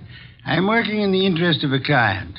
Our people have found this puzzling gap in your background, and I'd appreciate such clarification as you may be able to supply. But I told you, Mr. Goodwin, I was raised and educated in the Orient. Until 32, I was in business with my father in China. Where you say your father died? Died. With the Depression, I returned to New York, started this importing business in a small way, weathered through the early 30s, and I think my bankers can assure you of my standing today. They've done so. Carson, McLean and Company has an excellent credit rating. Thank you, Mr. Wolfe. To switch somewhat abruptly, Mr. McLean, would you happen to remember how you spent the evening of the 19th? Of this month? Of this month? Well, I could hardly... Wait. You say the 19th. Would that have been on a Tuesday? Yes, it was Tuesday. Well, that simplifies it. I'm nearly always at the office on Tuesday nights dictating the revisions in our weekly wholesalers' lists. Let me see. Yes, I was there on the 19th. Had a tray sent in. Miss Tunis and I worked till just after midnight.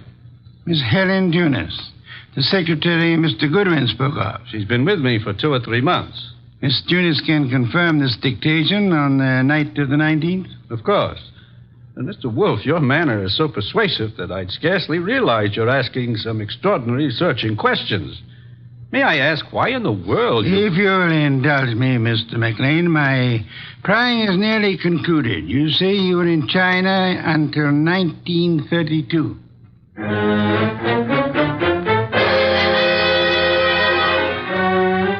Mr. Tesreau, I'll be brutally frank. We know that your name is not Tesreau. And we know that you served a prison term from 34 to 38 for arson. I'd like some straight answers. I didn't say I wouldn't answer your questions. The past can remain your own, provided... Now, look, Mr. Wolfe, I've been going straight for 12 years. And this business of mine is on the level. Now, if this is a shakedown... I'm asking where you were on the night of the 19th. And I'm telling you I stayed in town. I ate alone. And I went to a movie. I caught the 11:35 for Stamford.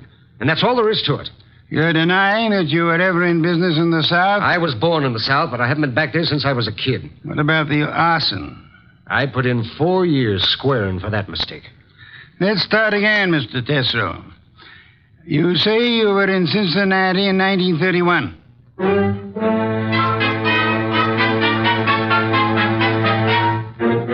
Okay, Mr. Wolfe, 3 candidates, and we're still on the 1-yard line. Our 1-yard line.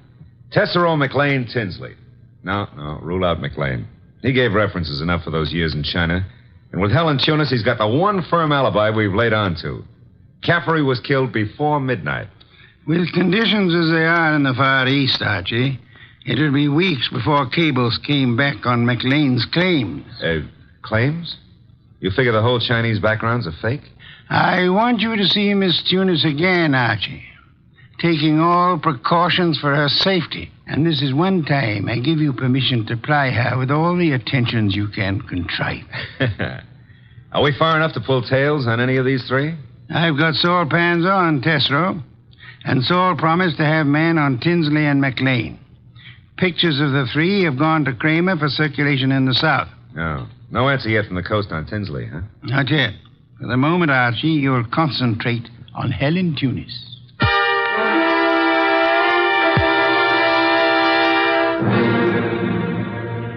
Helen, I've got to see you tonight. I'd love to, Archie. Now, look, Helen, I phoned you to come out in the corridor this way because I didn't want McLean to know we're talking. Do you still say you got that new mink coat on your own money? Mr. Goodwin, I don't know what right you Helen, have if you get 5 guys to buy you stuff, it's your business. Mr. McLean said his wife might be sent detectives around. You can go right back to your old Mrs. McLean and tell her that I... Easy, Helen, easy. He was dictating to me. You know, baby, the harder you lie, the prettier you look. But if this is a fake alibi, and if you keep propping it up, you're going to find yourself in trouble. Bad trouble. Now, how about it?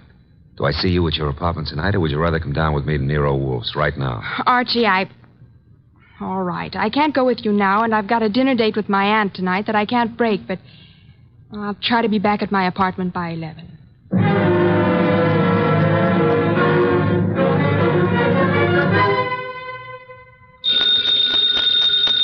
Archie! Nero Wolfe speaking. This is Archie, Mr. Wolfe. I'm at Helen Tunis's apartment.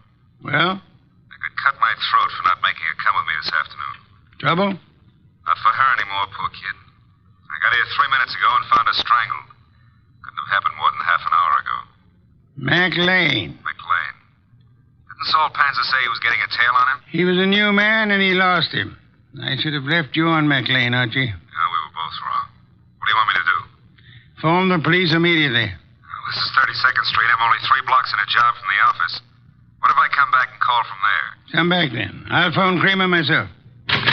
Mr. Wolfe, I'm still kicking myself for that. Look out, Archie. Too late, Mr. Wolfe. Keep coming right in, Goodwin, with your hands up. No, I wouldn't try that. McLean. And keep your hand out of that desk drawer, Wolfe. This time you're too late, McLean. My hand's in the drawer, and I think I'll leave it there. You don't think I'd shoot? I'm sure you would. But you've got 2 of us to cover now. No, Archie, don't try to draw yet. How'd you get in here, McLean? He surprised me after making his way in through the area way below, and of course it had to be Fritz's night out. I caught your fat friend just 2 seconds before he could get in his call to the police, Goodwin. I overheard his talk with you from the hallway here. My apologies for not crying out sooner, Archie. Get your hand out of that drawer. Pull it out without the gun, Wolfe, or I'll let you have it now. I refuse to, McLean. Seems obvious that you mean to kill us in any case. I'm afraid that's true, Wolfe. But when you called me here and Goodwin started making dates with Helen Tunis... Poor kid, I told her not to talk to you. She didn't, Goodwin. I've been scared of you and Wolfe since I followed Colby here that first night. Colby? You knew him as Caffrey. I caught up with him afterward in that subway washroom. No, keep that hand up. And watch that gun of yours, Wolfe. When I found that envelope on him and read the letter to you contained in it, I knew he hadn't spilled the whole South Carolina story to you. South Carolina? Would the original knifing have been taking place anywhere near Hampton or Jasper counties? Hampton County. But our business is over the line in Georgia. Doesn't matter now. Pity, Archie. We learned this afternoon that we were growing warm on South Carolina. Mr. McLean, may I ask what you hope to achieve by this insane project of disposing of Mr. Goodwin and myself? I'm buying time, Wolfe. I've $90,000 in small bills in that bag there, plus a plane ticket to Buenos Aires. I've got a silencer on this gun. If you 2 aren't found till tomorrow morning, I'll be out of the country before they start looking for me. You don't think the police will put out an alarm for you when they find the body of Helen Tunis? Goodwin left it to you to report that. Remember? Let's remind ourselves to be prompter on reporting deaths, Archie. Starting with our own, Mr. Wolfe? Glad you can take it that way, Goodwin. You actually think you can knock the 2 of us off? I'm about to find out, Goodwin. One moment, McLean. You've never been a real gambler. You know that. With marked cards, of course. But you're not the man to face a sure loss now. A sure loss? The loss of your life. Within seconds after you try to pull that trigger. I told you I had a silencer. You think anyone will hear the shots? There'll be more shots than you count on. My hand's on a pistol now in this drawer, and Mr. Goodwin has a .38 in his shoulder holster. You can't shoot through the desk, and Goodwin won't get a chance to draw. You're an intelligent man, McLean. Vicious, but intelligent. May I describe the certainty of your immediate death if you don't throw that pistol on the desk and give yourself up? There are 2 of you, I know that, but... McLean, you must be aware that in the actual fact, exceedingly few men are killed instantly by a single shot, even from a pistol of heavy caliber. The one you hold is a .32. And it's a .45 in that drawer, McLean. I assure you, McLean, that neither of us will surrender the weapons we have. Should you start shooting, we'll both do our best to draw and keep firing till you're dead. You're stalling, Wolfe. What have I got to lose by trying for you both now? Your life? I'll correct that. The loss of some 6 or 8 weeks of your life, possibly months. Whatever the time necessary to bring you to trial and to convict you and execute you for the murders you've committed. Suppose I cancel you out and then take my chances with Goodwin. A better choice, but still a dubious one. I'm fat, exceedingly fat. And for perhaps the first time in my life, I'm thoroughly grateful for that. My bulk affects the calculation, McLean. McLean, you could pull off all 7 shots and still not hit Mr. Wolfe where it counts. You have to start, you better start on me. You exaggerate, Archie, and I thank you for the gallantry of it. No, it's quite likely that with 2 or 3 shots, McLean might well dispose of me, but not with your first shot, McLean, and we'll not permit you many more than your first. Look, if I promise to do no more than tie you 2 up to give me my head start, will you toss in your guns? Of course not. Do I speak for us both, Archie? Check. I say let's start it now. Wolf, if I give you half of what's in that bag, would you forget these admissions I've made and help on my defense? I've told you I refuse to bargain. I think that I shall count 5. If your weapon hasn't been tossed on the desk by then, I'll do my best to get my pistol into action. How you in the court, Archie? Start counting. Wait a minute, Mr. Wolfe. 1. If I trade half that bag for no shooting and 1 hour's start, no tying up, just your promise that... 2. All the bag for a half-hour start, 90,000. 3. Are you ready, Archie? All set, sir. Except if you're the one who walks out of this, call up every number in my little red book, huh? And tell each girl I was thinking of her just before you got the 5. Agreed. I resume 4. Okay. You win. Holy sweet Susan, it worked. A commendable choice, McLean, for us at least. You see, I'm afraid I forgot to mention one slight factor which might have operated in your favor. What's that, boss? I must confess, Archie, that my 45 is in the upstairs den where I took it to oil it last night. Holy cow, you didn't have a gun? Why, you dirty... Take it easy, McLean. I've really got one. Oh, by the way, Mr. Wolfe, signal's off on those women, huh? When my heart gets back down out of my throat, I'll call them myself. I'll trouble you for a beer first, Archie. And then, if you'll be good enough to phone Inspector Kramer, you can bid him pick up his triple murderer. The one-time cutter of cards. Fortunately for us, who's never been a real gambler.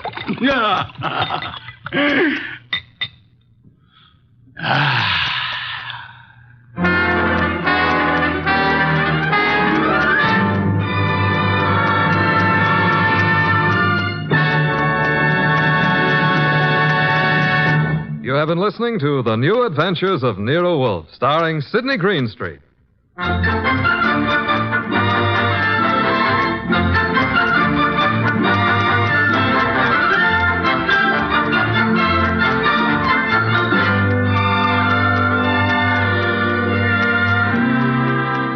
Tonight's transcribed story was based on the characters created by Rex Stout. This is an Edwin Fadiman program produced and directed by J. Donald Wilson. In the cast were Gerald Moore as Archie Goodwin and Lorraine Carter, Bill Johnstone, Howard McNear, Herb Butterfield, and Vic Rodman. Next week at this same time, Nero Wolfe and Archie will bring you The Case of the Phantom Fingers. Don Stanley speaking. 3 chimes mean good times on NBC.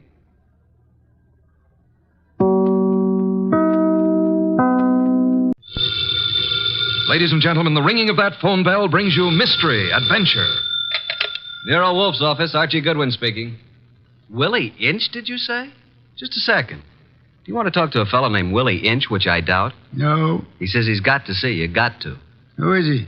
I'll ask. Mr. Wolfe doesn't recognize your name, Mr. Inch. He wants to know who you are. Just a second, I'll tell him. Mr. Inch says he's a sneak thief. He says you never heard of him, but he's heard of you. Should I tell him to get lost? Wait a minute, Archie. Ask him what he wants. Inch, Mr. Wolfe wants to know what you want to see him about. A phony murder rap. Says a phony murder rap. It'd have to be, wouldn't it, Archie? How do you mean? Phony, I mean. Did you ever hear of a sneak thief committing murder if it could possibly be avoided? Yes, Archie. Tell Mr. Inch. I'll listen to his story.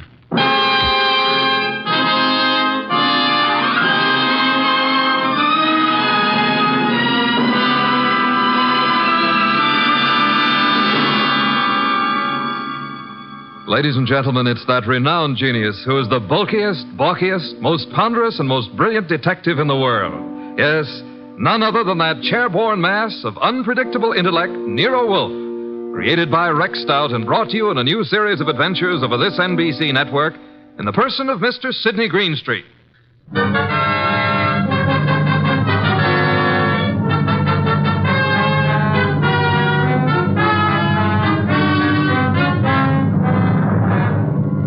When Mr. Wolfe and I talk about this little difficulty, he calls it the case of Archie Goodwin and how he got hooked. However, I call it the case of the disappearing diamonds. I prefer my title. He prefers his. Anyhow, it started with an improbable character named Willie Inch. That'll be our sneak thief, Archie. Let him in. Okay, boss. Okay? Inch? Yeah. Come in. In there. I'll follow you. Mr. Wolfe, this is your client. Mr. Inch? Yeah. Tall fellow. Must be over 6'6". Sit down. Where? Archie? Here, Mr. Inch. This ought to be comfortable. Well, Mr. Inch? Look, Mr. Wolfe, they're going to claim that I killed a woman I never even touched. And I'm going to fry for something I never even done. All right, Mr. Inch, how did you kill her? I didn't. I never killed nobody in my life. Mr. Inch, you say you're a thief. Can you prove it? I got a record. Why? I was wondering about that bulge in your pocket. Oh, here? It's a silver cigarette lighter, ain't it? I guess it sort of dropped into my pocket as I was going by. You see the way it happened? Never mind, Mr. Inch. Now tell me how you didn't kill the woman for whose murder you will fry. Well, Mr. Wolfe, sir, it was like this. There was a window half open, you see, and I happened to crawl inside the house. But hey, now. Well, Mr. Inch? This is just between us, ain't it? Possibly. How do you mean? Explain, Archie. Mr. Wolfe said possibly. Oh. Well, okay. So I happen to find myself in the bedroom, see? So I happen to sort of roam around, and I hear there's like a party going on. You know, people and music. So I lock the door. So go on. Let him tell it his own way, Archie. Well, Mr. Inch? So that's the mistake I make. Mistake? Maybe I leave my fingerprints on the door. So? So later, a dame gets herself knocked off in the same room, and they look for fingerprints, and they find mine. I'm it. That's all. I got a record. So the chair. I see. Pitiful case, isn't it, Archie? Very, very mournful. Inch. Yes, sir? I presume you came away with some souvenirs? Oh, nothing. It wasn't worth the trouble. You know, just odds and ends, junk. Have you got the junk with you? Yeah. Let me see. Here. Cigarette case, platinum. Lighter, gold. Vanity case, gold. That's all? Positively. Junk, the man says. I promise nothing, Mr. Inch, but it might be better if you told the truth. Me? You. Oh, well. One square-cut emerald ring. I just happened to find it. Here's something more. A pewter ashtray. Look, the room is dark. I can't see. Piles of coats on the beds and hats and handbags. I take what I find. Why didn't you turn on the lights? One of these big standing lamps. You know what I mean. Go on. I bump into it, and it scares the living... it scares me. So? I turn the switch. It don't work. Archie. That sounds like the law, boss. The law. Stay right where you are, Willie. May I suggest that there is a way to find out, Archie? Okay. We don't want any. Good morning, Goodwin. You remember me, your old friend, Inspector Kramer? Two gentlemen with me are also with the department, Pearlie and Ostrakovich. May we come in? What do you want? We want a murderer, and we want some rocks worth $250,000. Does that answer your question? What makes you think you'll find all those goodies here? Come in, men. We know Willie Inch is here. Where is he? Now, just a second. We're coming with you, Goodwin. Okay, Inspector, come along. Well, Archie? The law. That's Willie Inch. Frisk him. No weapons? Okay, just put the cuffs on him. Inspector Kramer. Oh, yes. Hello, Wolf. I want to tell you something about this man whom you and your men have so bravely captured in my office. You don't need to tell me about him, Wolf. We know about him. Do you indeed? Yes. We know he killed Mrs. Florence Avery March and stripped $250,000 worth of diamonds off her. That's all we need to know. I didn't do no such a thing. Where's the ice, Willie? I never even seen none, honest. Take him away, boys. I'll make the charge when I get back to my office. Wait. Mr. Wolfe, sir. Take him. Look, I ain't done nothing, I tell you. Inspector Kramer. Yeah. We're going to have a little talk now, aren't we? If necessary. How do you mean? Explain, Archie. Mr. Wolfe means you're going to have a little talk, if necessary. Very funny. I will now draw up a chair and show you why it's necessary. In the first place, $250,000 worth of diamonds makes it necessary. Archie, if you please, a bottle of beer. Okay. Will the inspector name his poison? You know I never drink on duty. And just for me, Archie, please. On my way.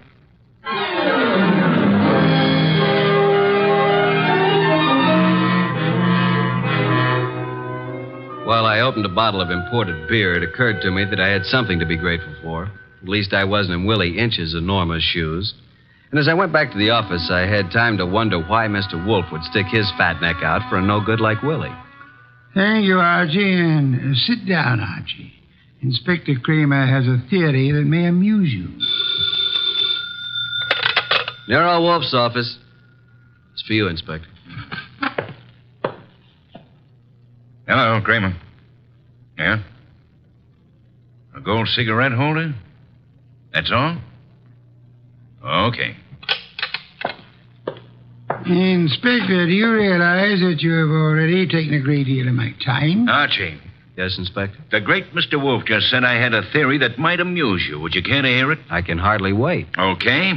My theory is that both Wolfe and you are receivers of stolen property and possibly guilty of murder conspiracy. So far, you got me in stitches. Willie Inch, with a record as long as your arm, robs the home of Mrs. Florence Avery Marsh. He strangles her with a silk scarf, takes the diamond she's wearing, grabs everything else that's lying around, and then what? Is it a question? I'll tell you what. He will, too. Archie, listen. Then Inch brings the stuff here, the stuff that's piled on Wolfe's desk, and the diamonds. You want me to tell you where the diamonds are? They're in that safe right there. Inspector Kramer, I know nothing about the diamonds. They are not in the safe, and they're not in the house. Now, you can take my word for it, or you can get a search warrant and make a fool of yourself. I'm going to have lunch.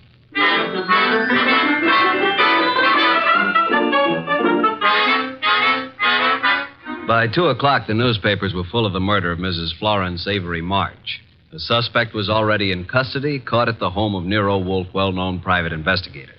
Some of the stolen jewelry had been recovered, but not the diamonds. Then we had a visit from Mr. Anson Stark, who had opened Mrs. March's door and found her dead. Stark was a big athletic guy of about 30 or so, with the large, capable hands of a surgeon or a laboratory worker. He seemed annoyed at the inconvenience we caused him, but that was only natural. That's the story, Mr. Wolfe. I don't see how I can add anything more to it. You had known Mrs. March for several years, huh? Casually. When you broke the door open, was it difficult? Not very. You were the first into the room? There were 3 or 4 of us. We pushed in together. You saw the body of Mrs. March immediately? She was lying across the bed that was heaped with coats and hats and handbags. You knew she was dead? Of course not. In fact, somebody else discovered that she had been choked to death. And who discovered that the diamonds were gone? I don't know. I didn't. Were there many diamonds, Mr. Stark? No, just a few, but big ones. She wore them on a pendant around her neck.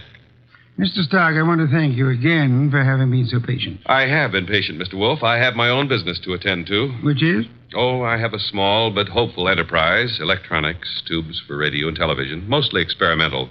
Well, that reminds me, Mr. Stark. When you entered the bedroom, was the light on or off? Let me see. Of course, it was on. It must have been on. Why? Just curiosity, Mr. Stark. Oh? Anything more? That's all, except thank you for coming here. Archie, will you take Mr. Stark to the door?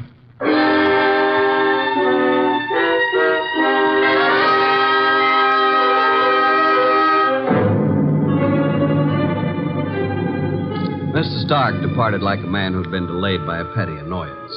A few minutes later, the door buzzed, and I went expecting anything. Anything but what was standing on the threshold when I opened up. A honey blonde.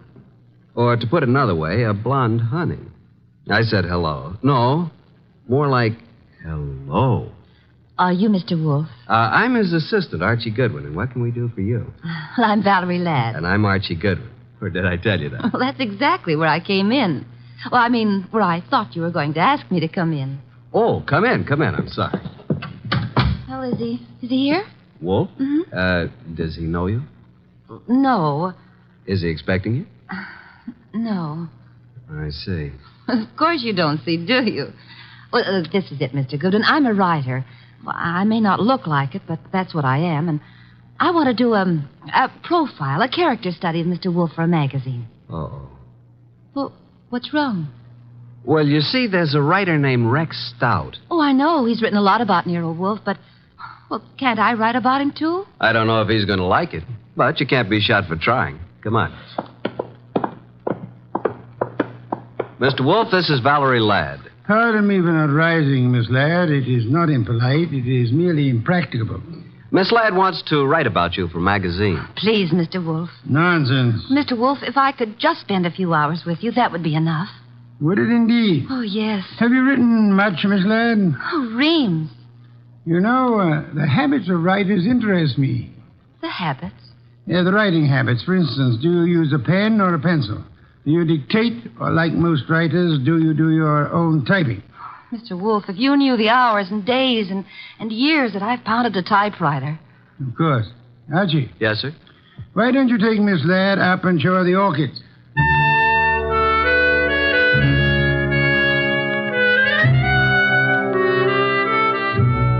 You never know about Nero Wolfe. At least I never do. This was something I would have bet against 1,000 to 1. Couldn't understand it. But I certainly couldn't complain. Archie, look at this one. Oh, did you ever see anything so gorgeous? Very pretty. They're all just beyond belief. Yeah? But you're not even looking at them, Archie. What? Oh. Archie, are you always like this? What do you mean like this? Well, so distant and preoccupied. Honey, you got me wrong. Completely. I was thinking. Oh. Yeah, about telephone numbers. It's a lovely thing to think about. What can you think about telephone numbers? I was thinking how some girls have them and some don't. Oh, I see. Archie, I apologize. For what? I did have you wrong. You're not a bit distant. I can be a lot closer than this, honey. What is it? What's what? The number. Oh, well, it's in the book. Yeah? No wonder. Sound as if you don't believe me. Oh, I believe you, but here's a telephone book here. Let's look it up together, shall we? Archie. Yeah. I'm afraid I lied to you. I was afraid of that, too. Are you angry? Well, I can take no for an answer, honey. Even when it's hard to take. Archie, I've changed my mind. I want you to have my number. And I want you to use it, too. You know, honey, I'm beginning to take an interest in this dialogue. Let's have it. Okay. Olympia 93659. And a very, very pretty number it is. Valerie Ladd. 2 D's? Mm-hmm. Olympia 93659. Honey blonde. Gorgeous. Oh. Spelled gorgeous. There. What are we doing tonight, Olympia 9? And I said that you were distant and preoccupied. We were talking about tonight. All right, Archie. Yes, I'd love it. Oh, these orchids, they're really beyond belief. And you won't even look at them. True. I'm too busy looking at you. Well, how do I look, Archie? Beyond belief, honey. Beyond belief. Well, there goes the Goodwin luck again. It's a house phone, partner. Mm-hmm. Yes, sir. Okay. He wants us to come down. Archie? Yes, dear. Even if he says no, we still have a date? Honey, though the heavens fall.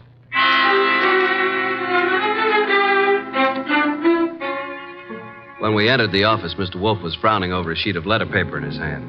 He looked up and tossed the paper to me. That is a peculiar thing, Archie. The sheet of letter paper. It just arrived. Since Miss Ladd is interested in detection, show it to her. Thank you. Well, some sort of code, isn't it? QWERTYUIOP. That's all. What do you suppose it means? You're kidding. Archie. Oh. What? Did I say something wrong? No. Miss Ladd, I'm sorry, but I'm afraid I haven't time for an interview just now. Goodbye, Miss Ladd. Oh, but Mr. Wolfe. Goodbye, Archie. Say goodbye to Mr. Wolfe and let's go, honey. Goodbye. That's the way things can be around here. Well, here's the door, and shall we pause for station identification?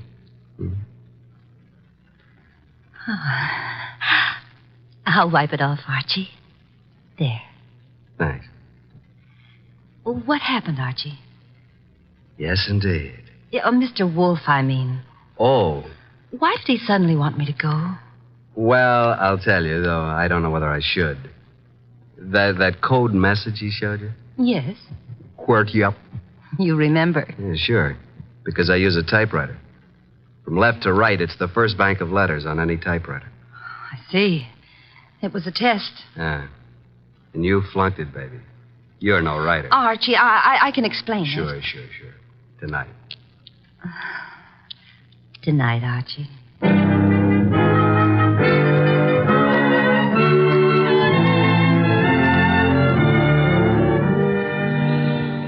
You do believe me, don't you, Archie? Oh, of course, baby, of course. Well, it's just that I was there at the party, when poor Florence was murdered. Then I read in the paper about, how they caught the man at Nero Wolfe's. And I always wanted to be a writer, so I thought if I could get an exclusive interview that would be a good way to start my career, wouldn't it? Yes, it would. Pardon me a second, will you, Valerie? I got to make a phone call. There's a booth. It'll only take a minute or two.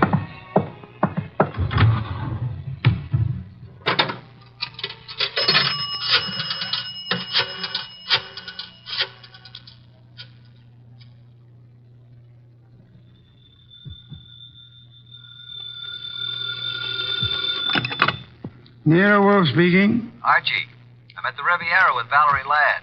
I'm happy for you, Archie. I will remind you that I have not seen you since Valerie left the house. I was otherwise occupied, Archie. With orchids. With orchids? What do you want, Archie? Look, with that typewriter gag, you practically told me she was a phony, didn't you? Of course. Just for the record, how did you know? Have you looked at her fingernails? She never touched a typewriter in her life. I wanted to be sure. Okay, now do you want me to tell you something? You mean that your charming companion Valerie was at the party when Mrs. March was murdered? How did you know that? Simple, Archie. I got a list of the guests from Inspector Kramer. Among them was the name of Valerie Ladway. Simple? Ladway. Ladd. Yeah, sure. Okay, what am I supposed to do about it? Just hang on, Archie. Just hang on.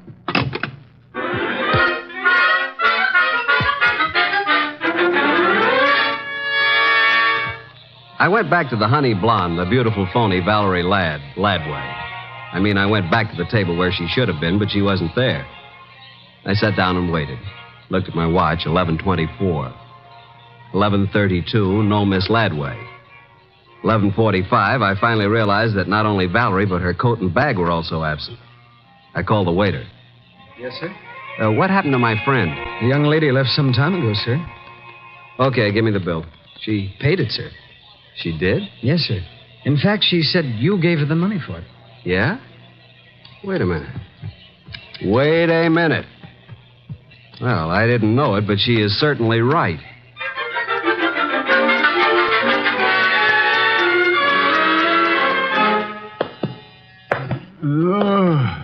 Oh, my.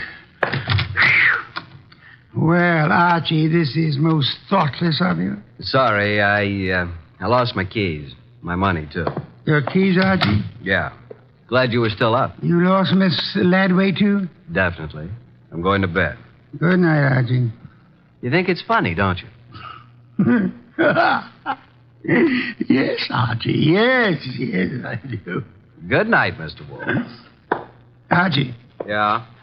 Before you retire, one thing. What? Open the safe, will you? And leave it open. Why? Because there's nothing in it of importance. And it's a valuable safe, and I don't want it damaged. Good night, Archie.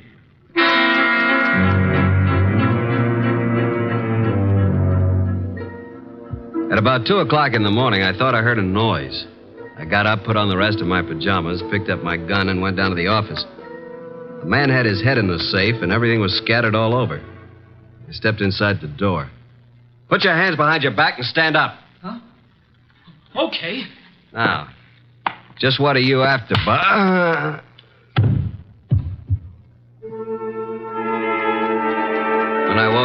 was alone on the office floor. I did not feel good. The place looked as if a hurricane had struck it. Every file drawer had been emptied. I felt a draft from somewhere. Got to my feet, trying not to joggle my head too much. There was the front door standing open. I closed it gently.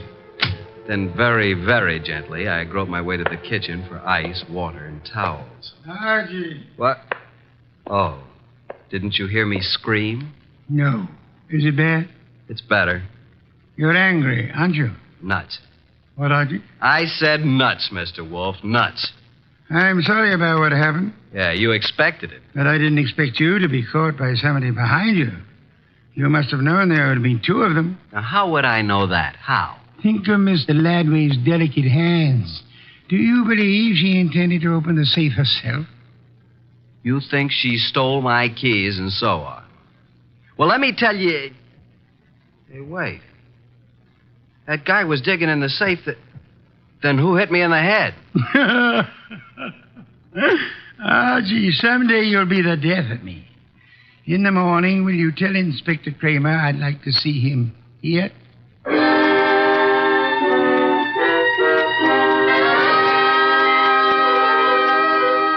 Fuming and protesting, Kramer arrived about 1:30. When I let him into the office, Mr. Wolfe was gazing thoughtfully at the ground floor plan of the house of the late Mrs. Florence Avery March. We'd gotten it from the original architects. Wolfe looked up and almost smiled. Thank you for coming to me, Inspector. You know how difficult it is for me to come to you. Okay. What's up? I take it you haven't found the diamonds. No, not yet. We'll break inch down, though. Don't think we won't. Oh, I'm sure. But this is what I want to ask you, and it's quite serious. Okay. All right, what? After the body was found, your men arrived at the house before anyone left. Right. And before anybody was allowed to go, every person was searched thoroughly. Nobody could have gotten a pin or a needle out of that place. I know something about police methods, and I believe you. Now, how thoroughly did you search the house itself? Wolf, look. We've got that floor plan you're studying now. There are no hidden closets. Every square inch of that house has been examined. The diamonds aren't there. Willie Inch killed the dame and snatched the diamonds. What he did with them, we'll find out. Possibly. Goodbye, Inspector. At approximately 3:15, the postman arrived with an envelope for me. The envelope contained my keys, the bill from the Riviera, and the money left after the check was paid. At approximately 5:07 p.m., I discovered that Wolfe had been using the telephone all by himself. He explained. He was going to have a party. He had invited all of the guests who were at Mrs. Florence Avery March's somewhat fatal party, including Anson Stark, Willie Inch, and Valerie. Nero Wolfe, the natural-born ham, he made an entrance that would have been worthy of Queen Victoria in her heavier days. He sat in his oversized throne behind his oversized desk and beamed at the peasants. Valerie moved toward me.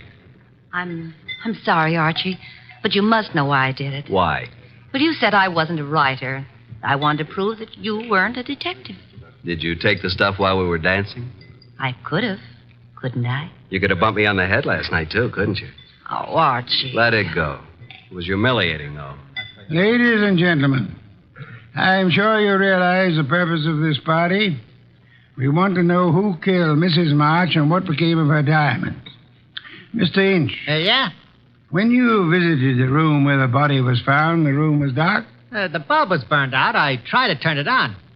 If there had been a body on the bed, would you have seen it? Maybe. With all those coats, maybe not. Sure.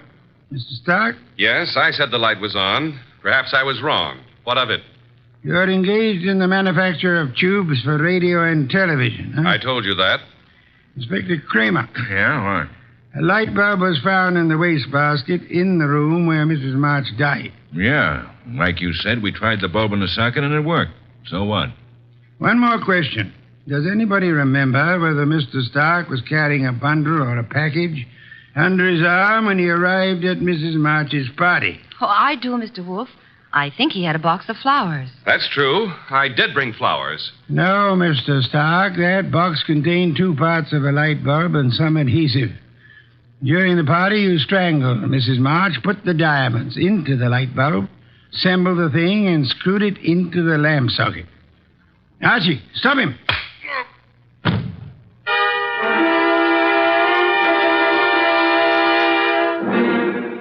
Really, Archie, it was quite simple. Light bulbs are only a stem glass bowl and a brass sheet. Yet nobody, including the police, would think of looking inside one. Mr. Stark could come back and collect his treasure any time after the excitement had died down. What's the matter, Archie? I got a headache. Valerie Ladby. Poor girl. She and whoever the man was with her must have thought the diamonds were here. That bump on your head will be better in the morning. A bottle of beer, please, Archie. I'm going to bed. Yes. Why must you place such confidence in women? Remember what happened to Mark Antony, and Samson, and Archie Goodwin. Good night, Archie.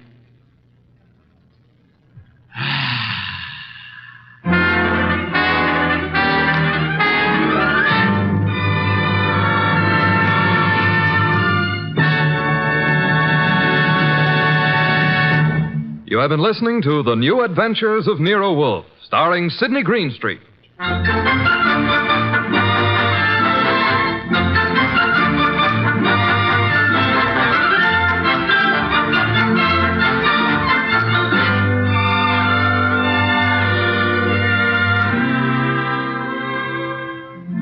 Tonight's transcribed story by Mindred Lord was based on the characters created by Rex Stout, produced and directed by J. Donald Wilson. This is an Edwin Fadiman production. In the cast were Harry Bartell as Archie Goodwin, and G.G. Pearson, Bud Heaston, Gray Stafford, Dick Ryan, and Bill Johnstone.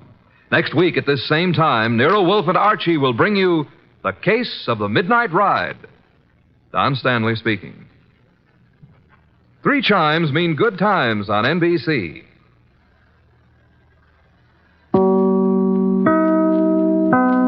Transcribe. Ladies and gentlemen, the ringing of that phone bell brings you mystery, adventure. Nero Wolfe's office, Archie Goodwin speaking. Hello? Is this Mr. Wolfe? If it's for me, I'm not here. Hello? What if it's a case? If it is, tell them no. I will not. Hello? Confound you, Archie. Do as I say. Hello? Hello? Is this Mr. Wolfe's residence? Yes. Is this Mr. Wolfe? Yes. Mr. Wolfe speaking. Oh, I am in very much trouble. Could I see you, please, immediately? Well, now, yes. What kind of trouble, miss? Give me that phone, Archie. No. Hello? Sorry, I had to turn the radio down too loud, you know. Oh, may I see you right away? Well, I'll pay you $1,000 as a retainer fee. Yes, indeed. I'll take the case. Come right over. The address is 601 West 35th Street. I cannot, Mr. Wolfe. I just cannot come there. Well, where do you live? I am staying at the Pole Hotel, room 304, and I... Hello? Boss, that was a shot. Hello? Hello?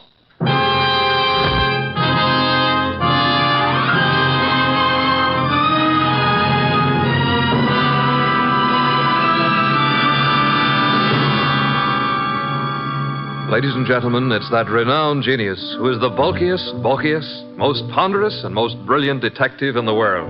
Yes, none other than that chairborne mass of unpredictable intellect, Nero Wolfe, created by Rex Stout and brought to you in a new series of adventures over this NBC network in the person of Mr. Sidney Greenstreet.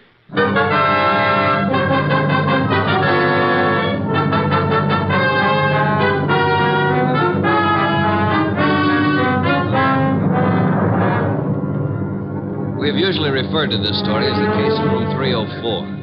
The girl on the phone had a decided foreign accent. I wasn't quite able to decide what nationality she was, but it sounded like French.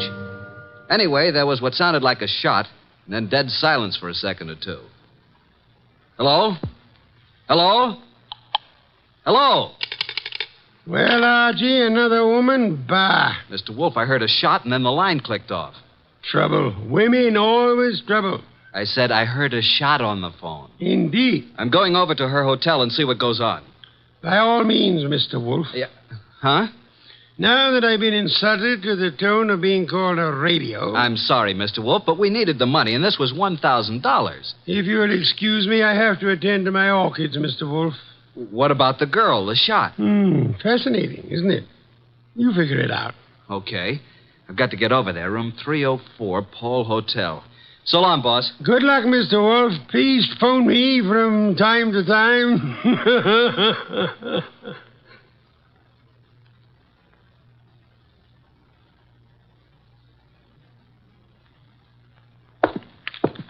Room 301, 302, 304.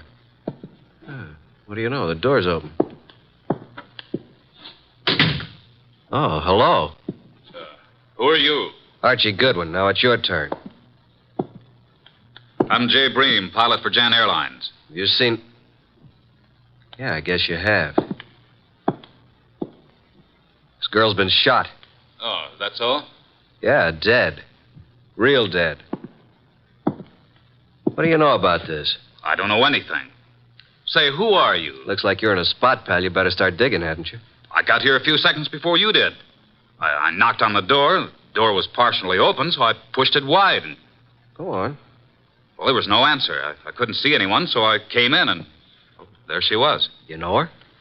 Well, yes. Why do you think I came here? That's what I'm trying to find out. Look, what right have you got asking me all these questions? What's it to you? Did you ever hear of Nero Wolfe? Of course, who hasn't? Like I said before, I'm Archie Goodwin, Wolfe's assistant. Now, would you rather talk, or should I call the police? I've told you all I know. Who is she? Helen Rennie. French? I don't know. European, anyway. Why'd you come here tonight? I have a dinner date with her. You mean you did have? Yeah. Let's turn her over.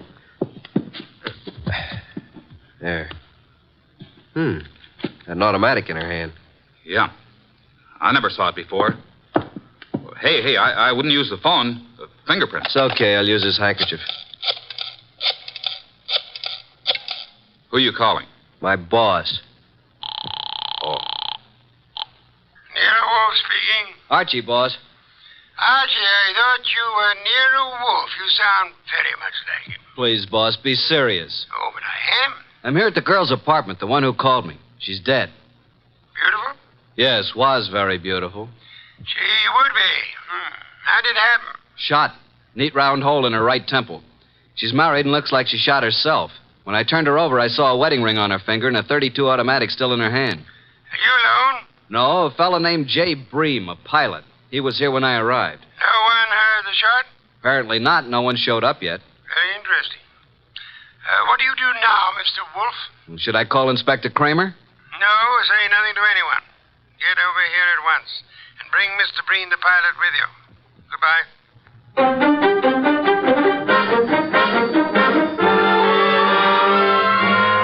That's all you know about it, Mr. Breen? That's right, Mr. Wolfe.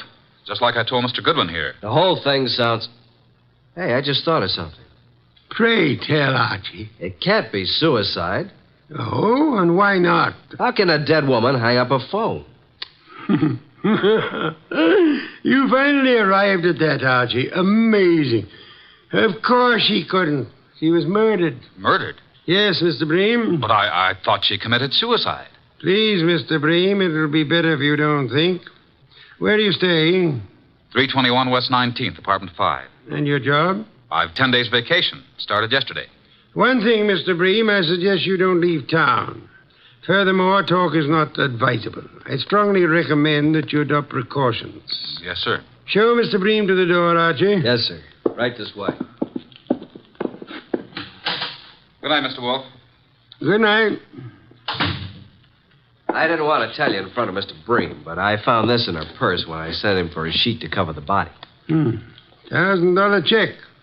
Made out to Mr. Nero Wolfe. Well, boss? I think it's time we phoned Inspector Kramer. Should I? Who else, Archie? Who else? My apologies. I forgot how heavy that phone really is. Archie. Oh. Do you want me to talk to the inspector? I'll do the talking. Should I hold the phone for you? You can get me some beer.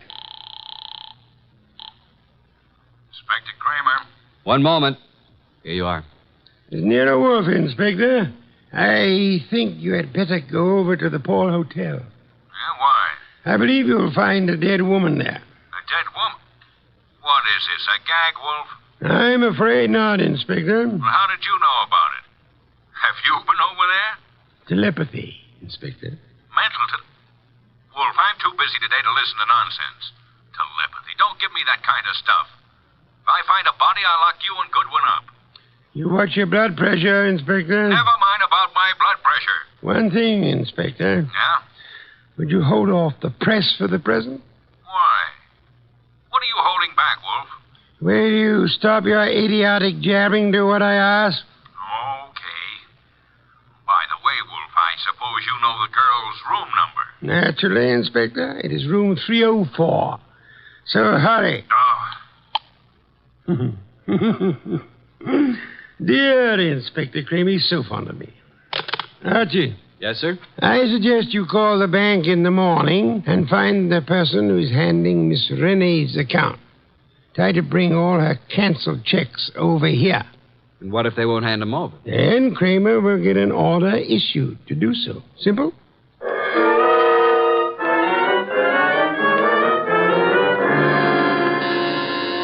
Coming.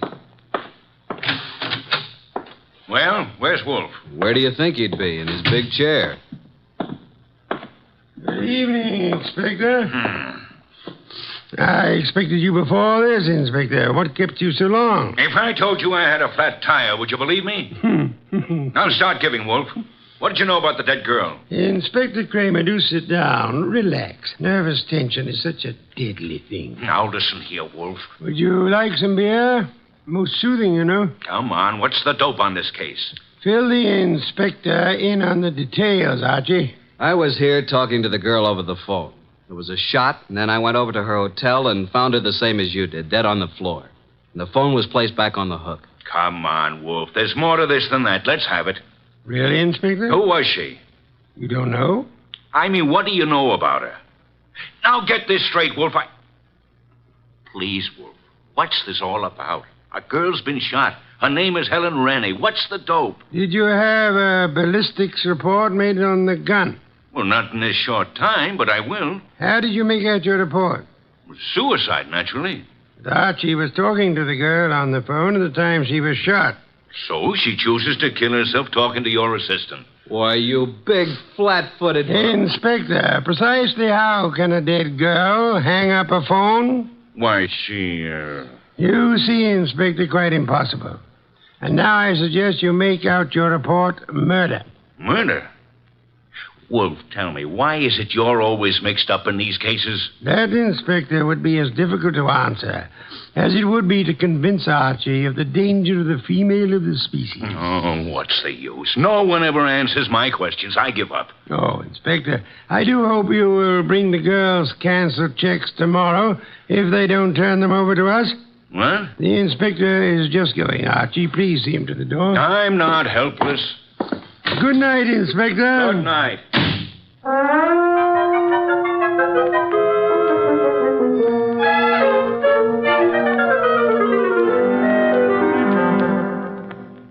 Please, boss, can't we have just a little air in here? You've been out all the morning, isn't that enough? Gonna get me an oxygen tank to use in here. Did you contact the bank regarding the girl's account? I did. I finally talked to the head of the accounting department. He told me about our personal agent here, Mr. Renfrew. He was handling all our financial affairs. Went to see Renfrew. What did he have to say? Very little. But he seemed very upset when he learned of her death. I didn't tell him how she died. He said Helen Rennie was here buying technical equipment for her government in Europe. Technical equipment? What kind? Laboratory stuff. Did she make any definite purchases? From the Arrow Company here in town, and Mr. Paul Morio is the head man of this Arrow Company. Mr. Renfrew, her agent, gave us quite a bit of an argument about coming over here today, said it was very irregular to show bank statements. But he finally gave in. I didn't need the inspector's help. What time do we have the honor? He said he'd be here at noon. Noon? You know I'll be busy at that time. Well, I didn't think you'd let... Archie, you never do. Your lunch will keep just this once, Mr. Wolfe. Not this once, nor any other time, Archie. You know I have lunch precisely at noon. Not after, not before. Understand? Yeah. I surmise you have the address of the Arrow Lab Supply Company. Yes, sir. You want me to go have a talk with Mr. Morio who runs the place? Sometimes, Archie. Your conclusions are fantastic. I'm leaving.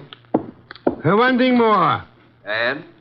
After you return from your visit with Mr. Morio, would you be so kind as to entertain Mr. Renfrew until after my lunch? And Don't stand there with the door open. Sorry, boss. I'll go out through the coal chute. Do forgive me.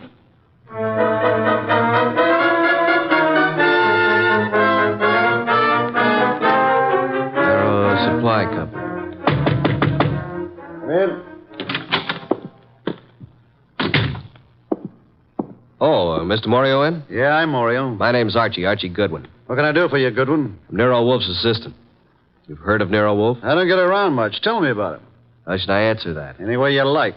Nero Wolfe's a detective. Did you ever hear of a Miss Renee? Stop shadowboxing, Mr. Goodwin. What's on your mind? I understand you sold Miss Renee some laboratory equipment. Is it a jail term? Now, listen, Mr. Goodwin, I have a nice, respectable business here, so what do you want? Spill it. When'd you last see Miss Renee? 2 days ago. Talked to her since? Once on the phone. What time was that? Yesterday morning.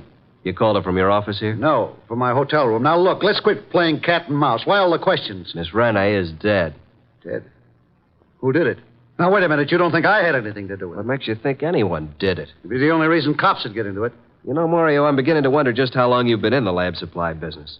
You know what a retort is? And don't tell me it's a snappy comeback. Now, what's the matter, Goodwin? What's eating you? Look, Mario, I came here to find out something about Helen Renee. Just what sort of equipment did you sell her? It was heavy stuff, heavy chemical work. Where is it? We don't have samples, just pictures. Yeah, we ship it direct.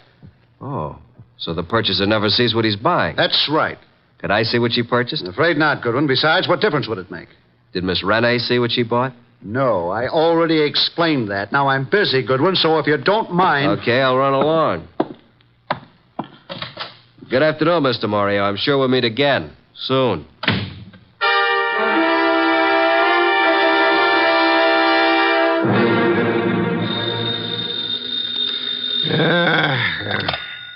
Nero Wolfe speaking. Archie, boss. Yes, Archie? Just left the Arrow Lab Supply Company, and as far as I'm concerned, something's rotten in Denmark. Indeed. This guy Morio, who runs the company, doesn't sound like a legitimate lab supply man. I think he's running some kind of a racket. What makes you believe that, Archie? Just not the type to be in a legit business. Things just don't jive. And she didn't see what she bought. You believe, then, that he would have reason to want Miss Renee out of the way? Yeah. Guy made me see red. I wanted to take a poke at him. Archie, you're an idiotic hothead. He said it was all heavy lab stuff she bought, and it was too late for me to see it. Forget it now. Get over here as soon as you can. Immediately? Immediately. Have you forgotten you have an appointment with Mr. Renfro at noon? Goodbye.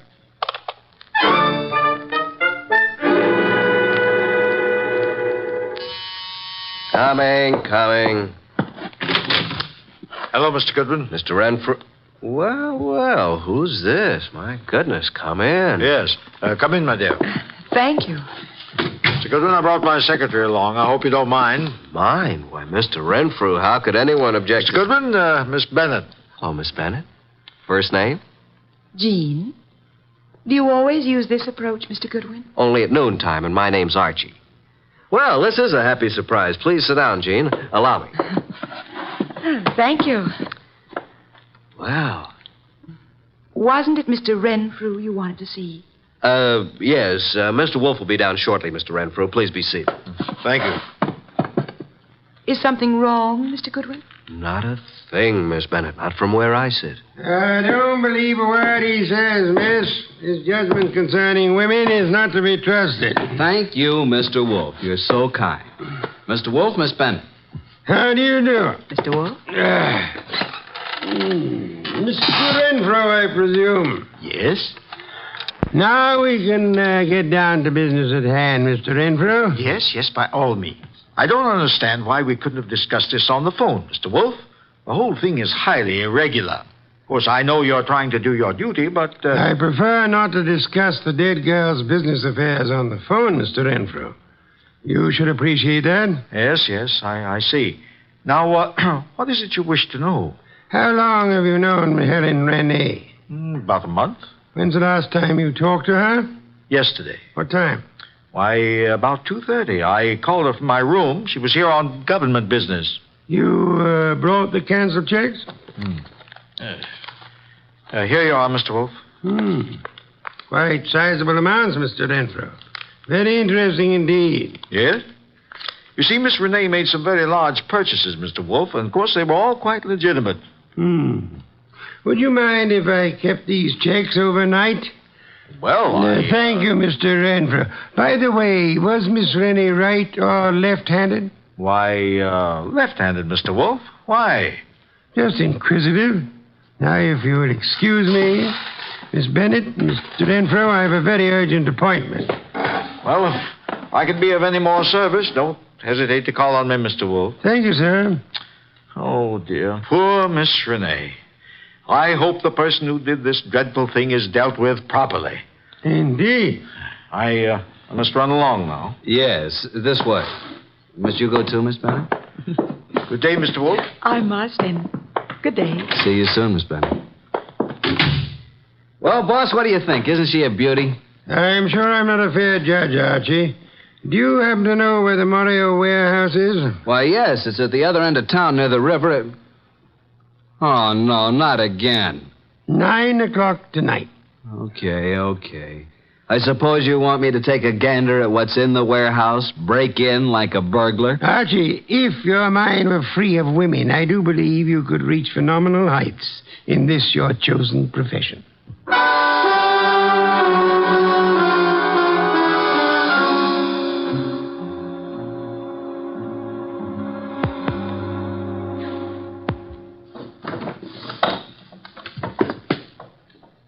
Nothing around here but a bunch of old tubes and glassware.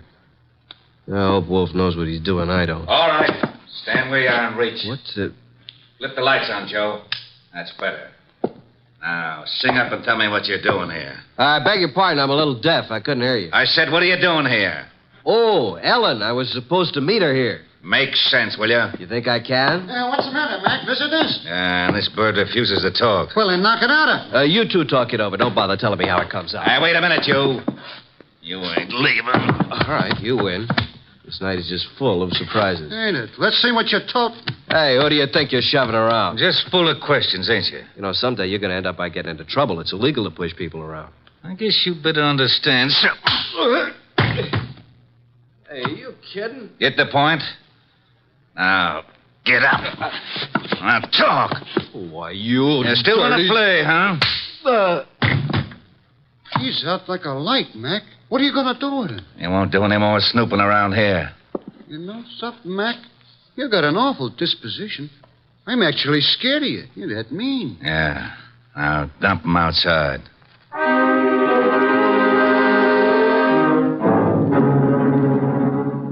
Hey, boss. It's me, Archie, remember? Archie, these interruptions are detestable. Can't you see I'm busy? Is that you, Archie? I've been busy too, boss. Look at my face. I had an accident. From your appearance, I'd say that someone else had been busier. All right, Mr. Goodwin, as long as you insist upon interrupting my meditation, start at the beginning. Mr. Wolfe, I arrived at the warehouse. I went inside. I saw a lot of packing cases and a bunch of old glassware, worn-out junk. 2 men jumped me. I came to lying in the alley. I staggered to a cab and made it home. End of story. Archie, your repertoire of words is most astonishing. And your description of Morio's warehouse is without doubt most enlightening. I thought you'd like it. And now, Archie, I suggest you get Fritz to give you a piece of beefsteak for that eye of yours. And after that? I've arranged a gathering for 5 o'clock tomorrow afternoon. Then I shall repair to my bed to suffer in silence. You should be more careful on these nefarious expeditions. You might get hurt sometime. Yes, I've been a careless fellow, Mr. Wolfe. Good night. Good night, Archie. Pleasant dreams.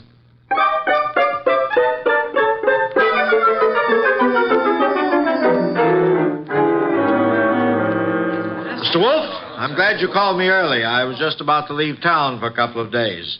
What is this conference about? Not at this time, sir, if you please. I'm glad you could come along, Miss Bennett. Well, I'll be happy to assist in any way I can, Mr. Goodwin. Archie? Right. Well, good evening, Mr. Morio. I knew we'd meet again. It's no fault of mine, Goodwin. Please come in. Come in, Mr. Morio. You don't want to keep the rest of the guests waiting. What do you want with me? Why, what? Nothing. Mr. Wolfe, this is Mr. Morio. Sit down, sir. Take the red leather chair. For special guests, Mr. Morio. Yeah? Now, gentlemen, you're probably wondering why I asked you here. Naturally, you know it has to do with the death of Helen Renee. Mr. Morio, I understand you and Miss Renee had some business transactions that involved quite a sum. That she purchased laboratory equipment. That's right. Archie told me that your warehouse contained nothing but second-hand junk. It was a shame, Mr. Morio, that this shipment was delayed by a shipping shortage. Otherwise, you might have gotten away with it. Is this why you called me over here? It is immaterial to the case at hand. Actually, I'm only interested in Helen Renee's murder. Hey, wait a minute. You don't think I did it? Didn't you? No. Mr. Wolfe, I admit everything you said about the equipment. But I've had no part in any murder. I see. Mr. Bree, you're to pilot a wallflower. If you had shot the girl and wanted it to look like suicide, in which hand would you put the gun? Why, her right hand. Indeed. Where did you first meet Miss Renee? Boarding the plane at Orlyfield, Europe. Mm-hmm. Mr. Renfrew. Now, look here, Wolfe. This has gone too far. I won't be put through any third degree. So if you'll excuse me, I have to get to the dip. Sit down, Renfrew. Well, Mr. Renfrew, I'm astonished that anyone would be as amateurish as they were in this case. I don't understand. Could it be that you killed Miss Renee and attempted to make it look like suicide because she was about to tell me that through forgeries, her bank account was $50,000 short? Well, what reason would I have to kill her? You told me yourself you phoned Miss Renee from your hotel the day she died. Yet there was no outgoing calls charged to your account. Oh, this is nonsense. Ridiculous. She suddenly became suspicious of you. And you are probably the only person here who knew that she was left-handed. Well, what does that have to do with it? She was shot through the right temple, Mr. Renfrew, while talking on the telephone. With a gun in her left hand, wouldn't it be awkward for her to twist her arm around her face and shoot herself? In your excitement, you forgot you had shot her in the right temple. And what else do you know, Mr. Wolfe? That you once worked in Europe where you met Miss Renee, arranged to represent her in this country. Only you would know how much she had in the account here. I've heard enough of this nonsense. Yesterday, you made a statement. Quote, I hope whoever did this dreadful thing is dealt with properly. Only the police, and Archie and I knew Miss Renee had not died naturally. How did you know that? Unless you are the murderer. Don't make a move, any of you. I was forced to eliminate her. She accidentally learned about the shortage, and she became most unreasonable about it. Phoned you about it. Oh, dear me. So utterly weary of these melodramatics. Put up that gun. I've spent 15 years sweating, trying to get enough money to live the way that I want. And now I have it, and neither you nor anybody is going to take it away from me. I'll kill anyone who tries to follow me out of this house. Oh, no, Mr. Wolfe. Stand back. Mr. Renfrew, don't, please. I will take that gun from you and... Stop it, Renfrew. What the... Well, Inspector, you certainly arrived at the proper time, even if you are late. What do you mean late? I've been standing out there listening to Renfrew for 5 minutes. Boy, that's too close. Glad he missed you, Inspector. Well, good night, Mr. Wolfe. Not so fast, Mr. Morio. I suggest you hold Mr. Morio here for swindling Miss Rennie and her government. And, Archie. Yes, sir? Do you know how to care for a person who has fainted? I certainly do. Then look behind you. Your pretty Miss Bennett has collapsed.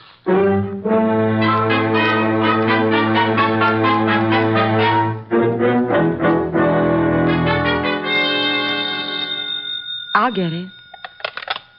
Hello? Is this Miss Jean Bennett? Yes. Is Archie Goodwin there? Well, yes. Just a minute. It's for you, Archie. For me? Mm-hmm. No one knows I'm here. Hello? I thought I'd find you there, Archie. How'd you know I was here? I figured that by the skill you expressed on reviving a patient from a deep faint. Archie, on the way home, I want you to stop at the delicatessen and pick up the following things. Ham, beer, cheese, olives. My boss. How do you know you were here? Pure deduction. That's why he's called the world's greatest detective. Really? Come here. Yes. Archie, you shouldn't have... Oh. Archie. Archie, you listening to me? Oh, well, guess you didn't hear a word of it.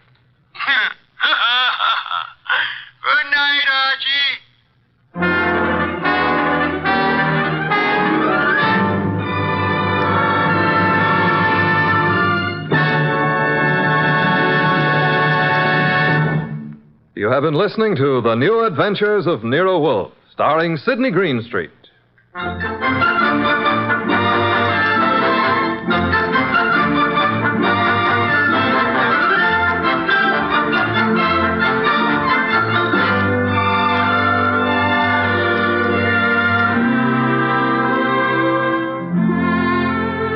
Tonight's transcribed story by Virgil Reimer was based on the characters created by Rex Stout. This is an Edwin Fadiman production, produced and directed by J. Donald Wilson. In the cast were Harry Bartell as Archie Goodwin, and Lucille Alex, Val Brown, Bill Johnstone, Hal Gerard, Betty Lou Gerson, Vic Rodman, and Ed Daly. This is Don Stanley speaking. 3 chimes mean good times on NBC. Just listen to the stars on this Sunday's big show. Jimmy Durante, Ethel Merman, Milton Berle, and Gordon MacRae. Plus Meredith Wilson and his orchestra. Your MC on the big show, of course, is the glamorous Tallulah. And you're invited. And on Theater Guild on the Air this Sunday, you'll hear the comedy The Man in Possession, starring Rex Harrison and Lily Palmer. Don't forget, hear Ethel Merman on the big show Sunday on NBC.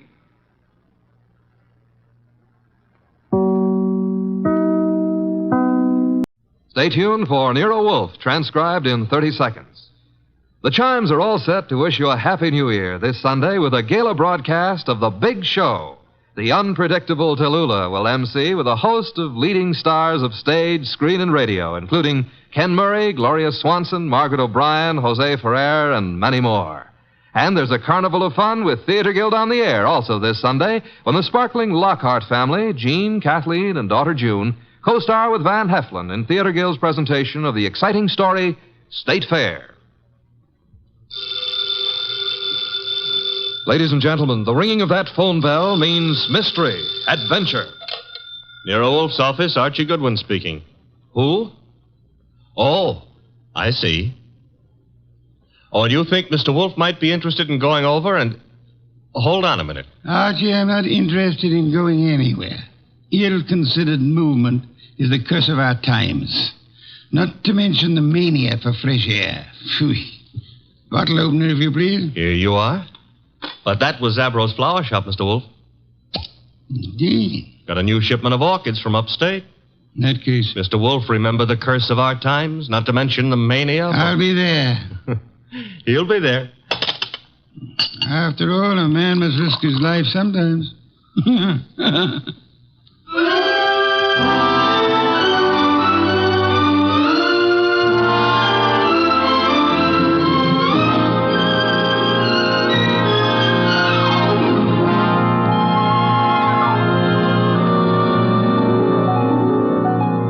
Ladies and gentlemen, it's the bulkiest, balkiest, smartest, and most unpredictable detective in the world. That chairborne genius, Nero Wolfe. Created by Rex Stout and brought to you in a new series of adventures over this NBC network in the person of Mr. Sidney Greenstreet.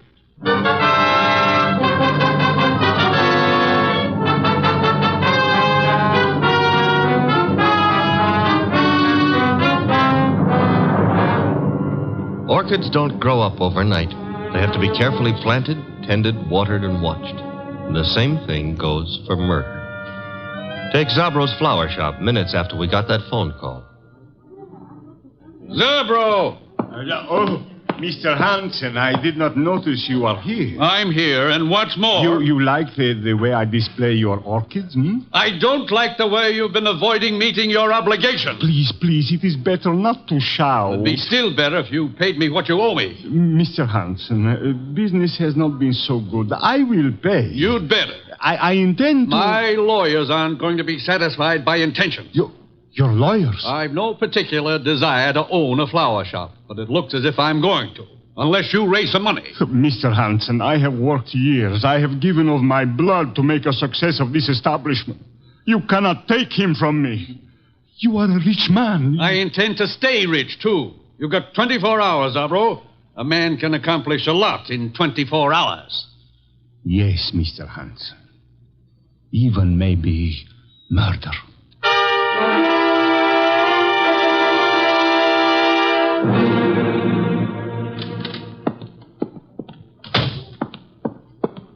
Mr. Zabro?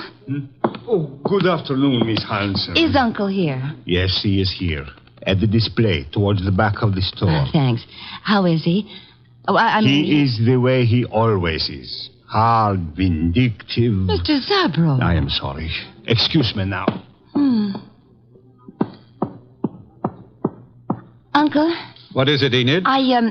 Have you seen my display? The lilies? Uh-huh. Yes, pretty. Oh, thank you. He's not here. Well, I didn't say... You didn't have to. John Arndt is not here. Why he is not here, I don't know. His job was to look after my display. Perhaps he doesn't need a job anymore. You know he does. Fiddlesticks. After all, if he marries my heiress... Uncle! My dear girl, John Arndt is a fairly capable man with orchids. Outside of that, I have no use for him whatsoever, especially in the role of your husband. Well, isn't that for me to decide? Of course it is, except that, pretty as you are, John Arndt is seeing you through a golden haze. To be precise, the money that will come to you from me when I die. That's nasty. It's the truth. Well, you can't know that. I'm going to find out. What? I saw my lawyers this morning. Among other things, I instructed them to draw up a codicil to my will. A codicil to the effect that all my money goes to you on one condition. Oh, you couldn't. I did. The condition was that you refrain from marrying John Arndt, either now or at any time in the future. Well, that's not fair. It's a very good way of discouraging Mr. Arndt. What'll you bet his ardor cools off quickly, You told him? Yes. Probably why he hasn't appeared as yet. He's sulking. You really signed that codicil? I will, as soon as the papers are drawn up. Where are you going? I don't know. I've got to get away someplace and think. Very well. Think about forgetting John Arndt. Best thing in the world for you. Uncle, do you really think you can manage other people's lives for them? I don't see why not. No? Well, people don't like to be managed. They get desperate sometimes. And sometimes they kill.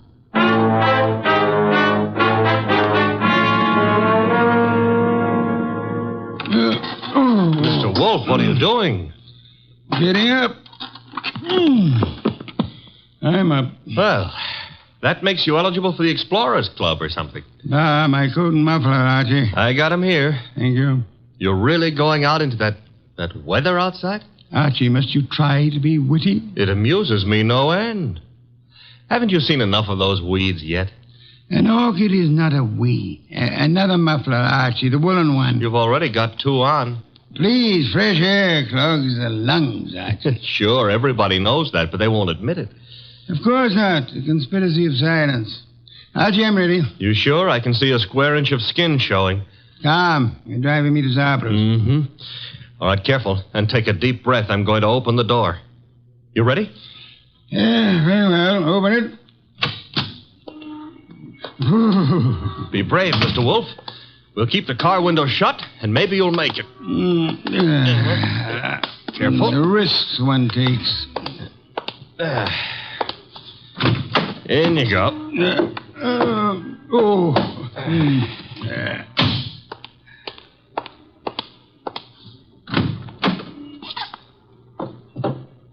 Well, okay, boss. Now, where is Zabro's? 45th Street. Gee, 10 blocks. Grit your teeth, Mr. Wolfe. We're off.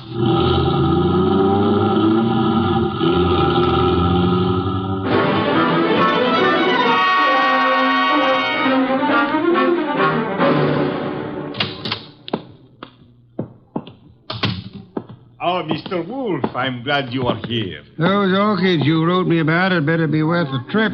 The trip? But I think you live only a little way from here. Don't forget it had to be made in the open air, Mr. Zabro. Where are the orchids? Towards the back. They are from Hanson's place. He is a fine grower. I have made an exhibit. Good. Oh, excuse me. Others are here. You go look for yourself, no? Very well. Archie. Oh, I was just noticing the Did a girl just enter the store? A girl, a goddess, tall, graceful, Venus de Milo with arms. Arms that were made... Never mind, let's go look at orchids. Thank you.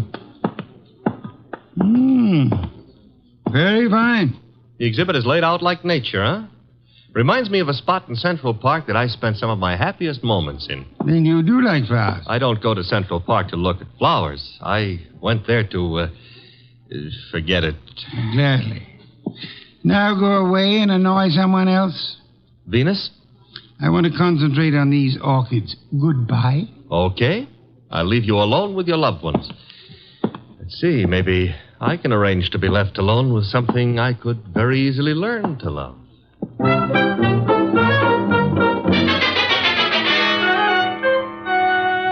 Hey, boss. Don't bother me, Archie. Oh, this is serious. There's a lily display just like this one over at the other end of the store. Nothing connected with lilies could possibly be serious. Maybe not, but there's a corpse planted among these lilies.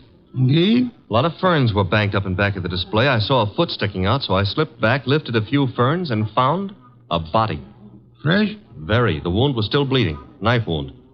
Sad, very. Now run along. Well, aren't you going to do anything about it? Why should I?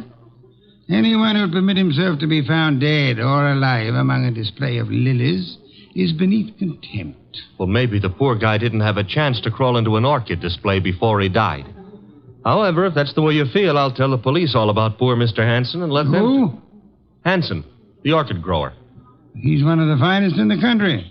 Not is. Was. Wasn't me who pushed him under the lilies. Under lilies? Bah. He would have hated that. Have you told Zabro? No. Zabro's been busy up front. Where is this display? Ah, right along here. There's been a number of people in the store since we came. Someone else may have noticed that dead man's foot. I covered it. Satisfactory. At times you give the illusions of intelligence. Is this the display? Yep. Come around to the back. There's a little space between the back of the display and the wall. Yeah. Now here, right under this pile of ferns... Yes, Archie? Hey, that body. What about it? It got bashful. It's gone. Indeed. The corpse was dead. Corpse is off now. Confound you, Archie. Have you been drinking too much milk again? Now, look, boss, I saw him there. The blood's still coming out of his back, and I tell you that... Let me understand you. Are you suggesting the corpse rose and walked away? No, but somebody could have dragged it away. Somebody who put it here in the first place. Pictures, no doubt. Come along, Archie. If this is some half-witted trick to distract me from the orchid... Oh, no. I never come between a man and his love. Hey, wait a minute, Mr. Wolfe. Yes? Do ferns bleed? Let me see. Oh. Indeed. Yes, there is blood. Fresh arterial blood on these ferns. Bright red color. Which means there was a wounded person among these lilies recently. Thanks for the late vote of confidence. Whoever killed Hanson apparently found a better place for him. Mm-hmm. Took him home to put him over the mantelpiece. Unlikely. Hanson wasn't very decorative. Okay. Now show for the police? You have nothing to show them except a fern leaf covered with blood? No. Don't tell me you smell a fee among all these flowers. Hanson was a man I admired. Good heavens, Archie. The number of first-rate orchid growers is small enough without one of us being murdered. Mm-hmm. Unsportsmanlike, huh? Okay, we won't stand for it. What next? The body was removed from the building. How?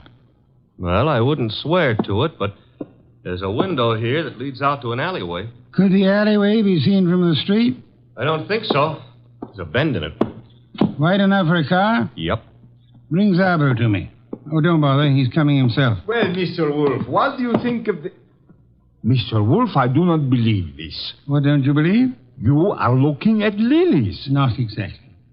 Whose flowers are these? Mr. Hanson's niece grows lilies. I see. Zabro, did you get all your orchids from Hanson? Oh, yes. He is an artist. Practically an old master at the moment. How much money did you owe him? Who tell you I owe him? You do, don't you?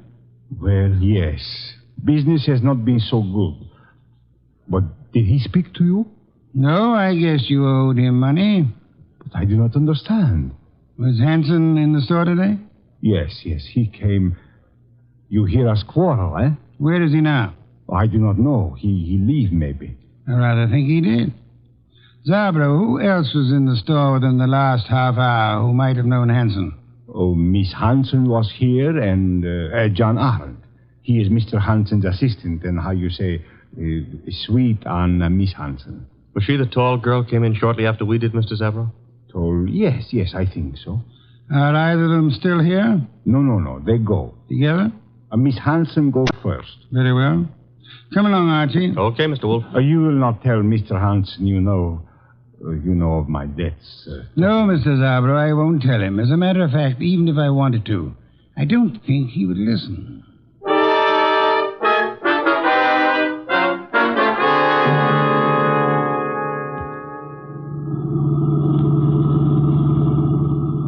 I love these long drives in the country. Where are we going? Hansen's place. Oh. You think he returned to it to haunt it, huh? He was returned there, I suspect. Uh-huh. In order to cast suspicion on himself. Miss Hansen lives with him. Mr. Arndt works for him on the premises, therefore... Miss Hansen will be there? I imagine so. Why? Oh, nothing. Nothing at all. Boss, can we stop at the next town? Why? I want to buy a book on lilies. This sudden... You mean Miss Hansen grows them and therefore... Uh-huh. You see, that way we'll have something in common. Perhaps, but Archie, is an interest in flowers what you want to have in common with her?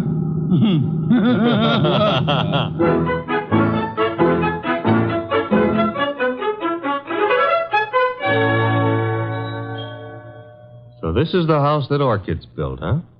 Snazzy. Very handsome country home. The streamlined zombies. Hello. I take that back. Miss Hansen? Yes. I'm Nero Wolfe. The person ogling you is my assistant, Mr. Goodwin. Oh. Well, Uncle's spoken of you, Mr. Wolfe. Oh, come in, please. Thank you. I was not ogling. I was merely tracing a resemblance. Oh, between Uncle and me? Between you and my heart's desire. Archie, stop being poetic. It doesn't become you. In here, please. My uncle isn't at home yet, but... Oh, John, this is Mr. Wolfe, Mr. Goodwin. John is Uncle's assistant. How do you do? How do you do? Mr. Hansen hasn't returned from town yet, Mr. Wolfe. Are you quite sure? Why, yes. Unless Enid saw him. No, I didn't, John. Indeed. In that case, if you don't mind, we'll wait for him. Well, of course. We'd be delighted. Sure. Excuse me, won't you? I've got some work to do. On orchids or lilies? The orchids. Well, then go right ahead. See you later. Oh, can I get you something to drink? Beer will do, thank you. I'd better help you bring the bottle in, Miss... Archie. On the other hand, maybe you can manage alone. Well, of course I can. I'm a big girl, Mr. Goodwin. I noticed. I mean, why not call me Archie? It takes less time. I'd like to, Archie. Swell. Remember what old Dr. Tidmouse said? I want a bottle of beer. Said, I want a bottle... Oh. No. Never mind, Enid. You'd better go gather some beer for Mr. Wolfe. All right. I'll be back in a minute. So much of her and all so nice. Archie, are you forgetting why we're here? I don't care why you're here. We're waiting for Uncle. Uh-huh. Mr. Wolfe, it's unlikely that Uncle is going to walk in through that front door. True. That is why you're sneaking out the back door to find him. How do you know he'll be around here? This is where he lives, isn't it, Archie? Yes, but if you'll remember, Uncle gave up living earlier this afternoon. You mean he was persuaded to? Nevertheless, I rather think he'll be around, body and all.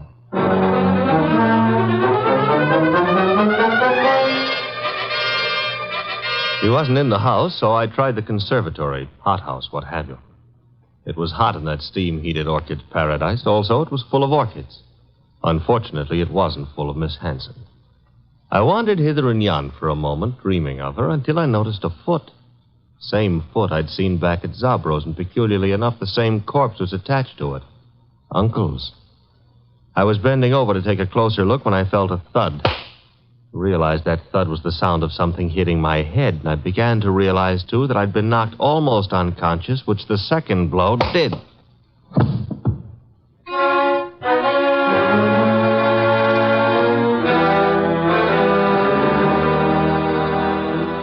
I can't understand where my uncle is, Mr. Wolfe. His staying away so late is unusual, then. Of course it is. Which reminds me, Archie's been gone for several hours. Yeah, where did he go, Mr. Wolfe? To look about? Were you in the hothouse, Mr. Hunt? No, I was packing some plants. You, Miss Hansen? Well, after I brought your beer, I went upstairs and rested for a while. Why? Because if either of you harmed Archie, I shall personally murder you. Oh, Mr. Wolfe. Come on, we got to find the boy. Why should either of us want to harm him? Because he probably found your uncle's body. His body? What are you... I don't understand. Mr. Hanson has been murdered. Oh no. Enid. Oh, stop that, Miss Hanson. You're a perfectly healthy young woman. There's no reason for you to swoon. Now, look here, you. Besides, I rather suspect she lost no love for him. Am I right, Miss Hanson? He was my uncle. You're aware of the fact? He opposed your marriage to Miss Aunt here, huh? That's none of your business. Which means he did oppose it. Mr. Aunt, Mr. Hanson was a friend of mine. I intend to find the murderer after I find his body. It shows a lack of proper respect to transport a corpse about the countryside. Come, both of you, we must find Archie.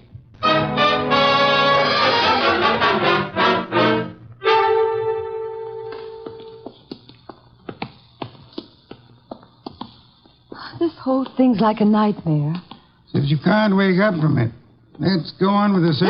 Oh, look, they're on the ground. Archie. I'll see if he's all right. Why, this is fantastic. Mr. Hanson stabbed to death, and now Goodwin. He's just been stunned, thank heavens. He's coming to. Oh, I died. Oh, correct me if I'm wrong, but I'm dead. Archie, speak to me. Oh, I went to heaven. Are you all right, Archie? Uh-oh, the other place. Get up. Sure, if somebody will hold my head. Oh, are we having an earthquake? You poor boy. Take my arm here. I'll take both. Ooh, he's normal. What happened, Archie? Somebody hit me when I wasn't looking. Yeah? Why? I don't know. Oh, yes, I remember. Yes? I found Uncle lying right there. Right there. The poor boy's delirious. Don't tell me he's gone again. I'm afraid he has, Archie. Are you sure you saw him? I'm positive, and then somebody slugged me. That corpse is the shyest one I've ever met. Blood would have dried. There'll be no signs of his having been placed here. Bad. Why? Your testimony would be valueless, especially since you were found unconscious. The jury would suspect you of having hit the bottle.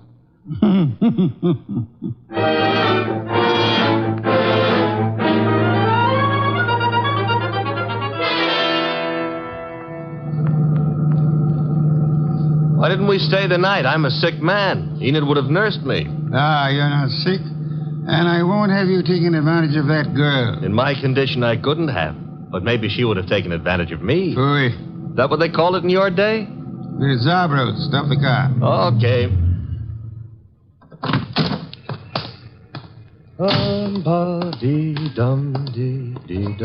Here we go.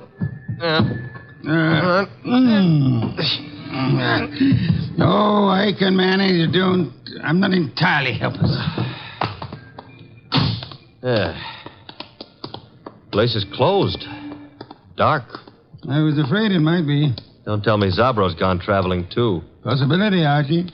You mean he killed Hanson to cancel the debt he owed him, and then followed us out to the country house and dumped Hanson there, hoping to pin suspicion on Enid and John? Perhaps. Uh-huh. Slugged me when I found the body too soon, and then... Guess we better get into the joint. Door's locked? A guy I know got out of jail the other day. Yeah? He's reformed, so he gave me all his skeleton keys. You have them with you? Mm-hmm. And we'll find out in a minute just how good a burglar he was. Very good. Will you come in? Shut the door. Okay. Now. What's that? Somebody's been hurt. The lights. Nothing up front here. Back of the store where the exhibits are. I'll go see. Maybe you better stay here. Nonsense. Oh, where? Uh-oh, among the lilies again, but this time there are two bodies there. Sabro. Quick, Archie. Mr. Zabro? Mr. Zab? He's been shot, boss. Bad. He's trying to say something. In the lilies. Mr. Hanson. Yes, we know about him. Who shot you? From the window. Alleyway. Came in. Mr. Zabro, who? He inherit money. Inherit. Down, Mr. Wolfe, quick. Somebody's shooting from that window.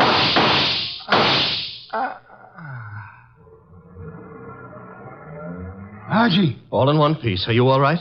Yes, that car. It's gone. Brought the body here and... Zabro. He couldn't duck. He's dead. Yes. Police, boss, this time we've got more than a fern leaf smeared with blood to show them. Not yet, Archie. I'd prefer handing the murderer over to them along with the victims. I'm going home. Archie, get Miss Hanson and Mr. Arndt there as soon as you can. Well, suppose they don't want to come. Knock them unconscious and drag them there. Not Enid, boss. Enid's... Hey, what Zabro said about inheriting. Don't anticipate, Archie. When you get them to my office, we'll identify the murderer then.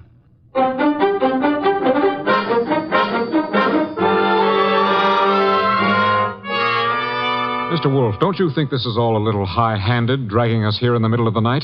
Murder is even more high-handed, Mr. Arndt. Please, John.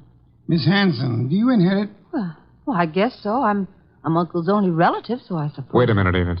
Mr. Wolfe, are you suggesting that she had anything to do with this invisible corpse? The corpse is no longer invisible, Mr. Arndt. You've seen Uncle? Yes, dead in Zabro's establishment. Lying with a knife in his back in his own orchid display. Now you're trying to pin something on me. You know I set up that orchid display. Indeed. The police will be interested in that information. But he wasn't found in the orchids. He was... Yes, Mr. Arndt. He was found where? I don't know. You were about to say the lily display, weren't you? I wasn't going to say anything. You're a little late. You already informed us that you knew his body was not placed in the orchid display. How did you know? I just guessed. The jury will be very much impressed by your remarkable clairvoyance, especially since Archie asked Mr. Zabro to come in. Mr. Zabro?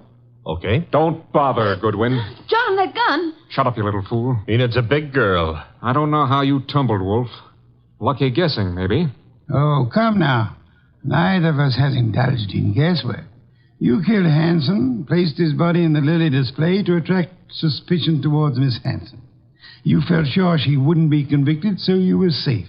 She would inherit, you would marry her, a marriage which your uncle opposed.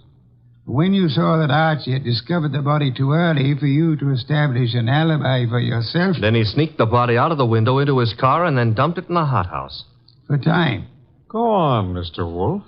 He didn't intend it to be discovered there, which was why he knocked you unconscious, Archie. Oh, I'm so glad he had a good reason for it. He had a body on his hands. He decided to double back, put the body in its original place, and carry through his plan. But Zabro caught him at it, poor fellow. I thought Zabro was in the other room. Lost you fool. Do you think I, too, am addicted to carrying corpses about? Zabro is dead. And you've given yourself away unnecessarily. Archie? All right. Archie, quick. Let go, Edith. I've got his arm. I'll give him mine with a fist attached. Oh. Very satisfactory, Archie.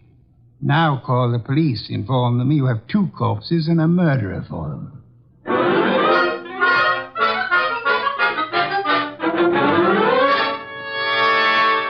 You should have heard Mr. Arndt's language, boss, when the police took him away. Oh, I don't think he loves you. I don't think it matters anymore. It used to me. Growing pains. You'll get over it, Miss Hanson. You trapped him, Mr. Wolfe, but what made you so sure he did it? At the hothouse, when you were unconscious, Archie, Mr. Arndt deplored the fact that Mr. Hanson had been stabbed in the back. And no one had mentioned how he was killed. Therefore... The reason Arndt knew was because he himself had killed Mr. Hanson. Murderers seldom get away with it, no matter how tightly they button their lips.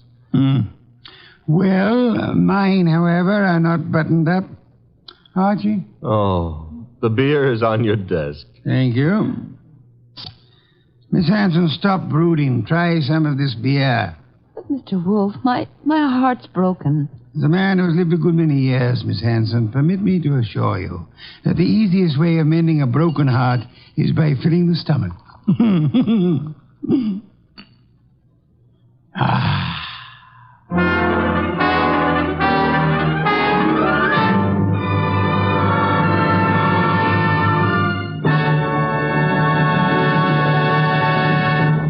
You have been listening to The New Adventures of Nero Wolfe, starring Sidney Greenstreet.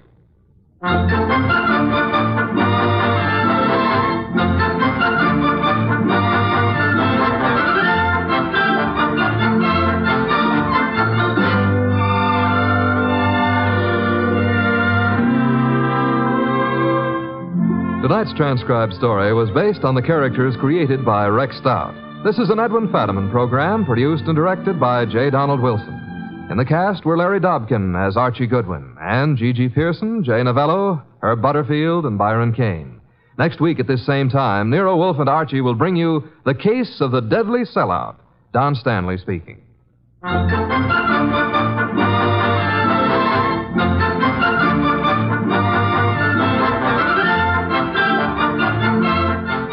Three chimes mean good times on NBC. Friday means another visit with that entertaining eating establishment Duffy's Tavern.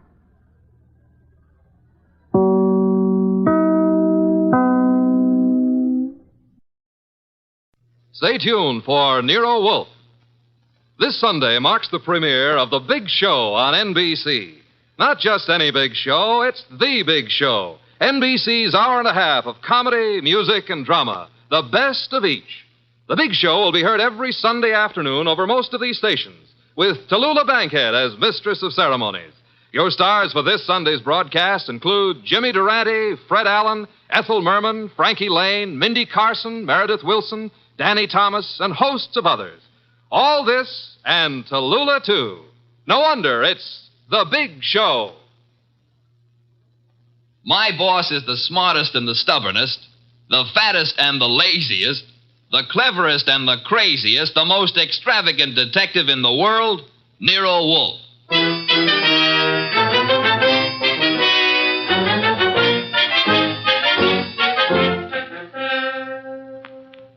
It's the adventure of The Case of the Dear Dead Lady, with that brilliant, eccentric private detective, orchid fancier, and gargantuan gourmet, Nero Wolfe, starring Sidney Greenstreet.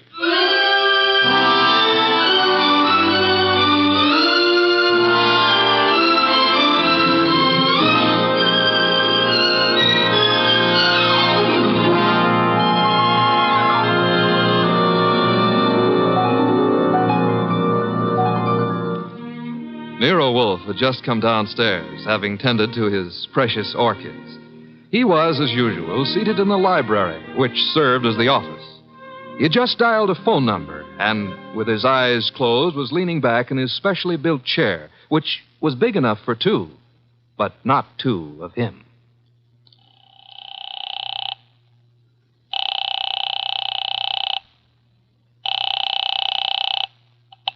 Halsbrecher's Market, domestic and imported delicacies. Mr. Halsbrecher, this is Nero Wolfe. Oh, yeah, Mr. Wolfe. I was just about to ring you. Well, I have need of 2 pounds of duck liver. I do not, of course, refer to the commercialized Strasbourg pâté. Well, I appreciate the order, Mr. Wolfe, but... Next, my cook Fritz informs me that we will require 3 fine fat geese. Look, Mr. Wolfe, there's a little matter of an unpaid You bill. might add 12 cases of beer, a bushel of Vermont apples, green for stuffing, and a gallon of Marquesa Patrisa Roman oil. Mr. Wolfe. In addition, Fritz has listed 6 dozen eggs, 4 braces of Sussex woodcock, and a few pounds of Westphalian ham. You have all that? Well, I can get it, Mr. Wolfe, but my bookkeeper... Thanks very much, Mr. Halsbrecher. That will be all. Now... Now then, Archie. Yes, boss? You seem to be worried. Oh, I am. This means naturally that I'm supposed to handle Halsbrecher's delivery boy when and if he shows.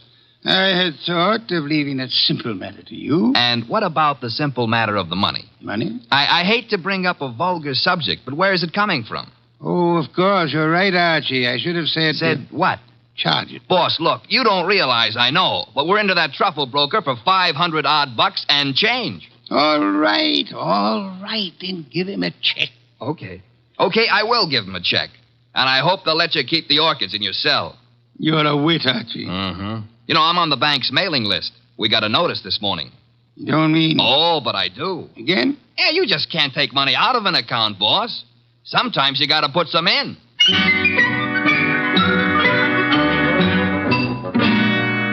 This is the only way to deal with the man I work for, and if I hadn't thrown him that scare, he wouldn't have been willing to listen when the door buzzer rang, and a prosperous-looking young guy in the kind of clothes that don't grow on trees came in and stood in front of the boss's chair, fiddling with the brim of his pork pie.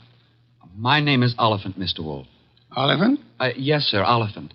I am the spiritual leader and guiding head of a small religious group known as the Seekers of the Inner Power. I see. Also a man addicted to marrying neither wisely nor well, but often. You read the papers? I do. Mr. Wolfe, I am as aware of my sin-ridden past as anyone else is. The point is that I'm no longer that kind of man. Even a person such as I can see the light in time. Good. Might I ask why you've come to see me, Mr. Oliphant? I need your help, Mr. Wolfe. Concerning? A certain young lady with whom I'm deeply in love. Oh, I beg you not to confuse the present emotion with any of my earlier escapades. What I feel for Miss Dana is the pure and righteous glow of an upright seeker of the inner power. I promise to look on you as thoroughly redeemed, Mr. Oliphant. Proceed.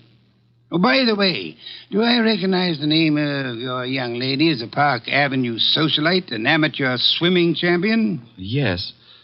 But she's sweet, wonderful, beautiful. I've asked her to marry me, and she's given me some hope.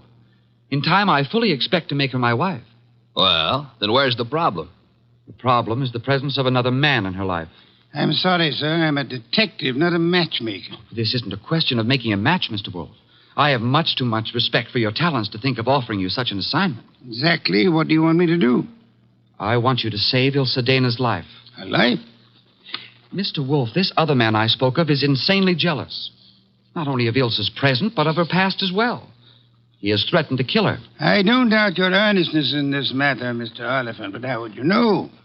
I was listening on an extension in Miss Dana's apartment a few days ago when Hunter called. Hunter? Yes, sir, Jack Hunter. Known as Jack the Babe Hunter. Wait a minute. I know that canvasback. Huh? Sure, he's a coffee and cake prelim waltzer. Oh, he's not. He's a boxer. Archie is being fancy. Overlook it, Mr. Oliphant. Is Hunter in love with this lady of yours? I doubt it. He's a man of complete moral and spiritual corruption, I believe. Naturally you would. But what are the facts? In my opinion, he's after her for her money. She has money? To burn. And you, Mr. Oliphant? Me? Can you also afford to burn? How much do you want? The answer to that would be astronomical. However, if you leave a check for, say, $7,000, I shall look into your matter the very moment I have completed a little research into the nutrition of the Polynesian orchid.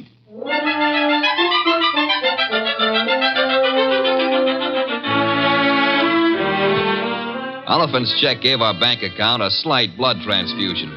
I think it was the boss's plan to spend a week or two in the plant rooms before he got busy on the case. And he'd have done it, too, if that phone call hadn't come in about a little after 9, just after Wolfe had polished off one of Fritz's dinners and was settling back with a stein of beer in his hand. Don't disturb yourself, Archie. I'll get it. Now, well, look out you don't strain yourself, boss. You got to straighten out an elbow to reach that receiver. You have an unfortunate flair for mixing humor with impertinence, my friend. Hello, Nero Wolfe speaking. This is Ilse Dana, Mr. Wolfe. How do you do, Miss Dana? We were discussing you only this morning. So I've heard. Through whom? Ted Oliphant. I see. The young man seemed to be quite worried about you. The young man should tend to his own affairs. Said you were in some danger? I know what he said, and not one word of it was true. Oh? I'd like to talk to you, Mr. Wolfe. I'm sure it'll be an immense pleasure. Where do you live? I have an apartment at 22 Blanton Street. Could you be here soon? I could be there in a quarter of an hour, Miss Dana. By proxy, of course.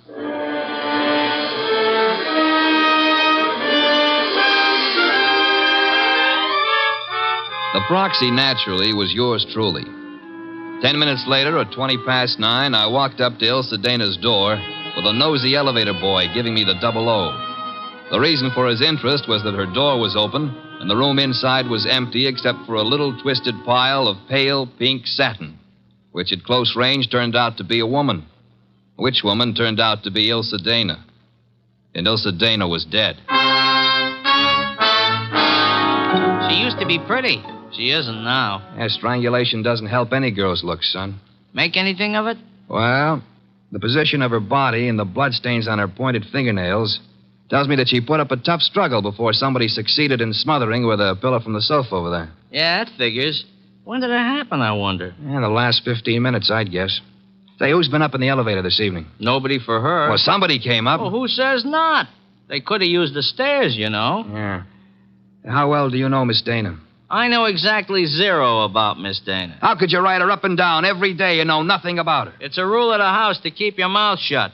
The rule also goes when being questioned by a cop. A cop? Who's a cop? Oh, I guess you're a cello player from the Philharmonic. Look, I happen to work for a guy named Nero Wolfe. Oh. Heard of him? Maybe. Well, if your memory comes alive, son, I might see my way clear to spend a few dollars with you. Understand? I'll keep you in mind. Going down, mister?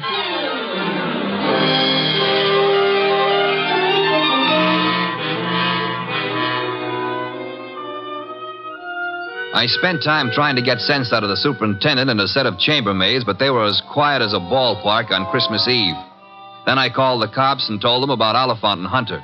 By the time I got home, the house was dark and Nero Wolfe was sleeping. Next morning, I gave him the details while he drank 3 bottles of beer. When I finished, he sat for a long time and then started another bottle. The prize fighter. What about the prize fighter, Archie? Hunter? Well, I phoned the hotel he lives in before you got up. And? They told me he wasn't in. You know, I begin to think that Mr. Oliphant brought us a more absorbing case than he suspected. You know, I'm glad you like it. I don't like it. I don't like work of any variety. But this thing has its points. Well, what do we do next? Next, we investigate my client. What? Merely because a reformed playboy employs a detective doesn't exempt him from suspicion, Archie. Oh, now who's that? I'm afraid we have no choice but to open the door and see. My name is Young. Barstow Young. It's nice meeting you, Mr. Young. What do you want? I want to see Nero Wolfe. About? About a certain young lady with whom I am deeply in love. What? Will you repeat that? I want to see Mr. Wolfe about a certain young lady with whom I am deeply in love. Her name, please? Ilsa Dana. Is it possible that you entertain plans of making her your wife? Why, yes, but there's a problem involved. Another man? Yes. Well, do come in. Do come in. I think we've been waiting for you. Oh, Mr. Wolfe. Here's another one. Ah, Mr. Wolfe. You've come to me about Miss Ilsa Dana, sir? I have come to you, more specifically, about a man who has threatened her life. How unusual. He's the treacherous kind. Mild-mannered, you know. As we say in my profession, he underplays it. Your profession, then, is the stage. It is, sir. Go on, you interest me deeply. I was present recently when he told her that he would certainly kill her unless she mended her sinful ways. Sinful? No one denies that Ilsa has had, shall we say, a checkered career. But the man's attitude is totally fanatical. What's his particular brand of fanaticism, Mr. Young? Theodore Oliphant is a religious maniac. Well, what do you know? He's come to give Theodore a bad report card. I don't understand. I've come to ask Mr. Wolfe to prevent his murdering Miss Dana. Am I allowed a direct question, sir? Why, of course. Where were you between 9 and 9:20 p.m. last night? 9 and 9:20. Why do you ask? You said I was permitted a direct question. Oh, well, I was walking in the park, as I remember. Do you make a habit of walking in the park? I have lately. I'm preparing for an important role in a forthcoming production. What's so important about last night? From your point of view, a great deal, sir. Well, what do you mean? Last night, Miss Ilsa Dana was murdered. What? Mr. Goodwin here discovered the body. No. I'm afraid I must insist, Mr. Young. Why are you looking at me like that? Are you accusing me of... I have accused you of nothing, my dear sir. Well, now, look, you're making a mistake. Oliphant killed her. You may be sure of that. I have your word. I know him. He was trying to reform her, wanted to make her a devout follower of his cult, the Seekers of Power.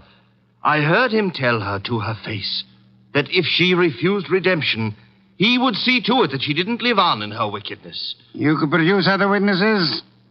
Do you know, in your own smug way, you're as detestable a character as I have ever had. All right. Let's everybody take 5. Yeah? Nero Wolfe? He's busy. This is Archie Goodwin. You'll do, Goodwin. This is Jack the Babe Hunter. Oh? How are you? Great. Except the cops seem to want to talk to me about some murder fandango because, as I get it, you named my name. You got it wrong. I doubt it, and I'm coming over there to set you straight.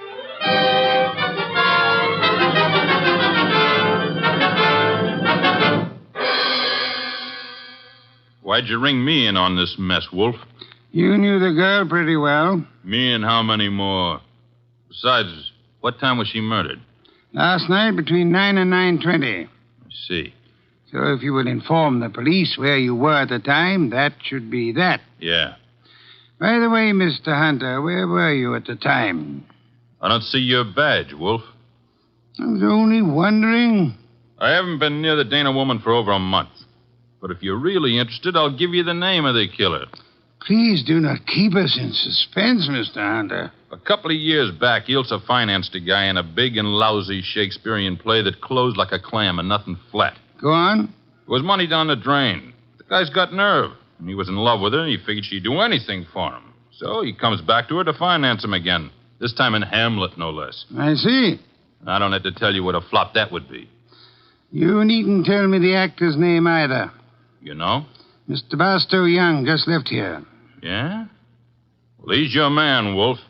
He got so sore when she told him she wouldn't toss any more moolah into his broken-down career, he went off his rocker and tore it down. Your reason for thinking so? I met him on the street one day, and he started beefing to me with blood in his eyes. It's all I could do not to punch him. The results might have been less fatal if you'd followed your instincts, sir. I couldn't. Guy's built like a broomstick. He's weak as a cat. Hit him once, he'd crack like dry plaster. I see. What's on your mind? This man you're accusing of Miss Dana's murder, Mr. Hunter, he was very much in love with her. She was thinking about marrying him, he said. He said? Yes, he did. I heard him, too. He was talking through his skull cap. Ilsa wasn't going to marry anybody. No? No, she couldn't. Why couldn't she? Well, but she just couldn't, that's all. So long.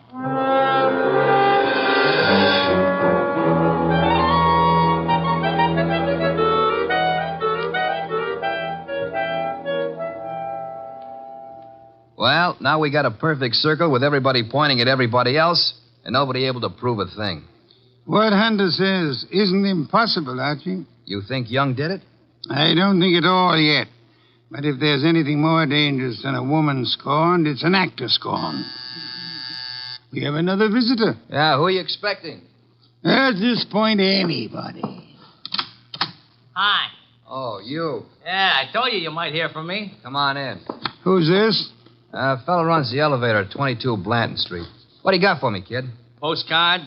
Postcard? Yeah, the cops missed it, but I spotted the edge stuck under a rug.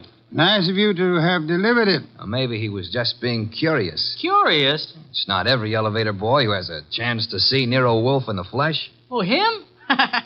Come off it, High Pockets. I'm here because you mentioned something about spending a few bucks. Oh. I wouldn't cross the street to see the best gumshoe that ever breathed. Look, gumshoes don't breathe, and how would you like a sock? Archie, pay him and let him go. Yeah, pay me and let me go. Sure, Mr. Wolfe. Here you are. Thanks. Don't mention it. Anytime, pal. Anytime. How do you like that fresh little punk? Archie, the lad has done us nobly. Yeah? A typewritten card addressed to Miss Ilsa Dana. Well, what's it say? Rather peculiar message. Have you prayed tonight? It's signed with a single letter O. Have you prayed tonight? Yes. Signed O? Exactly. Weird, isn't it? Well, what's weird about it? What could be plainer? Have you prayed tonight? Now, I ask you, who is the man in this deal who's interested in praying? All of us, I hope, are God-fearing. All right. But I ask you again, what does O stand for? It could stand for O'Brien, Obituary, Omaha. What about Oliphant? Oliphant, too. Look, what's with this indifference? The case is cracking and you slough it off. You remember what Young said? Oliphant threatened to kill her because she wouldn't join that cockeyed movement of his. Don't exhaust yourself, Archie. We have a hard night ahead. Yes, but I don't understand. But I don't mean to stifle your imagination, my friend. But if you'd reserve your deductions for a little while, you could lend me some much-needed assistance. What do you want? I want you to become a burglar. A burglar? I want you to hurry over to the dead woman's apartment on Blanton Street and ransack it. For what? How do I know? We need help. Anything may help us. Go through the place with a fine tooth comb.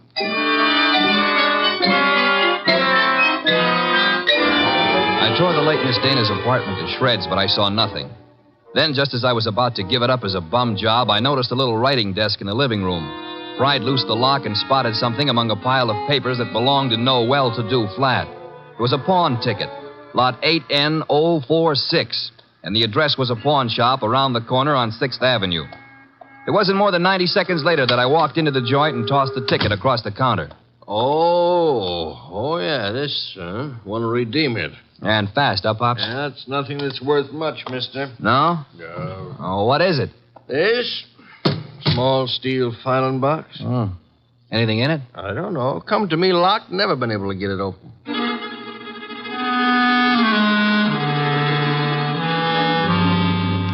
We got it open, Wolfe and I. Smashed the front end with a poker. There were some odds and ends inside, old earrings, some thumbtacks, a cigarette lighter, just trash. Then the boss stuck his fingers in and pulled out a plum. This is it? What do you mean, this is it? You fail to recognize this classic document? Huh? A marriage license, Archie. A marriage license. Yeah, well, whose marriage license? The wording is self-explanatory. Listen. This is to certify, etc., thus licensing on this 3rd day of May, 1946, the marriage of Miss Ilse Dana to Mr. Johann Jaeger. Johann Jaeger? Exactly. Well, who in the world is Johann Jaeger? We'll soon see. I don't get it. I can understand. It's a befuddling little puzzle. It'll be very easy for one to make a fatal mistake here. But, of course, you won't. I won't. 3 hours later, I'd herded all the suspects into the office, and he sat in his chair and glared at them. Oliphant, Young, and Hunter. It was tense and tight, and the boss let it stay that way, saying not a word to anybody while he calmly sipped his beer. It was Oliphant who cracked first. I didn't kill Ilse. I couldn't have. Jealousy is a very compelling motive, Mr. Oliphant. And you came to me, remember, complaining that there was another man in Ilse Dana's life? Whatever I complained about, and jealous as I was, I didn't kill her as the sacred power is my holy judge. Being unacquainted with your sacred power, I'll have to ask you for a better authority. Sacred power? Oh, it simply wouldn't have been possible for me to have done it. Why not? Yeah, why not? Because I was at Mickey's Night Owl Club last night from 7 until 4 a.m. Contemplating the sacred power, no doubt. That can be proved, Mr. Oliphant? Let me call now. Let the head waiter tell you. Well, you take your embarrassment as an indication that you're telling the truth. Hey, wait a minute. You can't let him off like that. Don't be bothersome, Archie. Yeah, but we got that card he wrote, the one about have you prayed tonight, signed with his initial. He didn't write that card, Archie. Now, look. And the O is not his initial, is it, Mr. Barstow Young? I'm afraid I don't understand. On the contrary, I am afraid you do. But for the record, I'll explain. Oh, Archie. Yes, boss? Hand Mr. Young that large red volume off the shelf behind Mr. Hunter's head. This one? That one, thank you.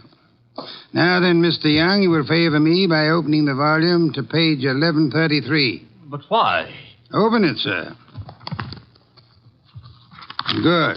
You will now count 6 lines down from the top and read what you see. Have you prayed tonight? Thank you, Mr. Young. What the devil is going on? Mr. Young has just given us a reading from a tragedy. The line, have you prayed tonight, is spoken by the hero to the heroine just before he murders her. The name of the heroine is Desdemona. And the hero, as I'm sure you all know, is Othello. Othello? Yeah, the O was not Oliphant, Archie. Othello, I think, was a Shakespearean play which Miss Dana financed for our Mr. Young. And knowing she would recognize the quotation as well as the threat behind it, he sent it to her to warn her that he meant to murder her. You won't have the unmitigated gall to deny that, will you, Mr. Young? No.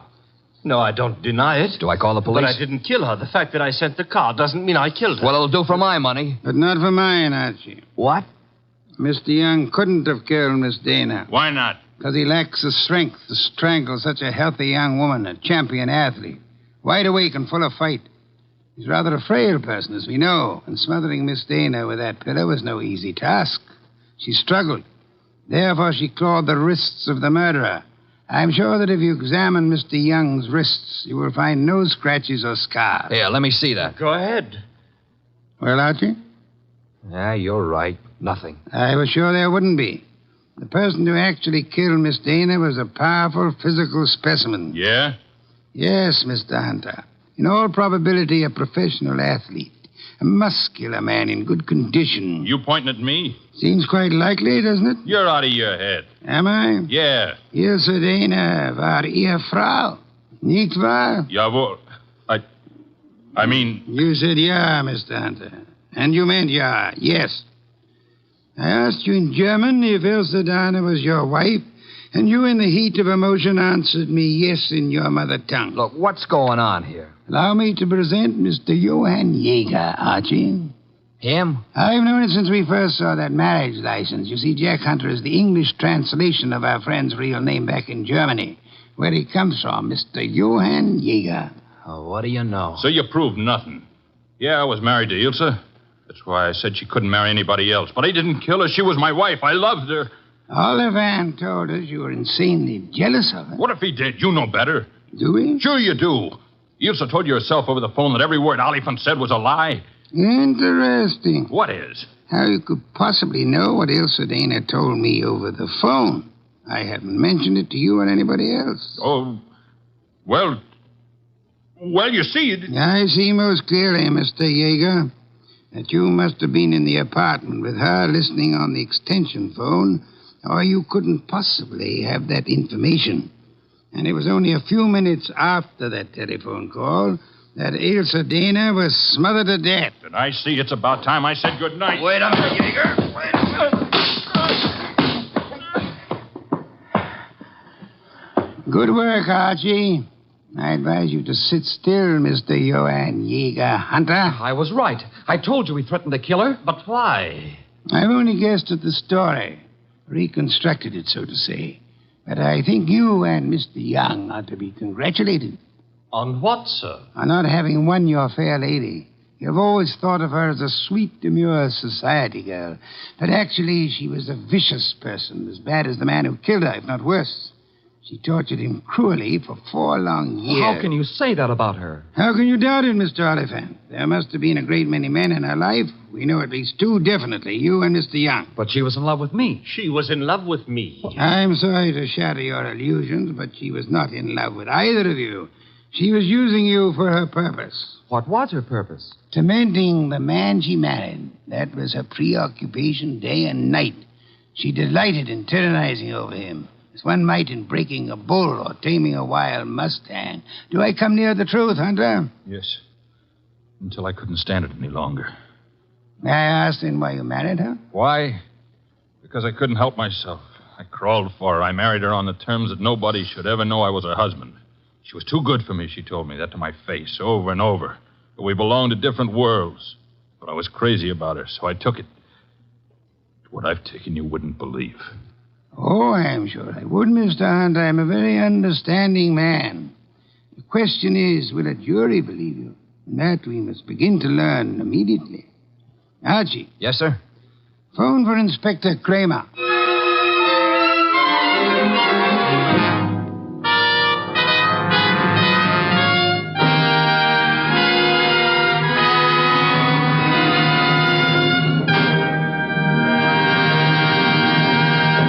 You have been listening to The New Adventures of Nero Wolfe, starring Sidney Greenstreet.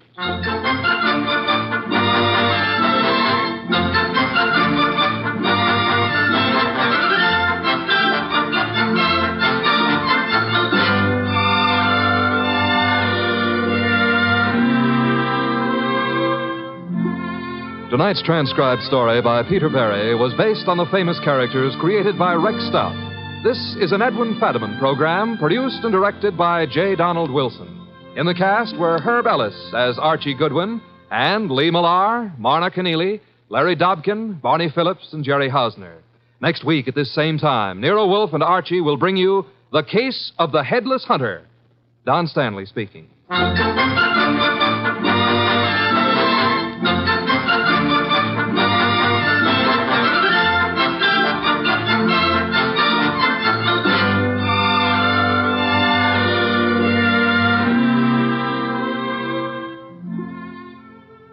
And don't forget, this Sunday marks the premiere of The Big Show on NBC. Not just any big show, it's The Big Show. NBC's hour and a half of comedy, music, drama, and the best of each. The Big Show will be heard every Sunday afternoon over most of these stations, with Tallulah Bankhead as mistress of ceremonies.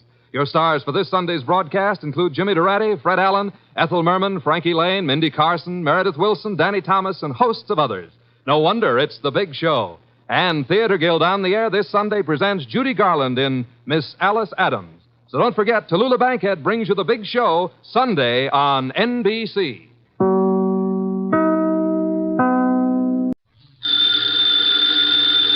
Ladies and gentlemen, the ringing of that phone bell means mystery, adventure. Nero Wolfe's office, Archie Goodwin speaking. What? You're expecting Mr. Wolfe at your place in 3 hours? Your place is where? Yes. Well, I'm expecting Hedy Lamarr in 15 minutes. Yeah, but, mister, we're both out of luck. Archie, what are you babbling about? There's a character on the phone who's laboring under the naive delusion that you're about to make a trip upstate. His name? Finley, he said. In that case, he's quite correct. Yeah, he's quite yes, Mr. Finley. Mr. Wolfe will be there. Yeah, goodbye. I shall need some beer, Archie. The bottle opener's in the right-hand drawer. Thank you. What one of us needs is a psychiatrist. You're voluntarily leaving your happy home, exposing yourself to the elements, entrusting your only life to a savage automobile? I am. Somebody's offered you the United States Treasury, huh? Mr. Finley happens to grow orchids. Among them, he has developed a plant possessing spurred labilli. I have an opportunity to purchase a couple of the plants, therefore... I don't believe it. But, Archie, according to the reports I have received, he has produced a strain of black cypripedium. Oh, well, in that case. But, Mr. Wolfe, while it's true that black may be the color of your true love's hair, it is also true that black is the color of funerals.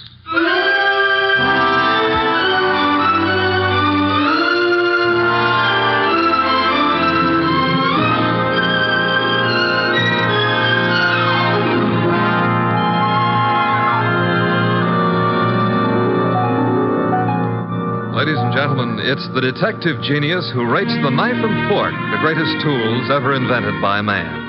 The ponderous, brilliant, and unpredictable Nero Wolfe. Created by Rex Stout and brought to you in the person of Mr. Sidney Greenstreet.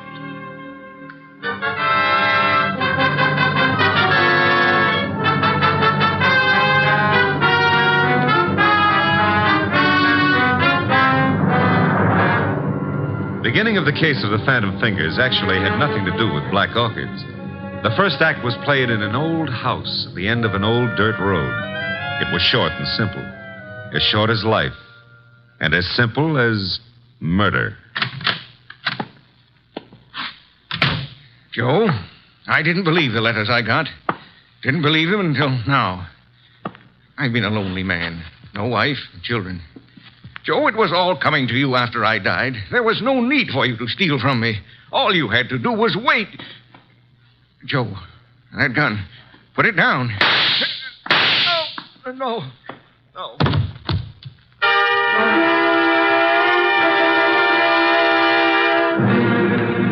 Archie. Yes, Mr. Wolfe. How much longer? Oh, an hour, maybe. Why? I'm a fool. Yeah, well, payday's tomorrow. I refuse to agree with you. Besides, the trip's been fine so far, huh? So there's snow on the road, but, Phooey. Well, it's nice snow. Pretty soon it'll be spring, and in the spring... If you mention old Tidmas once more, I shall strangle you. No, it's against the law. But you know, if that snow melts much faster, the trees won't look so pretty. Trees, are they really necessary? Uh-huh. People cut them down and make paper out of them. And they take the paper and make dollar bills. Mr. Wolfe, we're surrounded by future fees. I prefer the finished product. What on earth is that? Sounds like a river. Indeed. Except there aren't any rivers around here. Hey! Yeah? Up ahead. What? Huh? It's a river. Only it isn't a river. It's wet. Yeah, it's wet and it's got waves on it. Had to start raining, too. Nature. Phooey. The road behind us is covered with water. We'll just have to keep going onward and upward. Would you like to recite Excelsior to me? Why, sure. Shades of night were falling fast when through an alpine village passed... An idiot of your caliber, no doubt. Oh. An infernal engine has died. No, the road dips up ahead. And where it dips, there's a junior Mississippi growing up. Splendid. Not so splendid. We can't go back and we can't go forward. Why not? They didn't build this model to swim. No foresight. What do we do now? Well, we could abandon the car and, Walk, are you mad? Are you seriously suggesting I indulge in a foot race with the flood? Yeah, well, not seriously, but, You've decided to give the car a swimming lesson? No. There's what looks like a cow path leading off the highway. To your right. Maybe it's a road. We progress. We now follow the footstep of the cow. Ah, it is a road. An old dirt road. Not only that, it goes up. Is that good? Theoretically. We might get above the water that way. And if the theory fails? Mr. Wolfe, how are you on the Australian crawl? Hey, there's been another car on this road before us. You can see the tire tracks in the mud. Interesting. An indication that there are other maniacs about. I myself would not have chosen this particular spot to picnic in. Well, it's not that. There's somebody lying on the road. People have peculiar habits. Ignore him and drive on. Hold on a moment.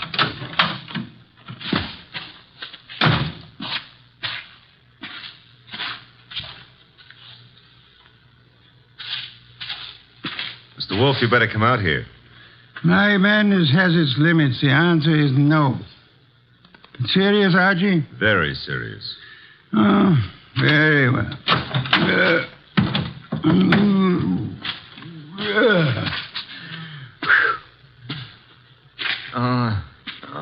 Good heavens. Yeah, still alive, but... The man's been shot. He's mumbling. Joe. He's yelling for Joe. Be still. Don't forgive stealing. Don't... So much for that. Pick him up, Archie. Put him in the car. Might be bad for him to be moved. No. There is nothing that can be bad for him. He's dead.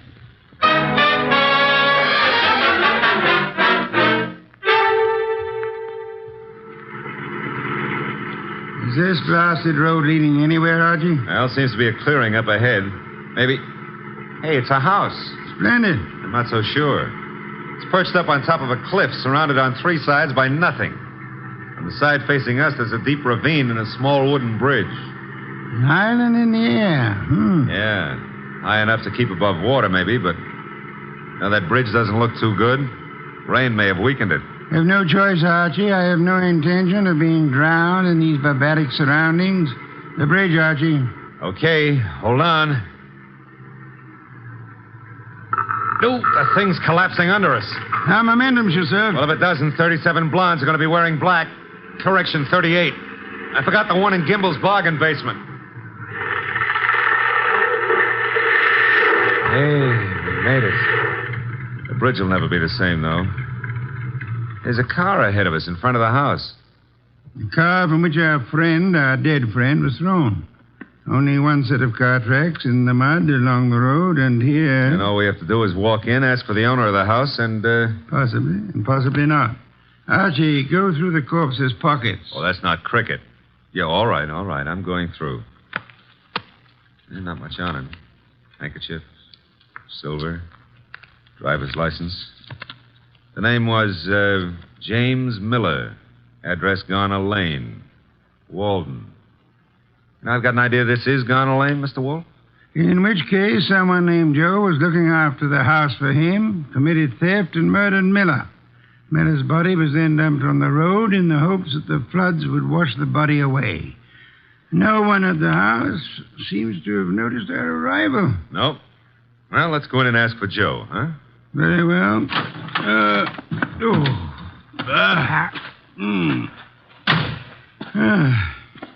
Hard. With the bridge down, there's absolutely no way of getting on or off this place. Except for a mountain goat. I don't know any mountain goats. I used to know a plain goat once, though. Indeed. He ran at the 5th at Jamaica. Stop maundering. I never maunder. Also, I never win bets on horse races. That's why I continue to work for you. That is also why you had better ring the doorbell. Okay. Nobody's going to break a leg rushing to open the door. I suppose you try it. I have had more than enough of the weather. Is that polite? Besides, the killer may have some more bullets in that gun. Are you afraid? Sure. Phooey, the door, Archie. But old Dr. Tidmouse would say... Well, never mind. Hey, somebody was careless leaving the door open like that. On the other hand, does a spider ever shut its web? The answer is no. Are we flies? Yes. Out of my way, Archie. There are lights up ahead. Must be the living room. Excuse me. Sure. You're excused. Do you live here, sir? Do we... No, don't you? Of course not. This is very strange. I came out to see the people who live here, or the person. I found the door open and no one about. I've been sitting in this corner now for a long time. Well, it's a pity no one offered you a plum pie. Then you could have stuck in your thumb. You saw no one enter, sir? No one at all. I didn't want to go any further. It would have seemed like prying. Perhaps you had better come along with us. Well, all right. You know, this place, it has an evil atmosphere. Certainly has. What it needs is fresh air. Phooey. This would be the living room door. Ajar a bit. It is. Looks as pretty as a picture. Oh. Hello. Well, just think of it. 5 minutes ago, you know, I didn't know you existed. And you didn't know I existed. And now... Archie, your existence would have a sudden end unless you keep quiet. Excuse us for intruding, Miss... Intruding? Oh, but I really should ask you to excuse me. You do not live here? I wish I did, but... You see, I've been out walking. I live maybe a mile from here, and then when the flood began, I thought I'd come in here and stay for a while. And you found? An empty house. That's not what I found. As old Dr. Tidmouse has often said... Go through the rest of the house, Archie. Go through the rest... Yeah, well, never mind. I'll, That sound? Somebody's walking. Coming downstairs. I'll go and see. Hey, you! Come on into the living room. Meet your guests in one or several pieces, as you prefer. What? Oh. Hiya, folks. Ah, a host at last. That's very funny. I think I'll laugh. May I ask why? Because this here ain't my dump. I was just casing the joint. I was just taking a stroll. Through the house? I'm eccentric. Oh, clever. However, I think you'd better stay. Why? Because you may turn out to be the owner of this house after all. I rather think introductions are in order. Well, I'm Peg Shirley. My name is Wagner. Joseph Wagner? Lewis. How about you, Stroller? Cregan. Sam Cregan. Peg, Louis, Sam. Mr. Cregan, while you were strolling upstairs, did you notice anyone else about? No. There was no one outside when Archie and I entered. The bridge is down, effectively cutting us off from further visitors. We may assume, therefore, that we are the only people in or about this house. Yeah, it's cozy, ain't it? Which further means that one of you three is a murderer. What's it you say? The murderer is the person who owns or lives in this house. All three of you denied being that person. Conclusion, one of you is a liar. How dare I hardly expected a full immediate confession. However, we are absolutely isolated here. No one is going to come or leave until we have our killer. You know, you can't really keep us here. The flood can and will.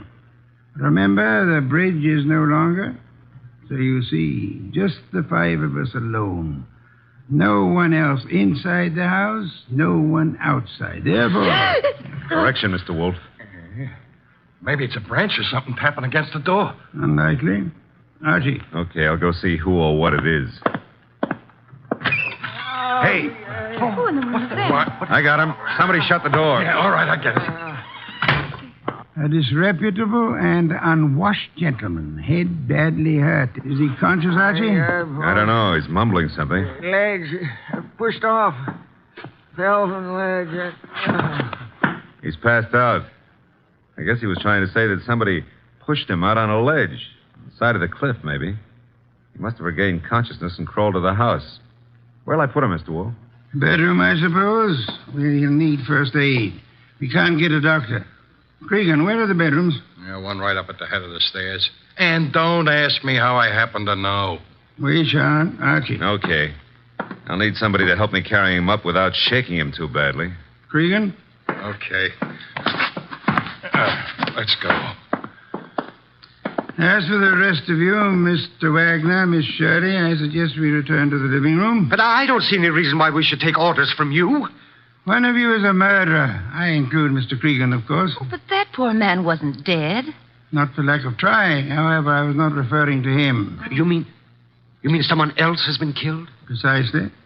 That is why I hope we shall not hear another knocking at the door. It could only be a corpse.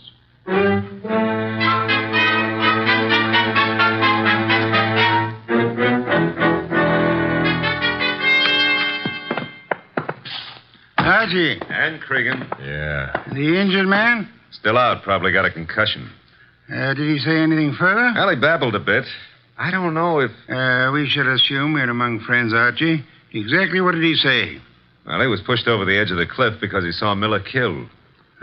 Did he also see who? No. Passed out before he had a chance. He's an old tramp, Mr. Wolfe. He was bumming his way through the country when he saw the murder.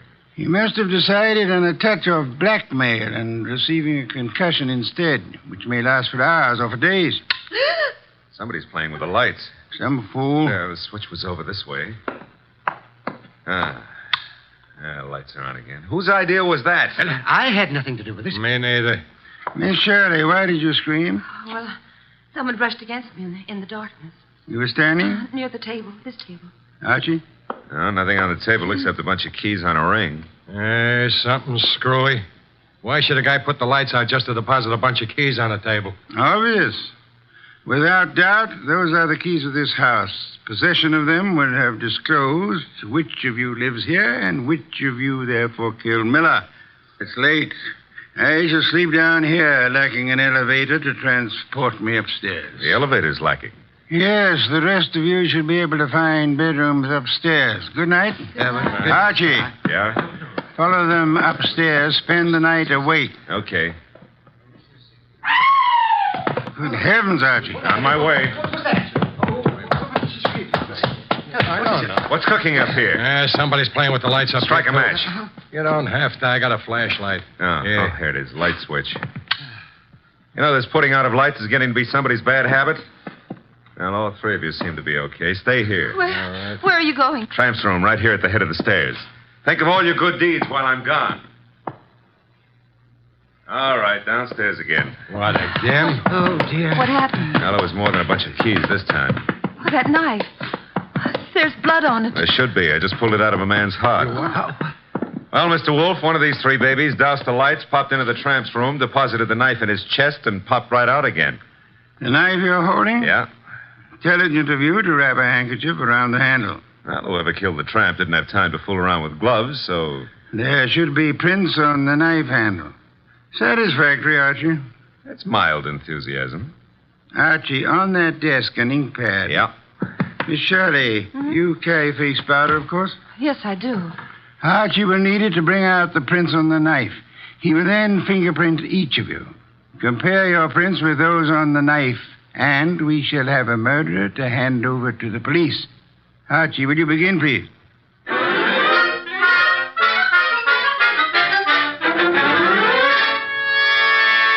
Here they are, Mr. Wolfe. 3 cards labeled with Miss Shirley's name, Cregan's, and Wagner's. Their respective prints are on each card. Good. I have the knife here. Several quite distinct prints on it. It should be child's play to, Archie. Yeah? Take your own prints and mine. What? Do as I say quickly. Yes, sir. All right, give me your thumb. Thank you. That's it. Now mine. Thank me. That's it. There's something wrong. Something wrong and deadly loose in this house tonight. Well, there's a card with your prints and mine. Thank you. Now you got 5 cards altogether. So I have. Archie. What now? Take the ink pad and a fresh card with you. Where am I going with them? Upstairs? But, Mr. Wolfe, there's nobody upstairs except the corpse. Precisely. It is his prints I want.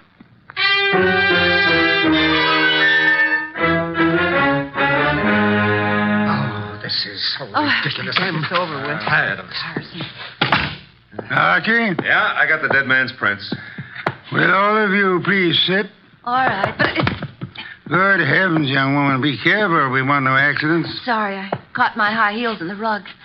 Archie, the card with the corpse's prints on it. Yes, sir. Thank you. You know, I've had quite enough of this nonsense.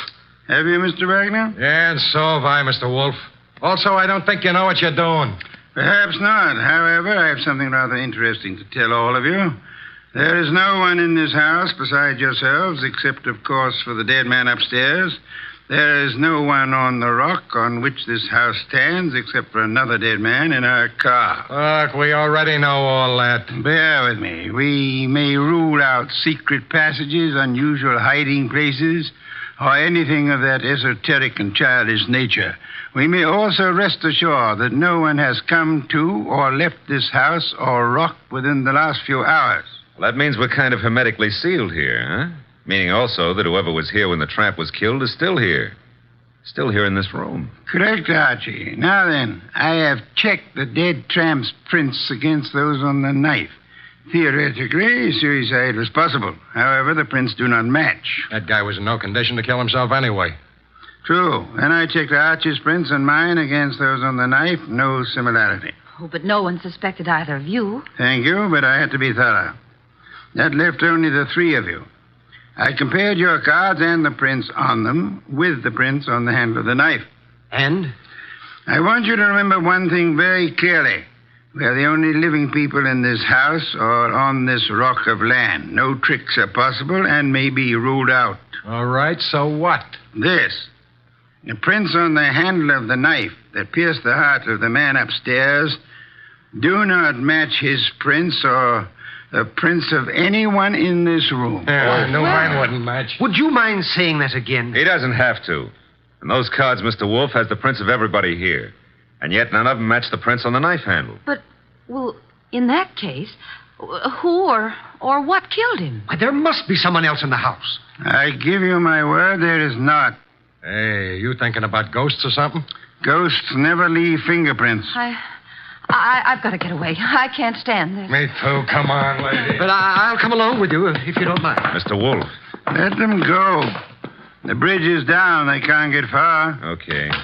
I don't get it. Get what? Well, the fingerprint business. And who killed Miller plus the tramp? The identity of the killer, Archie, is quite obvious. It is? To who? To whom? Who's whom? That's a joke. Yeah, I'm stalling for self-respect. You know? Of course I do. I have no conclusive proof, however. I had hoped the fingerprints would be of assistance there, but they proved to be phantoms. I'm still smarting about the other thing. You know, it's at times like this that I almost agree with you about my intelligence. Lack of intelligence? Yeah, well, don't rub it in. Don't rub it in. Just go ahead. Yeah, well, maybe you better rub it in. From now on, you may refer to my brain in the negative. In the negative? Bless you, Archie. What I've just done, I don't know, but can I have a raise? No. I'll take it back. You can't. Get the others in at once. Mr. Wolfe, you now have the appearance of Mr. Wolfe being surrounded by several dozen bottles of beer. What have I done? You've explained the fingerprints, Archie. Hurry. I don't want to keep the killer in suspense.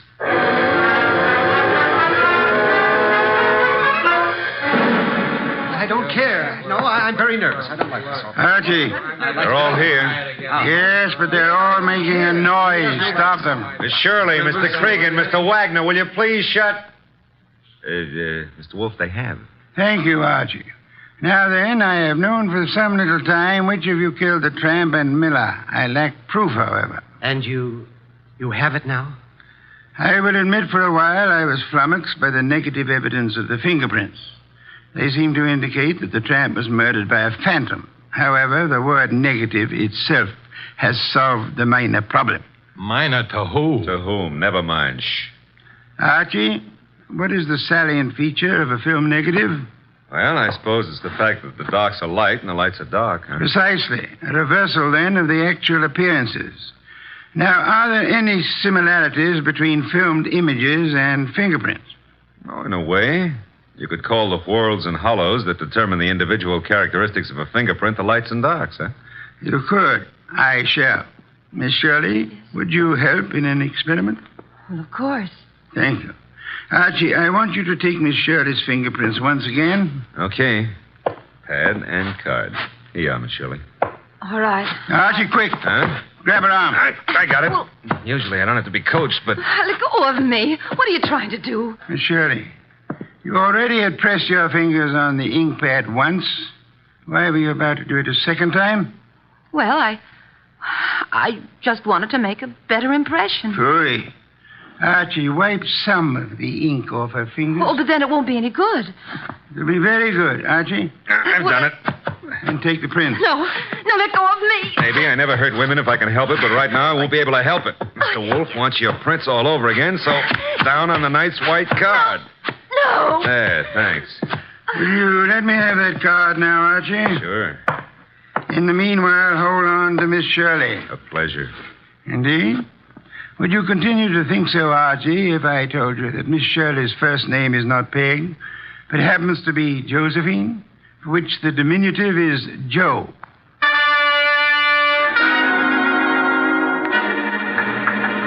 Glad they're fixing the bridge. I was beginning to think we'd be here forever. Boy, we have been. You know, if those black orchids have been holding their breath waiting for you, they're going to be red in the face. Hey, new breed, red orchids, huh? Archie, must you talk? Well, it's fun. Also, you've been holding out on me about the case. I surrender. Okay. You know, when we compared the new prints of Josephine with those on the knife, you could have knocked me over with a sash weight. They were identical. Naturally. She stabbed the tramp. Yeah, but what was the fingerprint gag? She merely loaded her fingers so heavily with ink that she falsified the markings. She filled up the hollows and walls with ink. The result was that ridges became hollows and vice versa, in the same fashion that a photographic negative falsifies lights and darks. You got that when I mentioned the word negative. It works, huh? Try it sometime. Yeah, the very next bank I robbed. But you said you knew who killed Miller and the tramp even before you exposed the fingerprint gimmick. How? We knew Miller's murderer lived in this house, had been stealing from him, and so on. Uh-huh. Stealing what? Cash, of course. He, as the girl admitted, was an eccentric, kept his money on the property. Cregan had probably heard of it, hence his casing of the house. Yeah? Our problem, therefore, was to discover who lived in this house. All three suspects denied it. Josephine Shirley told us, as you may remember, that she'd gone for a walk and then been driven by the flood to this house where we found her. Well, that's what she said. It could have been.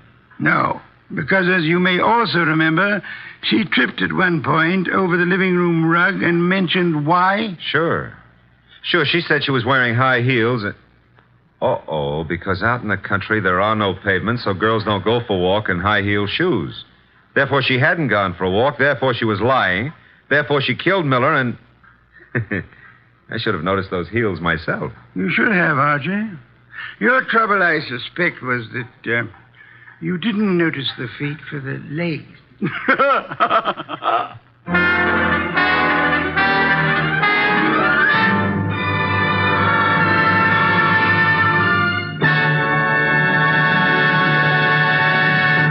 You have been listening to The New Adventures of Nero Wolfe, starring Sidney Greenstreet.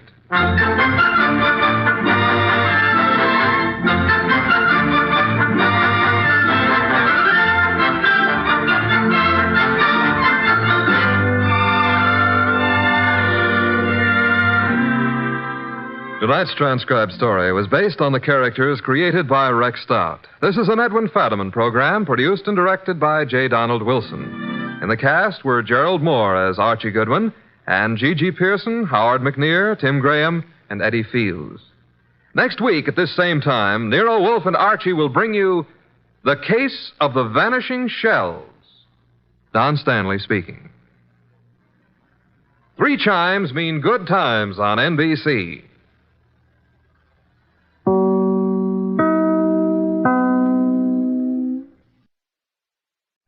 Stay tuned for Nero Wolfe. Saturday night chimes on NBC mean a full hour of fun with Dennis Day and Judy Canova. Dennis always appears perplexed and bewildered.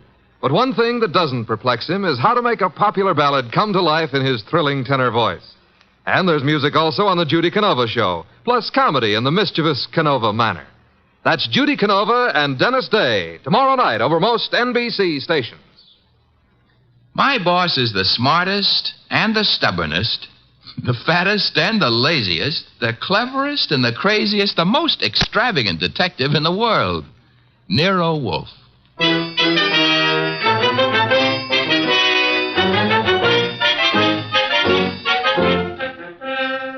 It's the transcribed adventure of The Case of the Careworn Cup, with that brilliant, eccentric private detective, orchid fancier, and gargantuan gourmet, Nero Wolfe, starring Sidney Greenstreet.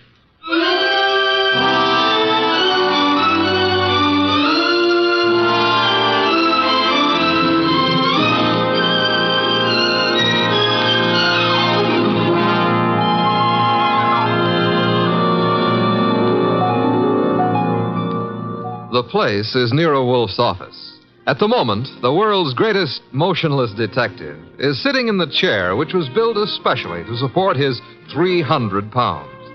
His eyes are closed, and he's making sounds through his nose.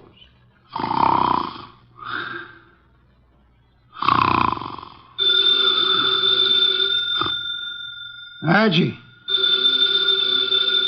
Archie.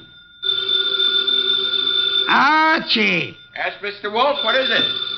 The phone, if you please, Mr. Goodwin. But it's on your desk, only 8 3/4 inches from your left elbow. All you have to do is lean forward. Found it, Archie? What do you think I am, an athlete? Hello. No, wrong number, mister. Well, I'm sorry, Mr. Wolfe, if that old phone awakened you. Wrong number, and I was not asleep. I was merely concentrating. On what? We're out of work. There's nothing to concentrate on. May have escaped your errant attention, Archie. But there are other subjects for thought besides murder. Mm-hmm. Sure, blondes. And blondes. You're right at that, brunettes. Phooey. That's not a nice thing to say about any girl, even if she does happen to be a brunette. Archie. Yes, sir? Go away. You annoy me. Suppose I did. It would get you beer for you. Fritz. Tonight happens to be Fritz's night off. However, you can always get your beer for yourself. Don't be an idiot. There are exactly 23 steps between here and the kitchen. As you very well know, I abominate strenuous physical activity. 23 steps times 2 is 46. You could walk very slow. Nonsense. Now that you mention it, I happen to be mildly thirsty, Archie. Would you... Now that I mention it, you'd better let the beer go for tonight. Why? Our stock is running low. You being careless? I've been careful, because something else is also running low. What? Money? Fiddlesticks, there's plenty in the bank. Sure, but very little of it is yours. Mr. Wolfe, do you remember that batch of orchids you bought last week? Of course I do. Magnificent and very rare specimen. I got a magnificent bill for him this morning, too. It was large? It was large. Confound it, Archie. I shall have to do some work. You turned down half a dozen cases in the last few weeks. One of them may still require me. Most of them hired other detectives. However, there is a Mr. Wenceslas who might still be in need. His problem is what? As I remember, he's being followed by midgets. He wanted you to do something about it. Not that he minded the midgets so much. It was the elephants they were riding. The man needs a psychiatrist, not a detective. Anyone else? I can check my files, but I don't think... Ha-ha! Saved by the bell. Another cliche like that, and I shall... Answer the phone yourself? Assassinate you. See what it is. Okay. Hello? Yes, Mr. Wolfe is in. Yes, he'll be in. He always is. What? But... That was a Mr. Charles Porter. He was in a hurry. He's on his way over right now. Should be here in 10 minutes. Prospective client, I trust? $1,000 worth of prospective client. Splendid, Archie, my beer. Okay, but, look, I'm not sure you're going to accept his offer. Indeed? What does he want me to do for his paltry fee? That's the point. If I heard him right, he wants you to do nothing.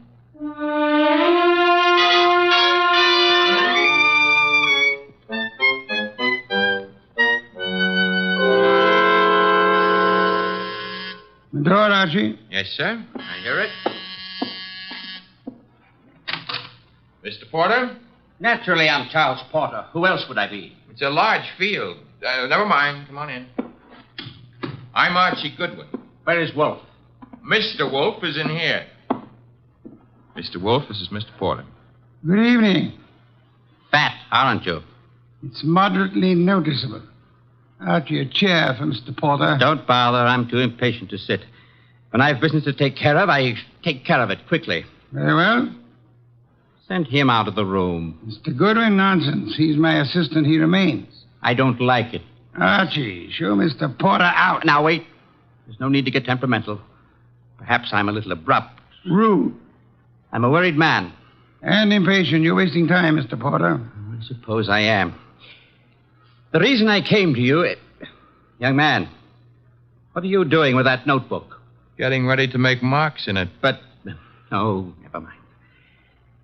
Mr. Wolfe, you have a client named Dorothy Spencer. Have I? There's no need to be coy about it. I happen to know. Then you know. I want you to drop her. Drop her? Refuse to handle her case. Close the books on her. You know what I mean. Why should I? The girl has no money. I have. That doesn't answer my question. Perhaps this will. Appear to be a small package of dollar bills. It happens to be $1,000. Archie, will you? I will. It is $1,000. Thank you. Mr. Porter. Yes? You're paying me $1,000 in order that I refuse to act for Miss Spencer. Nothing more. That's right. What does she suspect you of? I said nothing about... Well, that is... You must know that as well as I do. Possibly. Nevertheless, what does she suspect you of? Being a blackmailer. Whereas your occupation really is? I'm a musician. Pianist. I'm appearing nightly at the Windsor Hotel. Archie, have you made out a receipt for Mr. Porter? Yep. Give it to him and show him to the door. Okay. Mr. Porter? Mr. Wolfe, I want your assurance that the entire affair is definitely finished. My association with Miss Spencer, you mean? You have my assurance that it is. You will forgive a classical illusion. The Cabo. Thank you. Good night. Mr. Wolfe, I have a secret about Mr. Porter. He smells. Some perfume or other. More important, his right coat cuff is more worn than his left cuff. And a cover happens to be a musical term meaning start again from the beginning. Oh? Porter thought it'd been finished. Therefore, Mr. Porter is a liar. His ignorance of common musical term indicates that he's not a musician. The worn right coat cuff, that he is an office worker. That's kind of leaping to a deduction. But even if Porter's a liar, Mr. Wolfe, there is something else. He paid you $1,000 to drop a client named Dorothy Spencer.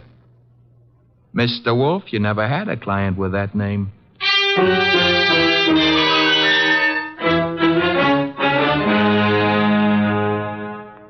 Well, that's that. Dorothy Spencer is not in. Anyway, she's not answering her phone. Mr. Wolfe, I said... I know what you said. That a comment? I'm worried. Mr. Porter may have assumed erroneously that Dorothy Spencer had employed or was intending to employ me. That does not explain why he lied about his occupation. Maybe he didn't lie. After all, your deductions could be wrong. Phooey. Okay. Take care of that right now. I'm phoning her. Hello? Windsor Hotel? Get me the manager's office. Thanks. Could you tell me if a Charles Porter plays the piano at... Uh-huh. She sounds blonde. I see. Thanks a lot. What do you do after work? Oh, so long. She goes home and beats her husband. About Porter, Archie. Bad news. He does play the piano at the Windsor in the move room. So where does that leave your deductions? Untouched, of course. Let me think. Yes, naturally. Naturally what? I came to the conclusion that Mr. Porter was an office worker. We have just discovered that Mr. Porter is not an office worker, therefore... You were wrong. I am never wrong. Therefore, the man who was here is not Charles Porter. Mr. Wolfe, do you think a man of your weight should climb out on a limb like that? Fiddlesticks. Look up Porter in the phone book and call him. Okay. It'll take a second. Archie, the phone company's best friend. Yep, here he is. What do I ask him? There'll be no need to ask Mr. Porter anything. Just phone. You're the boss. Yeah. I have to say something to the guy.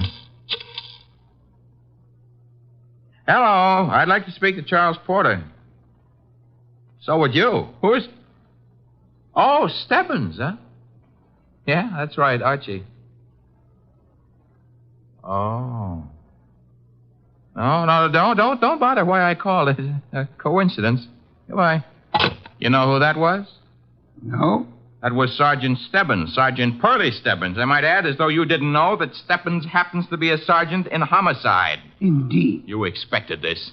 I still don't know what your conversation was about. It was about Charles Porter, who maybe was a liar, but who isn't going to tell any more lies on account of he was just shot to death.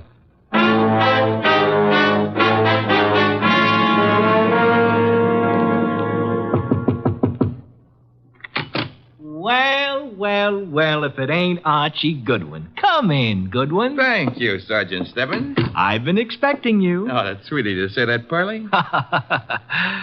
Why did you phone Porter? His right coat cuff was more worn out than his left. So for that, you had to kill him? No, actually, I killed him because he didn't know his da capo. Hey. Yeah, hey. He don't look good anymore, huh? Guys who stop bullets with their face never look good. Pearlie, you've been robbed. I did. That corpse is not Porter. Now, relax, Goodwin, relax. His fingerprints were on file and they check. His girlfriend says he's Porter. If he could get up and talk, he'd tell you he was Porter. And what makes you think he isn't? Well, because when he visited us earlier tonight, he looked different. Not much, but... You said girlfriend? Yes, I said girlfriend. She's in the next room mopping up. She kind of broke down when we brought her here. You brought her here? Now, don't tell me what her name is. Why shouldn't I? It's Spencer. Dorothy Spencer. Ooh, that's what I was afraid of. Sergeant, Oh.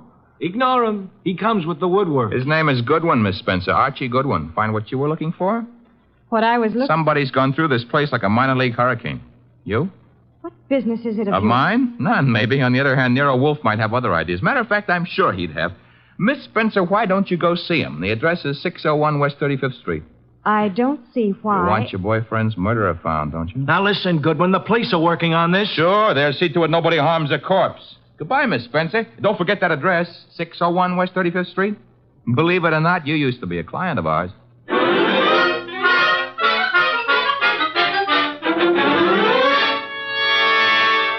Oh, Mr. Wolfe, you're getting to be so brilliant, it's boring. Boy. That is, All right, tonight you deserve it. I'll get you another can of beer. But this is the last one.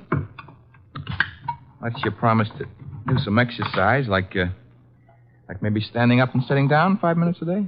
Thank you. And why should I indulge in such idiotic behavior? Well, after a while, you might be able to see your shoes. I've already seen them. Oh, that was 20 years ago. Things have changed. No more buttons. Hey, that must be Dorothy Spencer. She's undoubtedly young and beautiful. You deduced that from the way she pressed the buzzer? I deduced that from the gleam in your eye, Bah. Bah, all you want. I'm going to keep that gleam shining. Hello, Miss Spencer. Come in. Thank you. Mr. Wolfe. Is the large sitting-down gentleman behind the desk.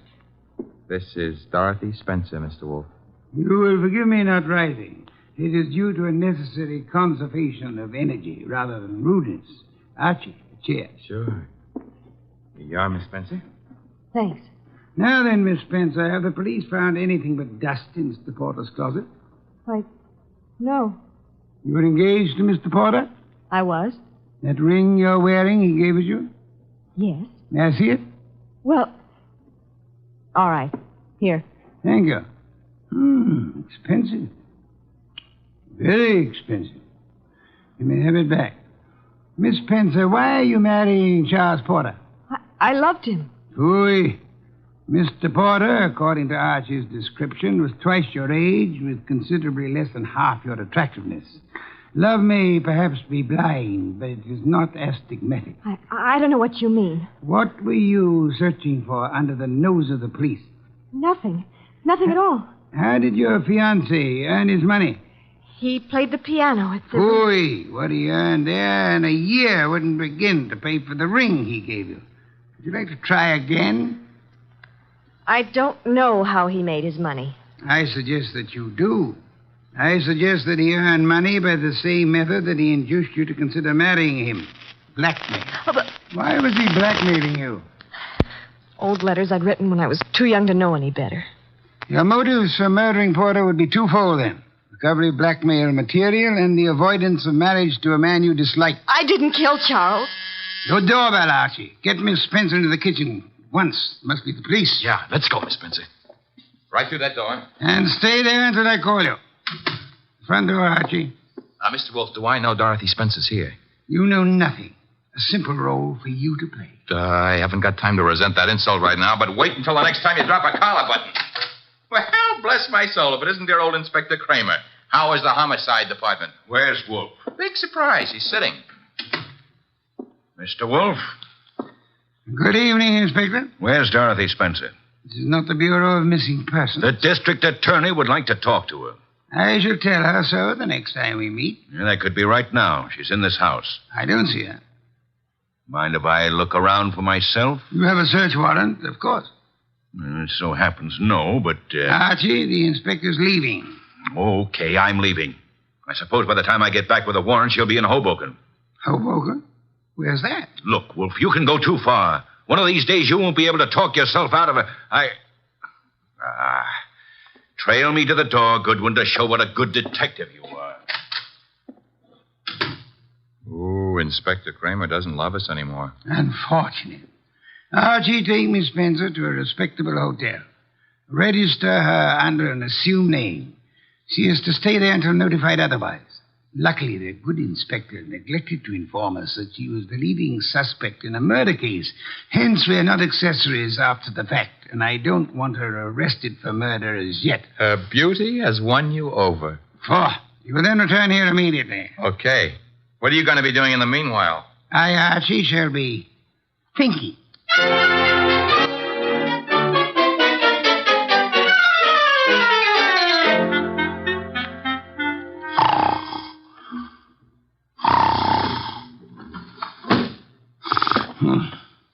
Archie? No. No, not Archie. Our impatient and non-musical friend came in through the window. How are you, Mr. Not Porter, of course. Where's the girl? Question is beginning to bore me. I don't know. I think she's here. So did the police.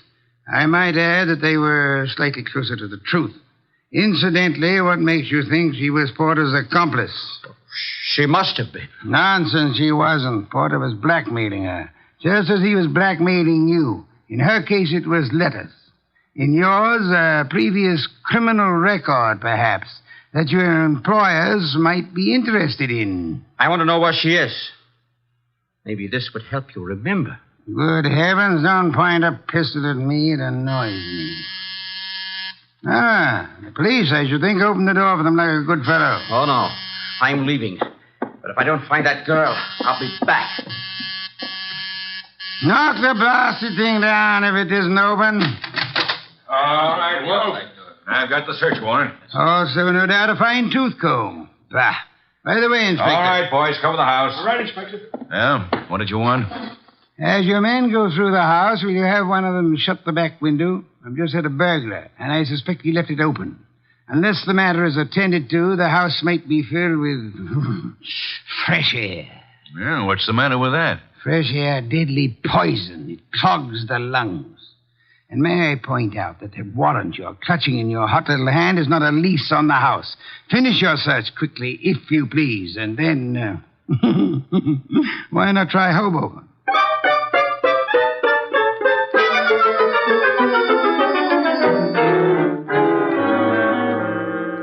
So I just missed the inspector, huh? You did? That I can stand. I'm sorry about the burglar, though.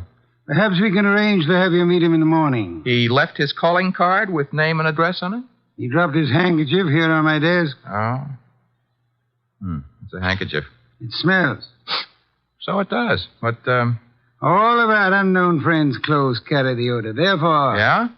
You will go out immediately to the nearest drugstore, buy a specimen of every cake of soap manufactured in this country.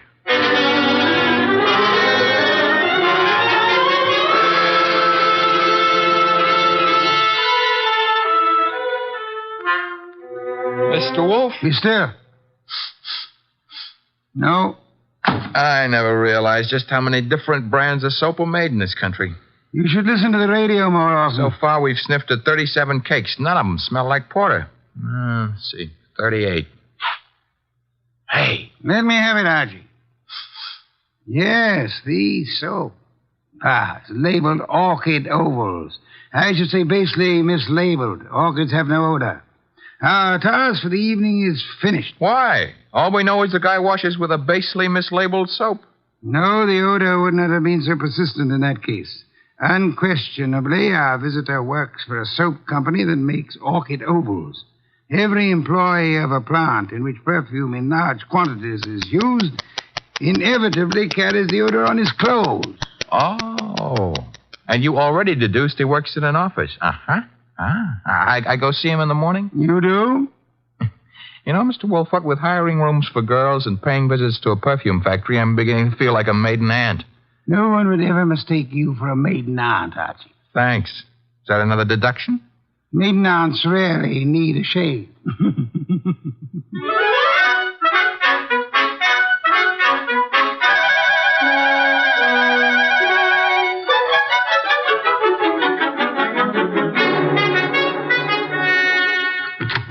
Orchid Ovals, good morning. One moment, please. Oh, can I do anything for you, sir? Yeah. That is, let's postpone that question and slip in another one. I'm looking for one of your office people. In his 40s, 5'10", brown hair and eyes, speaks in a sharp, quick voice. He owes you money, too. Who owes me money? Mr. Wheeler, the man you were describing. He owes everybody money, in spite of the fact that he's office manager and makes lots and lots of money. How much does he owe you? Oh, not an awful lot. It won't break me if I don't get it. Is he in yet? Well, he was, but he went home. He was sort of sick. Sort of? He got a phone call from somebody and rushed out. Too bad. Well, I better scram. Well, you didn't answer my question yet. I'm off at 5. My name's Gwen. Goodbye.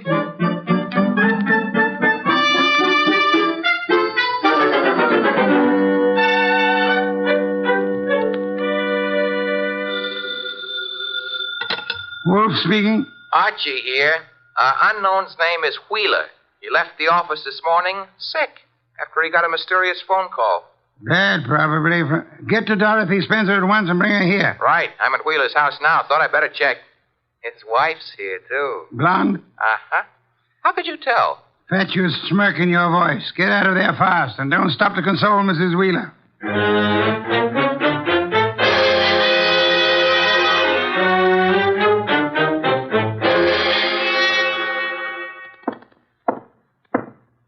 (908) Room 909. Miss Dorothy Spencer.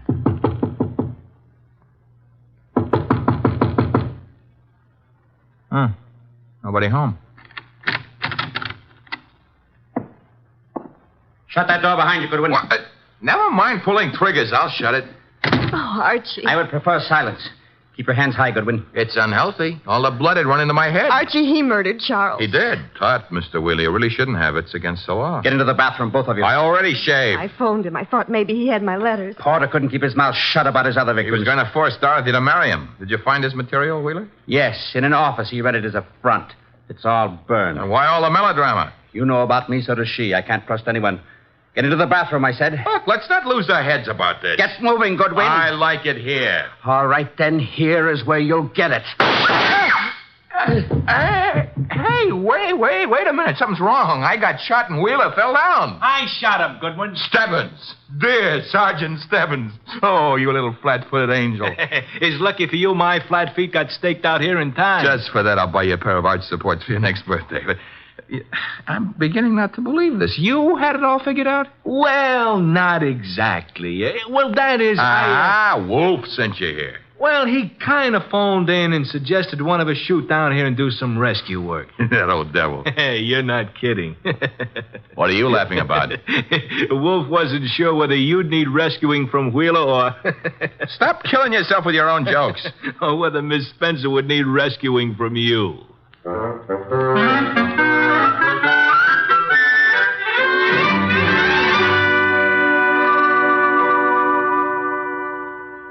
You've been a very foolish young woman, Miss Spencer. I suggest that in the future you exercise more care in your correspondence. Oh, I shall, Mr. Wolfe, but How can I ever thank you? Well, one way would be to listen wide-eyed while he explains how he solved the case. I have no intention. Oh, come on, Mr. Wolfe. Stop stalling. Please, Mr. Wolfe. Well, I'd be very happy to. As a matter of fact, I'd like to see anyone try to stop me. A man came to me, offered me $1,000 to drop a client I didn't have. Why? Because obviously he wished to direct my attention to that client. Me? You, Miss Spencer. Now then, he identified himself as Charles Porter, a musician. But I tested him and discovered that he knew nothing of music. Ha! The da capo routine. Precisely. Therefore, he was an imposter. His purpose? Yeah? To indicate by no means subtly that enmity existed between Porter and Dorothy Spencer. Huh? Thus, when Porter was found murdered, I would presumably be convinced that Dorothy Spencer, balked in her effort to enlist my aid against Porter, had resorted to most foul and bloody murder. Most foul and bloody murder is very fancy, Dorothy. Shows he likes you. I thereupon asked myself, why should an unknown seek to convince me that Dorothy Spencer was Porter's murderer? And you answered yourself? One reason only, because he himself intended to murder Porter, as he did. For which peccadillo he has, thanks to Sergeant Stebbins' accuracy with a revolver, already paid with his own life. Quodirat demonstrandum. Latin for that's what you wanted to know. I think you're wonderful, Mr. Wolfe, and I'm going to... Ah, be careful. Kiss you. Archie, Miss Spencer is a very dangerous young woman. Today I feel brave. Do you, Archie? Very brave. What are you doing tonight? Nothing. Let's do it together. Bah. Oh, is that Mr. Wolfe? I said bah. Would you very much mind conducting your romance elsewhere? I would not. And do so at once. I have a very important matter to attend to. Goodbye, Mr. Wolfe. Goodbye. Night, sir.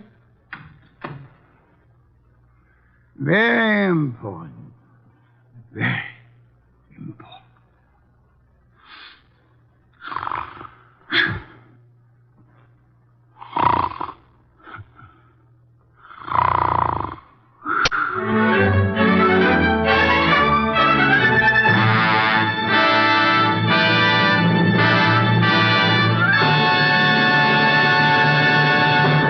You have been listening to The New Adventures of Nero Wolfe, starring Sidney Greenstreet.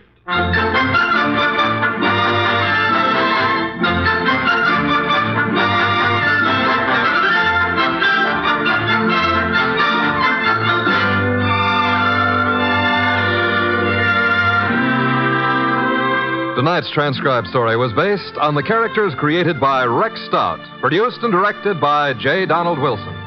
In the cast were Lamont Johnson as Archie Goodwin, and Jane Webb, Peter Leeds, Bill Johnstone, and Wilms Herbert. Next week at this same time, Nero Wolfe and Archie will bring you The Case of the Dear Dead Lady. Don Stanley speaking.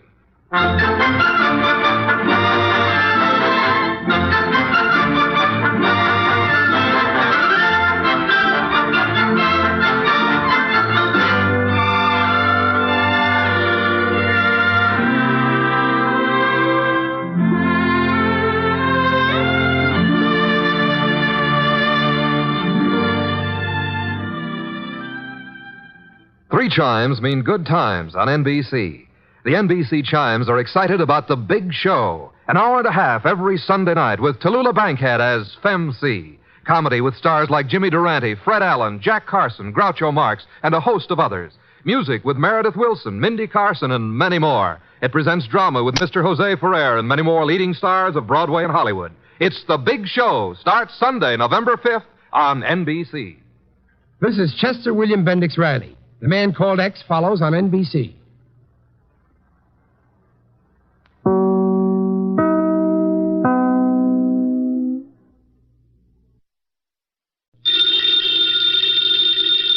Ladies and gentlemen, the ringing of that phone bell means mystery, adventure. Nero Wolfe's office, Archie Goodwin speaking. You're up. And you've lost your... Oh. Archie, the answer is no. Hold on a second. The answer to what is no, Mr. Wolfe?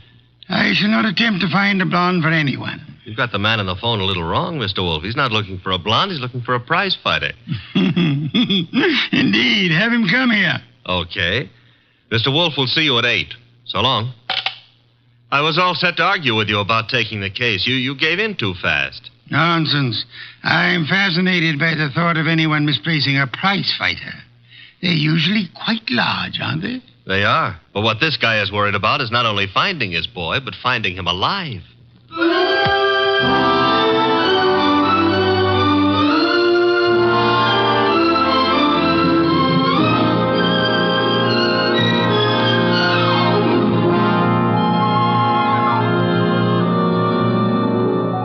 Ladies and gentlemen, it's the bulkiest, balkiest, smartest, and most unpredictable detective in the world. That chair-born genius, Nero Wolfe, created by Rex Stout and brought to you in a new series of adventures over this NBC network in the person of Mr. Sidney Greenstreet.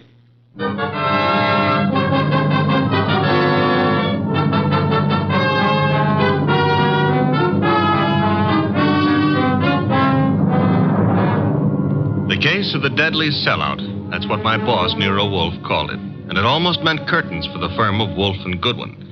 But let me give it to you straight right from the beginning. Although you ought to know that it wasn't until it was all over that I knew the very beginning of it myself. It all started in the New York flat of one Brock Rainey.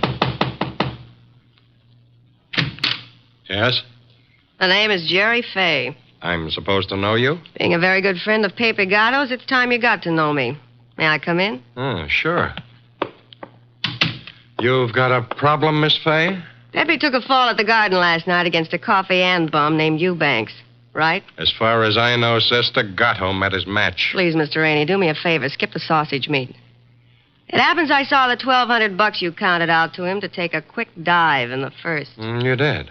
How else would I know? Okay, then here's my wrist. Slap it, Miss Fay. I'm a bad bull. Now, look, who's kidding who? I don't care if Pepe makes himself a few deals on the side. I should worry whether he gives those meat eaters on the benches a run for their ducats. What's it to me? If you're not worried, Sugar Plum, then neither am I. Also, I'm a very busy man. Not too busy to pay off, I hope. Pay off? To who? To me. For what? For keeping it to myself that you collected $5,000 from the Eubanks crowd for getting Pepe to take that dive. Certain people might not like to hear it. Miss Fay. Yeah? Drop dead. I don't think we understand each other. Which is just as well. Now get out of here. There's something Blow, else. bimbo. Okay, Mr. Rainey. Have it your way. I'll go find someone with a more sympathetic ear. Someone like Lawson. Arnold F. Lawson. So long. Wait. Where does Lawson come into this? You asking is stalling. Lawson dropped a sizable piece of change on last night's two-step. No. Close the door, Jerry. Oh, yeah. $25,000 to be exact. That's a lot of corn to lose because a cheap fight manager arranges a frame. At least Arnold Lawson might think so. Sit down. Who's tired? Look, Mr. Rainey, it goes very simply and only one way. Lawson at yet knows from nothing except that your boy Gatto lost the fight. He may suspect, but he don't know. And he really don't have to know. Glad to hear you say that. And I'll be glad to see the shade of 3,000 long green banknotes. How much? You heard me, $3,000. Get out. Okay, I'm going. To the next phone and call Lawson. Look, Jerry, give me time, huh? I haven't got that kind of dough right now. Tell it to Lawson. When he gets through with you, you won't need any kind of dough. You know, I've got Gatto set for a go with Mellish, the title contender. Gatto can take him. Please believe me, he's going to take him. So? So after what happened in the Eubanks fight, the odds on Gatto will be like a war debt. We can clean up. Listen, we can make Heel, I wouldn't trust you from 11:59 to midnight. Get it up. Now. I'll give you 6 hours. After that, Lawson. So long.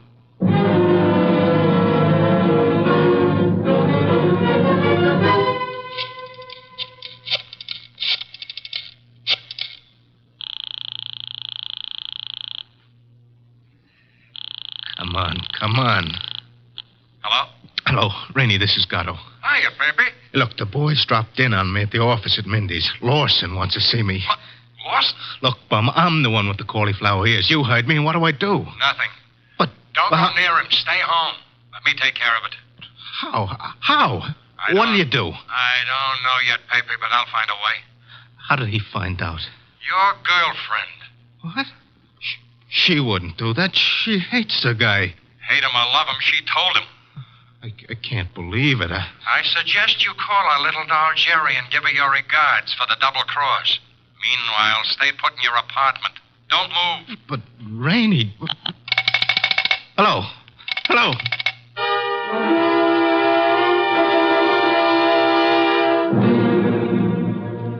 275, 319, 3... Archie. What on earth are you mumbling about? The high cost of blonde. Indeed. Oh, you can say that again. I have no intention of doing so. Okay, be smug. But there must have been a time even in your life when knickknacks from Tiffany figured on the budget. Phooey. Not to mention steak dinners and champagne. Or what did you feed your girls? Peppermint lozenges? Nonsense. Nonsense? They preferred lime. Oh, I'm dying, and he laughs. Mr. Wolfe? Yes? I have decided that you are giving me a raise. Archie, this is not a period in which unilateral decisions are wise. So I'll be a dope and get a raise, huh? As for your future mental attainments, you may be right. As for a raise... You want to drive me to gambling? Like betting on fights or going... Okay, it's the doorbell and I'm answering it. The name's Rainey. You're Goodwin? I'm Goodwin. Come in. Is Wolfe in? Mr. Wolfe is always in. Unlike prize fighters, I guess. Come on.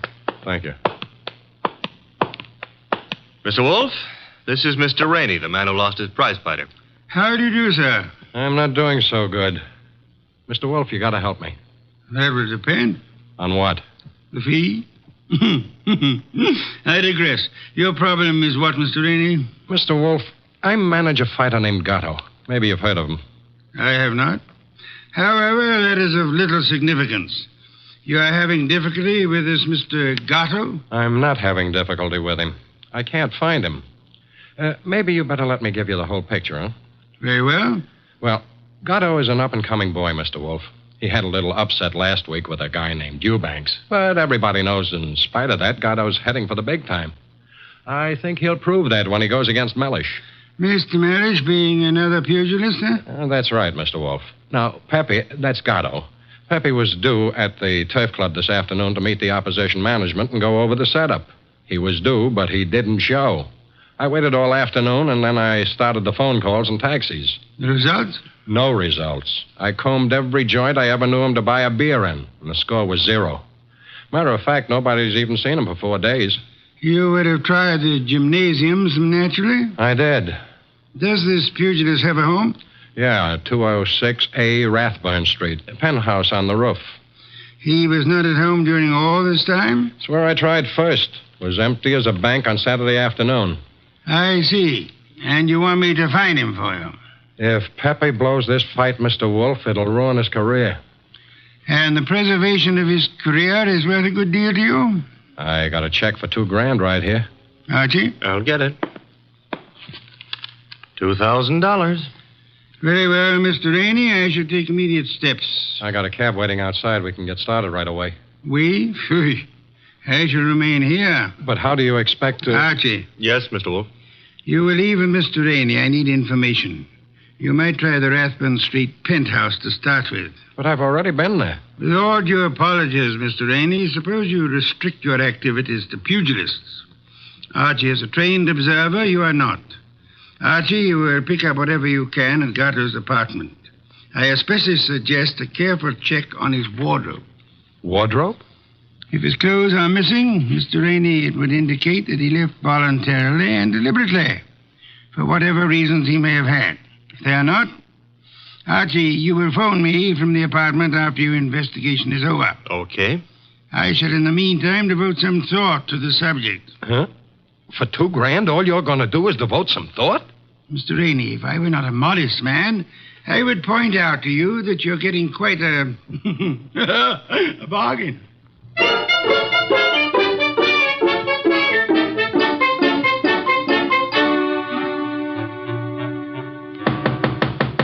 Gatto? Gatto? He's not here. I told you that. I was up here before. He left the door unlocked? I had a key. Guess I forgot to lock up after I left. Now, let's look around. Bathroom? Yeah. Empty. Nice penthouse. That a closet? Yeah. What do you think? He's playing hide and seek? Try it. Okay. Anything in there? Nothing I'm looking for. What's that you found? A hat. Well, let's see. A lady's hat. Yeah, smart and expensive. Label reads a Madame Yetta original. That bunch of lace and feathers cost somebody a fast $100. Yeah, probably one of his girls left it behind. And maybe she'll call for it. Come on, we'll take a gander out on the roof. I took a gander out there. It's bare as a bone. What have we got over there with the chimney? Where? Over there. Just an old awning. Got blown down in the storm last month. Be right with you. What are you doing? Looking under it. Oh, brother. You found him? Yeah, we found him, chum. A little late. 2 holes in his dorsal development and dead as a clay pigeon. Yeah. Well, what have you got to say? Well, now at least the bookies will cancel all bets. We both save our dough. Yeah. I got a phone, Mr. Wolfe.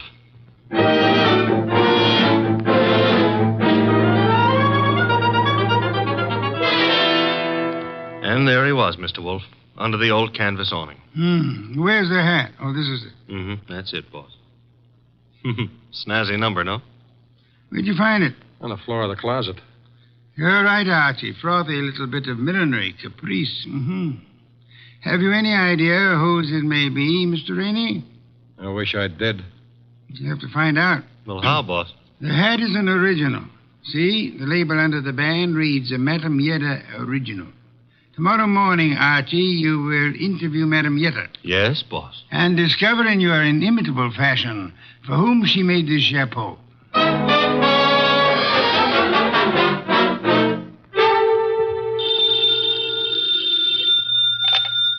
Hello? Archie again, Mr. Wolfe.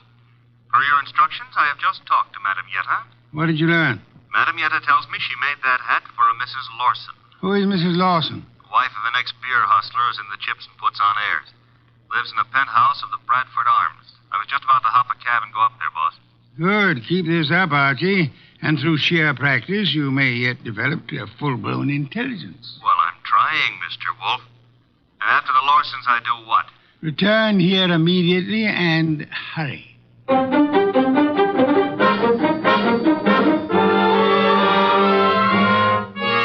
do you do, Mr. Lawson? Oh, Mr. Goodwin.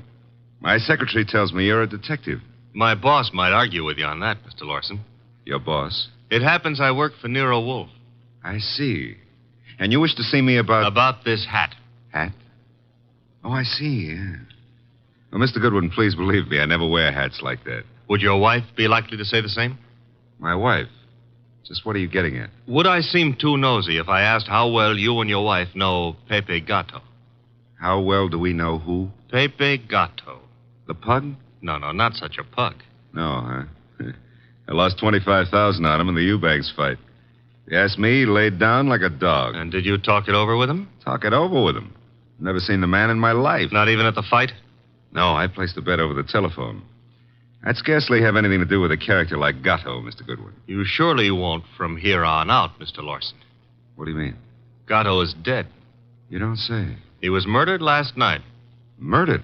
And what would you say, Mr. Lawson, if I told you that this hat is your wife's and that it was found in a closet in Gatto's apartment? Now, wait a minute. Let me get this straight. Are you implying... Not implying. Facts are sticking out. What time was this dumb brute done away with? Oh, I'd set it at somewhere between 5 and 7 p.m. last night. Well, you said it very conveniently. Thanks. Why? My wife and I drove out of the city at 4:30 yesterday afternoon. Didn't get back until 2 this morning. And this hat? It took wings and flew into Gatto's closet? Is that the answer? No, that's not the answer. Then what is? This is. A month and a half ago, I was with Celia on a bus top. She was wearing that hat, and the wind blew it off her head. I see. And from there, we figure that somebody picked it up, and it finally wound up at Gatto. You can figure anything you please. Personally, I don't feel in any way obligated to figure anything. Darling, I was just on my way out and... Oh, I'm sorry. I didn't realize you were busy. Yes, I am busy, Celia. Wait a minute. He's not all that Run along busy. now, dear. You'll be late. But I want to talk Run to you. along, Celia. Yes, darling. Sorry. I'll see you later. Beautiful. Really beautiful. I've always thought so, Goodwin. You, didn't give me much of a chance to talk to her, did you, Lawson? If I didn't, it's for your own good. My good? I don't get it. Celia's a sensitive person, and I won't have her bothered.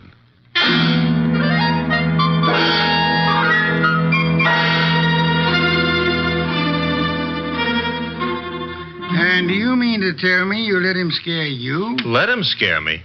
Say, will you stop being so fearless with my life? The guy said don't bother my wife, so I didn't bother his wife. It was that simple. Apparently his wife is not blonde.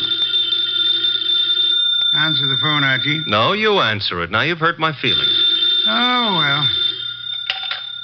Hello? I want to speak to Mr. Nero Wolfe. Mr. Wolfe speaking. Oh? Is it true that you're interested in the Gatto murder? Who are you, and how do you know he's been murdered? The second question is none of your business. And as for the first, call me Jerry.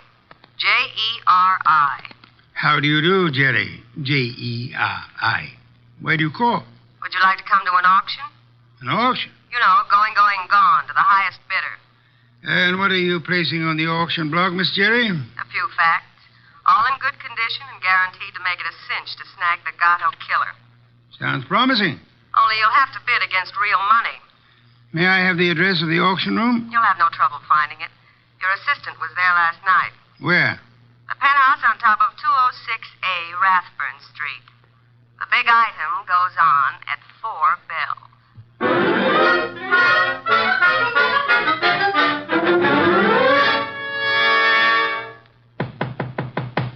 Yeah? Who is it? Man named Wolfe sent me. Just a sec. You're Jerry, huh? I was expecting the man named Wolfe. Unfortunately for me, honey, when he's expected, I usually show up. Come on in. You? See, I'm the legs of the combination. He's the brains. It makes a nice division of labor. I see. You came in plenty of time. On the nose is our custom. Where are the rest of the bidders? Any second now. Mm-hmm. How many besides me are coming? 1. Small auction. But big action. How'd you happen to decide on this? I knew Gatto pretty good. And you were fond of him pretty good, huh? How did you guess? Well, you've got a key to this place of his, or you couldn't let yourself in. It adds, no? Gee, you should have been a detective. Just what I keep telling Mr. Wolfe. Look, tell me, Jerry, darling, this other person who's coming to the auction, who? The killer? You don't say. You sure the killer isn't here already? Look, I didn't kill him. The story you would like me to believe is that you witnessed the killing, huh? Called the killer and Mr. Wolfe and said, come on, kids, you can get me either to talk or shut up, depending on who pays the most. That it? Something like that. Mm-hmm. Okay, prove you know what you're talking about. Who is the killer? Is it Block Rainey? Should also have your head examined, pretty boy. I talk for dough and only for dough. Not that I'm mercenary or anything, but... Okay, tell me this. How come you saw the killer in the act? Simple. I was here with Gatto. Called me to come see him. While I was here, the shot came through the window there from the roof. You know something, sweetheart? What? I can't understand how a girl like you, a pretty nice girl under all that paint and powder and Broadway shellac, how you could do a thing like this. You were in love with Gatto, I know that. Everybody does. And still you're willing to keep your mouth shut if the killer pays enough. How come? What's the matter, honey? Did I hit a tender spot? I don't think you understand. Sure, I was in love with the goof. Then along comes this other dame. She's rich and beautiful, and she has everything to give him. Ooh, do I know her? Of course you do. She... Jerry! Oh. Jerry.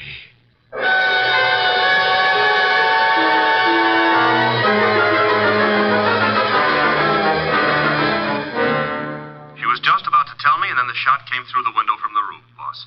It's a flat roof outside. You didn't, I suppose, see the murderer? No. I caught Jerry in my arms. By the time I laid her down on the couch and got out on the roof, the killer was gone. Get right over here and bring our client with you, if you can find him. Rainey? That's right. He has a right to be in on the kill. Okay, boss. But keep away from that beer till I get there. Don't be impertinent.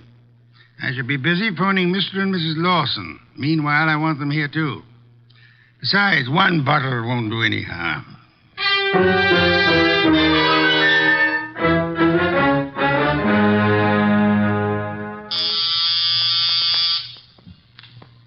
there they are. Let them in, Archie. You remain seated, Mr. Rainey. Okay, Mr. Wolfe. Well, come in, Mr. Lawson. Come in. Mr. Wolfe here? He's here. Nice of you to come. Anything to help the law. Ah, Mr. Lawson. Your wife didn't come. No, Mr. Wolfe. She was out when you called. Sorry, I forgot to tell you. I left word with the butler, however. Mr. Lawson, about 20 minutes ago, a girl named Jerry Fay was killed. So? She was killed in your neighborhood, in a flat formerly occupied by one Pepe Gato. Well, where would that be? Maybe your wife knows where the flat would be. How dare you, sir? No histrionics, please. Where was your wife when the girl was killed? I'm advising you that if there is an alibi, now's the time to state it. I wouldn't humiliate Celia by alibying for her. Then the police will pick her up. But she didn't kill this girl, Mr. Wolfe. You have reasons for that opinion? The best of reasons. I'd be grateful if you'd state them and let me be the judge of their excellence. One should do. This one. Celia's out in the country visiting her mother. Oh? Does that settle it? Possibly. What's her mother's telephone number? Why, Merely a routine check. Well, can't you take my word? I'll take her mother's number. Well, Mr. Lawson? I'm sorry. I hoped you'd buy this story. What do you mean? The mother's been dead for 10 years. I see. Well, I don't. What's the idea? It's known as marital devotion, Archie. I suppose you realize, Mr. Lawson, that in shielding your wife, you're aiding and abetting a murderess? I haven't stopped to realize anything. When Goodwin brought me that hat, I didn't know what to say. Oh, you pitched me a curve then, too. Well, I suppose you might call it that, but... And she didn't lose the chapeau off a bus top. No, but you've got to understand. Celia's the dearest thing in life to me. Yeah, so's a lady rattlesnake to its husband. I suggest it is time for you to be objective in this matter, Mr. Lawson. What do you want to know? Tell us where she can be found. I have no idea. When is she expected to return home? Never. Oh? You see, we had an argument. I doubt that I'll ever see her again. Then we're quite on our own, Archie. To do what? To make a journey to Gatto's apartment. Gatto's apartment? She probably has a key to that popular abode. But she wouldn't go there, boss. On the contrary, I am of the opinion that that's just where she would go. Give me my hat. Don't tell me you're going to stir yourself. It's a most unpleasant necessity, Archie. But the lady in question is dangerous and not at all hesitant about indiscriminate gunplay. Get out the car, Archie. We'll make the journey to Rathbun Street penthouse with the hope that Celia Lawson will show up in time to mourn her lost love. You want me to go along with you, too, Mr. Wolfe? Yes, indeed, Mr. Rainey, I do.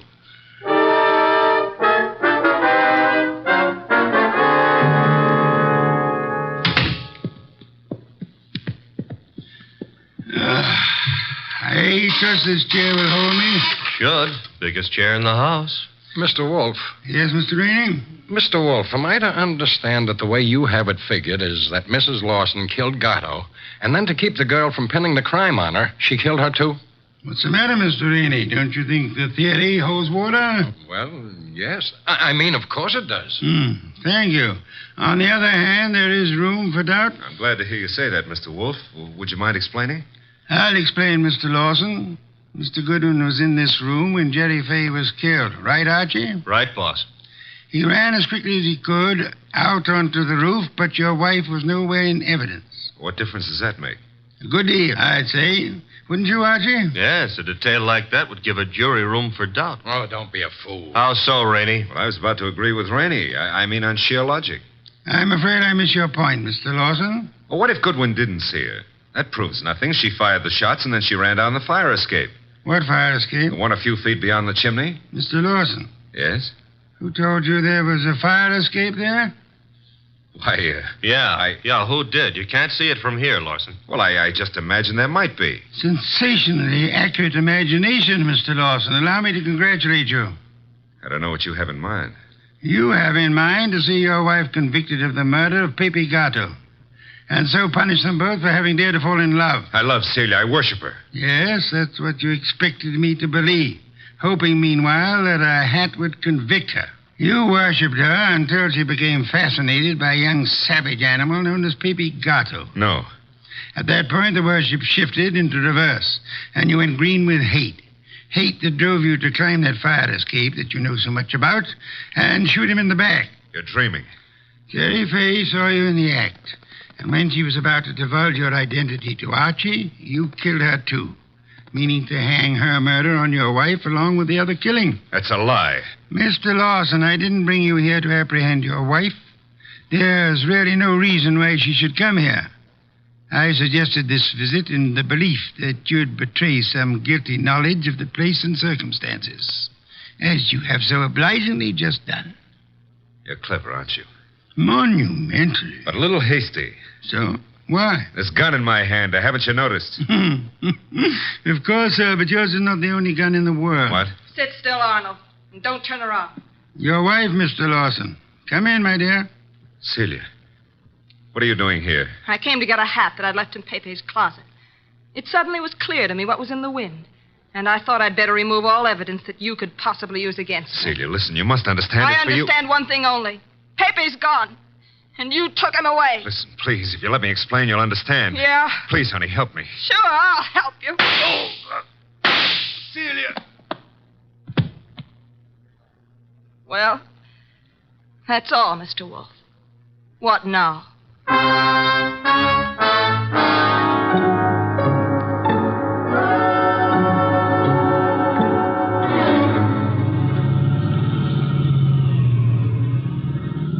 Archie, why is it when you drive it always gets so crowded outside?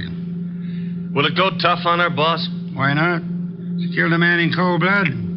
Though she actually saved our lives while doing so. I hope that helps her at the trial. I hope so, Archie. After all, if she hadn't done what she did, what would have happened to the lobster bisque? What lobster bisque? The lobster bisque that Fritz is making for dinner. Hurry, Archie. It really can't be appreciated unless it's eaten hot.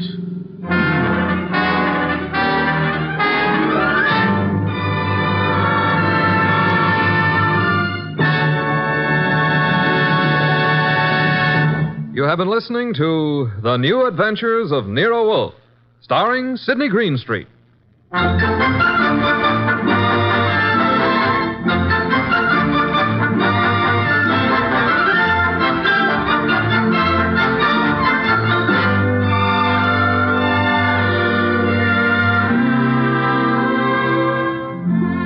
Tonight's transcribed story was based on the characters created by Rex Stout.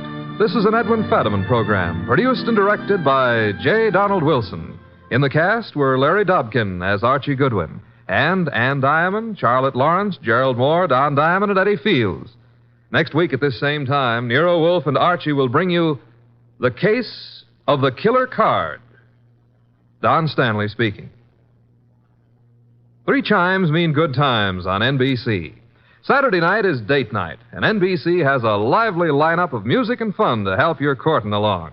Tomorrow, Dennis Day brings you a melodic and mirthful 30 minutes, and then Judy Canova gets together with her gang for a sparkling session of mountain-style song and laughter, followed by singing MC Red Foley and his friends on that exciting parcel of Western tunes and mayhem Grand Ole Opry. Here's Sam Spade. 3 chimes mean good times on NBC.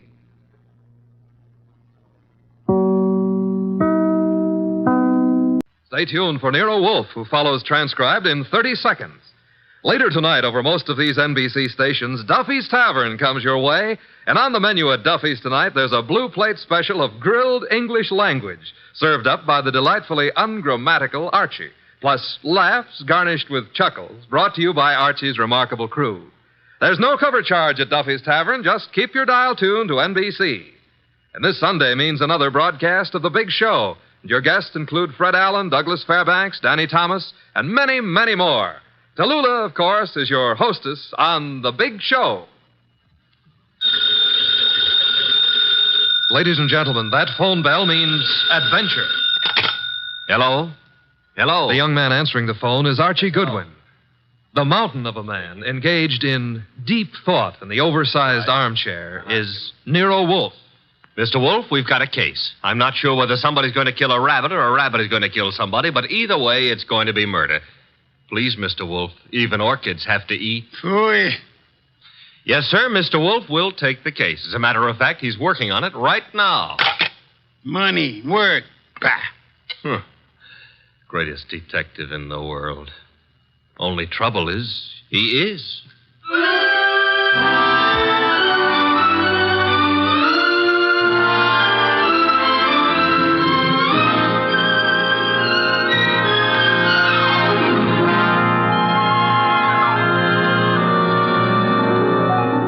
Yes, ladies and gentlemen, Archie is right. Nero Wolfe is the greatest detective in the world, and the fattest, and the least energetic.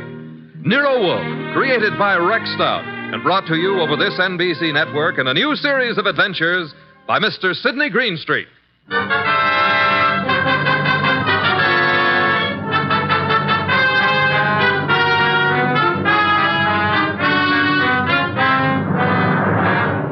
Tonight, it's the case Nero Wolfe likes to remember as the case of the friendly rabbit. He sometimes prefers his proverb scramble. It began in lots of places. Let's take a look at a few of them. In particular, the richly appointed library of a man named Veek.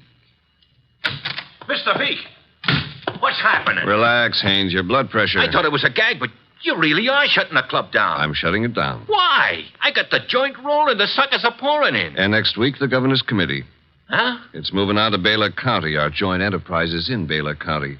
I think the club needs a rest. Crime committees so rarely admire gambling. Oh, that's different. So it is. The club needs a rest. You need a vacation. Florida, perhaps? I don't like Florida. Pick any place you like, just so long as you get out of reach of a subpoena. The heat's on, huh, boss? You've just coined a phrase that may very well catch on. Get out and stay out of the state until I send for you. Okay, Mr. Veek. Sure, Mr.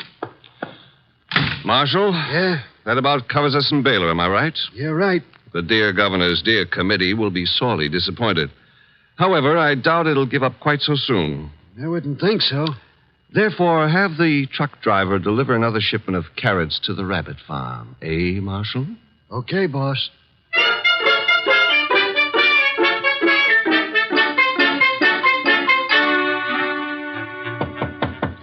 Come in, Williams. Good afternoon, Governor. Good afternoon. Williams, I'm disturbed. The crime committee, sir? It was doing well, very well. And then I know, sir. there's a leak.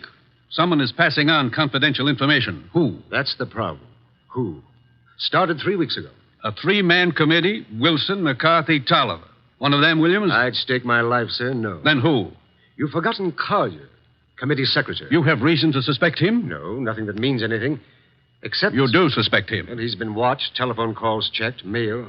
I have no reason to suspect him. Except that one thing bothers me. What's that? He has a small farm in Greendale County. He rarely went near the place in all the time he's been up here at the Capitol. But that suddenly changed. 3 weeks ago? Yes, sir. He's been staying at the farm for 3 weeks. Is there anything unusual about that farm? Nothing unusual. Except Jimmy Collier has gone in for raising rabbits.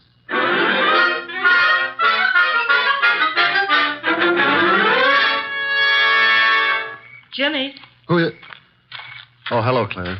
you've been hiding from me. I've been out here with the rabbits. Jimmy, what's wrong? With what? You. There's nothing. You're lying. We grew up together, remember? We lived next to each other, Jimmy.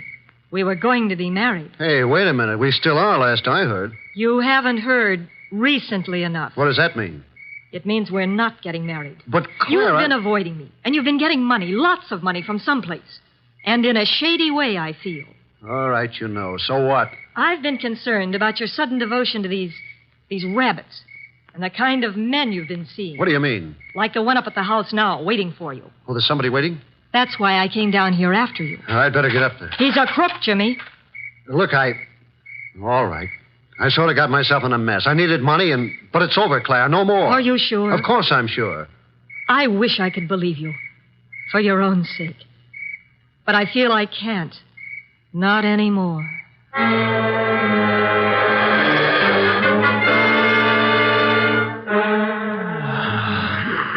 Archie. Yes, Mr. Wolfe. Either stop breathing so heavily or... Take the evening off? Stop breathing. Old Dr. Tidmouse wouldn't approve of that. Who in blue and assorted blazes is old Dr. Tidmouse? My family doctor. Mavis keeps your puny mind, but you don't have a family. Answer the phone. Oh, but it might be a case. It might be very important. It might mean work, Mr. Wolfe. Archie. W-O-R-K. You've got millions in the bank. Why worry? Confound you. Do you want me to answer that phone myself? Now you've got me. No, Mr. Wolfe. Couldn't let you knock yourself out lifting a telephone receiver. Nero Wolfe's office, Archie Goodwin speaking. What?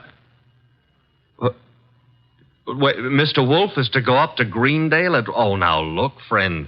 Mr. Wolfe does not go anywhere, and that includes Greendale. He wouldn't stir out of the house for anybody short of the... What? I see. Yes, sir, in an hour. Goodbye. Mr. Wolfe, brace yourself. You've got an appointment with a Mr. Williams at the Starlight Hotel in Greendale for 1 hour from now. You're insane. No, I'll admit I've been tempted. Sure. Were it not for the fact that often the native hue of resolution is sicklied o'er with a pale cast of thought. Quoting Hamlet will get you no place. I would fire you. And then who would drive you to the Starlight Hotel in Greendale? I'm not going to Greendale. Nevertheless, in an hour you will be there. And who, may I inquire, says so? The governor of the state.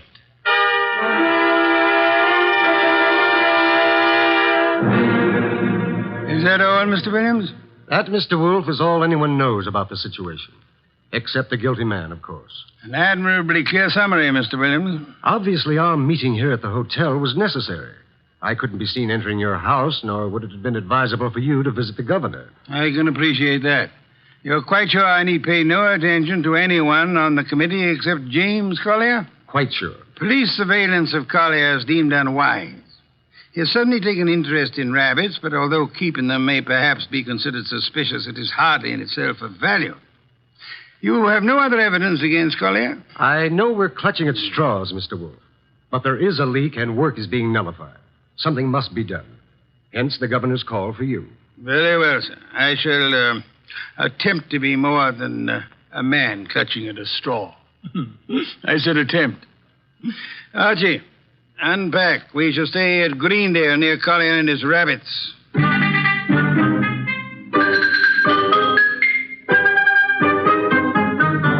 Mr. Wolfe? Mr. Wolfe?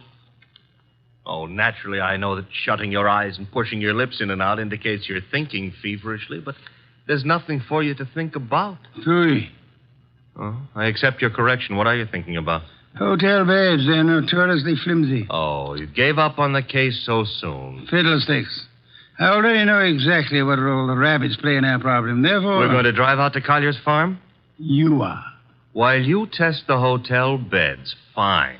It'll be necessary for you to spend the night at Collier's place. You'll drive out there and pretend you've lost a cylinder or something. Oh, a lost cylinder. Oh, fine. Confound you, Archie. You can invent something plausible as a pretext, and if you are properly charming, Mr. Collier will, I hope, invite you to stay the night. And during the night I sleep, happily breathing the fresh country air. Trust not. Okay, Mr. Wolfe, I accept the assignment. I will learn all I can from Mr. Collier's rabbits. Incidentally, remember the play Harvey? I do? Why? Harvey was an invisible rabbit, a figment of a man's imagination. I hope this rabbit venture is more tangible, Mr. Wolfe. It is, Mr. Goodwin. Will you desist and depart? Okay. Oh, if anyone calls, just say I've gone out to Greendale to cross-examine a rabbit. Archie, I think you're going to be quite surprised. Yes.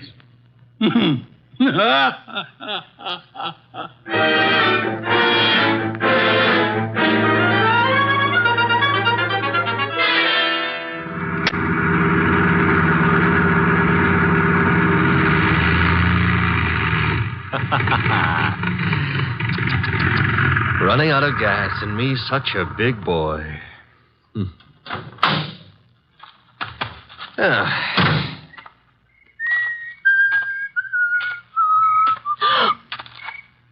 Hello. Hello? That tree a friend of yours? The tree? Yeah, the one you're clutching. Oh, I was leaning against it. It's an idea, but not a good one. Trees are notoriously skittish. The instant you really need one, they're out sowing wild oaks or something. You sound as if you know a lot about trees. Oh, I do. I was brought up in one. Look, now, if you really have to lean, I can recommend... No, thanks. Well, I tried. Nice moonlight we're having. My name is Goodwin, and blondes call me Archie. I'm not blonde. Brunettes call me Archie, too. And what do redheads call you?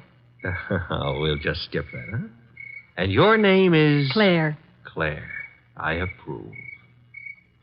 Now, you may not believe this, but I have just run out of gas. You think I might wangle some up at your house?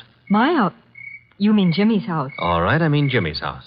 Well, I don't know. He might have some. Now, why don't we go up to the house and ask him? Well, all right. Mm-hmm.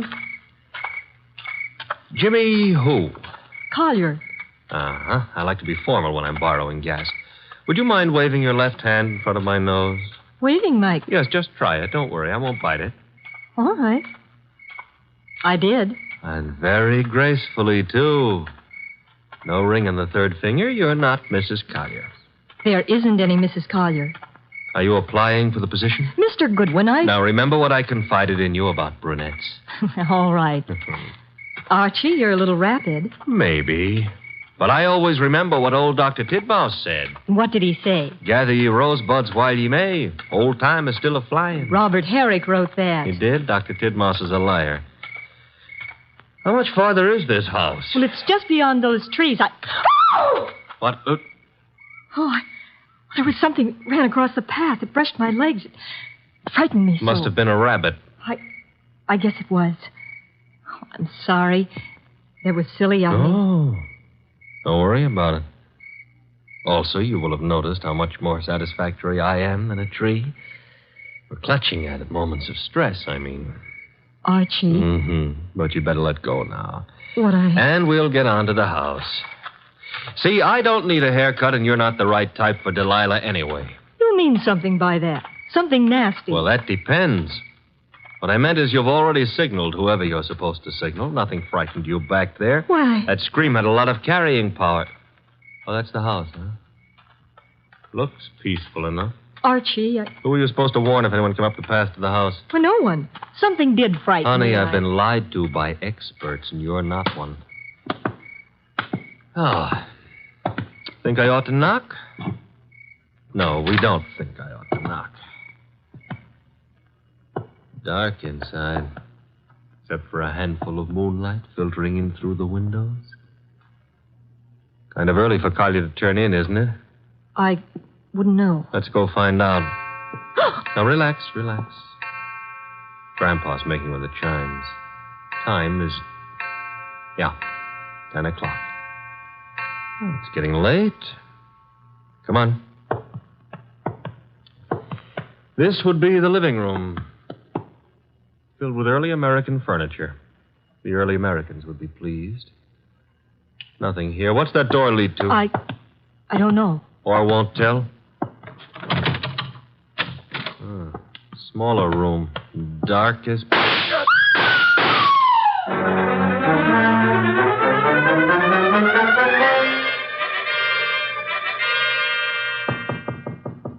Come in. Put the beer on it. Oh, you're not the bellboy. I'm sorry. I should have remembered to bring some beer. Indeed, and you are? I'm a fellow guest at this hotel, Mr. Wolfe. My name is Veek. Veek, yes. A criminal of moderate intelligence and immoderate pretensions. We won't quarrel, Mr. Wolfe. I've something to offer you. You and your boy Goodwin didn't drive up to Greendale for the exercise. I dislike exercise. Shortens life. James Collier lives nearby. The governor's committee on crime is unhappy. There's been a leakage of information. It hasn't helped them in their work. But it has helped you. You wouldn't have left your house in New York on any ordinary job. A request from the governor, however.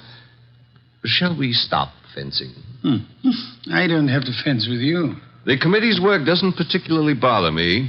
I've already made my arrangements for retiring from active business, shall I say.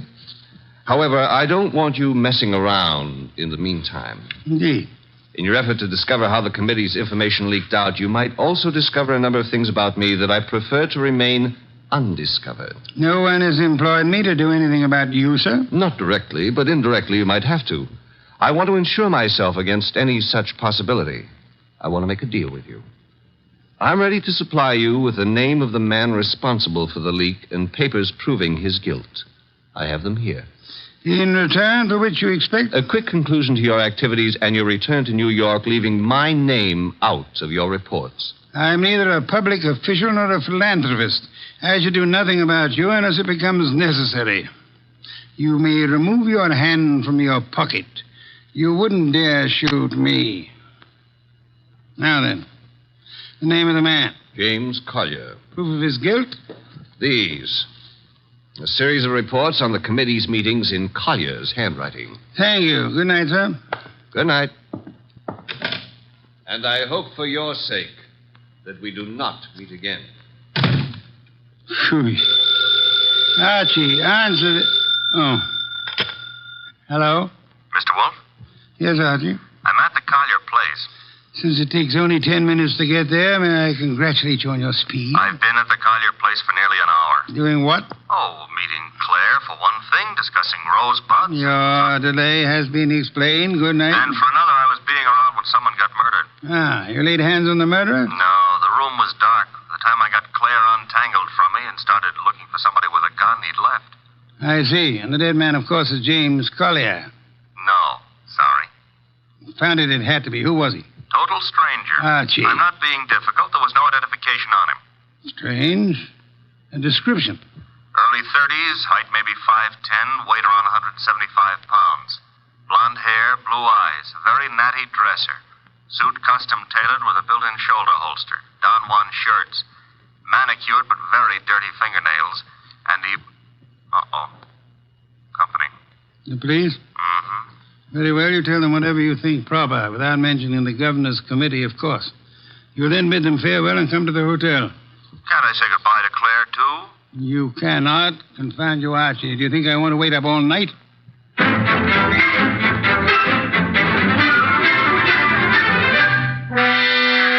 Police were not happy about letting me go, but I threatened to tell you on them, so they gave up. You have told me the entire story of what occurred at the Collier farm, Archie? Mm-hmm. All details. If you like, I wouldn't mind repeating the parts about Claire. Phooey. You may call it phooey, I call it love. By the way, did you know that it was Robert Herrick who wrote that... Confound you, be quiet. Okay, push your lips around, but you've missed something. I have? Mm-hmm. The burning question of the day. Night, rather. Which is? Where is James Collier? Ah. Stop buying. The cops want him on suspicion of murder. The way it shapes up, he shot our unknown pal and then headed for the nearest border. Nonsense. Mean he didn't shoot our unknown pal? I mean Collier's whereabouts are not a mystery. You know where he is? I know where he is. I don't believe it. You couldn't know. You haven't been out of the hotel. You haven't had any calls. Archie, I use my intelligence. If you had used yours instead of voting the girl... I still wouldn't know where Collier is. Never mind. I'm impressed. What do I do now? You get Mr. Veek on the phone. Huh? He's staying here at the hotel. Oh, old home week. Operator. Mr. Veek, please. Hello? Hello, Mr. Veek? Who is this? Mr. Wolfe wants to speak with you. Just a second. Here you are, sir. Thank you. Mr. V, where were you at 10 o'clock? Why, on my way to the hotel. You checked in at... 10:15, then came directly to your room. One other question. You have an employee, a man in his early 30s, blonde-haired, blue-eyed, and well-dressed. Am I correct? Yes, that is Marshall. No, that was Marshall. Good night, sir. Having done that, whatever it meant, we now go to sleep? Phooey, we go to the Collier farm. Okay, but why? Because, Archie, the time has come to cross-examine the rabbits.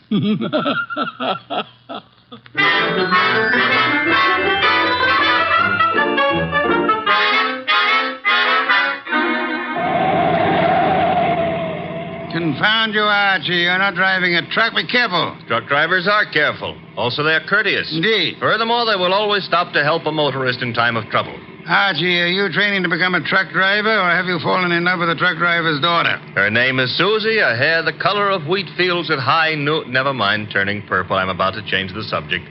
Boss, I have a theory. Stick to truck drivers. As follows. Our boy Collier had been selling information to Veek, had a change of heart, and decided to turn ethical. But Veek's man, Marshall, at Veek's orders, tried to apply pressure, so Collier shot him and headed for Canada. And the girl's room? Was to brighten my life. Oh, you mean about her playing sentry? Well, she's in Veek's employ, too. Phooey. Don't like my theory. It's charming. It merely happens to be wrong. Merely happens to be... Why is it wrong? Because, Archie, of a dead man's dirty fingernails, Marshall's fingernails. Oh. Well, you made me bring you to the rabbit hutches. We have arrived. There are the rabbits. Go ahead, cross-examine them. Good many hutches. A large pen for the rabbits to run about in. Notice that they're all cowering at the far end of the pen, ran as we entered. That's because they don't like us, maybe, huh? One of them, however, seems to be friendly. The one up here, and at the corner opposite us. Oh, yeah, there is one here. He's not friendly, Mr. Wolfe. Indeed? He's dead. Somebody stove in his skull. Interesting. What's interesting about a dead rabbit? He may be dead now, Archie, but he was friendly. Too friendly.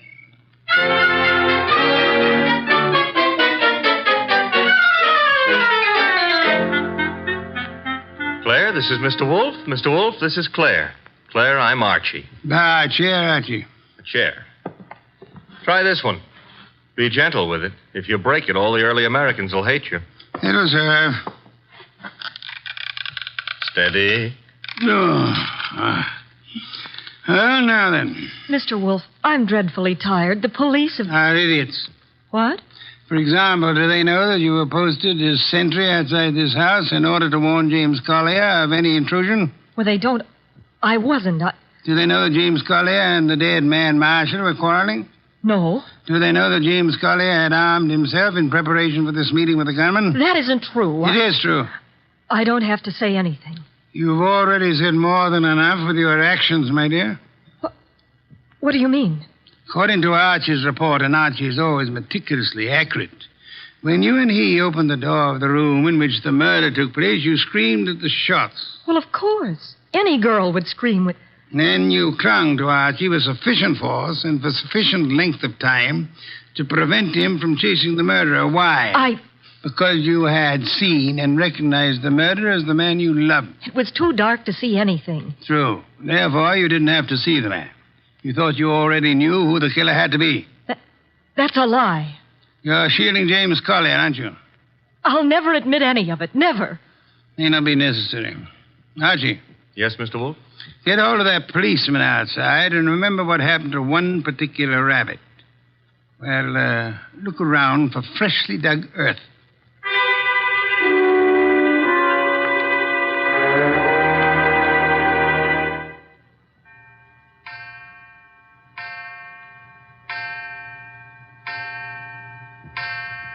Midnight. What are we waiting for? A return? Archie's? No, it'll take him longer. Well, then whose? Mr. Weeks, of course, complete with revolver. Come in, Mr. Weeks. It couldn't have been easier. No one outside, only the two of you here. I warned you, Wolfe. Fiddlesticks. You merely tried to use me as a prop for an alibi and a rationalization for a motive. I don't understand. Mr. Wolfe does. Indeed, I do. Did you really think me fool enough to believe your proposal, Mr. Week? It was plausible. It was nonsense. You pretended you were handing James Collier plus the proofs of his guilt over to me in an effort to keep yourself out of the picture. But your proposition was silly.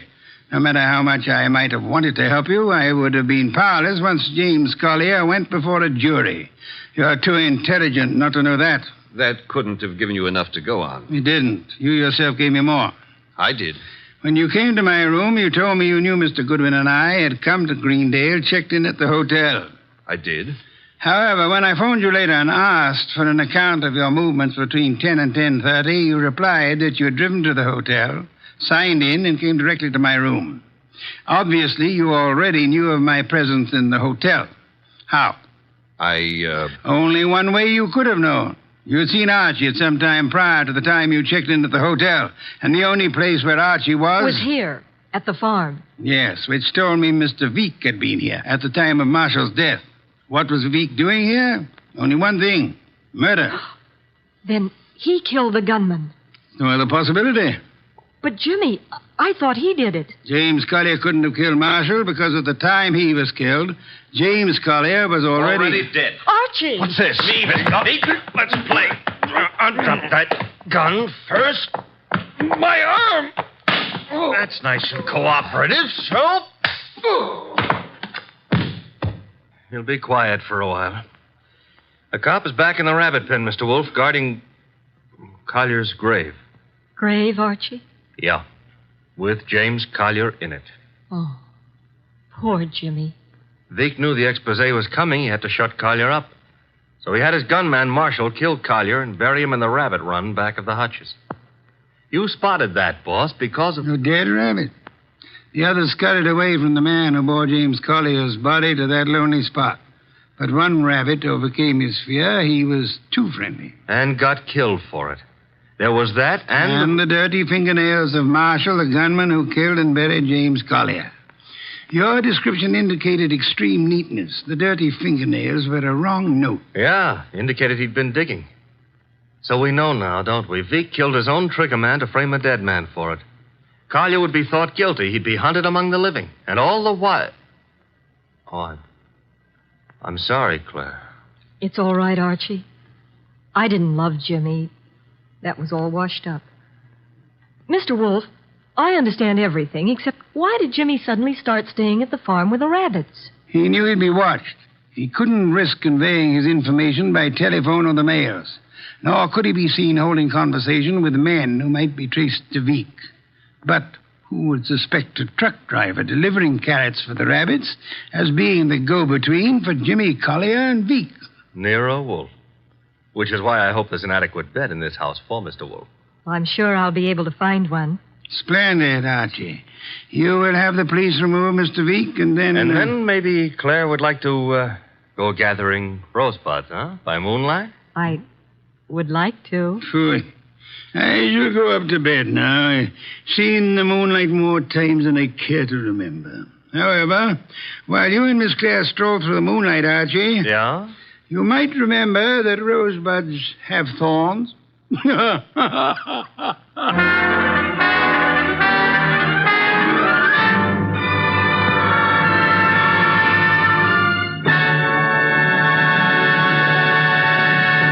You have been listening to The New Adventures of Nero Wolfe, starring Sidney Greenstreet.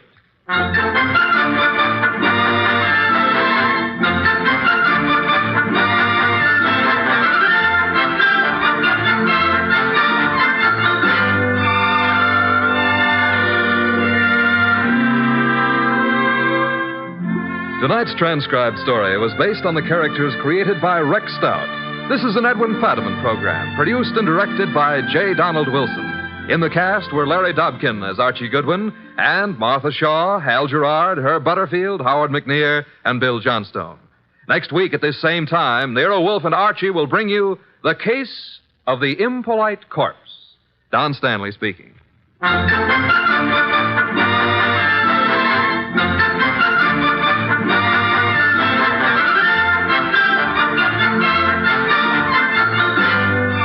Three chimes mean good times on NBC. There's no cover charge at Duffy's Tavern. Just keep your dial on this NBC station this evening as Archie the Manager, played by Ed Gardner, and his remarkable friends serve up another blue plate special of grilled English language, fresh laughs and whimsy a la mode. Another Friday fun favorite is the delightful Life of Riley, starring William Bendix as the beleaguered Chester A. Riley. Now it's Sam Spade. Then The Magnificent Montague on NBC.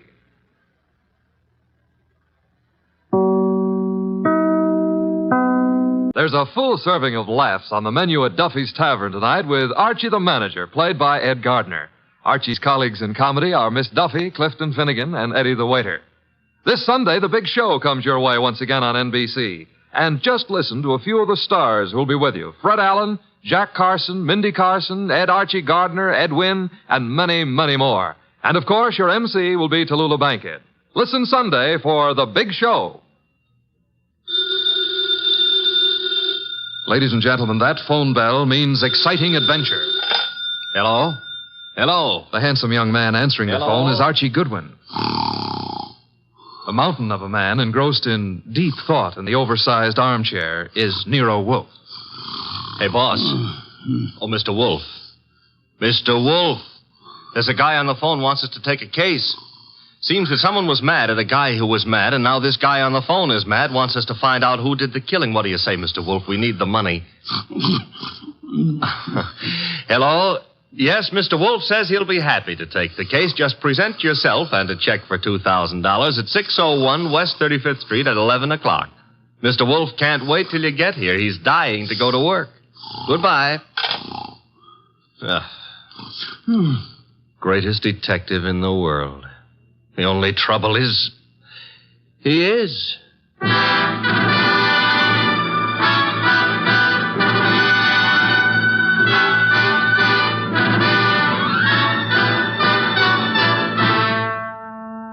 Yes, listeners, Archie is so right. He is the greatest detective in the world, and the fattest, and the least energetic. He's Nero Wolfe, created by Rex Stout and brought to you over this NBC network in a new series of adventures by Mr. Sidney Greenstreet.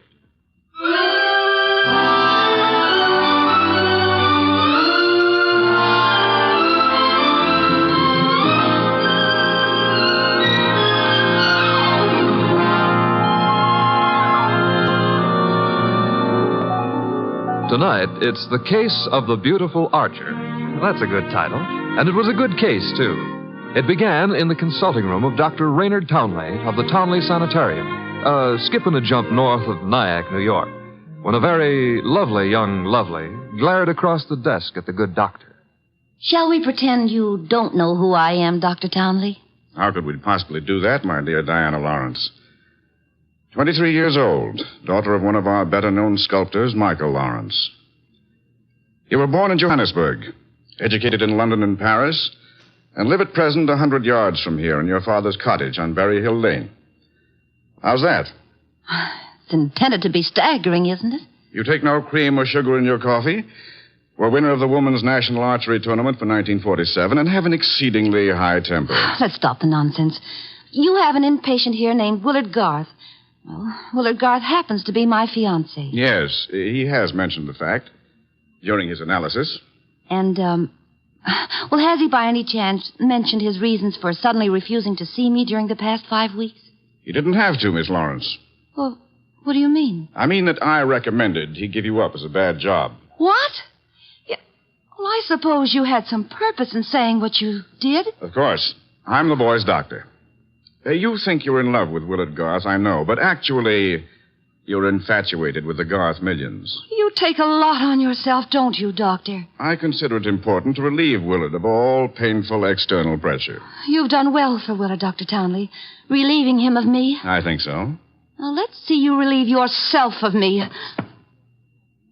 You, purchased the gun for this occasion, Miss Lawrence? Yes. And what exactly do you hope to accomplish with it? A quick and complete reversal of your decision about me. I'm not as easy to handle as Willard is, you see. And if you intend to ruin my life, then I intend to end yours, here and now. The phone is ringing. Let it ring. Just as you say. It's the house phone, Miss Lawrence. It may be Willard, you know. Oh, Willard? Yes, he usually phones me from his room at about this time every day. Well, all right. Answer it, but be careful what you say. You're in command, it seems. Hello? Oh, why, hello. I thought it would be you, Willard. Look, my boy, Diana Lawrence is here. I've had a talk with her, and I've reconsidered my opinion. Yes, I'm quite serious. If you're at all sensible, you'll see her regularly and plan on a marriage as soon as you're discharged. Yes. Oh, you do? Very well. I'll see if she'll talk to you. Miss Lawrence. Yes? Do you want to speak with him? Give me the phone. Of course. Here you are, and I'll take this gun. There we are. Now, stand away, Miss Lawrence. But Willard's on the phone. Willard is not on the phone. No one was on the phone. The ring came from the push-button bell under my desk here. Oh. Sometimes I find it convenient to interrupt my consultations with a phone call. Oh, you smug, deceitful, self-sufficient... Murder is a vexatious business. You'll be grateful to me one day. All right. Give me my gun and let me go. The gun, I'm afraid, stays with me. Here in this Majolica cabinet. I'd scarcely feel justified in trusting you with it. And now, with your permission, or without it, the interview is ended.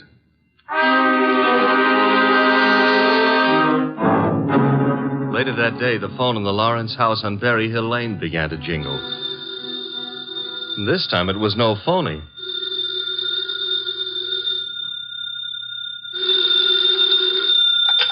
Hello? Diana? Yes? Willard, darling. Diana, darling, it's Willard.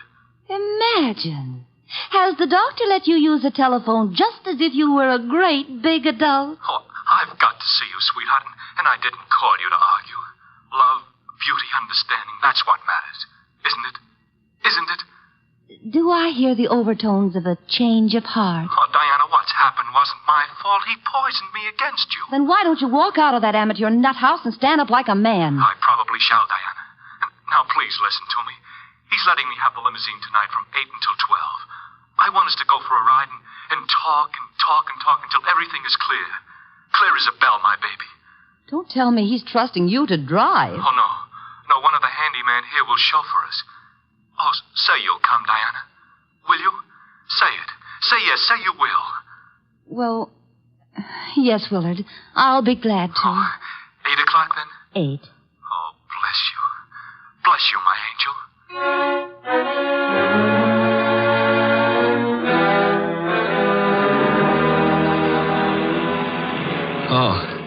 Oh, so that's it. You want my father's money. That's what you love, not me. Willard, the chauffeur will hear you. It's the way Townley says it is. He's right. He's right. Oh, why did I let you talk me into this? What a fool I was to have come at all. You're sick inside, Willard, so utterly, hopelessly sick. Oh, so now I'm hopelessly sick. Yes, you are. You're trying to confuse me. Take advantage of me. Wind me around your finger. Just because I love you too much. That's it. That's my illness. Of course, I see it now. You're the thing I must get rid of. You with your beautiful, beautiful face and your twisted values. You're at the bottom of all my agony. Willard! Willard! I'm saving myself. I'm saving myself. Once you're dead, the sickness is ended. I'll be safe. I'll be safe. I'll be safe. Willard.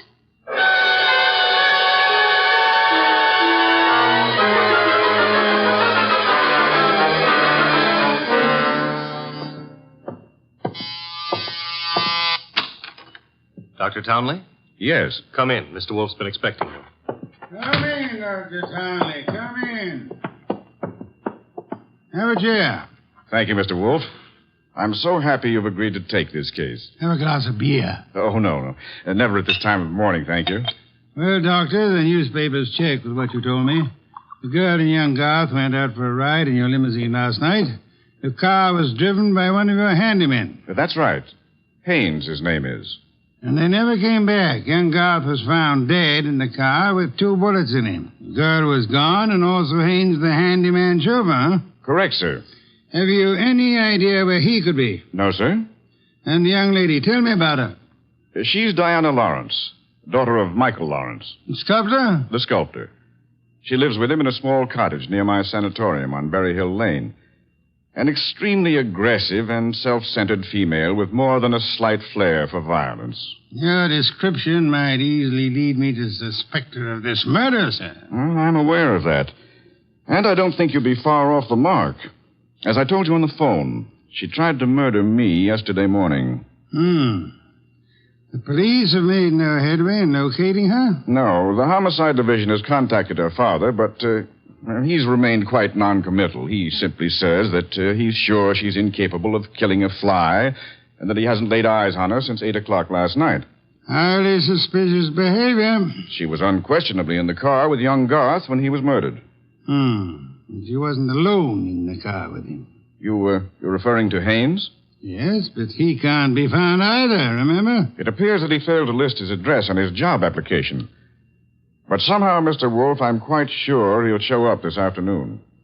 Somehow, Dr. Townley, if I were you, I wouldn't be quite so sure. We must begin by facing the initial problem of locating our suspects. Archie? Yes, sir? Get out the car and drive up to the house on Berry Hill Lane. And then? There you will ask Mr. Michael Lawrence to be sensible enough to cooperate with us in finding his daughter. And if the answer is no? I recommend, Archie, that you flatly refuse to take it.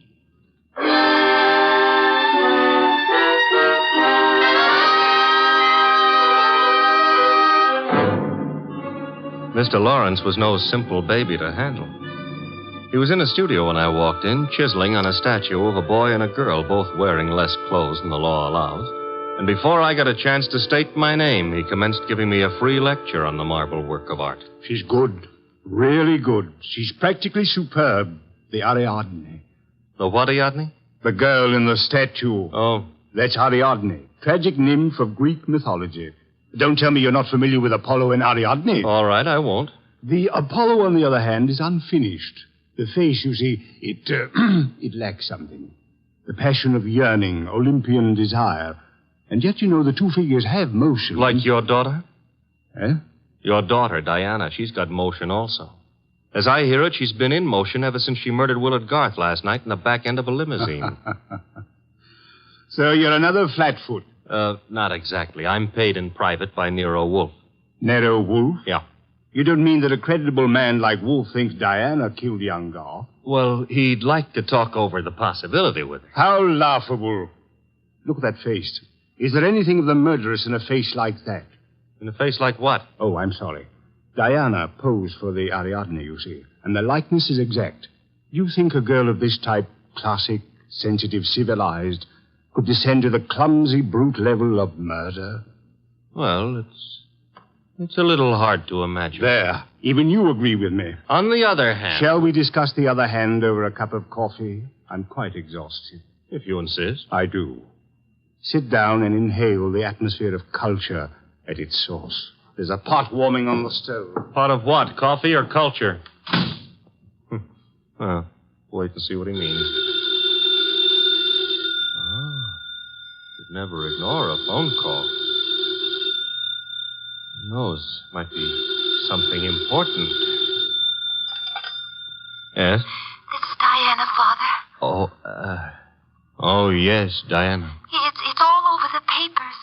Yes, I know. Well, I don't think they'll find me where I am, and I'm staying here until things quiet down a little. Where are you, honey? What did you say? I said, where are you? You said honey. Daddy, you never call me honey. I know it's because I'm excited. Where are you, sweetheart? Well, you mustn't let anybody find out. Not a soul in the world. Where are you? Well, you know where Tyne Pike turns off to the left beyond Bardsville? Yes? Well, I'm...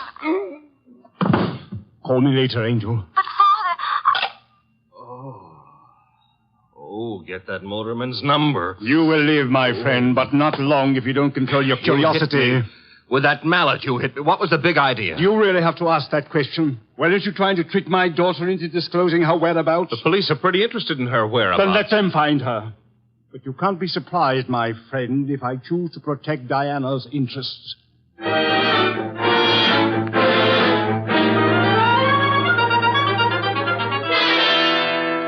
So he's working on an Apollo and Ariadne, is he, Archie? Who cares about Apollo and Ariadne? The point is how he worked on my gourd. That, of course, was unfortunate, my boy, but... You get that piece? Mm-hmm. Hello? Inspector Kramer. Hold it. For you. Here. Thanks. Yes? Wolf? How are you, Inspector? I hear you're in on the Garth killing. Not very deeply, I am afraid. We are still trying to locate the Lawrence girl. Well, you can forget about that. Yeah? Yes, we've already located her and released her on a habeas corpus. That sounds interesting. Her father had a lawyer on our heads before she was in here 10 minutes. Too bad you couldn't have held on to her. Oh, I don't know. I'm not so sure we want her. Why not? Well, first of all, it's not likely she did it. No? No. Ballistics stated that the bullets that killed Willard Garth were not fired from point-blank range. And she was sitting beside him on the back seat. I see. Also, we found the murder weapon in the grass near where the limousine was parked, and she admitted it was hers. That sounds like a poor reason to release her. Well, the point is she wasn't in possession of the gun when the killing happened. At least so she says. No, who what? That doctor. What doctor? Townley. The guy who runs that sanitarium. According to her, he took the gun away from her for safekeeping at noon yesterday.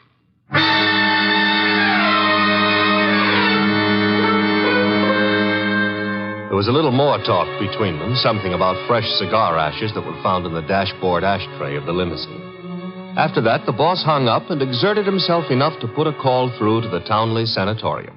I'm afraid the doctor is very busy just now.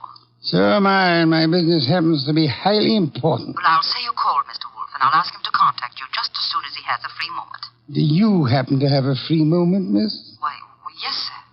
Could you spend it by telling me if that handyman, Mr. Haynes, is being located?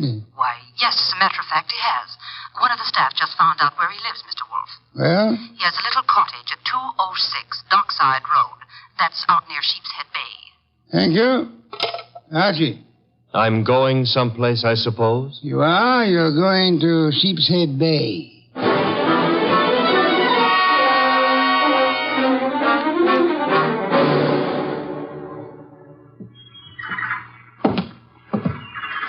Hello there. Looking for a guy I can't find. Oh? Yeah, his name is Haynes. Stopped at the cottage up there, but there's no one there. I saw you here on the wharf fishing, so What did you say his name is? Haynes. Haines. Oh, Haynes. Yeah, do you know him? Well, there's a fella named Hines used to fish out here. No, not Hines. Haynes. Couldn't be Huntingburg? No, it couldn't be. The name is Haynes. Hain. Haynes, give me a hand here, eh?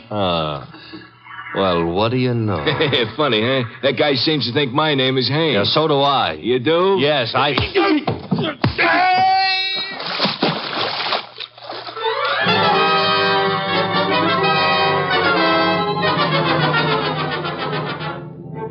I got back to our house soaked to the skin and minus Haynes, and just in time to see the boss in the exhausting process of walking across the room to answer the phone. Hello? This is Dr. Townley. You called me. So I did. About the murder? More specifically, about the statement from Diana Lawrence that you removed a firearm from her possession yesterday morning. That's quite correct. It's here in my Majonica cabinet. Is it? Of course it is. I suggest you check. Just a moment. Mr. Wolfe. Yeah? I'd like to see you at once. The gun, I suppose, has vanished. What? How did you know? Because it is a ballistics doctor. It turned out to be the gun that killed Willard Garth. I see. Do you? Yes. I understand everything now. It's all so crystal clear. Just how crystal clear? I'm quite certain, Mr. Wolfe, that I can put my finger on the killer. And I think it would be well if you came here immediately. No, I'm afraid it's impossible, sir. There's an important operation scheduled, and I simply cannot leave. What do you suggest? Well, is it outside the realm of possibility that you come here? Is it, Mr. Wolfe? Hello, Mr. Wolfe. Mr. Wolfe?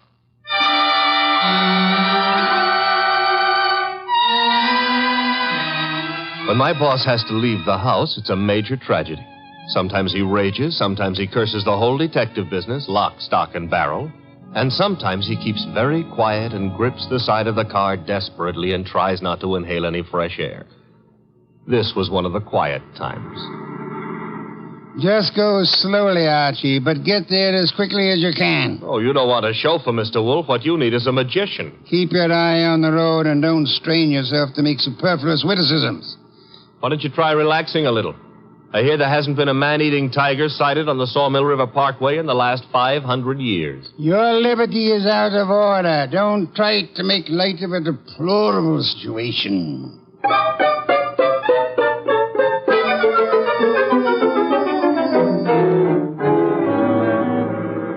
Here's the sanatorium. And there's Dr. Townley coming to meet us. It's terribly nice of you to have come, Mr. Wolfe.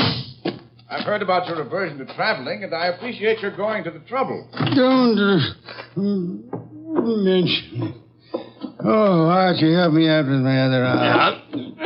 There we are. Now, calm down. You're all in one piece. I think you'll find the trip highly profitable, Mr. Wolfe. You'll consider it time very well. Hey, what's the matter? What is it? What happened? He's been shot. It's hardly likely. There wasn't a sound. This kind of shot doesn't make a sound, boss. What do you mean? Better take a look for yourself. There's an arrow in his back, and he's dead.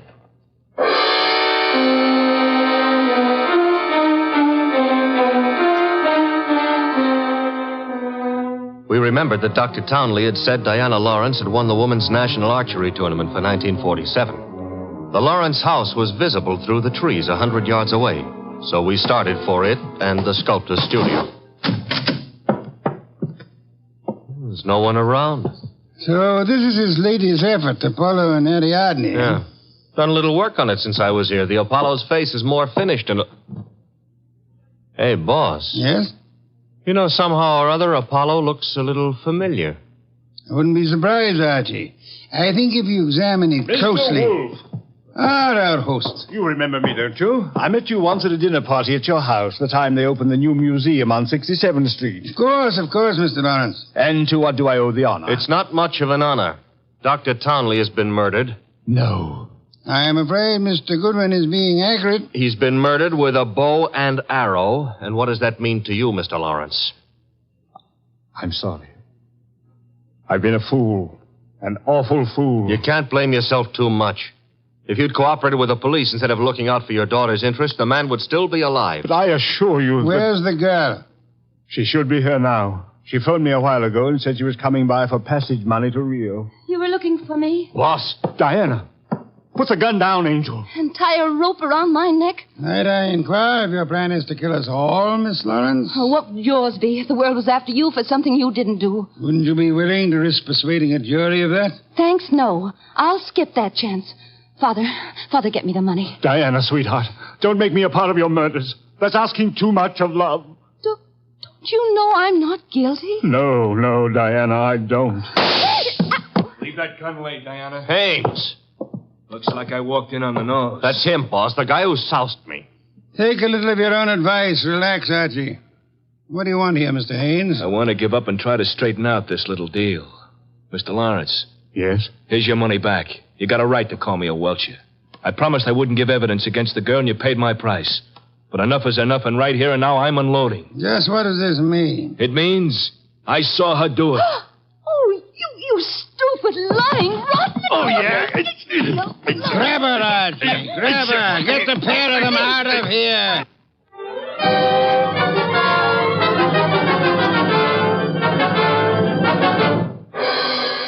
What can I say to myself now? What can I do? I'm sorry, Mr. Lawrence, but it's not necessary to eat your heart out. Many fathers before you have done their best and failed. But I had a special duty toward Diana. Special duty? Yes. Well, you see, you'll find it out sooner or later, so I'd best tell you now. I'm not a real father. I adopted her 9 years ago when she was 14. I see. And I should never have done it. I realize now that I wasn't equal to the task. Well, all's not lost yet. They may not convict her, you know. Yeah? I said they may not convict her. But how could they fail to convict her? She killed Garth, didn't she? Did she? She shot him. But the gun was in Townley's possession. She could easily have stolen that. She could have broken into his office later. It wasn't locked. What wasn't locked? The Majolica cabinet. I believe you mean what you said, Lawrence, the Majolica cabinet. Though for the life of me, I can't see how you could know whether it was locked or not, unless you had the experience of opening it. Could it be that you went looking for the gun yourself after Townley said he had confiscated it? That you killed Townley with a bow and arrow, which you handled as well as your daughter, because he was just on the point of telling me that you knew where the gun was, and that you were the likeliest murder suspect? You must be mad. Oh, sir, not I. But you are mad and more than a little. You hated Willard Garth. It was you who were making the marriage impossible. You loathed him, and in the end, you killed him. How could I have killed him? I'll tell you a little secret, Mr. Lawrence. The police found cigar ash in the dashboard tray of the death car. Chemical analysis showed that the ash was from an El Adoro cigar. What have you got in your left hand, sir? In my... an El Adoro cigar. And in my right hand, a Derringer. Powerful and admirable little weapon, Lawrence. I suggest you show proper respect for it by dropping all this here and now. You don't wish to hear me say the rest, that you were horribly in love with Diana, your own adopted daughter? In love and hopelessly, eternally frustrated? You begrudge me the triumph of accusing you of having bribed Haynes to let you take his place at the driver's seat of the limousine, and further bribed and threatened him into putting on his show of merry pranks and false confessions to confuse us all beyond measure. You said I loved Diana. Would I do all this to her if I did? Oh, but of course, such love as yours is really hate. You were content to see her dead rather than relinquish her. Like all miserly, small-hearted men, you would rather kill the thing you love than muster the generosity necessary to seeing it attain happiness. That's enough out of you. I should think it was much too much. It is.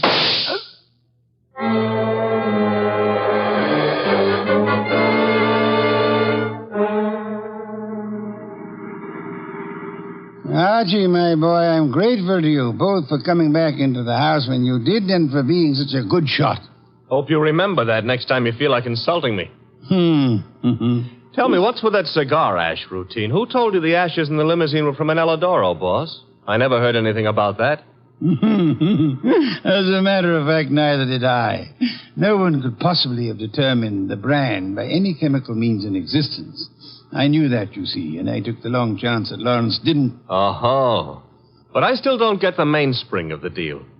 How did you know he was in love with Diana? That was genius. I have to admit it. You see, it all hinged on the statue of Apollo and Ariadne. According to the Greek myth, Apollo fell deeply in love with the nymph, but because they were of different worlds, he was condemned to pursue her always and never to catch her. Well, what's that got to do with the price of eggs? Isn't it perfectly obvious? Didn't he tell you that Diana had posed for the Ariadne? Yeah, but I still don't... And you yourself remarked on the fact that the finished Apollo looked somehow familiar, didn't you, Archie? Yeah, I did, boss. Don't you know why that was? You mean that... I mean that Michael Lawrence unconsciously revealed the true state of his heart. He didn't intend to, I suppose.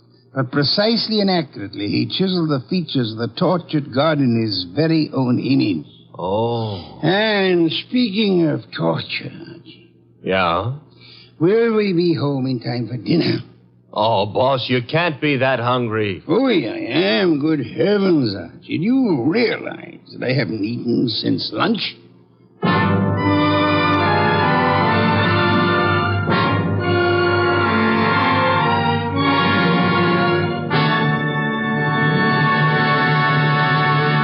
You have been listening to The New Adventures of Nero Wolfe, starring Sidney Greenstreet.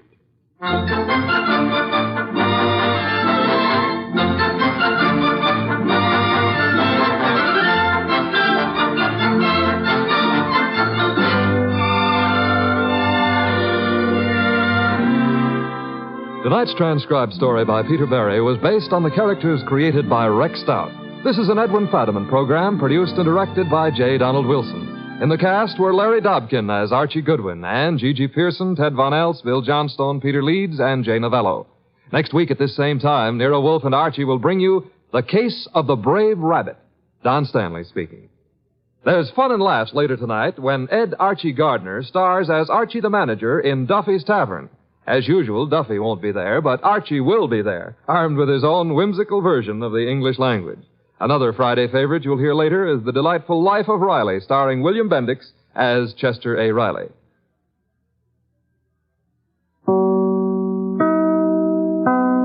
Stay tuned for Nero Wolfe. If the chimes shudder a little on Sunday afternoon, well, they know there's mystery in store Sunday with men of action like Mike Waring, better known as the Falcon, who brings his fearless and romantic touch to the solution of another mystery. After the Falcon, it's high adventure. Then the big guy steps in. The new private eye Charlie Weil concludes with a few casual homicides. The chimes mean mystery and action this Sunday afternoon on NBC. Transcribed. My boss is the smartest and the stubbornest, the fattest and the laziest, the cleverest and the craziest, the most extravagant detective in the world, Nero Wolfe.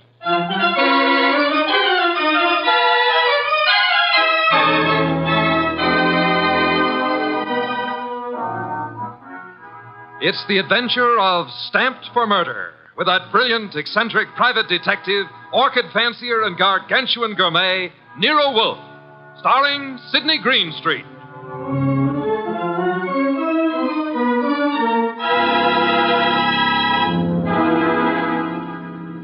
Instructions for this morning, Archie. Your notebook, please. First, Mr. Salinsbeck. Inform him that the Long Island peafowl he sent were most unsatisfactory.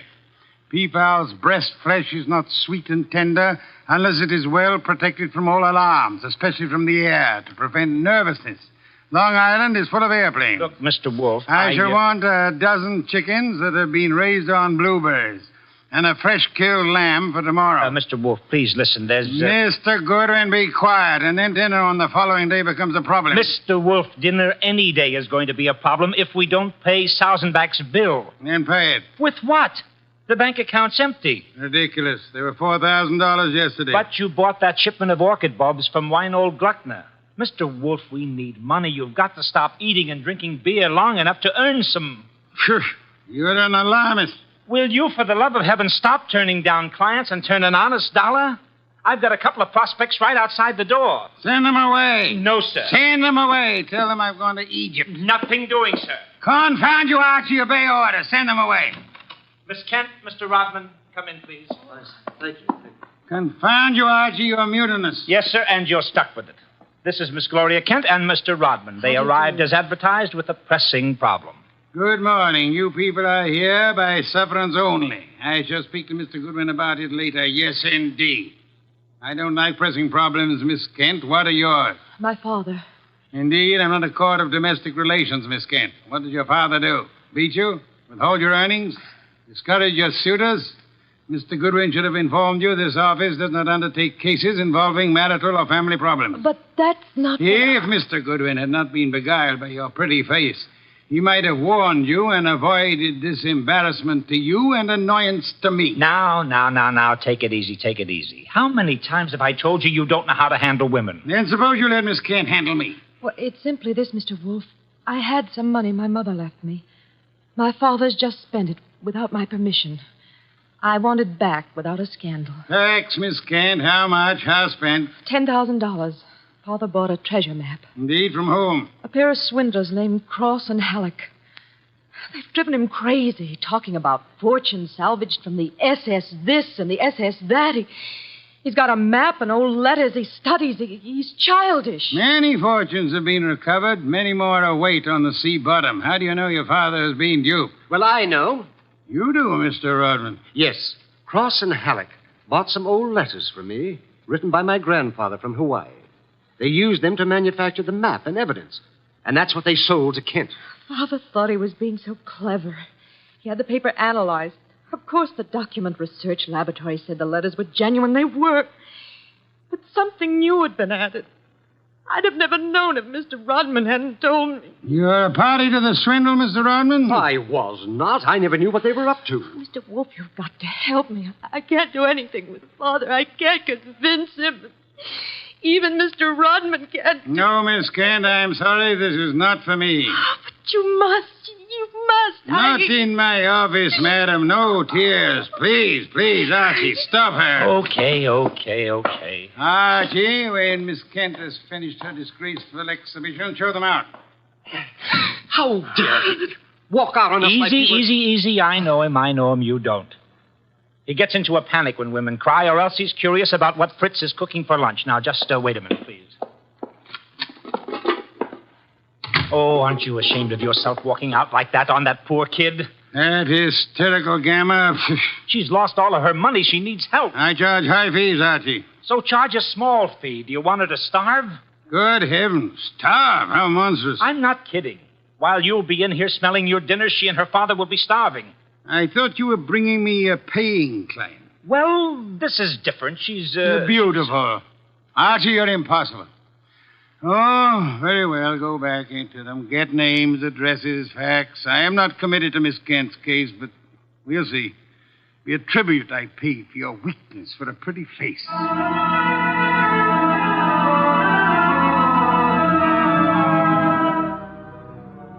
Rodman and Gloria Kent were gone, however. So all I had were the few facts they'd given me before they met Wolfe. I felt guilty about that when he came back into the office and sat down in his specially built chair. He closed his eyes, and I glared at him. Well, how much of you is awake? Mr. Wolfe? Well, they disappeared. Did you tell me you were going to help this girl just to get her out of the office, or did you mean it? You're a gadfly. No, sir. You made a promise, and you're stuck with it. What did you get from Rodman? Name, address, occupation. He's a librarian, that's all. Very careless, Archie. You missed a significant point. Such as, How did Rodman discover the letters he sold were being altered by forgery and used for swindle? How did he locate the dupe, Mr. Kent? I guess you're right. I'll ask him next time. But what about now? Are you going to get Gloria's money back? I assume you call Miss Kent Gloria solely in order to annoy me. It does. Stop it. Get Cross and Halleck. On my way. You'll find them at the Hotel Bogart. Wrong, sir. According to my notes, their address is... Never mind their address. The Hotel Bogart is the headquarters for successful, confident tricksters. They celebrate their victories there while the money lasts. You will possibly find Cross and Halleck drinking whiskey or lunching, probably both.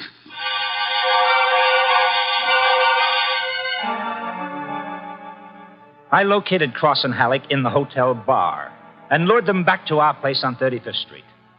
Wolfe was sitting behind his desk with his hands crossed on his impressive middle, at peace with his lunch and the world when I ushered them in. He sat bolt upright and scorched me with a look. Good afternoon, Mr. Wolfe. The tall one's name is Cross, the short one is Halleck. They want to help me invest my money. Gentlemen, Mr. Nero Wolfe. What? Who? Nero Wolfe. Hey, what is this? Confound you, Archie. How drunk are they? Not too drunk for business. Let's get out of here. Come on. Wait a minute. You want me to keep him here, Mr. Wolfe? Not by violence, Archie. Come back here, gentlemen.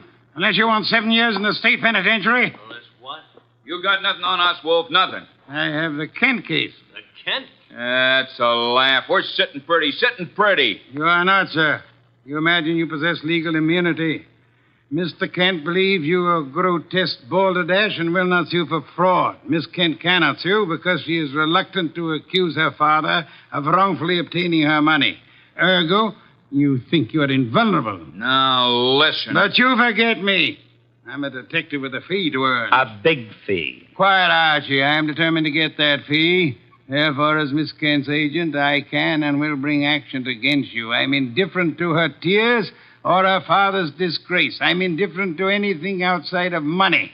You will return the $10,000 to me at once, sir, or you will be in jail by morning. You mean that? I do, Mr. Cross. Alec. Come here.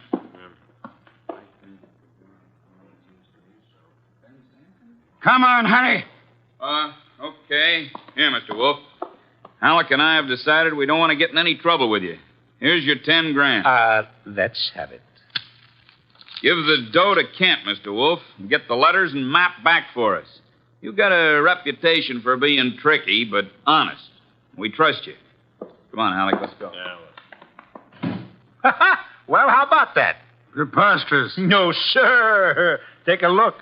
$10,000, genuine coin of the realm. That man Cross is a fool. Does he imagine I'm to be fooled so easily? What do you mean he left the money? He surrendered too quickly, Archie.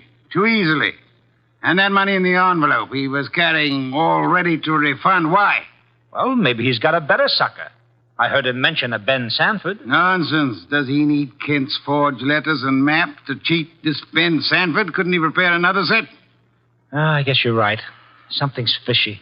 In any event, it's no concern of mine, thank heaven. Why not? I'm not committed to Miss Kent in any way. As a favor to you, I undertook to regain her money. I have done that. You may take it back to her and obtain the forged papers in return. But, Silence, Mr. Goodwin. Go to your red-haired charmer. Leave me in peace. I intend to spend this afternoon with my New World Atlas.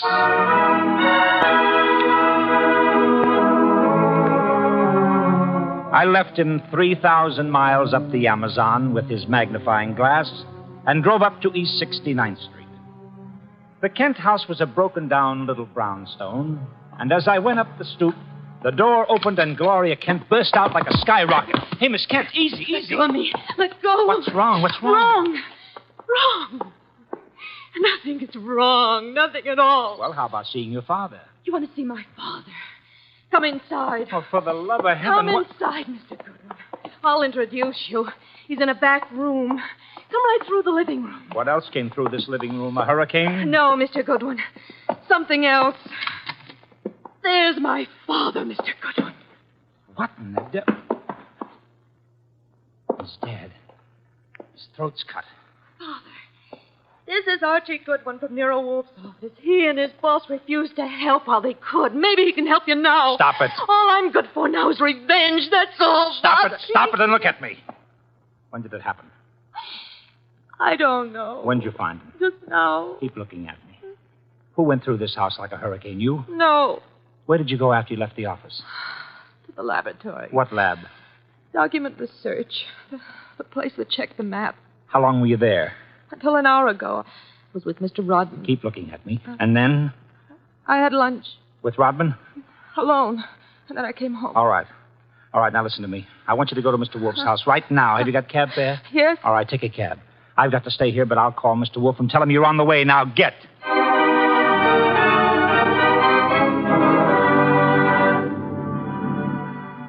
I called Wolfe, told him everything, and he instructed me to advise Inspector Kramer, who arrived with the homicide squad. I gave the inspector everything while the squad photographed and measured, print dusted and detected. At 3:30, Kramer took me back to the house on 35th Street for a fight with Wolfe. It's a great story, Wolfe. Great. Kent buys a phony treasure map. Everybody knows it's phony except Kent. But Cross and Halleck try to buy it back, and Kent gets himself murdered. Did you find the map and letters in the house, Inspector? No, I didn't. The killer was after the map. A phony map? Certainly. Why? Well, if we knew that, we would know why Cross and Halleck so willingly paid back the money and why Kent was murdered. Maybe it's not phony. I'd better see the girl now. No, you fancy her for the murder. Well, I'll know after I ask a few questions. Tonight. She's had a shock, Mr. Kramer. She needs rest. Look, Wolfe, I want her. Why bother with her when there's so much to be done? Yes, such as? Cross and Halleck, find them. And the mystery man they spoke of, Ben Sanford. These are the men you want now, not this poor, overwrought girl. Yeah. All right. The girl will be here for questioning tonight, though, huh? Tonight, Mr. Kramer. Okay. You'll hear from me later on. Well, you buffaloed him out of that, okay. Say, why don't you want her questioned? Is she guilty? I don't know. Well, what did she say when she got here? She said nothing. She never arrived. She never what? She never arrived. Well, then why did you tell